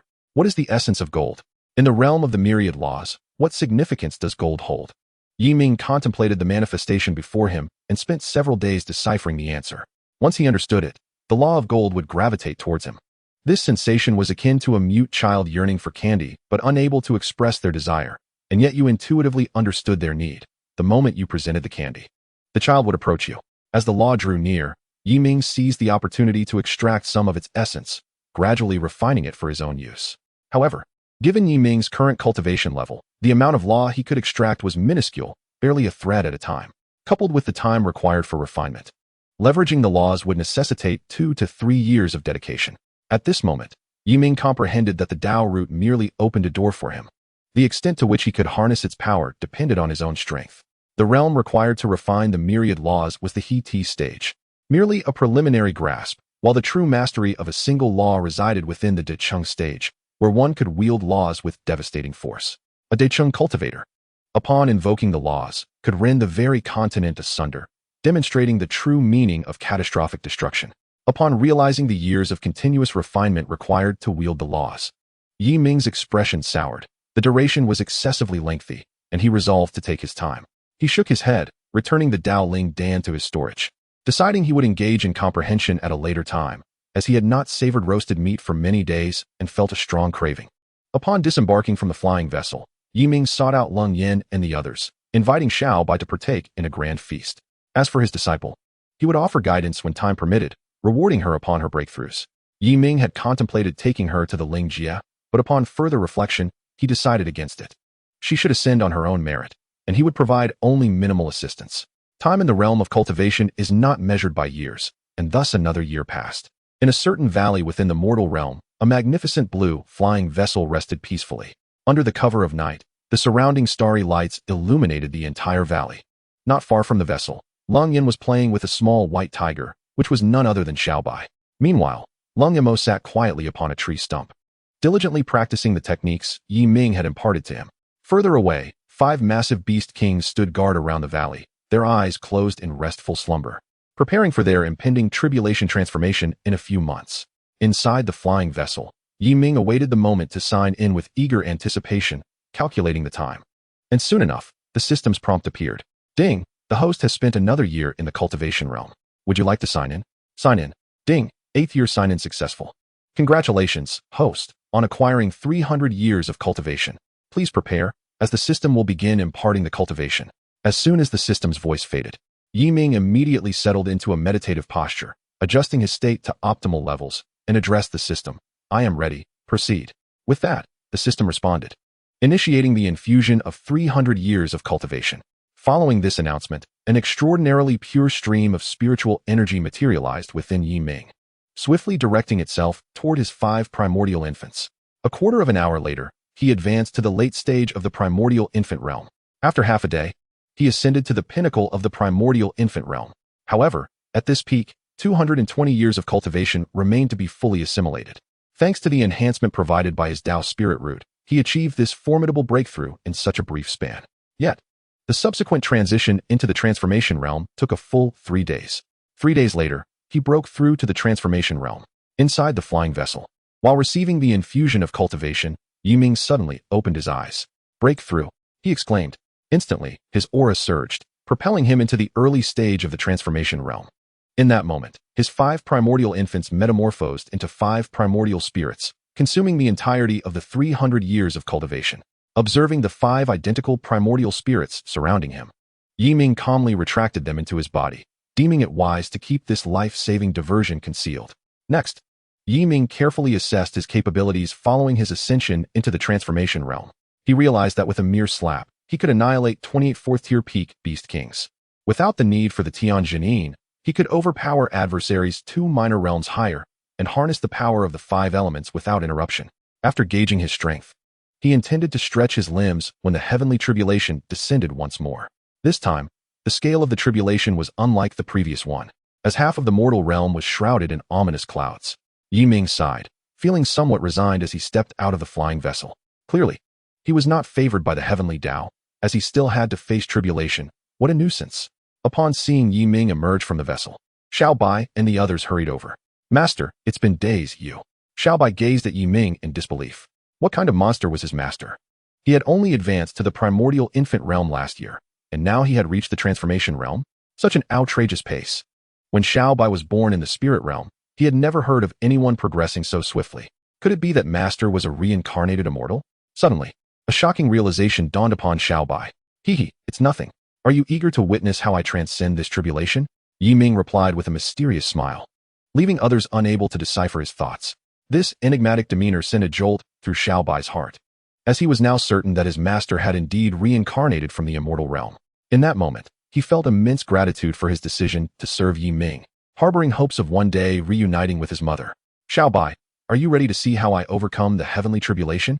Ming called out as he noticed Xiao Bai staring blankly at him. If he didn't hurry, the tribulation would soon descend. Ming's voice snapped Xiao Bai back to attention, and without hesitation, he nodded fervently. Master, I want to. Then let's go? Ming declared. With a wave of his hand, he lifted Xiao Bai and the others into the air, effortlessly carrying even the 500-foot beast kings. Moments later, they arrived at the center of the Xianfan Great River, a spacious locale perfectly suited for facing the heavenly tribulation. At that point, the ominous clouds above seemed to hesitate, sensing a familiar presence beneath. In a fit of rage, it realized who it was, the audacious individual who dared to challenge it. This time, it vowed to strike him down with unrelenting fury. With a thunderous roar, the sky rumbled, slowly forming 2 colossal lightning dragons, each 5,000 feet long. The dragon heads emerged from the clouds, their cold, unfeeling eyes fixated on Ming below. This was the dragon-shaped lightning tribulation, comparable to the formidable 7-9 tribulation. From a distance, Xiao Bai gasped upon seeing the 2 dragon heads, for the 7-9 tribulation only manifested during the void refinement stage. What immense power must his master possess to face such a trial during the transformation stage? Hearing Xiao Bai's astonishment, the 5 beast kings widened their eyes in awe, fully recognizing their master's extraordinary prowess, which had invoked such an unreasonable tribulation. Although Lung Yin and the others were oblivious to the specifics, they understood the gravity of the situation and could only hope for their master's success. It seems you hold quite the grudge. Ming smirked, gazing at the descending dragons. With the Tianjin in hand, he soared into the air, shouting, "Submit to me."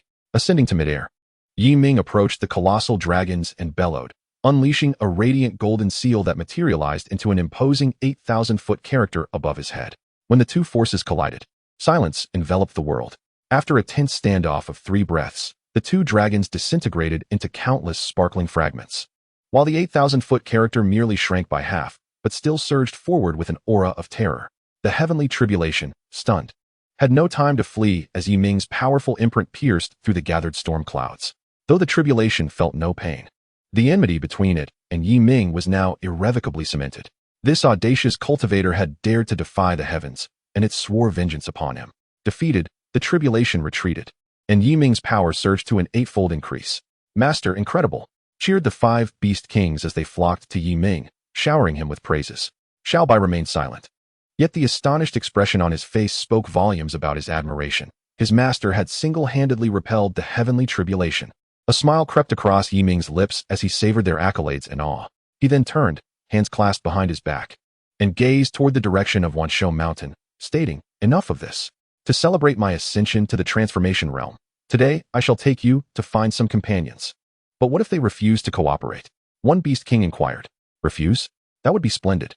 We could prepare a high-grade feast of demon beasts to replenish the magic energy I just expended." Yi Ming chuckled, leading Xiao Bai and the others toward the long-anticipated Wansho Mountain. Wansho Mountain, one of the 5 major regions in the Taishan realm, though only half the size of Taishan Prefecture, was home to over 4 5th-tier beast emperors, with thousands of 4th-tier beast kings and countless lesser demon beasts. Yi Ming's goal was to recruit a few of these emperors to bolster his foundation. With the passive abilities of the Tian Jinin, these beast emperors would surpass the limitations of heaven and earth and have the potential to break through to the 9th tier. Once in the spirit realm, they would serve as his formidable allies, so acquiring more was undoubtedly prudent. Within a vast cave in a towering mountain of Wansho Mountain, 3 figures gathered, seemingly engaged in a discussion. "Where's Lingmu? Why do I not see him?" A man in white suddenly asked the others. Lingmu, a giant with 4 eyes, shook his head in response. "I do not know. That fellow Qing Feng has been running amok, relying on his speed. I cannot even find him with my spiritual eyes." "Very well. If he does not come, let us continue discussing how many years it will take to conquer the entire Taishan realm." A cold female voice interjected beside the man. Glancing over, he saw a captivating woman in red, adorned with a pair of red fox ears. She was a formidable member of the Qihu clan. Suddenly, a figure appeared in the cave, and Yi Ming regarded the trio with an air of indifference. "Oh, is conquering the entire Taishan realm your only ambition?" A powerful sound wave emanated from Lingmu's mouth, causing the entire cave to tremble violently. The other 2 beings regarded Yi Ming with a mixture of vigilance and trepidation, unable to discern the full extent of his strength. The intense vibrations prompted Yi Ming to furrow his brow with a subtle movement of his fingers.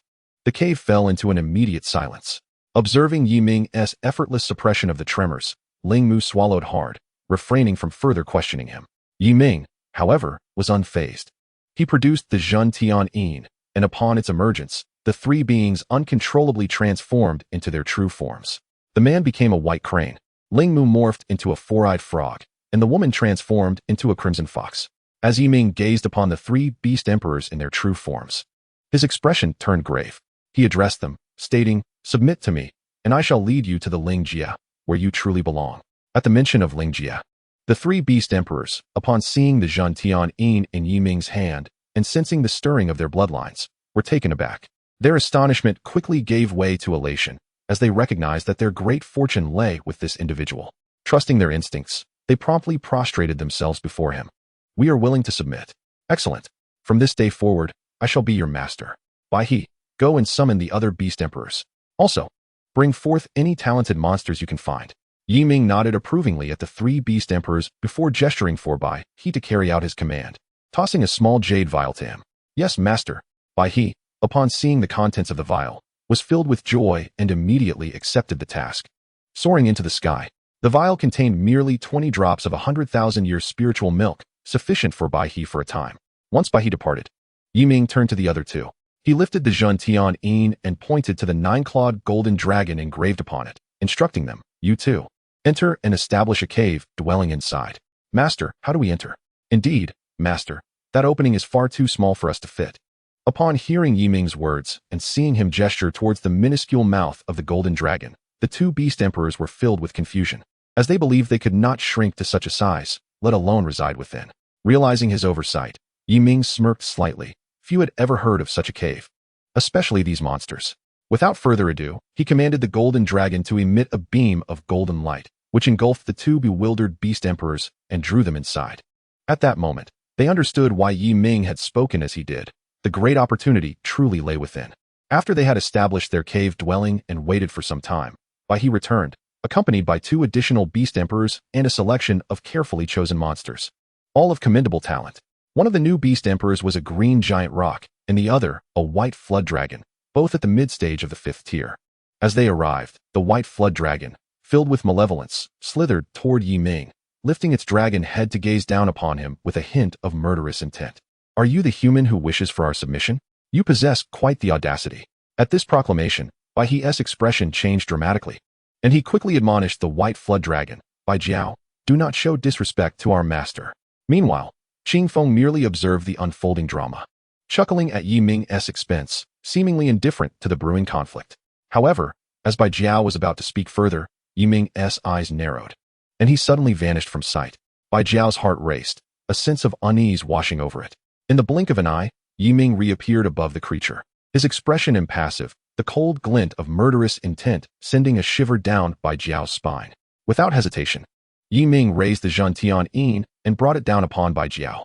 The force of the Zhentian rendered Bai Jiao powerless, collapsing to the ground. Overwhelmed by an intense feeling of suffocation that silenced any cry for mercy, leaving it to await its demise in a state of shock. "Master, Bai Jiao did not mean it. Please spare its life." As Ming's hand descended, he finally reacted, urgently pleading with Ming, desperation evident in his eyes. Yet, with fury surging through him, Ming paid no heed to Bai He, his motion unwavering as he brought the Zhentian crashing down onto Bai Jiao's head. With a resounding crack, Bai Jiao's skull was obliterated, its demon core shattering alongside it, extinguishing its life force on the spot. With Bai Jiao's demise, the cave fell into an eerie silence. Qing Feng regarded Ming's silhouette, its pupils contracting, cold sweat streaming down as its feathers trembled involuntarily. The disparity in strength was staggering, as the creature comparable to its own power had been vanquished in a single blow. He lay prostrate, trembling in fear, refraining from uttering another word. Though it mourned Bai Jiao's death, the instinct for survival stifled any expression of grief. "Humph," Ming scoffed, turning to face Bai He and Qing Feng, his chilling gaze causing them to tremble uncontrollably. "This little serpent harbored murderous intent towards me. Shall I not eliminate it? Lest I allow it to become a traitor? Do you harbor any discontent within?" Ming's tone was devoid of warmth, his piercing gaze seemingly penetrating their very souls. "Nay." He fervently shook its head. Meanwhile, Qing Feng quickly ingratiated himself, saying, "Master, Bai Jiao's demise was well-deserved. We have long held disdain for it. We hold you in the highest regard, Master, and harbor no resentment." "Humph, let us hope that is indeed the case." Hearing their heartfelt contrition eased Ming's countenance slightly, and he subsequently absorbed them, along with the frightened monsters, into the cave. Only within this haven would they truly submit and entrust their lives to Ming, their fates resting solely in his hands. After subduing the 5 beast emperors, Ming departed from Wanshoushan, taking Bai Jiao's corpse with him, as it represented a delectable feast that should not go to waste. Subsequently, Ming sought out 3 more beast emperors from other locations, easily finding them within the vast ocean, which housed far more than just 3. However, the exact number remained unknown to him, as the ocean was vast, 3 times the size of Taishinzhou, making the search for 5th-tier beast emperors a formidable challenge. Thus, a year passed. Ming successfully subdued 10 beast emperors, including 2 as obstinate as Bai Jiao. Naturally, he eliminated them all. Those who wished him harm had to find their end upon his dining table. On a deserted island within the ocean, a blue flying vessel lay quietly anchored at the sandy shore. On the beach, Long Yin was playing with Xiao Bai, as they could no longer protect Ming alongside Long Mo. Yet, they remained by his side, as indispensable companions. Simultaneously, within the vessel, a voice resonated in Ming's mind. "Ding, the host has spent another year in the cultivation realm. Would you like to check in?" Upon hearing the system's voice, Ming promptly replied, "Check in." "Ding, check in for the 9th year successful. Congratulations, host, you have received a random pet egg, along with 100 bags of pet food." "Pets? And pet food as well?" Ming was momentarily taken aback as a golden egg radiating light appeared before him. The egg was as tall as he was, and he stood at 1.78 meters. Could such a large egg yield a dragon? Curiously, he noticed a large question mark in the center of the golden egg. Was this a sign of randomness? Ming pondered as the egg's description gradually materialized beside him. Random pet egg. Upon cracking the shell, a random pet cub will emerge. It could be a dragon or even a pig. Come, host, witness your luck. As Ming finished reading the description, the words transformed into a tiny golden hammer, which flew into his hand. Such a ceremonial touch? Ming regarded the hammer with an odd expression, then, without further hesitation, he brought it down upon the golden egg with a single decisive strike.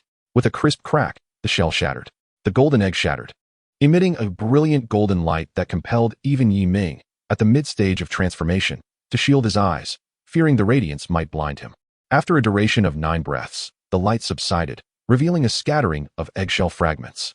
Ming lowered his hand from his eyes and gazed at the spot where he had broken the golden egg. A soft, fox-like whimper emanated from amidst the shards. Under Ming's watchful gaze, a pair of delicate pink paws emerged, forcefully pushing aside the eggshell, followed by a small, pink head squeezing through. Is this a pink fox? Ming raised an eyebrow, finding it the first time he had encountered such a creature in reality. He recalled a game from Blue Star that featured a pink fox, but the name escaped him for some inexplicable reason. The little pink fox, upon noticing Ming, let out a joyful sound, exerting its tiny paws to leap onto Ming, seeking his embrace. Regaining his composure, Ming cradled the little fox in one arm while retrieving a bag filled with pet food from his system space with the other.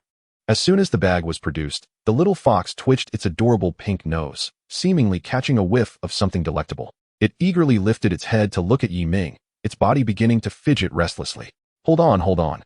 Sensing the little fox's impatience, Ming could only soothe it while hastily opening the bag. To his astonishment, the pet food comprised numerous white pills, with the bag containing a total of over 800.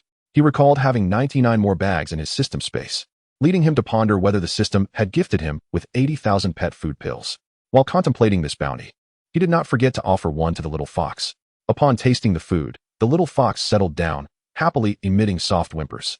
At that moment, an introduction to the pet food appeared.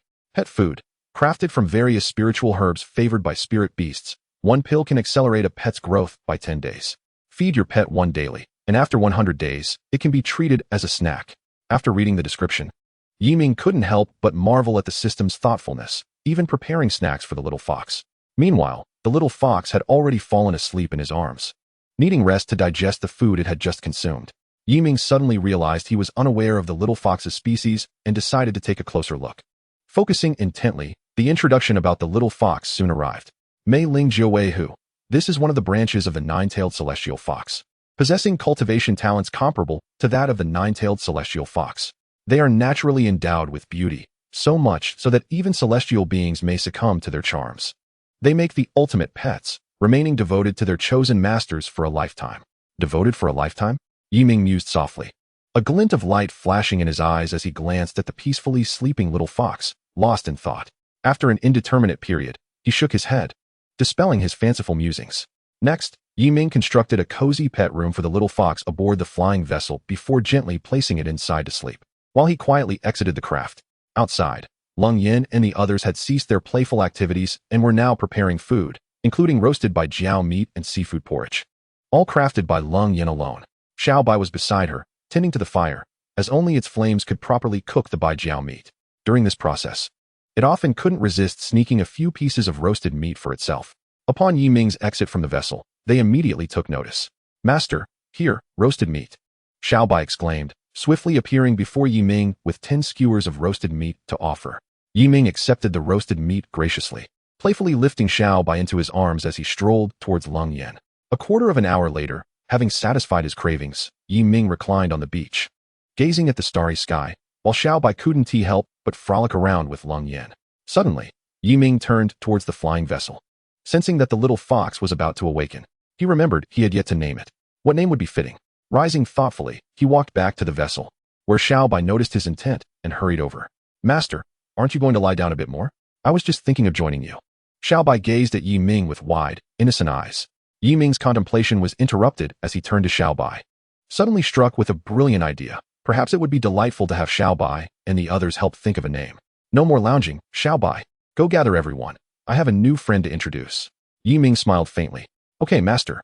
Xiao Bai's eyes lit up at the mention of a new companion, and off it dashed to summon the others. Moments later, inside the flying vessel, Ming cradled the now-awakened little fox and addressed the 7 individuals and 1 tiger before him. What should we name it? It needs the surname Yi. as it is my pet. Among the 7 were Lung Yin and Lung Mo, while the other 5 were the transformed Beast Kings, with Xiaobai nearby. They all gazed at the little fox in Yiming's arms with curiosity, as it was their first encounter with a pink fox. The little fox's pair of pink eyes mirrored their inquisitiveness as it looked back at the 7 beings, reassured by the familiar aura emanating from them, thus remaining unafraid. Master, I think we should name it Yifan, one of the Beast Kings suggested eagerly. That's not a good name, another Beast King quickly countered. Yihu sounds better. That won't do either. It should be Yixiao. Such a tiny creature deserves a fitting name, chimed in another Beast King. Hearing this, Xiaobai interjected, pushing aside the one who had just spoken. No, that won't work. It will grow up, and being so adorable, it should be called Yi Guai Guai. Observing the chaotic naming debate, Yiming suddenly regretted his decision to involve them in naming the little fox. He raised a hand, silencing the squabbling Xiaobai and the Beast Kings. Never mind, I will think of a name myself, Yiming sighed. After a period of serious contemplation, he glanced down at the little fox, pondering if inspiration would strike him. The little fox sensed Yiming's gaze. Its soft pink ears perked up as it looked back at him, its lively pink eyes brimming with joy. A thought struck him. I shall call you Yi Ling Air, Yiming declared, a spark of realization illuminating his expression. After confirming the name, he gently stroked the little fox's head and earnestly proclaimed, from now on, you shall be known as Yi Ling Air. The little fox responded with an enthusiastic whimper, its adorable demeanor eliciting hearty laughter from Yiming and the others. Xiaobai, enchanted by the little fox's cuteness, reminiscent of its own days as a mere infant, yearned to experience holding a cub. It promptly raised its paw, pleading, Master, let me hold it. Me too. And I. Several Beast Kings chimed in simultaneously, only to be dismissed by Yiming's hand wave. What are you thinking? You expect to hold my pet? Meanwhile, Xiaobai finally got its wish, cradling the little fox, who initially resisted, wishing to stay with Yiming. However, it eventually joined Xiaobai in playful antics. After all, Xiaobai was also in a juvenile stage, merely 50 years older than Ling Air, and the 2 younglings quickly found joy in each other's company. Thus, another member was added to Yiming's growing entourage. With Yiming and Xiaobai guiding Ling Air, the little fox would soon flourish. As time flows by, another year has elapsed. Yiming's journey remains unsettled. Now, within the Taishan realm, he travels wherever his heart desires. Over the past year, his strength has nearly reached the late stage of transformation. This remarkable growth is attributed to the unique qualities of his Dao Ling Gen, which offers a cultivation speed 17 times faster than that of a Tian Ling Gen, making his advancement truly astonishing. Of course, part of this achievement is also due to the effects of the 10,000-year spirit milk and the 5 elements spirit pearl. Currently, he stands invincible in the Taishan realm, having amassed 17 5th-grade beast emperors in his cave, all acquired over the past 2 years. Although he is unmatched, he does not count the spirit of the secret realm among his foes, as it is not a being of this world. Recently, everyone has come to realize that it and the Jiu Tianxian Tower originate from the spirit realm. Yiming frequently visits major sects or influential powers, and none dare to provoke him. They all treat him as an esteemed guest. Even the blood-killing hall, notorious for its assassins, goes to great lengths to appease him, as they yearn for Yiming to lead them to ascend to the spirit realm. Only there can they take another step forward on the path to immortality. In a hall of the Xingyun sect, 3 mid-stage transformation elders cautiously accompanied the individual seated in the main position, smiling and fawning over him. It was your sect's disciples who initiated the provocation. I was merely acting in self-defense, do you understand? Observing the 3 elders below, who dared not even breathe, Yiming's lips curled into a mocking smile. Indeed, our sect has failed in its teachings and caused losses to Senior Yi. So we have unanimously decided to offer half of our sect's assets as an apology. The eldest elder quickly nodded, reluctantly producing 10 high-grade spatial rings to present to Yiming. If they did not act thus, the Xingyun sect would likely not see the dawn of tomorrow. As they currently had no allies willing to assist them, all were busy currying favor with Yiming. Surprised by their willingness to offer half of their sect's treasures, Yiming found their actions rather generous. This is sufficient, he remarked, merely coming to ascertain whether they had taken the matter to heart. Should they harbor even a trace of enmity, he would annihilate the entire Xingyun sect. Fortunately, there was none. Upon encountering him, they had chosen to capitulate. They even dragged all individuals associated with those disciples before Yiming and executed them in his presence, merely to preserve their own lives. Ah, you are quite perceptive. Very well, let it be. After accepting the reparations and nodding in satisfaction, Yiming vanished from the grand hall. Once Yiming disappeared, the 3 elders collapsed onto the ground, their faces pale and gasping for breath. How terrifying. Just now, I thought I was doomed. We must not provoke such an existence again. Quickly, issue orders for all disciples to gather tomorrow. We must reorganize, or this sect will not endure much longer. In a certain mountain, Yi Ming's figure suddenly appeared, standing before a hastily established cave dwelling. Master, a crisp voice called out, and a flash of pink light heralded a small figure leaping into Yi Ming's embrace, gently patting Ling Er's little head. Yi Ming smiled slightly and carried her into the cave. Over the past year, Ling had ascended to the 3rd tier, having begun as a mere mid-stage 1st tier. The speed of her advancement had slowed considerably by the time she reached the 3rd tier, and her size had only increased slightly. Initially measuring 20 centimeters, she had grown just an additional 10 centimeters, remaining quite small. However, she was now able to speak. Generally, demonic beasts only gain the ability to articulate human speech upon reaching the 3rd tier, and Ling was no exception, much like Xiaobai. Within the cave, Lung Yan was as usual preparing delicious food for Yi Ming, while Xiaobai, the fire-wielding assistant, was amusing itself by playing with flames. Upon seeing Yi Ming's return, Lung Yan smiled and took Ling into her arms. Master, it's time to eat. Yes, come and join me, Yi Ming replied with a slight smile, inviting them to dine together.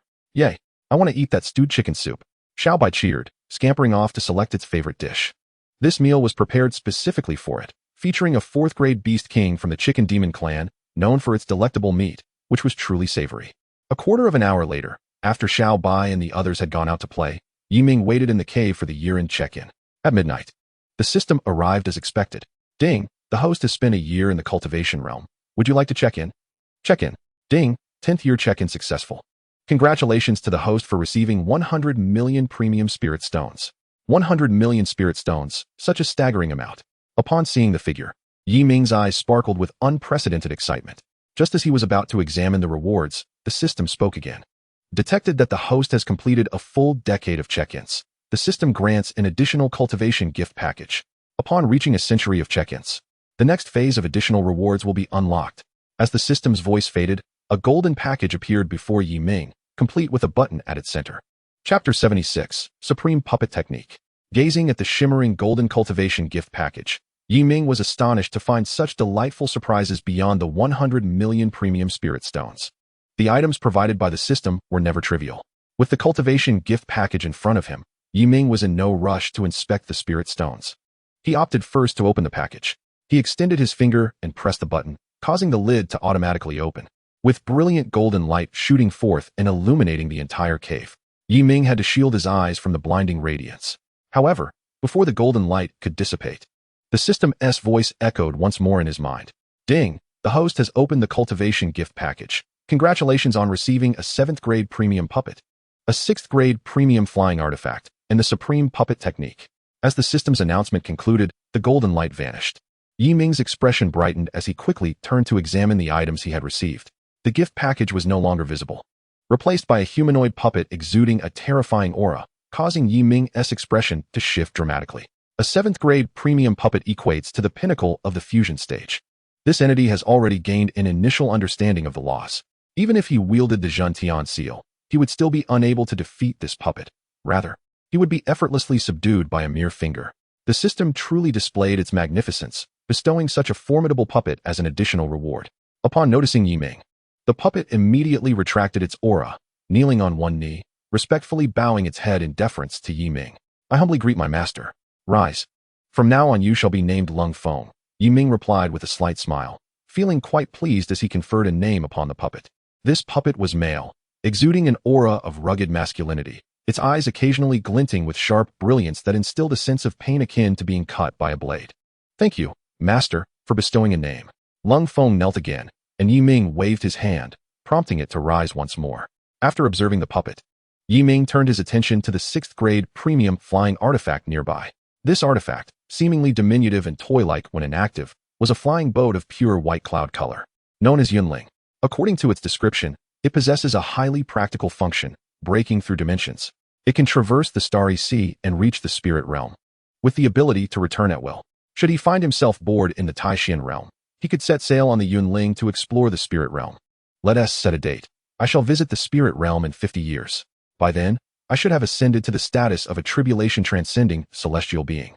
Yi Ming smiled with delight, envisioning taking Xiaobai and the others along to recruit various subordinates in the spirit realm.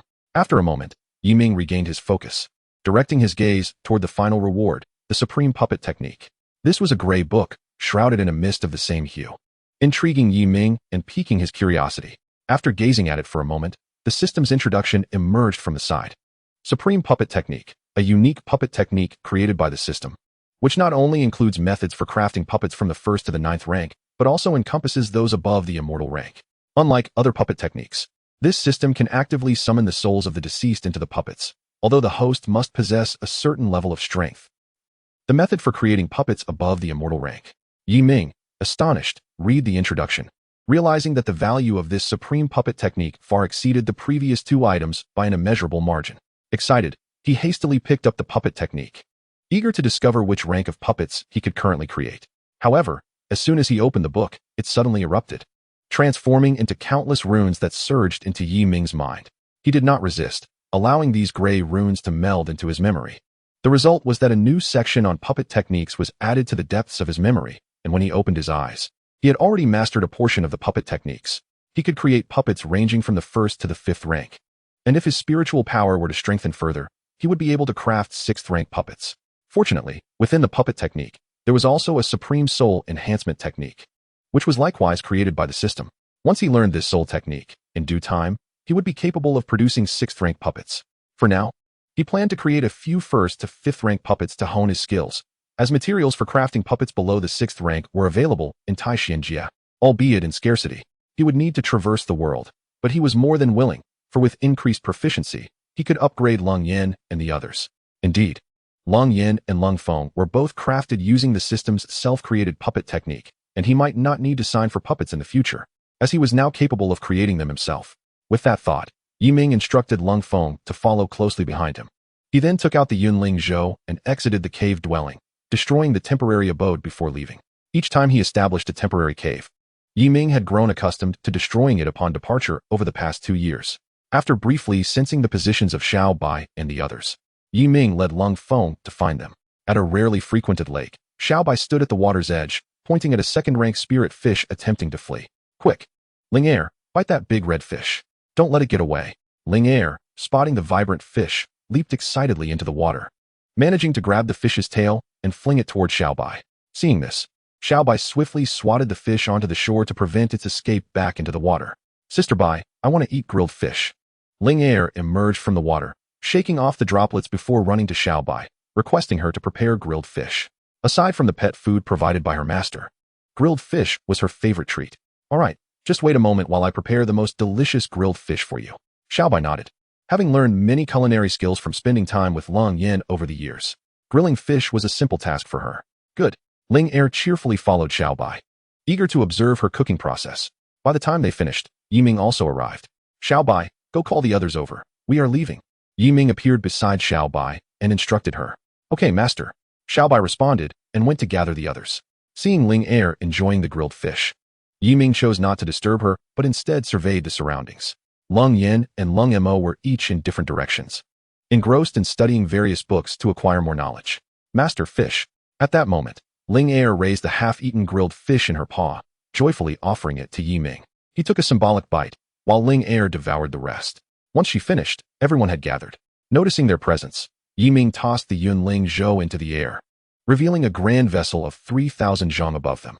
The entirely white flying boat, adorned with naturally elegant patterns and dazzling radiance, left Xiao Bai and the others in awe, marveling at its beauty. Come aboard. This time, we shall explore the entirety of xianxia. Chapter 77, An Unexpected Arrival. Come aboard. This time, we shall explore the entirety of xianxia. With a sweeping gesture, Ming stepped onto the flying boat first. Following their astonishment, Xiao Bai and Ling Er quickly followed suit, stepping into the Yunling Zhou. Once everyone was aboard, the surrounding elemental energies of heaven and earth suddenly surged, stirring up a tempest. Trees within a radius of several hundred miles rustled violently, and at that moment, all the trees bowed down. With a rush, the Yunling Zhou vanished from its original spot, propelling forth like lightning, disappearing in the blink of an eye. Countless trees were obliterated by the shockwave, and even the bottomless lake was drained in an instant, revealing a scene of devastation.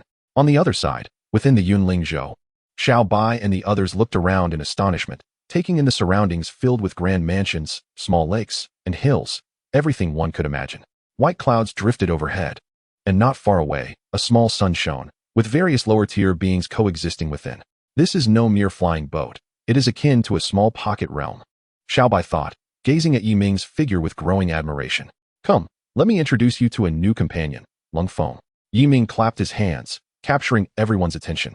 Only then did they notice a person accompanying Yi Ming, whom they had not been aware of until now. After exchanging greetings with Lung Feng, Yi Ming instructed them to disperse and enjoy themselves while he observed the laws. Over the past few years, he had nearly mastered the Golden Law, and in another 6 months, he would be able to utilize it in combat. Thus, Yi Ming busily crafted puppets while refining the laws. Time passed swiftly, and in the blink of an eye, 2 years had elapsed. Yi Ming once again signed in for 400 years of cultivation, directly advancing into the void refining realm. With 5 primordial spirits transforming into ethereal shadows, and his spiritual roots harmonizing into the 5 elements. Inside a private room within the Yunling Zhou, 5 ethereal shadows, identical in form to Yi Ming, emerged as a result of his recent breakthrough into the void refining stage, manifesting from his primordial spirits. After a moment, Yi Ming opened his eyes, a golden light emanating from his depths, piercing through the room. The golden light collided with the interior of the flying boat, causing it to tremble violently, as if it might fall apart.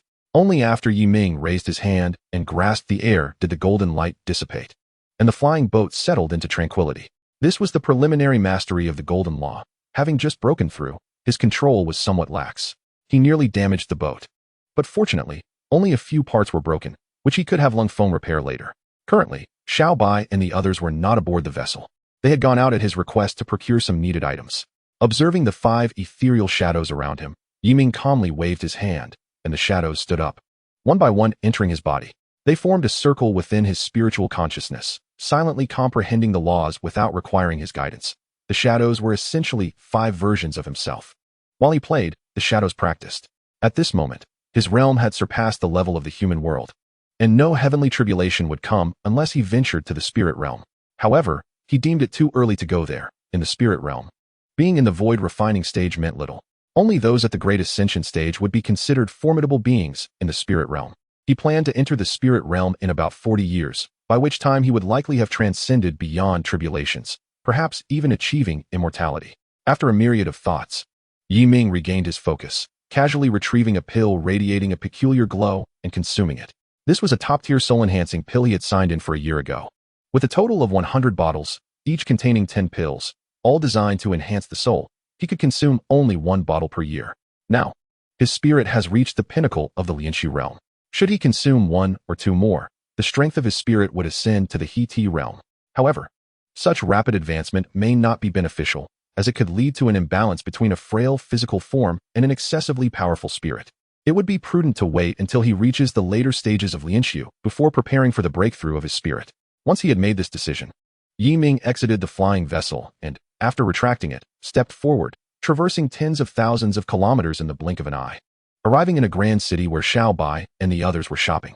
Meanwhile, in the second largest meteorite site of the 5 domains, from a seemingly bottomless pit, a claw enveloped in black gas emerged.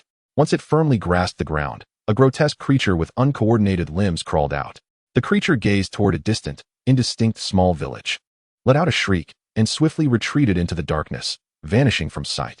This creature was merely the precursor. Soon, 4 more emerged, equally retreating into the shadows. Following them, an increasing number of monsters, 10, 100, then thousands, crawled from the pit, their sheer numbers evoking a sense of dread. All of this remained unknown until it was discovered a month later. Tianqing City serves as the capital of the Tianqing dynasty, which is situated within the city and is guarded by 2 Huashan-level experts. At this moment, within Tianqing City, Xiaobai and several transformed beast emperors were on the 9th floor of the Tianbao Pavilion, purchasing goods. Where are your 5th-tier treasures? Show them to me. Lung Feng approached the counter and addressed an elder at the Yuanying stage directly. The elder was taken aback by the request and, upon observing the imposing presence of the man and his entourage, felt an overwhelming pressure that nearly rendered him breathless. Realizing the gravity of the situation, he quickly responded, "Senior, I cannot make decisions regarding 5th-tier treasures. Allow me to summon the pavilion master. Please wait a moment." "Yes, have your pavilion master hurry," Lung Feng replied, his expression unyielding.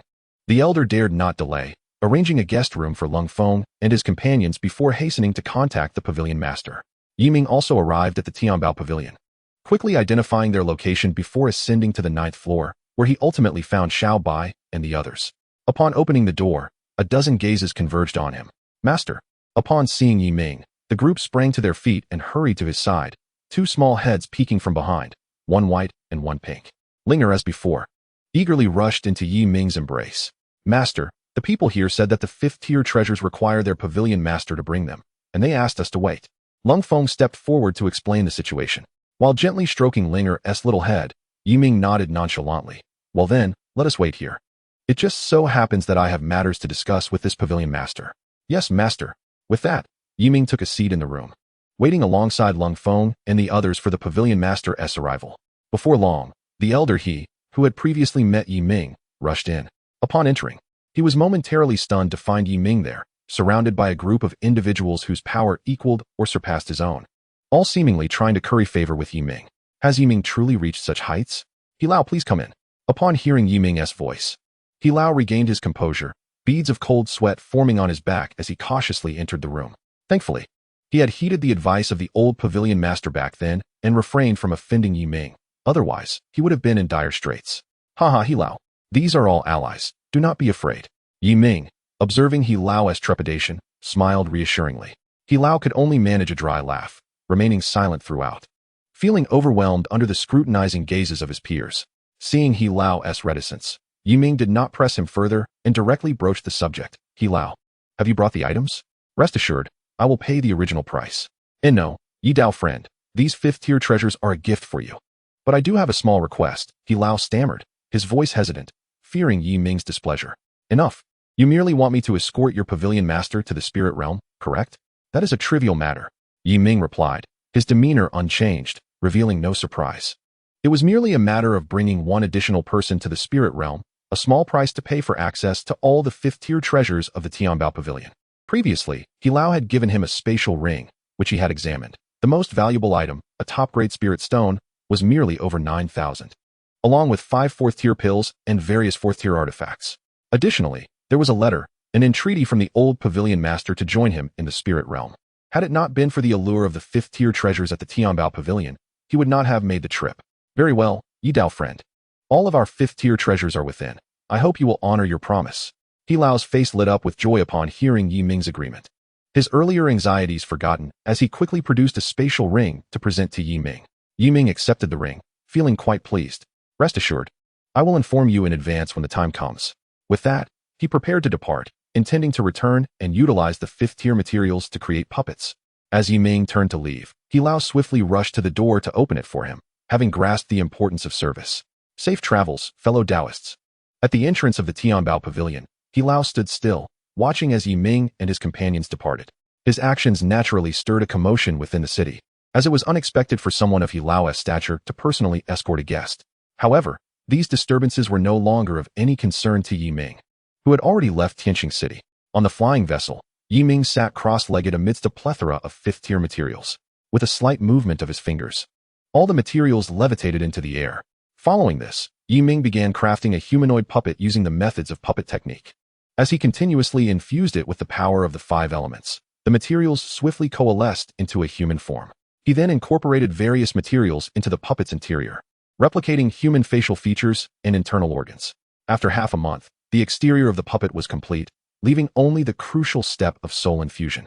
This final step was paramount. A failure could result in the destruction of all materials. Yi Ming approached the task with utmost seriousness, employing the soul drawing technique from the puppet arts to entice the spirits of the deceased, ensuring he did not draw those of greater strength than the Yuanying stage.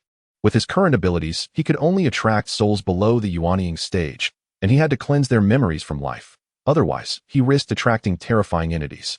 This was a directive from the system, which must be adhered to. Just as Yi Ming was engaged in the soul drawing process, an urgent missive was dispatched to the Taishan sect one fateful night. In the main hall of the Taishan sect, an elder rushed in, exclaiming, "Sect Master, we have dire news. Our Taishan realm is under attack by unidentified creatures. They have already seized half of the meteorite site and are attempting to invade our Taishan prefecture." The elder hastily entered the main hall, delivering the grim tidings while conjuring the shape of the monsters with his magical power for all present to see. What is this? Such a vicious creature. Many elders were unfamiliar with the origin of the monster. Only the sect master seated at the head of the table was able to identify them. This is a Mo Zhong, originating from the demon realm. The sect master's expression darkened. He was taken aback to learn that the Taishan realm had also been invaded. Had the wars above extended their reach to this place? What? These are the Mo Zhong that only exist within the Nine Heavens Mystic Tower. Sect Master, what should we do? Some elders recalled the terror of the Mo Zhong, their anxiety mounting. What else can we do? Let us not forget that there exists that entity. Should anything happen to Yi Ming, that being will surely intervene. The sect master snorted lightly, his thoughts drifting to the spirit of the secret realm and the once celebrated Yi Ming. Unbeknownst to him, Yi Ming has now become a figure to be revered, a presence that commands admiration. No one has informed the Taishan sect, and all have taken to flattering Yi Ming in private. This has resulted in the entire sect being oblivious to the changes that have transpired within him. The sect leader then urged, quickly find Yi Ming and summon him. He will not be without his rewards afterward. An elder, filled with concern, inquired, but, sect leader, are we not afraid of that existence? Not at all, the leader chuckled, his words laden with significance. I understand. I will instruct all major sects to locate Yi Ming. The elder, appearing enlightened, clasped his hands in salute before exiting the main hall. Within the flying vessel, Yi Ming remained completely unaware of the events occurring at the Taishan sect. He had been meditating within the vessel for a fortnight, and the soul summoning technique had shown no signs of activity until, with a slight furrow of his brow, it finally stirred. A semi-transparent soul entity was lured from an unknown realm, materializing directly within Yi Ming's vessel. This soul was precisely what Yi Ming sought at this moment. It was devoid of consciousness, appearing dazed and vacant. Yi Ming's expression brightened. His patience had borne fruit. For this soul belonged to one who had once possessed the pinnacle of golden core strength. A soul of such caliber would not be weak and was particularly suited for integration into a puppet. Without hesitation, Yi Ming began to cleanse the deep-seated memories of the soul, subsequently guiding it into the puppet, where he commenced a series of incantations, infusing it with the power of the 5 elements. He aimed to fuse the soul with the puppet and instill within it an indelible memory, a command.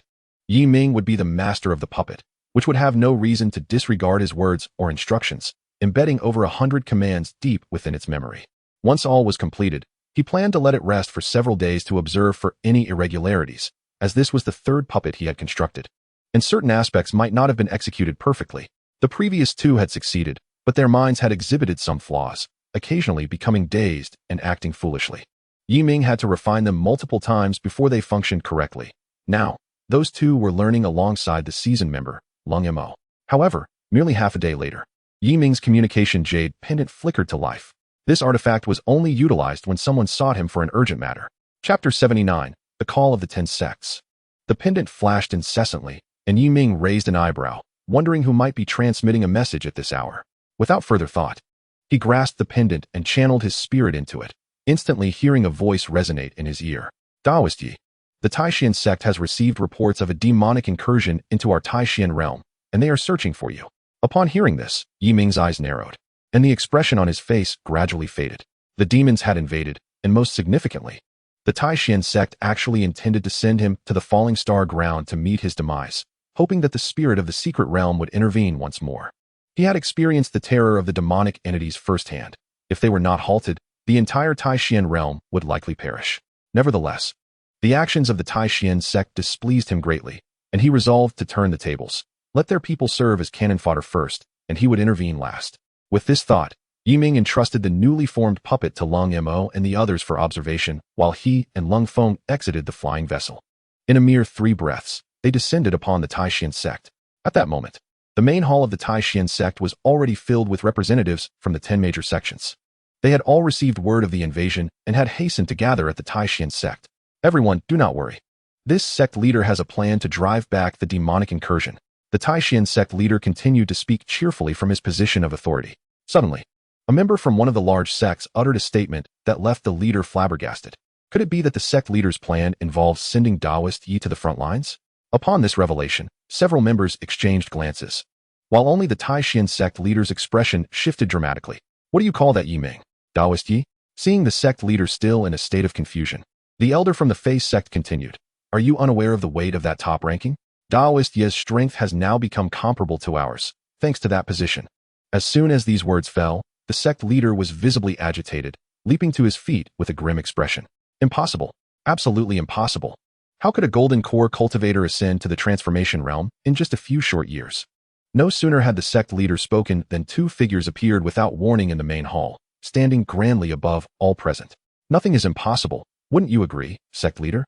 As Ming and his companion emerged, an invisible pressure caused the sect leader's previously boiling blood to cool to an extreme, the chill turning his complexion a ghastly shade.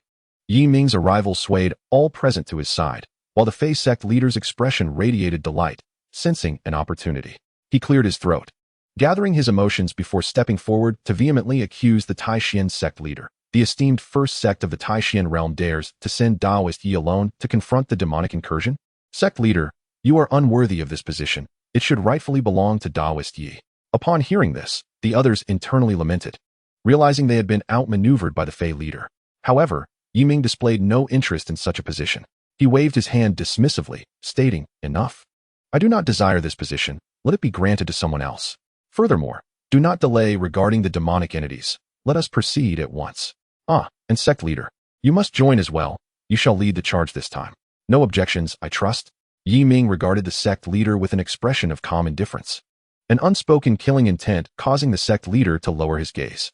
At that moment, no one could save him. The Taishan sect had only 4 transformation realm cultivators, all present, rendered immobile beneath the weight of Ming's and his companion's aura. Noticing the sect leader's capitulation, Ming's lips curled slightly before he turned away, selecting an individual from the other sects and instructing him, "Fey leader, go and inform all factions to converge upon the falling star ground immediately. We cannot save the entire Taishan realm relying solely on ourselves. We need the assistance of all. Do you understand?" "Understood. I will promptly send out the urgent summons from the 10 sects." The Fey leader did not hesitate and promptly exited the main hall. The urgent summons from the 10 sects signified a call to arms. Once invoked, no faction would dare ignore it, including the hidden families. To refuse would invite the wrath of the 10 sects, who would descend upon them to exact retribution, potentially seizing more than half of their assets, or in severe cases, annihilating their lineage entirely. Ming's insistence on rallying all factions against the demonic entities was not due to a lack of capability to eradicate them himself, but rather a recognition that the Taishan realm was not solely his responsibility. He was not a savior. Why should he act alone while others remained indifferent? The thought of not uniting everyone to combat the demons left him unsettled, particularly regarding the sect leader. Reflecting on this, Ming cast a sidelong glance at the sect leader, who was known to hold grudges. Once more feeling that icy gaze, the sect leader trembled. Yet he dared not resist, collapsing to the ground like a defeated dog.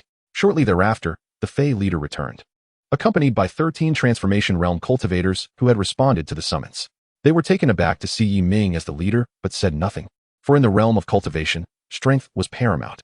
Observing that the number of participants was sufficient, Ming wasted no time and declared, "Let us proceed to confront the demonic entities for the time being.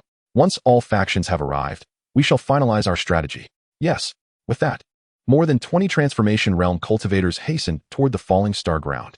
Outside a great city at the falling star ground, a swarm of demonic entities surged toward the city, some exuding a terrifying aura.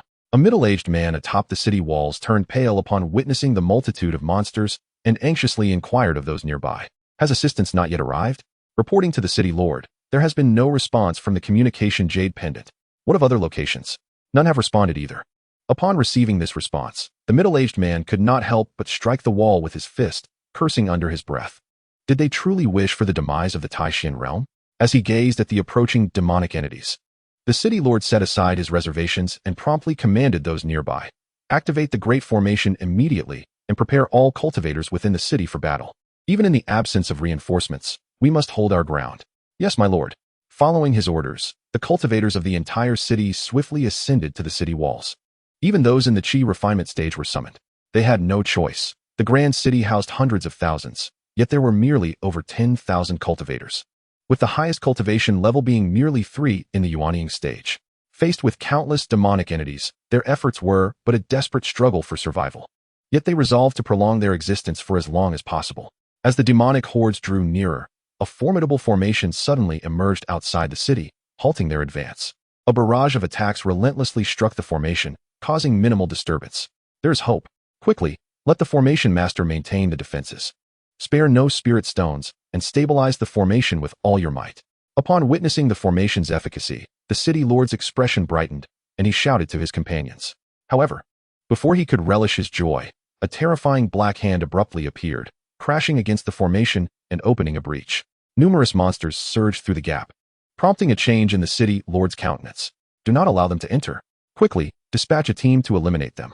As he commanded, 300 cultivators leaped from the city walls, brandishing their magical artifacts to combat the demonic entities pouring through the breach. The sheer number of monsters was overwhelming, with over 10,000 flooding in, while more cultivators joined the fray atop the walls. Realizing the city could not withstand the onslaught, the Black Hand emerged once more, striking the formation again. A sound akin to shattering glass echoed in the ears of all cultivators, causing their movements to falter as they looked up in horror at the formation above. The formation had been breached. In an instant, a horde of demonic entities surged forth, devouring the cultivators who had not managed to escape, leaving no remnants behind. In mere moments, over 100 cultivators perished, and with no obstacles remaining, the demonic horde charged towards the city gates. At that moment, the gates swung open, revealing 1,000 armored soldiers clad in bronze. The voice of the city lord rang out from above. Form the battle array. As soon as the command was given, the 1,000 soldiers swiftly positioned themselves, forming a grand battle array. Kill! They shouted in unison, clashing with the incoming demonic entities. After managing to hold them off for a few breaths, soldiers began to fall one by one, yet the remaining soldiers pressed forward, recklessly slashing at the advancing monsters as if drawn to the flames of destruction. They were stalling for time. Long before the formation had risen, the city lord had ordered the evacuation of the citizens through the rear gates. Unfortunately, their resistance lasted less than 10 breaths, and soon none remained.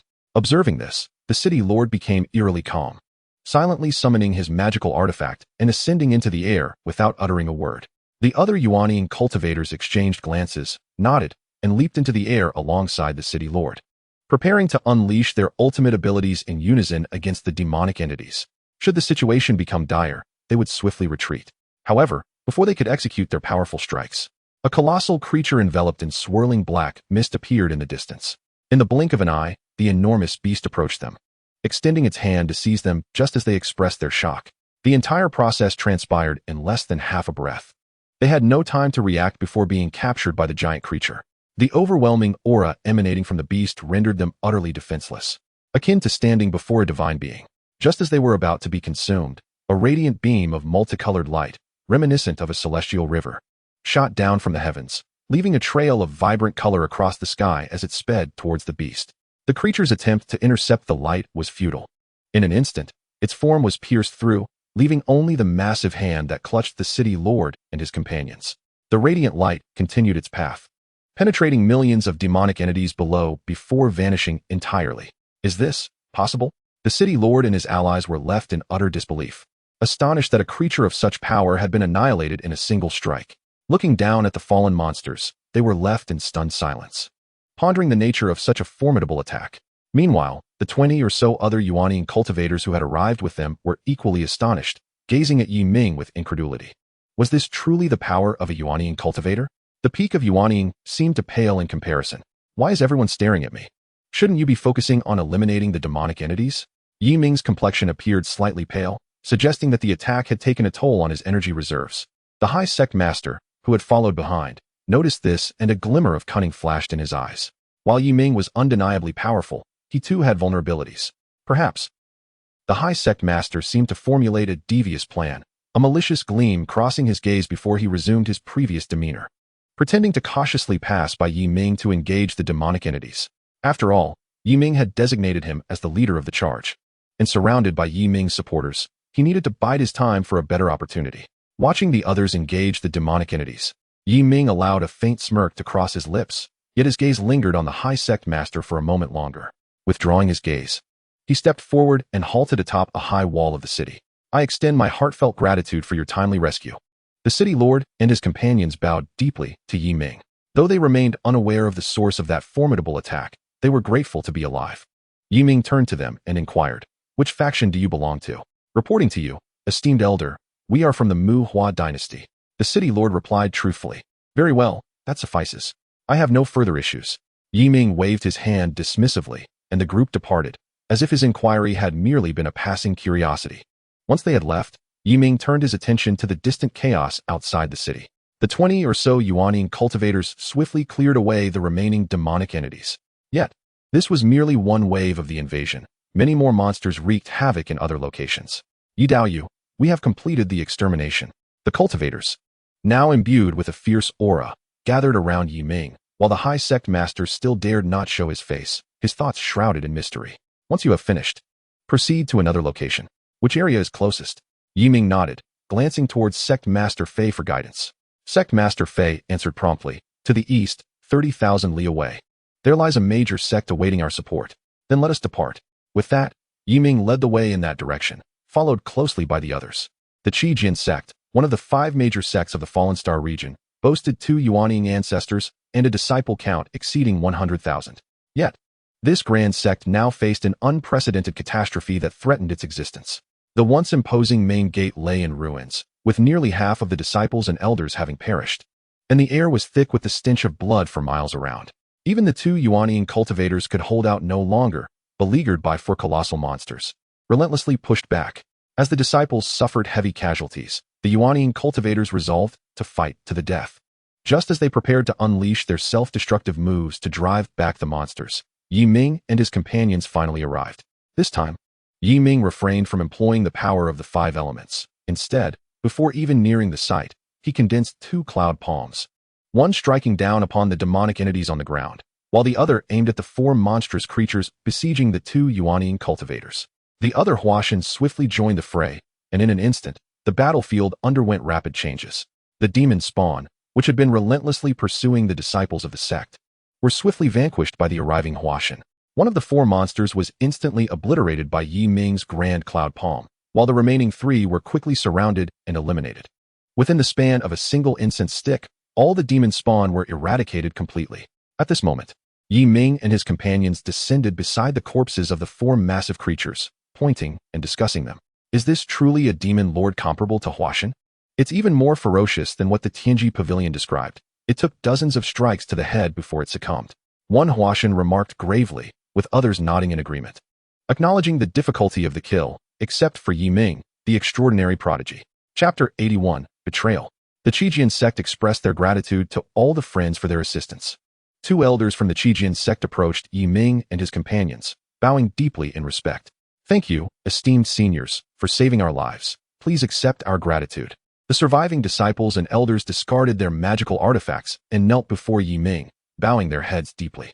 They had been on the brink of despair, and to their astonishment, they received support from 28 Huashan. Such powerful beings personally intervening to save them warranted their gratitude. Upon hearing their words, Yi Ming turned around. Enough, rise. With a calm demeanor, Yi Ming waved his hand, and an invisible force lifted all the remaining kneeling disciples. Yi Ming then turned to the 2 Huashan and said, "You 2 Huashan, come with us." Certainly. The 2 exchanged glances and nodded in agreement. Subsequently, they briefed the disciples and elders on a few matters before promptly accompanying Yi Ming to another location besieged by the demon spawn. Upon arrival, they found only ruins. Yi Ming's expression shifted as this was their first time arriving too late. They headed in that direction. Pursue. Yi Ming sensed a large number of demon spawn moving towards another location. Without hesitation, they advanced directly towards the location of the demon spawn. Eventually, they arrived in a dense forest, where they encountered millions of demon spawn, along with 3 demon lords. Without further ado, upon sighting the demon spawn, Yi Ming and his companion struck, slaying them on the spot. After eliminating all the demon spawn, Yi Ming approached the sect master Fei and inquired, "Do you know where this group of demon spawn emerged from?" The sudden question caused sect master Fei's expression to change. "Yi Dao Yu, do you mean?" Indeed, rather than supporting one location after another, it is more efficient to strike directly at their stronghold. As long as that is destroyed, the remaining demon spawn will pose no threat. Yi Ming's reasoning was sound, yet they had no knowledge of how many demon lords resided there. Recklessly charging in could lead to catastrophic losses. Sensing sect master Fei's concerns, Yi Ming reassured him, "Do not worry, even if there are 30 demon lords, they cannot withstand my ultimate technique twice." At this declaration, everyone present, except the 2 newly joined, was taken aback. Yi Ming's complexion still had not fully recovered, and yet he claimed he could unleash that attack twice? "Stop dawdling, point the way." Seeing sect master Fei still in shock, Yi Ming's patience wore thin. The elder Gao, witnessing Yi Ming's demeanor, could not suppress his delight. "Yi Ming, you shall remain in that place forever." Yet Yi Ming seemed oblivious, continuing to urge sect master Fei. Noticing Yi Ming's growing impatience, sect master Fei reluctantly indicated a direction. "We require half an hour to reach there. It is said that these demon spawn originated from a place filled with deep pits. Well then, What are we waiting for? Let us go. After speaking, Ming soared towards that direction, while the others exchanged glances but quickly followed suit, heading towards the large pit. Along the way, they encountered 5 waves of demon spawn, with the number of demon lords rapidly increasing. Upon reaching a location swarming with demon spawn, everyone had exhausted a significant portion of their mana. We have arrived. 1, 2, 3, 37 demon lords. Such a multitude. Can we fight them? The sight of the numerous demon lords caused Sect Master Fei and the others to turn pale. However, Ming acted decisively, channeling a 5-colored brilliance from his hand, the immense pressure forcing the nearby 20 individuals to retreat several steps, standing a kilometer away. This commotion drew the attention of all the demon lords, who roared and surged towards Ming. Ming's attack was already prepared, and he unleashed the 5 elemental power directly at the oncoming demon lords. Boom! The space around the path of the 5 elemental power resonated with a thunderous roar, akin to a sonic boom. In the blink of an eye, the 5 elemental power pierced through 7 demon lords, ultimately being halted by the remaining 30.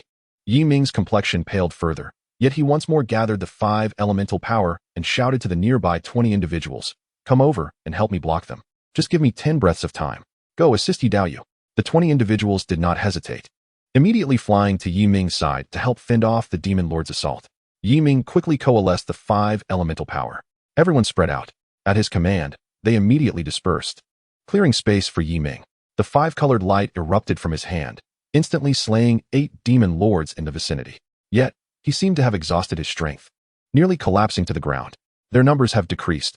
Go and eliminate them. Sect Master Fei and the others seized the opportunity to encircle the remaining demon lords. However, the Elder Gao took the chance to position himself before Ming, looking down at him with a condescending gaze. "Ha, have you finally exhausted your mana? It was worth my wait." The Elder Gao's malevolent glare was fixed on Ming. "Gao, what do you want? Do not act recklessly." From a distance, as Sect Master Fei witnessed Ming in danger, his expression turned furious, shouting. The other 22 individuals also changed their expressions dramatically. How dare the Elder Gao do this? They wished to assist, but the demon lords seized the opportunity to entangle them, while 3 others swiftly betrayed them, coldly joining the blockade to prevent them from rescuing Ming. Lung Feng was similarly obstructed, yet he cared little for what might happen to his master. Just moments ago, his master had assured him to remain calm. "You traitors!" Sect Master Fei gritted his teeth, but he too faced peril as a demon lord began to clash with him. Ha, traitors! If it weren't for that damned Ming humiliating me, how could I have fallen to such a state?" The Elder Gao laughed maniacally, his gaze filled with a desire to devour Ming, yet it seemed that was still not enough, and he began to vocally berate Ming, attempting to vent the fury of the day. Before he could utter many more insults, Ming frowned, unable to endure any longer. How could this foolish dog prattle on so much? "Still scolding, are we?"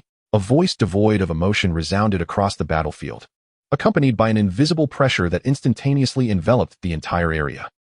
The Elder Gao, caught up in his tirade, suddenly found himself targeted by the pressure, his mind momentarily stalling, and his incessant chatter was interrupted by a peculiar sound. When he looked back at Ming, he found that Ming's expression had inexplicably returned to normal, coldly regarding him. "Why you are not already?" This time, it was the Elder Gao's complexion that turned pale. He had clearly sensed that Ming had exhausted all his mana.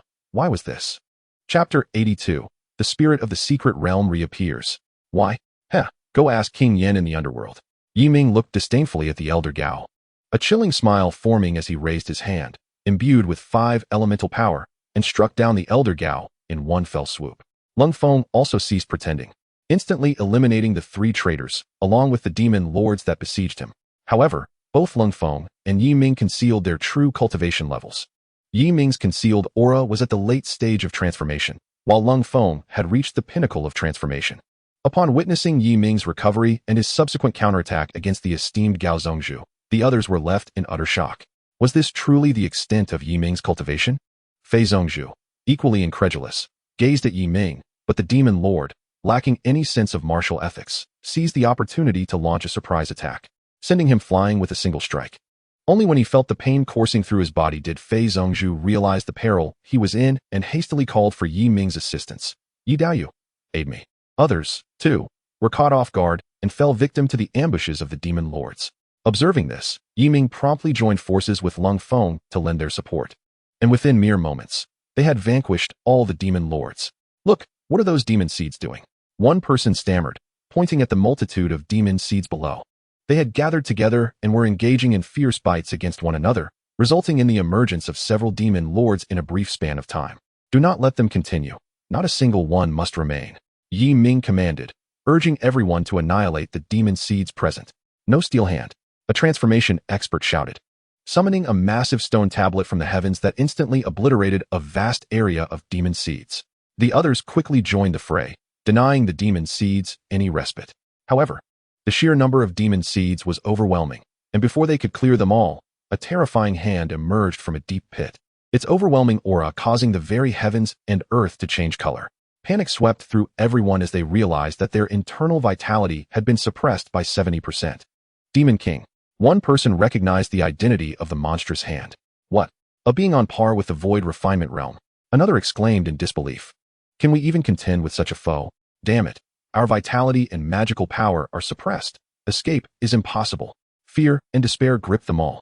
Ming's gaze flickered as he began to cultivate the power of the laws in his hand, while Lung Feng prepared to reveal his cultivation level. Soon, an immense creature emerged from the abyss, its indescribable aura whipping up fierce winds and darkening the skies, causing a riot of vital energy. The creature bore wings and possessed eyes the size of small mountains, brimming with malevolence towards all living beings. Under the gaze of the demon king-level monster, everyone found it hard to breathe, their faces turning a sickly shade of purple, veins bulging on their foreheads, as though they were being throttled. Ming furrowed his brow. If he did not take action, over 20 transformation experts would perish. Master, we need not intervene. A mid-stage Unity Realm expert is approaching.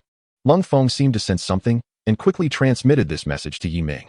Acknowledging this, Ming promptly retracted the power of the laws in his hand and feigned near death alongside the others.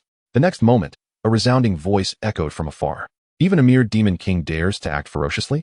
Die. The voice arrived before its owner, its overwhelming presence shattering the demon king's ferocity. While a brilliant light shot down from the sky, piercing the demon king through to death, the powerful aftershocks swept across the land, reducing countless demon seeds to ashes without so much as a cry. Ming recognized this voice. It was the spirit of the secret realm, the powerful entity Lung Feng had mentioned.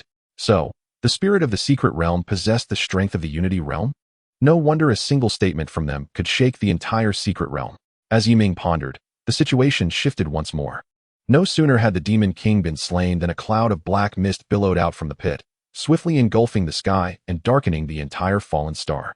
Could there be beings from the spirit realm here? In the suffocating black mist, a pair of large green eyes appeared, accompanied by a booming voice that seemed surprised. Demon Realm Sovereign, you have crossed the line. The spirit of the secret realm's voice resounded again, dispersing half of the black mist. Simultaneously, a pristine white tower emerged from the horizon, emanating a terrifying aura that scattered the remaining black mist. An artifact of the immortal realm. A groan of fear emanated from the pit, the voice's owner clearly wounded by that formidable aura, displaying a deep-seated fear of the immortal artifact. Realizing that the human realm was not a place they could act in, the demon realm's sovereign retreated immediately. The pit fell silent, with no more demon seeds emerging. A few remaining locations still harbored demon seeds that had not been exterminated, and Ming intended to leave those for the other factions to handle. After the heavens returned to normal, the 20 or so transformation experts gasped for breath, not wishing to experience that brush with death again. At that moment, a pair of large eyes, formed from magical power, appeared above them. This time, there was no terrifying aura, yet the overwhelming sense of pressure remained, causing the group to feel a prickling sensation on their scalps. Little one, you have performed admirably. You are worthy of being my master's named disciple. The voice of the spirit of the secret realm emanated from the enormous eyes. Ming's rapid ascent from the pinnacle of the golden core stage to the late stage of transformation within mere years surprised the spirit of the secret realm. While such progress was commonplace in the spirit realm, to achieve such speed in the human realm, where the laws were incomplete and spiritual energy scarce, was indeed rare. However, it also indicated that Ming possessed remarkable talent, surpassing that of ordinary geniuses in the spirit realm. Thank you, Senior, for your timely assistance once more. Ming bowed respectfully, his demeanor devoid of arrogance, which further pleased the spirit of the secret realm. Senior is too kind. Simply call me Xianlao. Xianlao? Ming bowed once more. Ha ha ha. Indeed, you are quite impressive, young one. This is my gift to you. Should you encounter any issues in the future, feel free to seek me in the secret realm. Xianlao laughed heartily, satisfied with Ming's respectful demeanor, and bestowed upon him a transcendent spatial ring. Such a high-tier spatial ring could only be found in the spirit realm. holding the transcendent spatial ring in his hand. Ming's face lit up with joy as he once again bowed to the enormous eyes, expressing his gratitude. Thank you, Xianlao. Well, cultivate diligently. I hope you can shine brightly in the spirit realm in the future, living up to my master's expectations. With that, Xianlao vanished. He could not remain too long, as the incomplete rules of the human realm could diminish his lifespan and, in severe cases, even his cultivation if he intervened too frequently or stayed too long. After Xianlao's departure, the towering structure in the sky dissipated as well. Ming's excitement quickly faded, though he still held a favorable impression of Xianlao, albeit a modest one. He understood that these two had come to his aid because he was the named disciple of the Jiutian Xiannu, merely a step away from being formally accepted as her disciple. Subsequently, Ming and the other 20 individuals departed, returning to Taishianzhou. Chapter 83. The Great Change in the Spirit Realm, Ascension Ahead of Time. On their way back, they encountered individuals from various factions. Upon seeing Ming and his companions, they assumed the situation had been resolved, only for Fei Zhongzhu to make a remark. The source of the demon seed disaster has been eradicated, but there are still 5 locations where the demon seeds run rampant. We leave them in your hands. Hurry and eliminate them. With this declaration, he returned to Taishianzhou alongside Ming and the others. The members of various factions exchanged bewildered glances, while some were reluctant. Many silently made their way toward the 5 locations. The ensuing events were of no concern to Ming. He visited Taishianzhou, extorted them handsomely, and eradicated anyone associated with Gao Zhongzhu before vanishing without a trace. A year later, amidst a certain mountain range, Ming's flying vessel came to rest. Over the past year, Ming had created 2 fifth-tier puppets, which were now running amok across the world. He had also spent some time in the western regions, where he met the young monk Xuanda. Upon encountering him, Xuanda had reached the early stage of the nascent soul and had become the abbot of the Lingfo Temple. However, upon seeing Ming again, Xuanda was utterly astonished, his usual composure evaporating as he incessantly murmured that Ming was a reincarnated immortal. After several years apart, he had believed his own cultivation speed to be rapid, only to realize that, in comparison to Ming, he was hardly worth mentioning. Ming was not idle when he sought him out. He inquired whether he wished to journey to the Lingjie together. He resolutely declined, expressing his desire to ascend alone, claiming it was the arrangement of the Buddha. Ming did not press the matter, understanding that everyone has their own plans. He merely asked out of consideration for his good friend, Xuanda. After departing from the western regions, Ming piloted his flying vessel hither and thither, appearing wherever there were 5th-tier treasures. Today, he halted his wanderings solely because the annual sign-in was approaching. During this time, he would always remain alone in the flying vessel, patiently awaiting the arrival of the midnight hour. Soon, the hour arrived, and the system's voice emerged punctually. Ding. The host has spent another year in the cultivation realm. Would you like to sign in? Sign in. Ding. 13th year sign-in successful. Congratulations, host. You have obtained one of the 36 divine powers, the 5 elements escape technique. The 36 divine powers? Is it related to the Tiangang 36 transformations? Ming raised his brow in surprise, not anticipating that this sign-in would grant him a form of escape technique associated with the Tiangang 36 transformations. As Ming pondered, a radiant light suddenly appeared before him, and before he could react, it surged into his mind, transforming into numerous mysterious symbols that were deeply etched into his memory. Moments later, Ming emerged from his reverie, his face illuminated with joy. Indeed, the 5 elements escape technique and the 36 transformations were of the same essence. The ability to traverse the elements meant he could escape through water when encountering it, soil when faced with earth, fire when confronted with flames, metal when in the presence of gold, and wood when among trees. Moreover, the speed of his escape was astonishing. By the time others reacted, he would have already vanished for quite some time. Recognizing the formidable nature of this technique, Ming eagerly sought to experience it within the flying vessel. He gestured with his hands, forming several seals, and in an instant, he melded into the earth like sand, feeling as if he were the soil, darting to and fro within the ground. He then formed another seal, transforming into a puddle of water and joyously swimming in the lake within the vessel. After reveling in the wonders of the 5 elements escape technique, his complexion grew slightly pale, as this technique consumed an immense amount of elemental power. If it were magical energy, employing even one of the elements would likely deplete all his power. Nonetheless, this technique was indeed advantageous, amplifying his speed by more than 5-fold. And this was merely the beginning. With greater proficiency, his speed would only increase. Mastering it to perfection would enable him to escape from anything, a testament to its extraordinary might. After testing the practicality of the technique, Ming departed the mountainous region aboard his vessel, heading towards his next destination. However, just a few days later, the spirit of the secret realm sought him out, seemingly with urgent business. One morning, as Ming traversed a relic site, preparing to leave after clearing it, a voice transmitted directly to his ear. "Little one, hurry to the secret realm." It was Xuanda. Taken aback, Ming wondered why Xuanda was in such a rush. Despite his confusion, he did not hesitate, promptly boarding his vessel and flying towards the Taishan secret realm. Before long, Ming arrived, and a vortex had already manifested in the valley, awaiting his entrance. He stowed away his vessel and stepped into the vortex.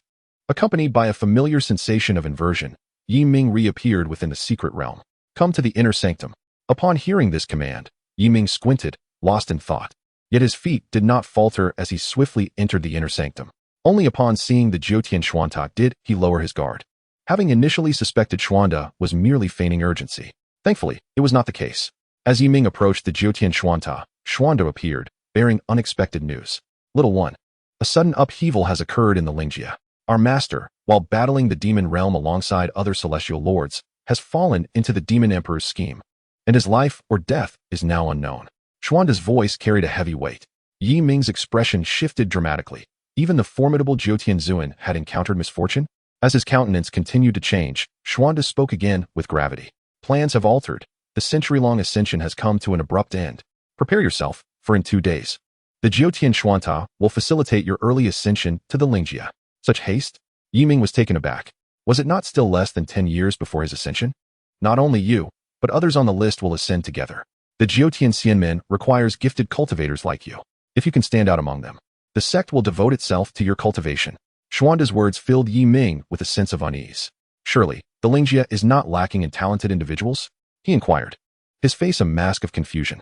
"Indeed, it lacks not talent, but few manage to grow. The sect can only select a handful of the most gifted to nurture, thus alleviating the sect's crisis." Xuanda patiently explained, revealing that the sect was facing an existential threat. Upon hearing this, Ming realized that he must ascend early. This was acceptable. For now, the Jiutian Xianmen was relatively safe, and it was unlikely any misfortunes would arise within the next century. Ascending early would also be beneficial, as he had grown weary of his 2 years in the Taishan realm.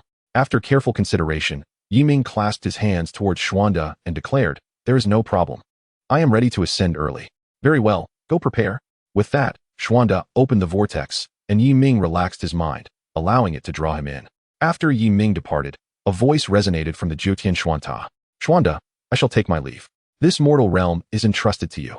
I have unraveled all of your cultivation for the master. I hope you will safeguard the mortal realm. Rest assured, the mortal realm shall encounter no unforeseen events henceforth." Chapter 84. Before Ascension. Ming opened his eyes, finding himself in the valley. He casually cast out his flying vessel and set course for the mortal realm, simultaneously sending a message to the old master of Tianbao Pavilion, instructing him to come to the valley and prepare. At Tianbao Pavilion, within a secret chamber, the old master sat cross-legged among a plethora of high-grade spirit stones, cultivating. Suddenly, the jade pendant in his palm began to tremble, its surface shimmering with radiant light. Awakened by the pendant's anomaly, the old master glanced at it. This was his only means of communication with Ming. Holding it meant he awaited news from him. However, he did not dwell on it, merely assuming Ming sought some treasure. Thus, he directed his consciousness towards the pendant, and Ming's voice promptly emanated from within.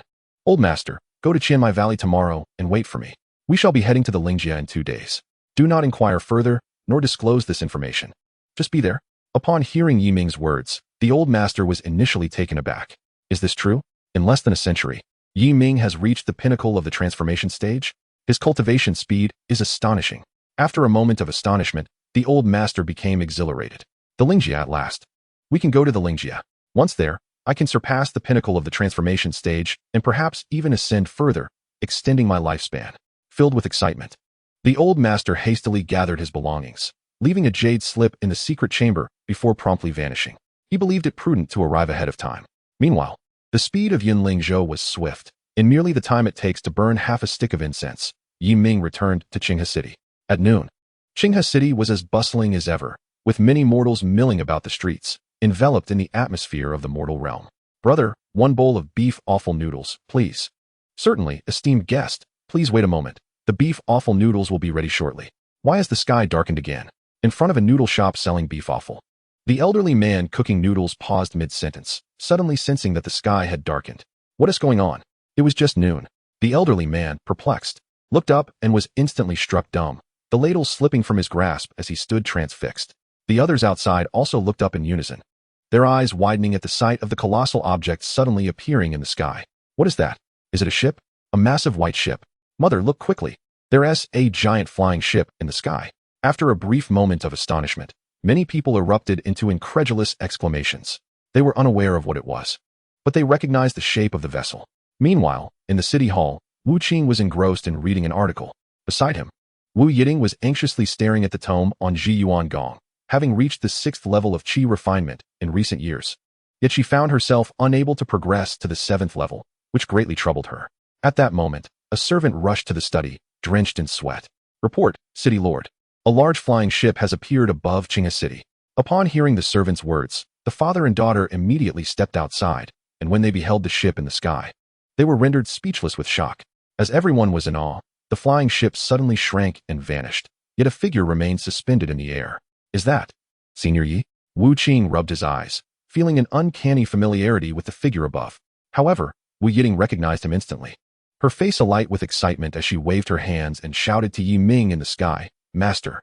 Hearing his disciple's voice, Yi Ming smiled slightly, his figure disappearing only to reappear moments later, standing not far from the father and daughter. Master, was that magnificent flying ship yours? It was so beautiful. Upon seeing Yi Ming before her, Wu Yiting rushed forward, chattering eagerly in his ear. Yi Ming nodded repeatedly, patiently answering her questions. Disciple. As they conversed, Yi Ming suddenly turned to Wu Yiting, his expression turning unusually serious. Caught off guard, Wu Yiting continued talking and nearly bumped into him, her expression turning blank as she looked at him. Ah, Master, what is it? In a few days, I shall ascend to the spirit realm. This is something I have prepared for you, Yi Ming stated directly, handing her a spatial ring. Upon hearing this, Wu Yiting's excited expression froze in an instant. She lowered her head, her voice tinged with disappointment as she said, Disciple understands. Although her master had seldom visited her in recent years, she had believed that he would eventually come for her from the Taishan realm. However, now that he was ascending to the spirit realm, it seemed they would not reunite in this life. There is no need to be sad, my disciple. You saw that flying ship, did you not? It can bring me back from the spirit realm at any time. Once my affairs there are settled, I will come to take you to the spirit realm. Seeing her deep disappointment, Yi Ming's heart softened, and he decided he would indeed come to take her to the spirit realm, where her path of cultivation could progress even further. The spirit realm is currently unsafe. Bringing her there now would only complicate matters.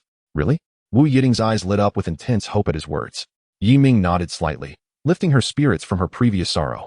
After spending a day in the city hall, Yi Ming departed, leaving Wu Yiting with enough resources to step into the golden core stage. Upon leaving Qinghe City, Yi Ming visited Jin Yuan's sect to check on Lin Xiaoyu, finding everything well before quietly departing the mortal realm. Half a stick of incense later, Yi Ming returned to the valley, where an elderly man with white hair was seated in meditation. The elder sensed Yi Ming's arrival and quickly rose, clasping his hands in greeting. Senior Yi, you have come. Yes, old pavilion master. Have you decided where to go in the spirit realm?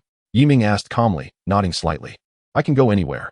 The old pavilion master appeared somewhat bewildered. He had not considered a specific location in the spirit realm, as any part of it would suffice for him. Very well, follow me. As soon as he spoke, a vortex appeared in the valley. Was this how one ascended in a secret realm? The old pavilion master wondered, yet he asked no further questions and silently followed Yi Ming into the secret realm. Within the secret realm, Yi Ming led the old pavilion master to the 9 Heavens Mystic Tower. Once Yi Ming was ready, an elder's voice resonated. Since you have arrived, let us depart. With that, the 9 Heavens Mystic Tower erupted in brilliant colors, illuminating the entire secret realm. After releasing its radiant light, the tower gradually ascended and began to rotate slowly. Simultaneously, 3 beams of colored light shot from the base of the tower. 2 illuminated Yi Ming and the old pavilion master, pulling them into the tower involuntarily, while another beam appeared in the outside world. At Lingfo Temple, Xiando was seated in meditation before a statue of the Buddha, reciting scriptures. Suddenly, a beam of light struck him without warning. As Xiando opened his eyes, he found himself uncontrollably swept away by the light. Abbot, many disciples of the Buddhist sect gazed in shock as Xiando was taken away. As they attempted to pursue him, 3 old monks intervened. Ba, there is no need to chase after him. Xiando is destined for ascension, so do not worry. One of the elder monks, with hands clasped, explained to the crowd. Meanwhile, Xiando soon found himself drawn into the tower. Subsequently, the 9 Heavens Mystic Tower reappeared in the outside world, breaking through a rift in the sky and plunging into it. Chapter 85, Nine Xian Spirit Domain. The Nine Xian Spirit Domain is among the foremost spirit domains in the 3,000 spirit realms, vast in expanse, teeming with powerful beings and diverse races cohabiting within. The number of living beings in the spirit domain is beyond counting. Even the mightiest beings in the spirit realm cannot ascertain the population of a single spirit domain. Many prodigies exist above the level of heavenly roots, and whenever such prodigies emerge, the great powers within the domain strive to recruit them. As the strongest force in the spirit domain, the Nine Xian Immortal Sect naturally boasts an abundance of such prodigies. The true reason why the Nine Xian Immortal Sect fervently seeks out gifted individuals from the human realm remains a mystery. The sect merely claims that the human realm is their ancestral land and must not be forsaken. The Nine Xian Spirit Domain, a celestial sect standing atop the clouds, is circled by numerous colossal beasts below. Countless cultivators traverse the sect, including beings from various races, all of whom are disciples of the sect. In the eyes of the sect, as long as one possesses talent, regardless of their race, they will be welcomed into the sect and become part of it. At this moment, on the clouds before the sect, several beams of colored light suddenly appeared, revealing figures amidst the gaze of innumerable beings. After 1,000 years, the prodigies of the human realm have arrived. Oh, and one is at the late stage of transformation. I have a premonition that this person will be a focus of training for the sect. Countless beings commented on the newcomers, with Ming, the one of the highest cultivation level, naturally drawing their attention. Upon opening his eyes, Ming beheld many unfamiliar beings standing before him, most of whom emanated an aura exceeding that of the transformation stage. What astonished Ming most was the vast sect before him. The immense sect loomed in the clouds, containing hundreds of immortal mountains, with glimpses of celestial palaces visible within, and countless celestial cranes soaring freely above. 10 waterfalls cascaded down from the sect, creating an endless display of colorful mist. Ming inhaled sharply. Indeed, this was the essence of the immortal realm. Moreover, he noticed that the spiritual energy here was over tenfold that of the Taishan realm, even visible to the naked eye as tiny particles danced in the air. At this moment, the others also opened their eyes, equally awestruck by the grandeur of the immortal sect. After recovering from his shock, Xianda noticed Ming not far away and hurried over, now fully aware that he had ascended to the spirit realm. Ba, Daoist Yi. Why have I also come to the spirit realm? Xianda inquired, puzzled. It is not just you. Others on the list have arrived as well. Look, they are over there. Ming replied, gesturing for Xianda to look in another direction. The others were similarly perplexed. Was it not only the top-ranked individuals who could ascend? What was their situation? Before they could ponder further, an elder approached them. Prodigies of the human realm, follow me. The elder glanced at Ming and the others, confirming their origins from the human realm before addressing them. Upon finishing his words, a cloud materialized beneath Ming and his companions, guiding them alongside the elder into the immortal gate. As Ming observed the elder's retreating figure, his expression subtly shifted. This elder was a formidable expert in the late stage of the harmonization realm. During their subsequent journey, they encountered a myriad of beings, including jiao dragons, tigers, leopards, and various creatures soaring through the sky or crawling upon the ground. Upon entering the immortal gate, they found themselves in a wondrous celestial realm, where every corner elicited spontaneous gasps of awe. The elder led them to the base of a celestial mountain adorned with numerous palatial structures. You shall reside here for 3 months. Everything you wish to learn is contained within. With a wave of his hand, a dozen radiant lights flew before Ming and his companions, revealing white jade tablets. Hearing this, Ming reached for the jade tablet in front of him, and like the others, began to explore the information inscribed upon it.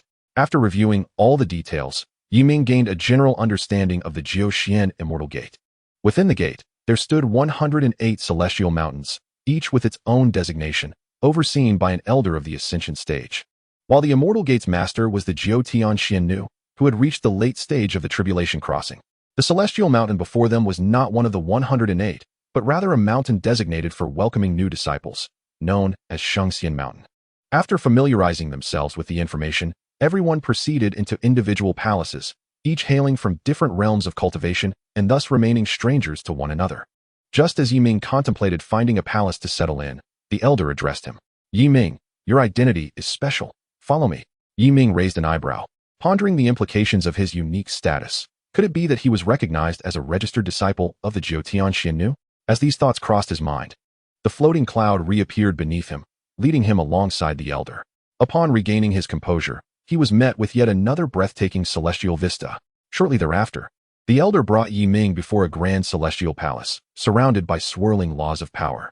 Without needing to guess, it was evident that this was the residence of a certain elder. Elder, I have brought Yi Ming. The elder proclaimed respectfully before the palace. Let him enter. A formidable voice echoed from within the palace, and the grand doors swung open automatically.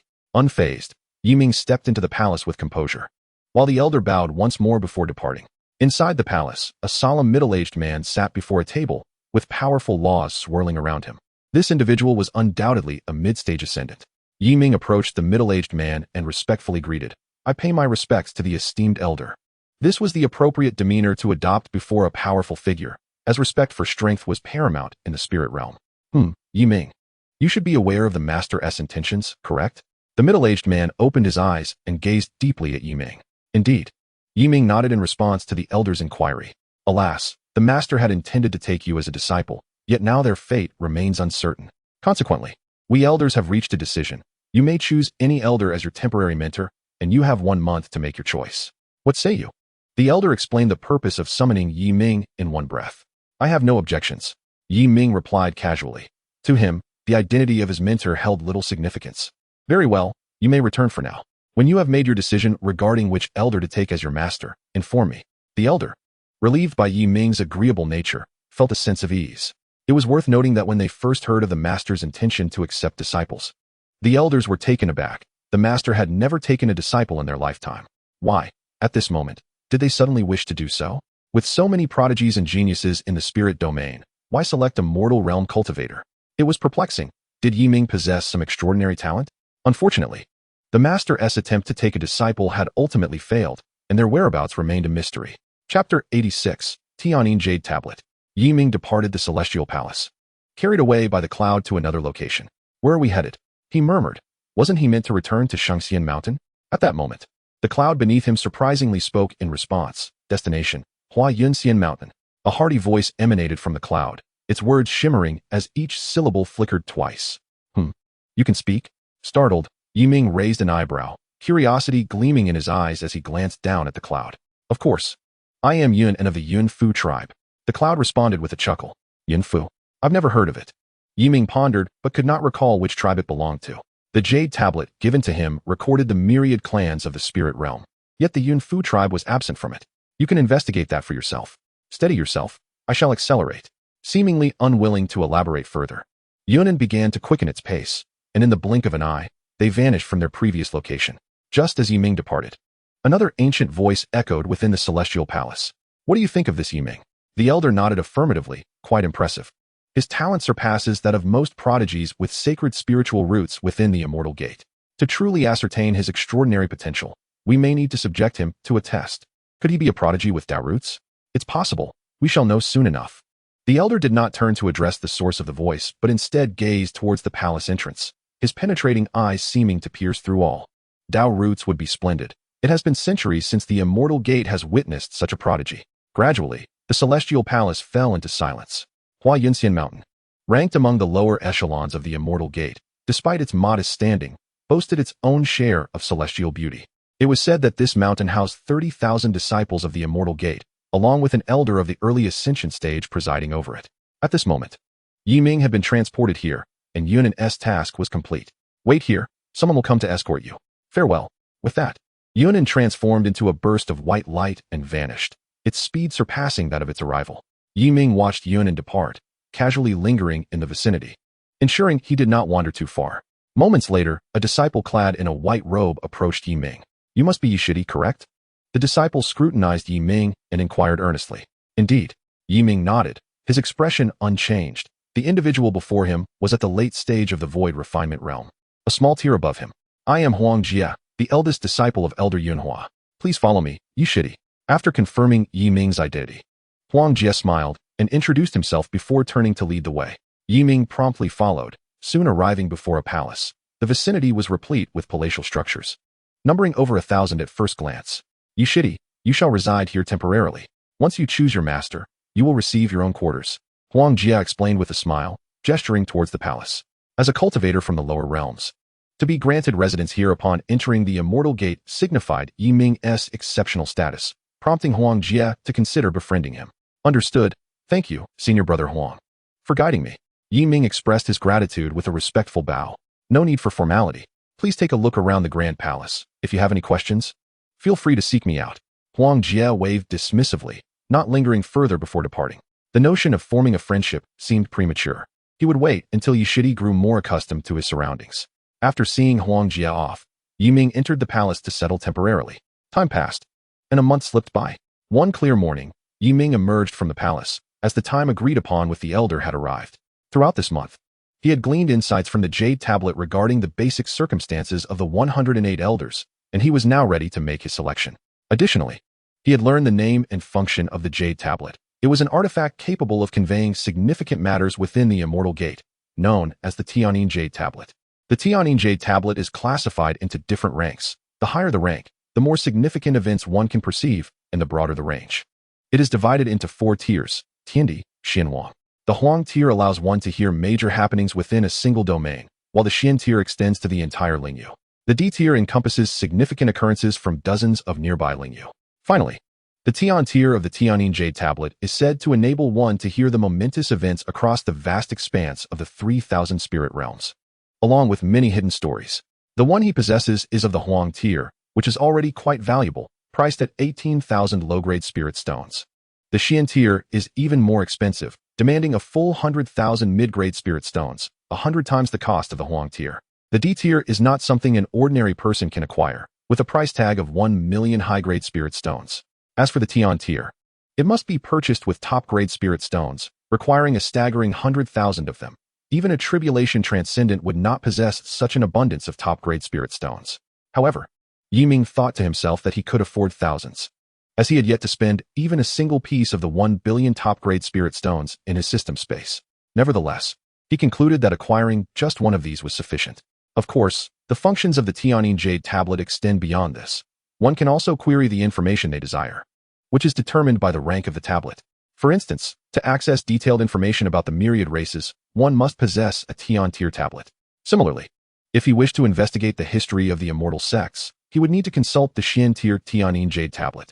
Upon learning about the Tianyin Jade Tablet, Ming was profoundly astonished, realizing that the spirit realm had developed to such a degree. He intended to purchase a Tian tier Tianyin Jade Tablet when time permitted, but for now, he decided to seek a master. This master would not constrain him or affect his ability to sign in. There was only one, Elder Lin Chongqing, who ranked 103rd among the elders of the Chongqing Mountain. This elder dedicated his life to the pursuit of longevity, often secluding himself in the mountain for cultivation, and the disciples of this sect similarly aspired to eternal life. Ming valued their commitment to seclusion, knowing it would not disturb him, allowing him to patiently await his annual sign-in. As he contemplated this, he descended the mountain. At that moment, a cloud awaited him. It was not the previous Yunin, but another member of the Yunfu clan. Junior brother Yi, hurry up. The time is almost here. Upon seeing Ming descend, the cloud called out urgently. The Yunfu clan specializes in transporting passengers within the immortal sect to earn spirit stones, emphasizing both efficiency and stability. If the guests are satisfied, their spirit stones multiply. Hearing the cloud's exhortation, Ming did not hesitate and quickened his pace, standing atop the cloud in an instant. Steady now, the cloud reminded him, and then swiftly headed towards the Grand Elder's palace. After a brief moment, Ming arrived once more before the palace surrounded by law. Chapter 87, Testing Talent. As Ming approached the palace, the Grand Elder's voice resonated within. Enter. The doors of the palace opened, and as Ming stepped inside, he was taken aback, for he discerned the presence of no less than 86 elders. Upon reaching an open space, he found the elders seated before him.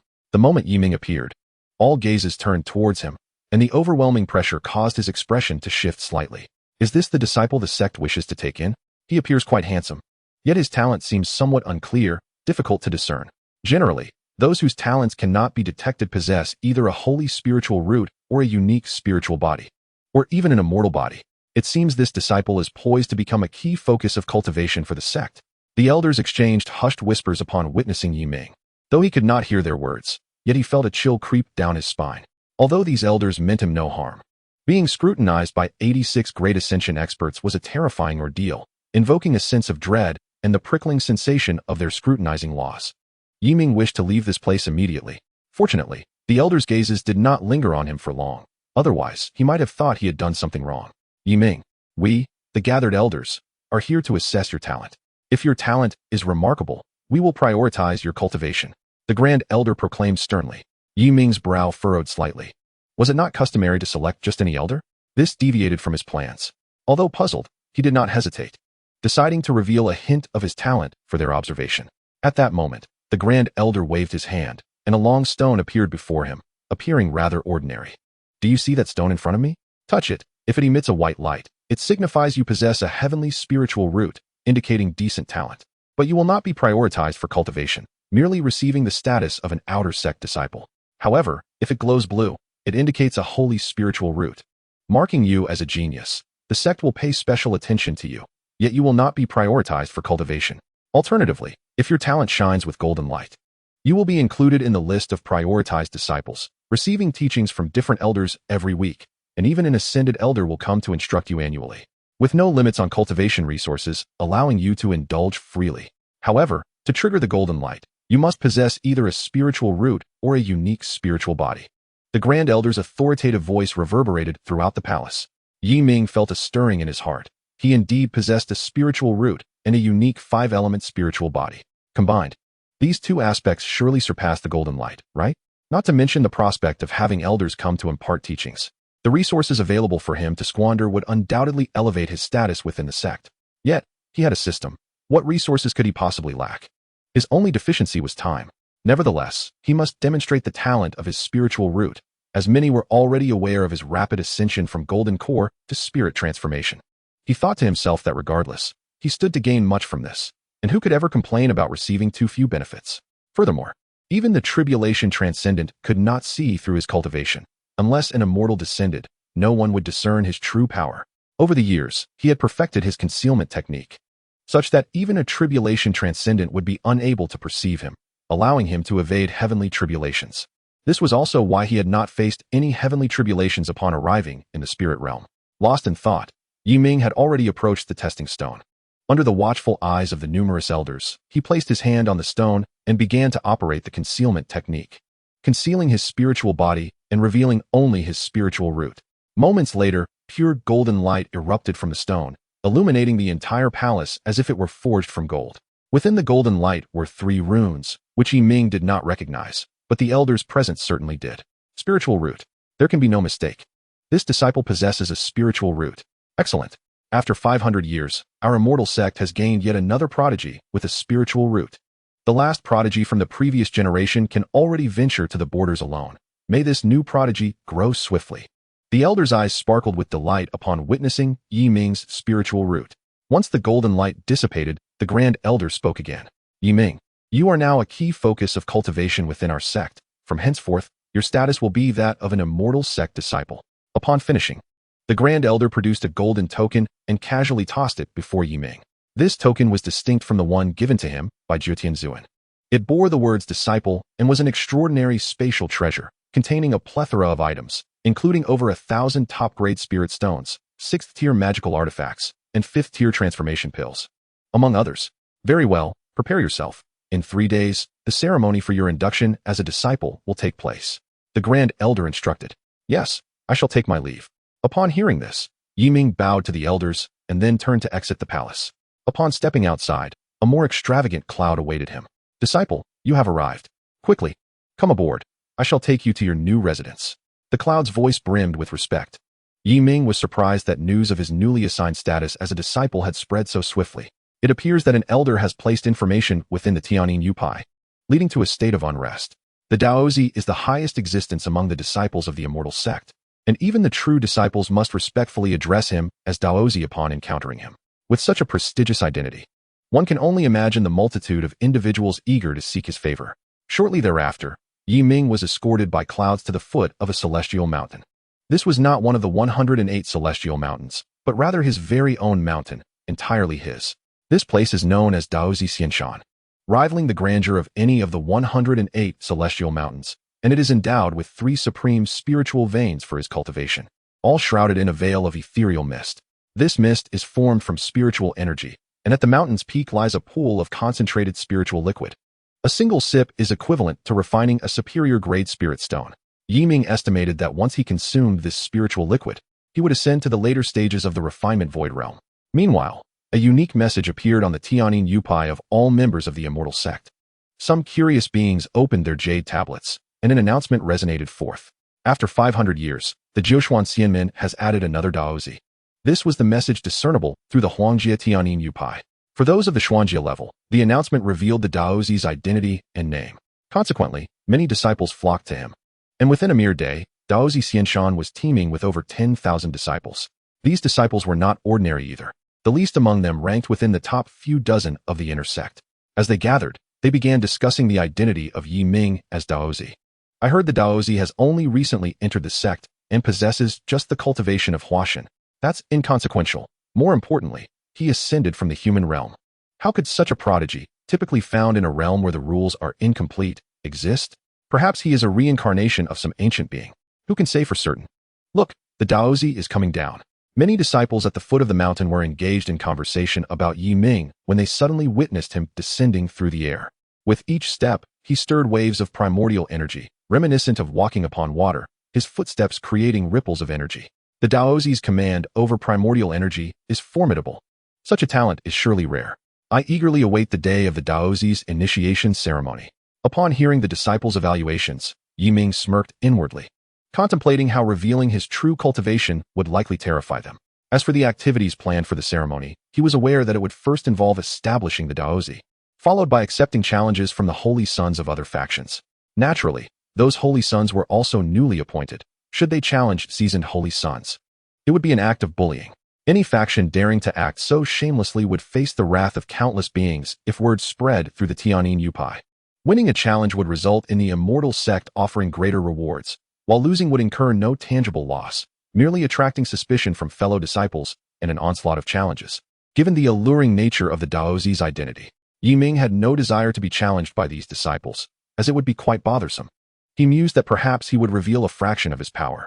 With this in mind, Yi Ming approached the throng of disciples. We pay our respects to the Daozi. All the disciples bowed respectfully to Yi Ming, and from their gazes, he discerned a fervent admiration, a transparent longing to usurp his position. Yi Ming's expression remained unchanged as he inclined his head lightly and greeted them. Greetings, fellow disciples. Even though he had yet to become a true Daozi, his prospective status surpassed that of all the disciples present, making it entirely appropriate for him to address them as fellow disciples. Daozi, might I have a friendly spar with you? Fear not. I shall suppress my cultivation to match yours. One eager member of the Tiger clan could no longer contain himself, boldly issuing a challenge to Yi Ming. With an air of arrogance, he strode forth, as if victory was assured. In his eyes, a mere mortal from the lower realm, regardless of talent, was nothing more than a blank canvas, easily manipulated. Yi Ming raised an eyebrow at this audacity. Did this individual wish to be humiliated so soon? The other disciples stood by, eager to witness the true nature of Yi Ming's Daozi status. Very well, should you win, the title of Daozi shall be yours. However, if you lose, you must pay me 10,000 superior-grade spirit stones. What say you? Yi Ming accepted the challenge with a calm demeanor, but as a Daozi, he could not allow himself to be challenged so casually. He deemed it necessary to collect some spirit stones. Those without financial means should refrain from joining the fray. Upon hearing the hefty sum, the Tiger clan member halted in his tracks, realizing he possessed but 5,000 superior-grade spirit stones, still a considerable distance from the required amount. Nonetheless, confronted with the embodiment of supreme authority that the Daozi represented, the Tiger clan member could no longer restrain himself and hurriedly sought spirit stones from the surrounding disciples. The nearby disciples, eager to assist, quickly lent him the necessary stones, and soon enough, the sum of 10,000 superior-grade spirit stones was gathered. Daozi, the spirit stones are ready. Are you prepared to relinquish your title? The Tiger clan member fixed an intense gaze upon Yi Ming. Defeat me first, and then we shall see. Yi Ming chuckled, and in the blink of an eye, he vanished from sight. The Tiger clan member, undeterred, flashed forward in pursuit of Yi Ming. Before long, Yi Ming materialized upon a competition platform where an elder from the sect presided, his cultivation at the mid-stage of the harmonization realm. After all, matters concerning the Daozi were of utmost significance, and the sect was closely monitoring Yi Ming's actions. Standing on the platform, clad in a resplendent purple-gold robe beneath the sun's rays, Yi Ming appeared strikingly radiant, his innate confidence amplifying his presence to its zenith. How handsome is the Daozi? Below the platform, thousands of disciples gathered, among them a notable number of female disciples. Some were utterly captivated by Yi Ming's figure, their eyes reflecting admiration and affection. Of course, such affection was rooted in Ming's status as Daozi. After standing upon the platform for 3 breaths, the Tiger clan member finally arrived, drenched in sweat and acutely aware that he had overestimated his abilities. During the challenge, his cultivation had been suppressed to match Ming's, placing him at the late stage of Huashan. However, as the one who issued the challenge, he could not back down. To do so would result in expulsion from the inner sect, relegating him to the outer sect and sealing his fate from ever re-entering the inner realm. Gritting his teeth, the Tiger clan member approached the Elder with a bow. "Elder, I am ready." Ming nodded at the Elder, indicating his readiness as well. During the duel, I asked that both participants show mercy and refrain from harming the bonds of camaraderie. Now, let the contest begin. The Elder pronounced solemnly before stepping off the platform and activating the formation to contain the residual energies of the duel. As the formation came to life, the Tiger clan member initiated the assault, for their clan's innate talents were speed, ferocity, and aggression. A wave of murderous intent surged toward Ming, yet he remained unperturbed. This aura of malice was but a fraction of what Xiao Bai had wielded. Observing Ming's lack of reaction, the Tiger clan member swiftly altered his strategy, converting his form into a bolt of lightning aimed directly at Ming. This was his ultimate technique, lightning strike, which quintupled his speed. However, as he approached Ming, he discovered that Ming was merely an illusion. In an instant, a large hand materialized from behind, seizing his nape with an iron grip. With his fate now entwined in Ming's grasp, the Tiger clan member felt his spirit wane, his eyes glazing over in a daze. "It's over. How shall I ever face anyone again?" Ming then hurled him off the platform. With a thud, the Tiger clan member landed beneath the platform, now devoid of consciousness. Utterly humiliated, the Daozi emerges victorious, declared the Elder's voice. Instantly, the gathered disciples erupted in astonishment. Could it be over so swiftly? Indeed, Daozi. Such swiftness that even we cannot discern. Daozi is extraordinarily powerful, defeating foes with a single strike. How handsome Daozi is. Oh. Daozi has turned his gaze towards us and is greeting us. Ming, with a beaming smile, waved at the group of disciples, then approached the unconscious creature from the Tiger clan. "All right, if you're still alive, hand over the spirit stones." Ming initially intended to give it a kick, but merely offered a reminder instead. "These are spirit stones. Daozi will take them." The Tiger clan creature, frightened, quickly stood up, handed Ming a spatial ring, and fled the scene hastily. Chapter 89, The Ceremony. After the Tiger clan creature departed, Ming returned to his celestial mountain, where no disciples dared to disturb him any longer. Although they couldn't gauge Ming's true strength, the disciples recognized his exceptional nature. This knowledge instilled within them a sense of anticipation for Ming's performance on the day of the ceremony. Thus, 2 days passed amidst the disciples' eager expectations. On a clear morning, a radiant sun gradually emerged above the Xianxian, illuminating the entire celestial realm. Several colossal beasts roared beneath the celestial gate, their resounding voices echoing through the heavens. On this day, the celestial gate flung wide open, welcoming numerous influential forces from the nearby spiritual domains. Among them were the Tian Yuan Ling US Tian Yuan Holy Land, the Tai Chu Ling US Tai Chu Holy Land, and the Tai Ling US Tai E Holy Land, among others.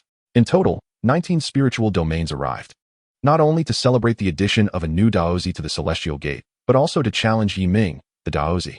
Other spiritual domains were either too distant or did not possess a new saint. Simultaneously, in a spacious area at the center of the celestial gate, a grand hall had been erected temporarily. This hall was the largest Ming had ever seen, capable of accommodating hundreds of thousands. The Daozi ceremony would take place within this hall, and the statue of the celestial gate as founder had also been relocated there. Ming would establish himself as Daozi under the watchful gaze of the celestial gate as founder. With the absence of the Xian, Zhu, Jiu, Tian, Xian, Nu, all matters within the celestial gate were determined by the 3 eldest and most powerful Taishang elders. Within the hall, the first level was filled with 380,000 disciples. The second level seated 5,000 stewards. The third level hosted 96 elders, along with prominent figures from the visiting forces. The final level was reserved for the 3 Taishang elders. Under the scrutiny of countless gazes, Ming strode purposefully towards a statue towering 9,000 zhang. The visage of the statue was shrouded in mysterious energy, rendering it indistinguishable. Ming first bowed respectfully to the statue, then saluted the elders on the third level. "Ming, do you wish to become the Daozi of the celestial gate?" came the authoritative voice of the Taishang elder from above. "I do," Ming replied solemnly, his gaze fixed unwaveringly on the statue, as if it were addressing him directly. "Swear," Ming declared, "as a disciple, I vow before the ancestor that I shall never betray the celestial gate." As he completed his oath, the statue of the Celestial Gate's founder seemed to respond, a golden light radiating from it and enveloping Yi Ming. Seeing the Ancestor's reaction, the Taishang Elder immediately proclaimed, "Daozi, rise."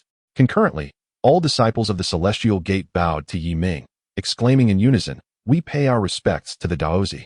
The resounding voice echoed throughout the Celestial Gate, reverberating even to the nearby great states. The elders seated above beamed with pride as they watched Yi Ming, reassured that they had not erred. Receiving the Ancestor's acknowledgement foretold extraordinary achievements for Yi Ming. Meanwhile, Yi Ming, standing before the statue, closed his eyes as the golden light coalesced in his mind, forming a celestial technique. The Jiu Xian Xianjing, a method capable of cultivating one into immortality, was incomprehensible without the innate Dao spirit root. The Jiu Xian Xianjing comprised 9 levels, with each level corresponding to a realm. Upon reaching the 9th level's completion, one could attempt the unification of the 9 levels, and if successful, ascend to immortality. However, the path was fraught with difficulty, as each level increased in complexity, with the final step being the most arduous. Without a millennium to prepare, the probability of failure soared to 80%. Yi Ming had not anticipated that becoming Daozi would grant him access to such a celestial technique. Although challenging to cultivate, it was indeed a celestial method, the very path to immortality from the Ancestor of the Celestial Gate, and thus, its value could not be measured. After perusing the celestial technique, Yi Ming opened his eyes.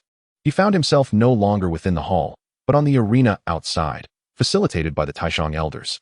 All individuals from the hall had gathered outside to witness the challenges between Yi Ming and the saintly figures of other forces. Seeing Yi Ming awaken, an elder inquired, "Daozi, do you need a moment to prepare?" Yi Ming shook his head, asserting, "No need for preparation. Let us commence at once." Upon his declaration, the elder turned to the other forces' saints, gesturing for one to step forward. Since no one wishes to initiate, allow this saint to do so." The saint from the Tai Chu Holy Land, seeing the hesitation of others, chuckled and ascended the arena. "Does no one dare to challenge the Daozi first?" The Tai Chu saint has taken the stage. It is said that this saint possesses a Dao spirit root and has reached the pinnacle of the transformation god realm. The disciples below harbored doubts about Yi Ming's prospects, for he had arrived too late. At that moment, the Tai Chu saint stood before Yi Ming. "From the Tai Chu Holy Land, I am Saintly Hua. From the Jiuxian Xianmen, I am Daozi Yi Ming." The two exchanged bows, their gazes locked in mutual appraisal. Yi Ming maintained a calm demeanor. While the saint's strength was commendable, it paled in comparison to his own. Soon, the arena's formations illuminated, signifying the commencement of their duel. Without delay, both vanished from their positions, colliding in bursts of radiant light above. Each was probing, seeking the first strike. And within a fleeting moment, the two beams of light separated, with Yi Ming retracting his palm, while Li Hua bore a palm print upon his shoulder. Not bad," Li Hua remarked, wiping the blood from the corner of his mouth, surprised at Yi Ming's swifter speed.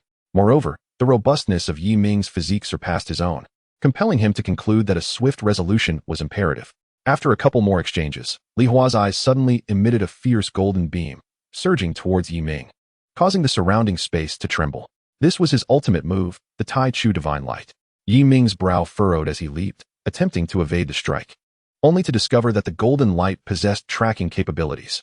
Thus, he ceased his evasion, and with a decisive gesture, conjured a blinding golden blade in midair, a terrifying aura of law swirling around it.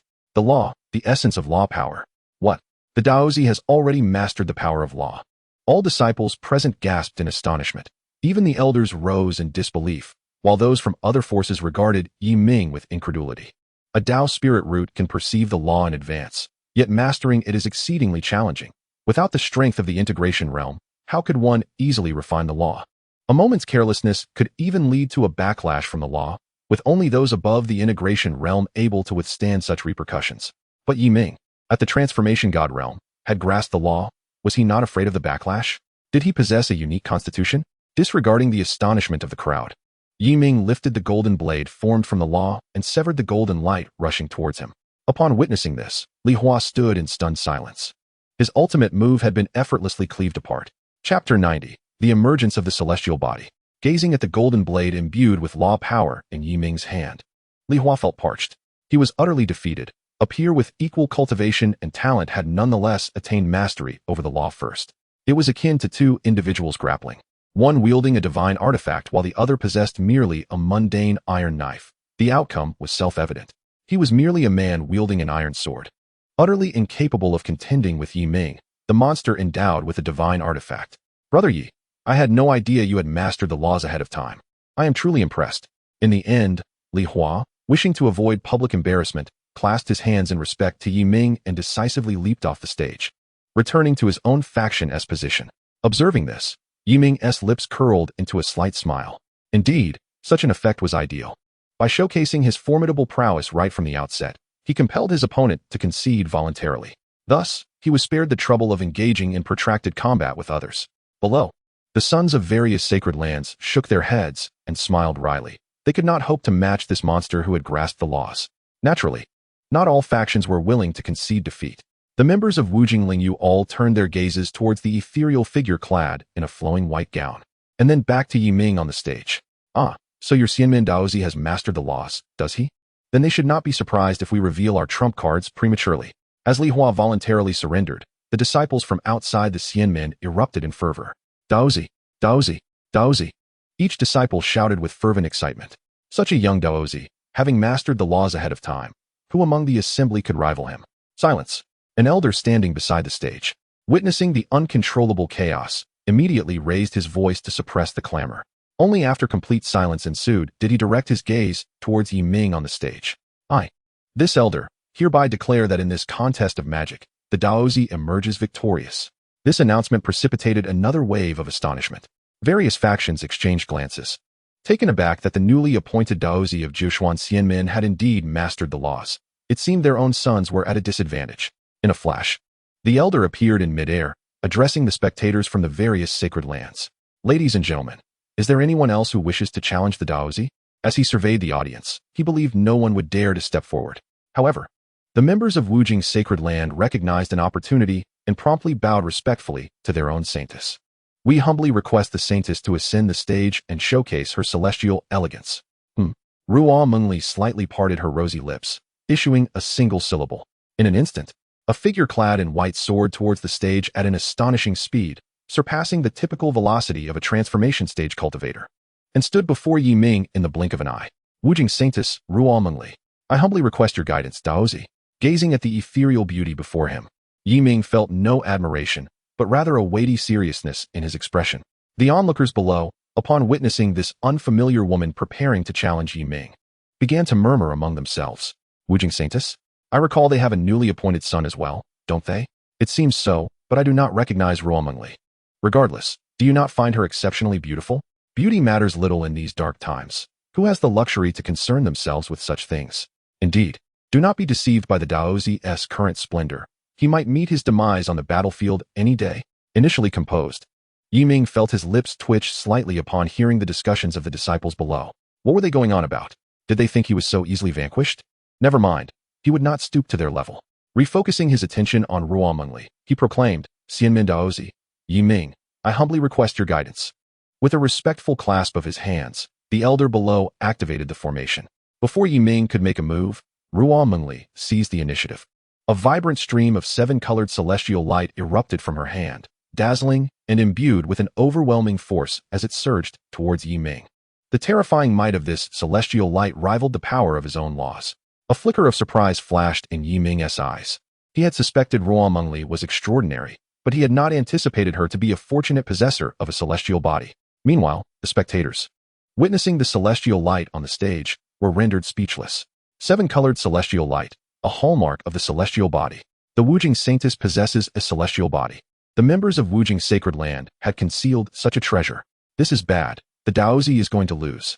Once everyone regained their composure, they stared in shock at the woman on the stage. The elders of Xianmen and other influential figures could no longer remain seated. They stood up, fixated on Ruo Mengli.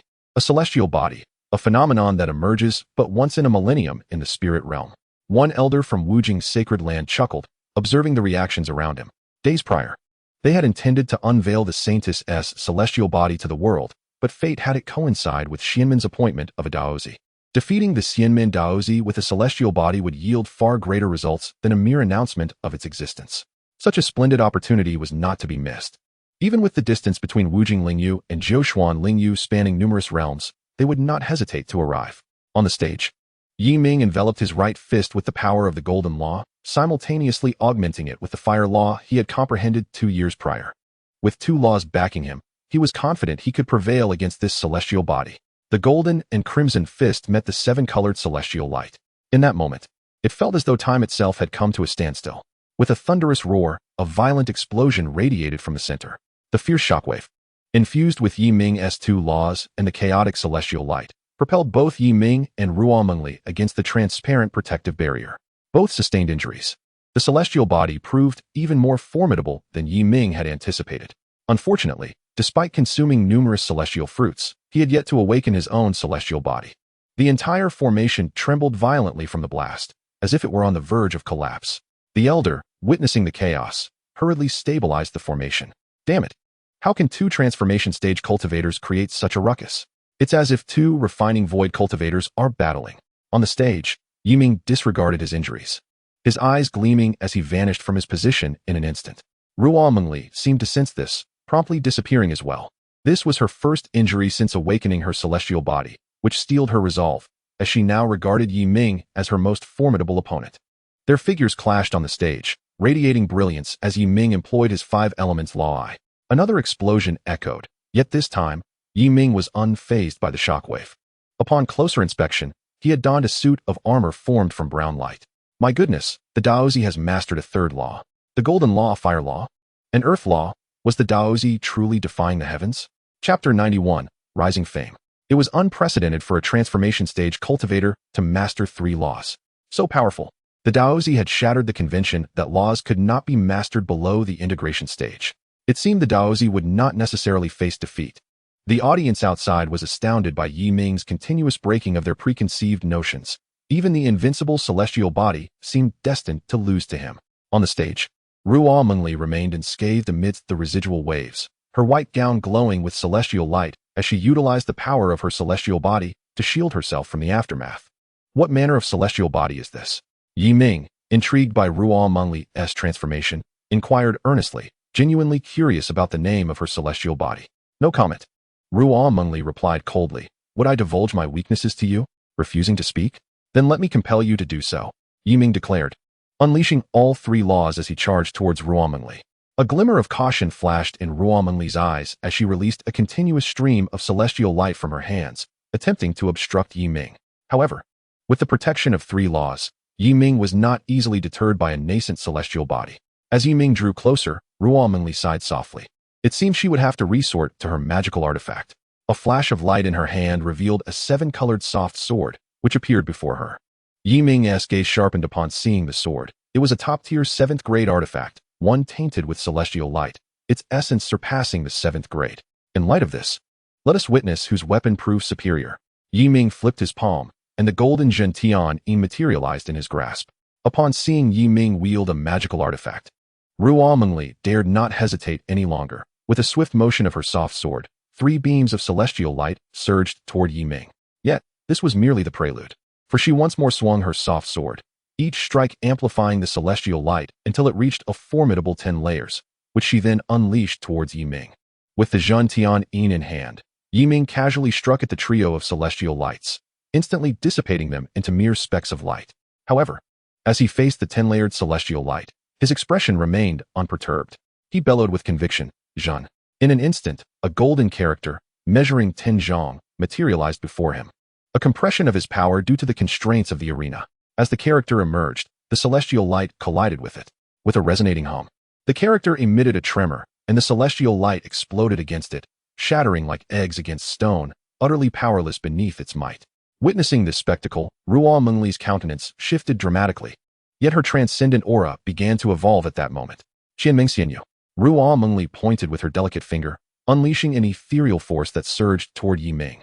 His eye twitched, and he promptly leapt into the air, raising the Zhentian high. "So you wish to unleash a grand move? Who cannot?" Yi Ming's gaze sharpened as he forcefully pressed down the Zhentian. "Zhentian." A voice that seemed to transcend time resounded throughout the arena. The colossal character's Zhentian appeared above the stage, shattering the formation under the immense pressure. Outside, thousands of lower-level disciples felt a wave of suffocation wash over them, their faces paling as they gazed in awe at the figure on the stage. In that moment, Yi Ming's strength redefined their understanding. Alarmed, the elder disregarded his shock and rushed forward, attempting to disperse Yi Ming's grand move with a single hand. The Elder of the Wujiang's sacred land simultaneously appeared on the stage, effortlessly erasing the overwhelming force emitted by Ruomengli. If such an act were not curtailed, both individuals could meet their demise, a consequence neither faction wished to witness. One was a once-in-a-millennium celestial body, the other a prodigy with extraordinary talent, having comprehended 3 laws. The loss of either would represent a significant detriment to the spiritual realm, the harbingers of the end of the Dark Era, reliant upon their generation to effect change. At this juncture, the simultaneous intervention of 2 mid-stage xianxia prevented a catastrophic confrontation. On the stage, Ruomengli appeared somewhat pale. What was amiss?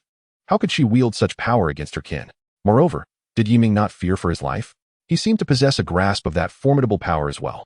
In that moment, Ming hovered in midair, only to be yanked down by the Elder. Are you all intent on courting death? Was that attack meant for mutual destruction? The Elder exclaimed, his face filled with agitation. In response, Ming shrugged, exclaiming, if I did not act, would I merely stand here and let that woman strike me? The Elder, rendered momentarily speechless by Ming's retort, acknowledged the perilous nature of the previous exchange. In any case, during friendly duels in the future, you must exercise restraint. Understood? The Elder glared at both Ming and Ruomengli, admonishing the 2 reckless youngsters who had nearly given him a fright. Understood, Elder. Ming nodded, recognizing the Elder's concern. Ruomengli, aware of her fault, lowered her head in acknowledgement, having been educated by the sacred land, and understood that the current spirit realm could not withstand internal strife. Subsequently, both Ming and Ruomengli were escorted away by their respective elders. This duel bore no victor or vanquished, yet Ming's status as a Daozi faced no further contestation. The tale of his exploits and the emergence of the celestial body spread like wildfire across the spiritual domains. In a brief span, the entirety of the spirit realm became cognizant of the names Ming and Ruomengli. Some even shared the details of their duel on the Tianyin Yupai, leaving countless viewers in stunned silence. What? You claim a transformation has grasped the laws? I refuse to believe it. Doubt lingered until observers witnessed Ming's battle with the celestial body, at which point skepticism transformed into belief. Many ventured beyond the spiritual domain, seeking to meet these 2 legends. At the Daozi Xianshan, within a celestial palace, Ming sat in meditation upon a peculiar stone. 11 months had elapsed since the Daozi ceremony concluded, during which Ming had not ventured outside. The elders had come to impart wisdom upon him. Even the items he required were provided by the sect. After all, the sect had flourished for over 1,000,000 years. What resources were lacking? The stone upon which he sat was the fabled Wu Dao Shi, believed to enhance comprehension and facilitate the understanding of laws through prolonged contact. Additionally, the sect had acquired a Tian Jietian Yin Pai for him, asserting that it befitted his identity as a Daozi. A plethora of precious items were bestowed upon Ming, all in hopes of hastening his growth. Thus, he found himself with no opportunity to expend his 100 million supreme spirit stones. As he contemplated how to utilize some of his spirit stones, a message resonated from the Tian Yin Pai. In 10 years, the Wan Dao secret realm, which opens once every millennium, will manifest in the Wujiang Lingyu. Upon hearing this news, Ming instantly opened his eyes. 10 years, is it? I shall see it then. Chapter 92. Signing the Yin-Yang 5 Elements Xianjing. The Wan Dao secret realm opens in 10 years? I shall witness it. Ming murmured softly upon receiving the information from the Tian Yin Pai, before concluding his meditation and making his way outside the celestial palace. According to his understanding, the Wan Dao secret realm was an enormous realm accessible only to those of the He-Ti realm. It was 3 times larger than the entire Taishan realm, warranting the title of Cave Heaven. The most coveted treasures within were known as Dao patterns, which, if acquired, would expedite one's comprehension of law powers. The term Wan Dao was derived from the fact that the secret realm birthed 10,000 Dao patterns every millennium. Should a single individual secure all 10,000, they could refine them, swiftly grasping a complete law and preliminarily mastering it. This would allow for immediate mastery, eliminating the need for prolonged seclusion. However, throughout history, no one had ever managed to claim all 10,000 Dao patterns. The secret realm imposed strict limitations. Each person was allowed entry only once, must possess He-Ti strength, and could not exceed or fall below certain thresholds. Furthermore, Dao patterns could not be extracted from the secret realm and could only be refined within its confines. Many had foolishly attempted to exit with Dao patterns, only to find them vanish upon crossing the threshold. Moreover, the duration of stay within the secret realm was limited to 3 months. Once that time elapsed, one would have to wait another millennium for the next opening. Ming could not afford to wait 1,000 years, thus he must attend this time. As he was merely 2 laws, water and wood, away from mastering the complete five elements law. With 10 years remaining, he had ample time to grasp these two laws. Only when the five laws of gold, wood, water, fire, and earth converged could one claim true mastery of the five elements law. Yet, achieving the unification of the five laws posed considerable difficulty. The assistance of Dao patterns could simplify the endeavor, at the very least accelerating the process. Lost in thought, Ming exited the celestial palace and approached a nearby area where several pavilions stood, designated for the puppets, demon beasts, Xiaobai, and Linger. A few months prior, he had allowed them some fresh air, for remaining solely within the cave heaven would grow monotonous. He had contemplated introducing other living beings at a later date, but there was no urgency. It could be approached gradually. As Ming arrived at the pavilion, a young girl clad in a pink gown dashed out, instinctively leaping into his embrace.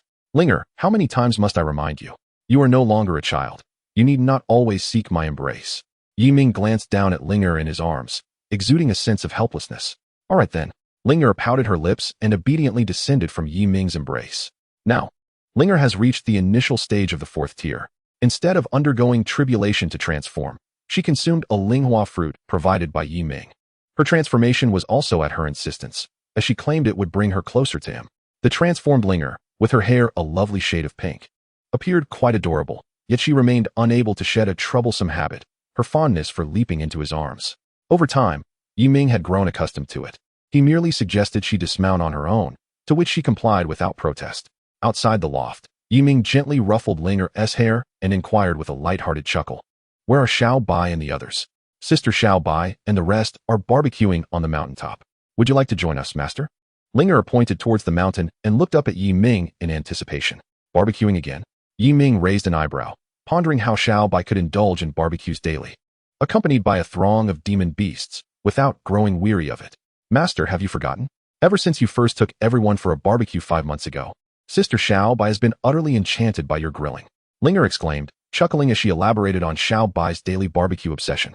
Ming shook his head with a smile, astonished that the mighty divine beast by who could be so captivated by grilling. Let us go see them.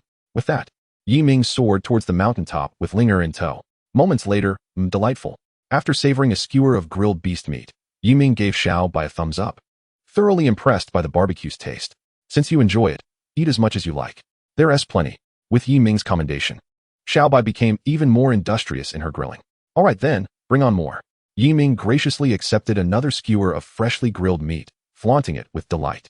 Nearby, a dozen individuals hastily sliced demon beast meat for Xiaobai, while Leng Yin and several puppets joined in the grilling effort. Ming did not consume everything himself. He made sure to leave some for them as well.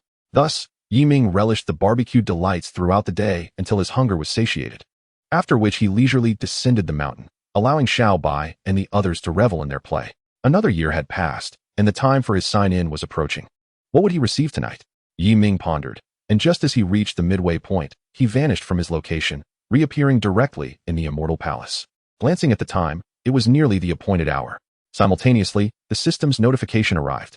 Ding, the host has spent another year in the cultivation realm. Would you like to sign in? Ming's face lit up with anticipation as he silently intoned, sign in. Ding, sign in for the 14th year successful. Congratulations to the host for obtaining the Yin-Yang 5 Elements Celestial Scripture. Following the system's announcement, a small orb radiating 7 colors materialized in Ming's mind. The orb exhibited a unique spectrum, featuring not only gold, green, blue, red, and yellow, but also stark black and white. Is this orb truly the Yin-Yang 5 Elements Celestial Scripture? Ming mused, his thoughts summoning the orb into his hand. After gazing at it for a moment, a description gradually emerged alongside it.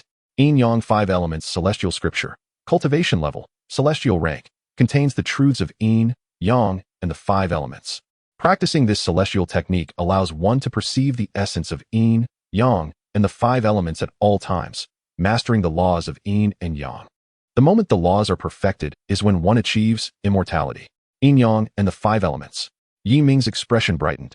This law was far superior to any singular 5-element law.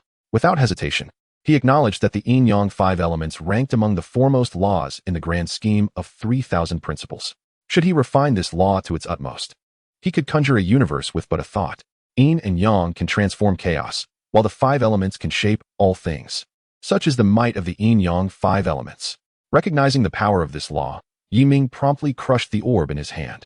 Upon shattering, It transformed into countless runes that surged into his forehead, inscribing the yin-yang 5 elements celestial scripture deep within his memory. After a quarter of an hour, when Ming opened his eyes, a few runes flickered momentarily in his vision. To initially grasp the yin-yang 5 elements law would require a considerable span of time, at least 20 years as a foundation. He was in no rush, for he had another 50 to 60 years remaining before departing the immortal sect to battle the demon seeds at the borders. Chapter 93, 10 years. Each disciple would spend decades in the immortal sect, ensuring they have ample time for development. Of course, this period would not restrict his freedom. Upon exiting the sect, an elder would serve as his guardian, accompanying him wherever he went. The sect places great importance on each generation of disciples, which is precisely why he desired to become a disciple of the immortal sect. Unlike other holy sons and daughters from different spiritual domains who must periodically leave their sacred lands to engage with others, with these decades at his disposal, he could nearly attain immortality through science. Ming contemplated, then seated himself upon the Dao stone, commencing his practice of the yin-yang 5 elements celestial scripture, which was far superior to the 9 Xian celestial scripture from his ancestor. It was also much easier to cultivate, and henceforth, he would primarily focus on the yin-yang 5 elements technique, setting aside the scripture gifted by his ancestor for the time being. The sect had not mandated that he must cultivate his ancestor's scripture, nor was there any such regulation. He was free to choose his cultivation path. The array of techniques available within the sect was vast, spanning from the 1st to the 9th tier, and Ming was free to select as he pleased. Such an opportunity was too good to miss. 10 months prior, he had already chosen 3 9th tier techniques most suited to him. Although the sect offered many 9th tier techniques, it sufficed to cultivate a few that were appropriate. After all, one must not be greedy, as too much can lead to chaos. Cultivating an excessive number of techniques not only wastes time, but can also affect one's mood. Thus, after 3 days of cultivation, the annual lecture by the elder commenced. That morning, a spell was cast from deep within the sect, forming a golden light passage that directly penetrated Ming's immortal palace, halting before him. Disciple, come forth. It is time for us 3 elders to personally impart the teachings. The voice of the elder resonated in Ming's ears. Upon hearing the summons, Ming opened his eyes, ceasing his cultivation, and rose to step onto the golden light pathway before him. The moment he stood upon the passage, a brilliant light flared beneath his feet, whisking him deeper into the immortal sect. After 10 breaths, Ming found himself in a simple wooden house, where 3 elders sat engaged in tea and casual conversation. The trio consisted of 2 men and 1 woman, 1 amiable elder, 1 stern, and the last, a woman whose expression remained impassive, seemingly difficult to engage. Had he not known they were elders in the tribulation phase, Ming might have mistaken them for ordinary old men chatting idly. Upon his arrival, the 3 elders paused their discussion, the amiable elder waving him over. Disciple, come, have a cup of tea. Upon hearing this, Ming approached, and as he settled down, he first bowed to the 3 elders, saying, Disciple Ming pays respect to the 3 esteemed elders. Yes, take a seat. The 3 elders nodded in unison, allowing Ming to sit. Just as he settled in, the elder placed a cup of tea before him. After expressing his gratitude, Ming took a sip. The tea, bitter yet sweet, cleared his mind considerably. Hee. How is it? My doubt he is quite good, isn't it? The amiable elder inquired with a warm smile. Upon hearing this, Ming was taken aback. Indeed, it was Dao tea, a brew that could hasten his comprehension of the yin-yang 5 elements law. Wu Dao Cha is exceedingly rare. It is said that there are scarcely a few in the entire Lingjia, and even with spirit stones, it cannot be purchased. For the Taishang elder to offer him a cup of Wu Dao Cha is already a grand gesture. Thank you, Taishang elder, for the tea. Ming rose and clasped his hands in gratitude towards the elder. All right, once you finish this cup, we shall commence with the teachings. The Taishang elder waved his hand dismissively. Very well. Ming nodded and quickly finished the Wu Dao Cha. Upon seeing that Ming had finished the tea, the Taishang elder waved his hand, and the entire room underwent a remarkable transformation. In the blink of an eye, it morphed into a celestial palace, filled with laws everywhere. The wooden chair Ming had been sitting on had mysteriously transformed into a meditation mat. Soon after, the Taishang elder began his teachings. During this process, Ming's eyes sparkled with increasing brightness. Indeed, having someone elucidate was far superior to his own explorations. This discourse lasted an entire month. After a month, Ming returned to his celestial mountain. During this time, his understanding of the yin-yang and 5 elements laws deepened. The water law, which he originally would have taken 3 years to master, now required only 2 years. This remarkable benefit allowed Ming to savor the sweetness of his progress, and he began to eagerly anticipate the teachings he would receive each year. Upon returning to his abode, Yi Ming seized the opportunity to practice the yin-yang and five elements celestial scripture. A week later, he concluded his cultivation. This day marked the time for the elder's teachings. The elder could only lecture for an entire day, and the insights he provided were limited. However, with the accumulation of time, his understanding of the laws would gradually deepen. Thus, every week, Yi Ming would attend the elder's teachings, never forgetting to visit the Taishan elder annually for further enlightenment. A decade passed in this manner. On Daisy Xianshan, Yi Ming lay alone atop the mountain, admiring the starry night sky. Unlike the Tai Xuanjia, the night sky here was filled with starlight, countless stars forming a river of stars spanning the heavens. Even the moon appeared dim beneath this starlit expanse. Such a scene was truly extraordinary. Whenever he had free time, Yi Ming would lie atop the mountain, never growing weary of the view. This night also marked the sign-in for his 24th year. Over the previous decade, he had signed in twice for cultivation, acquiring 500 years and 600 years of cultivation respectively. This accumulation of 1,100 years elevated his realm to the pinnacle of harmony, just one step away from entering the Great Ascension stage. Advancing further became increasingly difficult, yet Yi Ming remained untroubled, for he was still in his 20s, having already reached the pinnacle of harmony. Furthermore, he had signed in for a Wu Dao Cha tree, which he planted in his cave abode, allowing him to enjoy Wu Dao Cha freely, sipping several cups daily. As for the other items signed in, they included various magical tools and elixirs, all proving useful to him. Just as Yi Ming was lost in thought, a voice echoed in his mind. Ding, the host has spent another year in the cultivation realm. Do you wish to sign in? The system's voice jolted Yi Ming back to reality. If he was not mistaken, this time he would receive 700 years of cultivation, and he wondered if that would propel him into the later stages of Great Ascension. Pondering this, he silently urged the system, sign in. Ding. The 24th year sign-in was successful. Congratulations, host, for obtaining 700 years of cultivation. Please prepare, the infusion of cultivation will commence shortly. With the system's announcement, Yi Ming immediately settled himself and said, I'm ready, let it begin. Chapter 94, Ascending to Great Ascension. System, I am prepared, commence. As soon as the words left his lips, Yi Ming vanished from the celestial palace, appearing directly in the cave abode of the Zhentian, ensuring that his transformation would not attract the attention of powerful beings outside. The xianxia was not as simple as it appeared. True immortals might exist. For how else could the demon realm fail to invade the xianxia for 500,000 years? Concurrently, a surge of pure spiritual energy appeared within Yi Ming's body, filling him completely. The spiritual energy began to transform into his cultivation. Within moments, it shattered the barriers of the pinnacle of harmony, propelling him directly into the early stages of Great Ascension. At this point, his 5 primordial spirits gradually took on human forms. 3 days later, the first primordial spirit successfully manifested in human form, adorned in a mystical robe. With this robe, he could traverse great distances without fear of fierce winds. 6 days later, the second human form emerged. Half a month later, Great Ascension midstage, break. Yi Ming exclaimed, as the power of the laws within him began to surge, transforming the remaining 300 years of cultivation into law energy, further enhancing his mastery of the laws. Great Ascension midstage, break. The 5 human forms of his primordial spirits radiated powerful auras, filling the cave abode with a palpable sense of oppression. Their strength was comparable to Yi Ming's own. Ding. The infusion of 700 years of cultivation has concluded. As the system's voice faded, Yi Ming slowly opened his eyes. His gaze transformed by the duality of white and black law energies. Within his eyes, a Taiji diagram seemed to rotate, and he was enveloped by the 5 elements laws. With a thought, the Taiji vanished, morphing into a yin-yang law that he grasped in his right hand.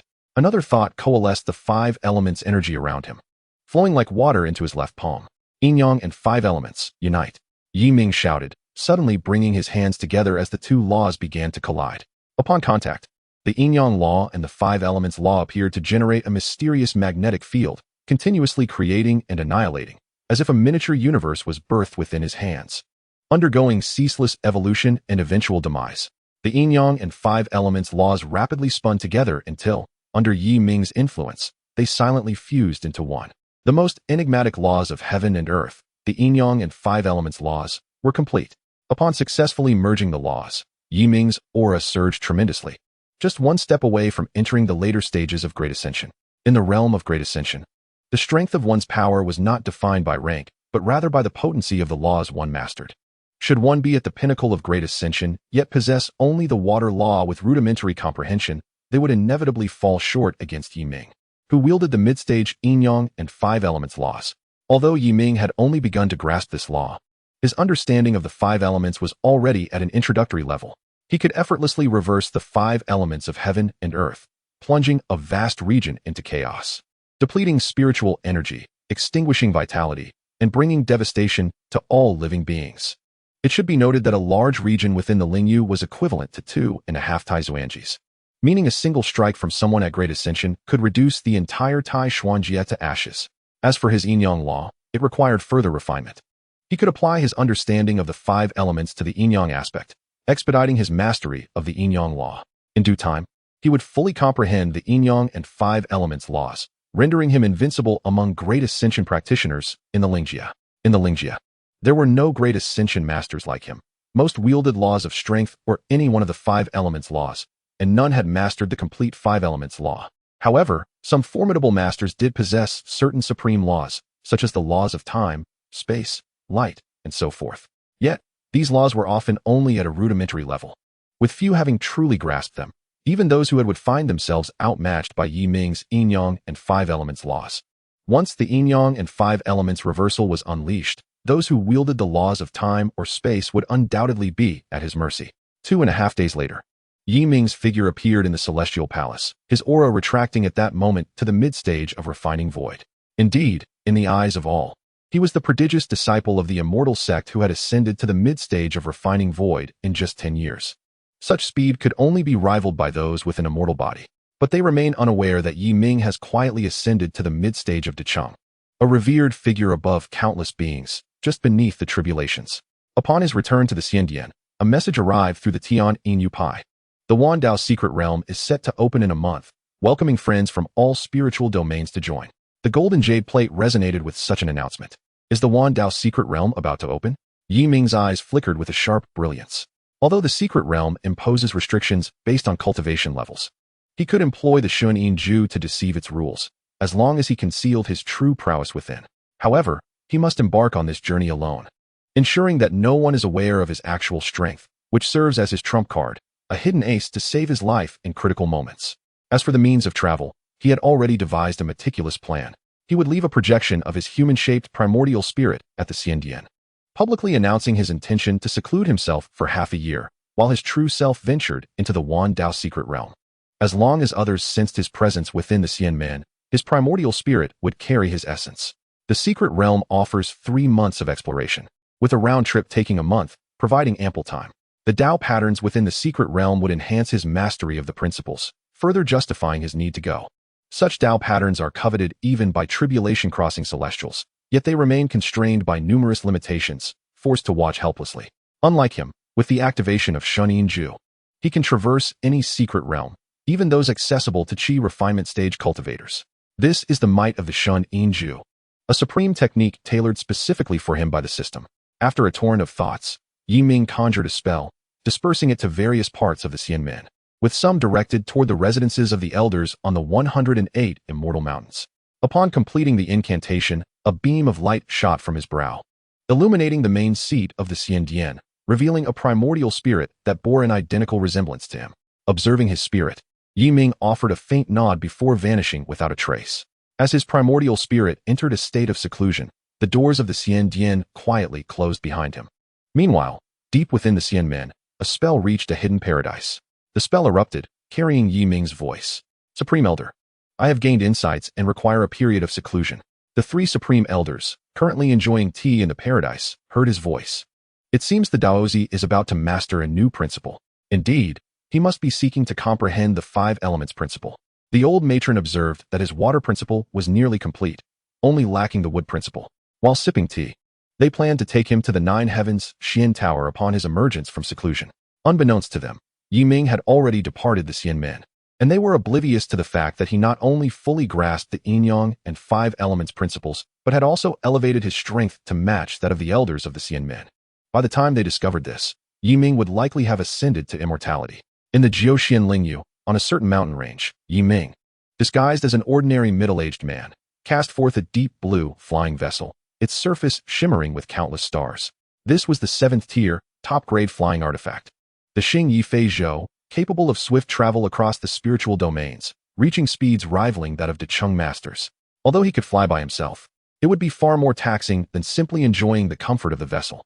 Traveling from Jiuxianlingyu to Wujianglingyu would take about half a month, as each spiritual domain possesses large-scale teleportation arrays.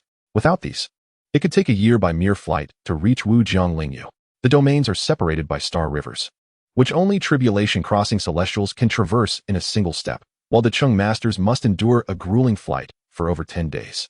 Even the large teleportation arrays require half a day to transport individuals across the star rivers. With Jiuxianlingyu and Wujianglingyu separated by over 100 spiritual domains, it would take no less than half a month using the large teleportation arrays.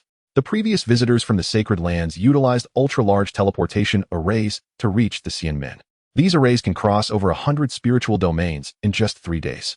However, these ultra-large arrays are controlled by various factions. The Xianmen possesses one, but it requires the authorization of a high-ranking elder to operate.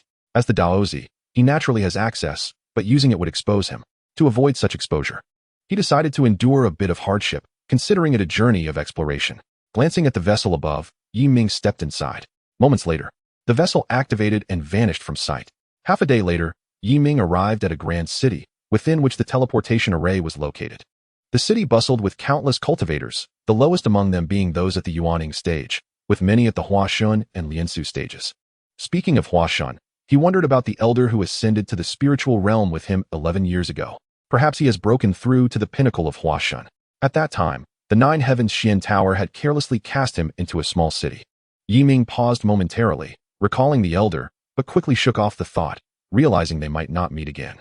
With a subtle sigh, he entered a grand hall within the city.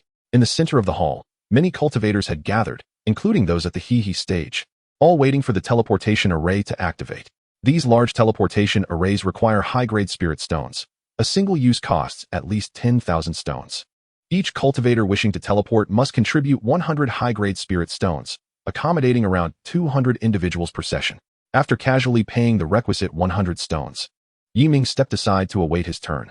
Soon, a surge of brilliant light enveloped the teleportation array, followed by a thunderous roar as over 200 cultivators appeared from thin air.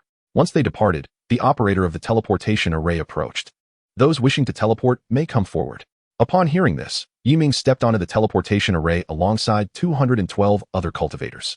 Observing the gathered number, the operator waved his hand, and precisely 10,000 high-grade spirit stones fell into the array's recess. He then performed a series of gestures and called out, "Teleport." The moment he finished speaking, the array erupted in radiant light, prompting Ming and the other cultivators to close their eyes. Accompanied by a powerful sensation of weightlessness, they instantly vanished from the teleportation array. The sensation of weightlessness caused Ming to frown. Upon opening his eyes, he felt himself being propelled by an unseen force, swiftly traversing the scenery outside in a blur. Once accustomed to the sensation, he closed his eyes again, allowing the force to guide him. Half a day later, as he felt solid ground beneath him, Ming knew he had arrived in another spiritual domain. Without pause, he exited the teleportation hall and made his way to the next teleportation array, taking in the sights of various domains along the way. Thus, after half a month, he arrived in Wujianglingyu. Exiting from a tower equipped with a teleportation array, Ming was surprised by its convenience for accommodating travelers. With a hint of reflection, he set his course towards Wandaozhou, where the secret realm awaited, only a short journey of 2.5 days away. A day and a half later, Ming reached a grand mountain, beneath which lay a bustling city. While the summit was the site of the impending opening of the Wandao secret realm, after contemplating that the secret realm would not open for another 13 days, he turned and descended the mountain, intending to spend a few days enjoying the city below. This city, aptly named Wandaocheng, was teeming with cultivators, numbering at least 1 million, the majority being formidable cultivators at the He stage. Witnessing such a multitude of advanced cultivators, Ming sighed softly, realizing why no one could gather 10,000 Dao patterns. Acquiring even 10 would be akin to striking gold. Upon traversing the majestic city gates, the broad streets were filled with formidable cultivators seeking companions. "We are in search of Dao patterns. We are one short for a complete trio. The spoils shall be shared," declared an elder at the pinnacle of his cultivation. "Which male cultivator adept in the laws will accompany me in this pursuit? I am willing to become his Dao partner." Observing those standing by the roadside in search of allies, including several alluring female cultivators, Ming momentarily indulged in the role of a bystander before departing from the scene. Collaboration was unnecessary for him. His singular prowess was sufficient to sweep through the entire secret realm. After leisurely wandering through the city, He sought refuge in a cozy loft that offered his favored delicacies. Here, as long as one possessed ample spiritual stones, even the flesh of ninth-tier demonic beasts could be savored. Naturally, Ming was eager to sample such exquisite fare. To his delight, it was quite delectable. Upon finishing, his mouth brimmed with spiritual energy, accompanied by a surging torrent of violent essence coursing through his body. With a slight contraction of his abdomen, the tumultuous essence subdued almost instantly, swiftly refined by his capabilities. With his strength, he could consume an entire pot of ninth-tier demonic beast meat in a single day. For any excess would lead to an explosive outcome. Exercising restraint against his cravings, Ming opted for 8th-tier spiritual cuisine to satiate his appetite.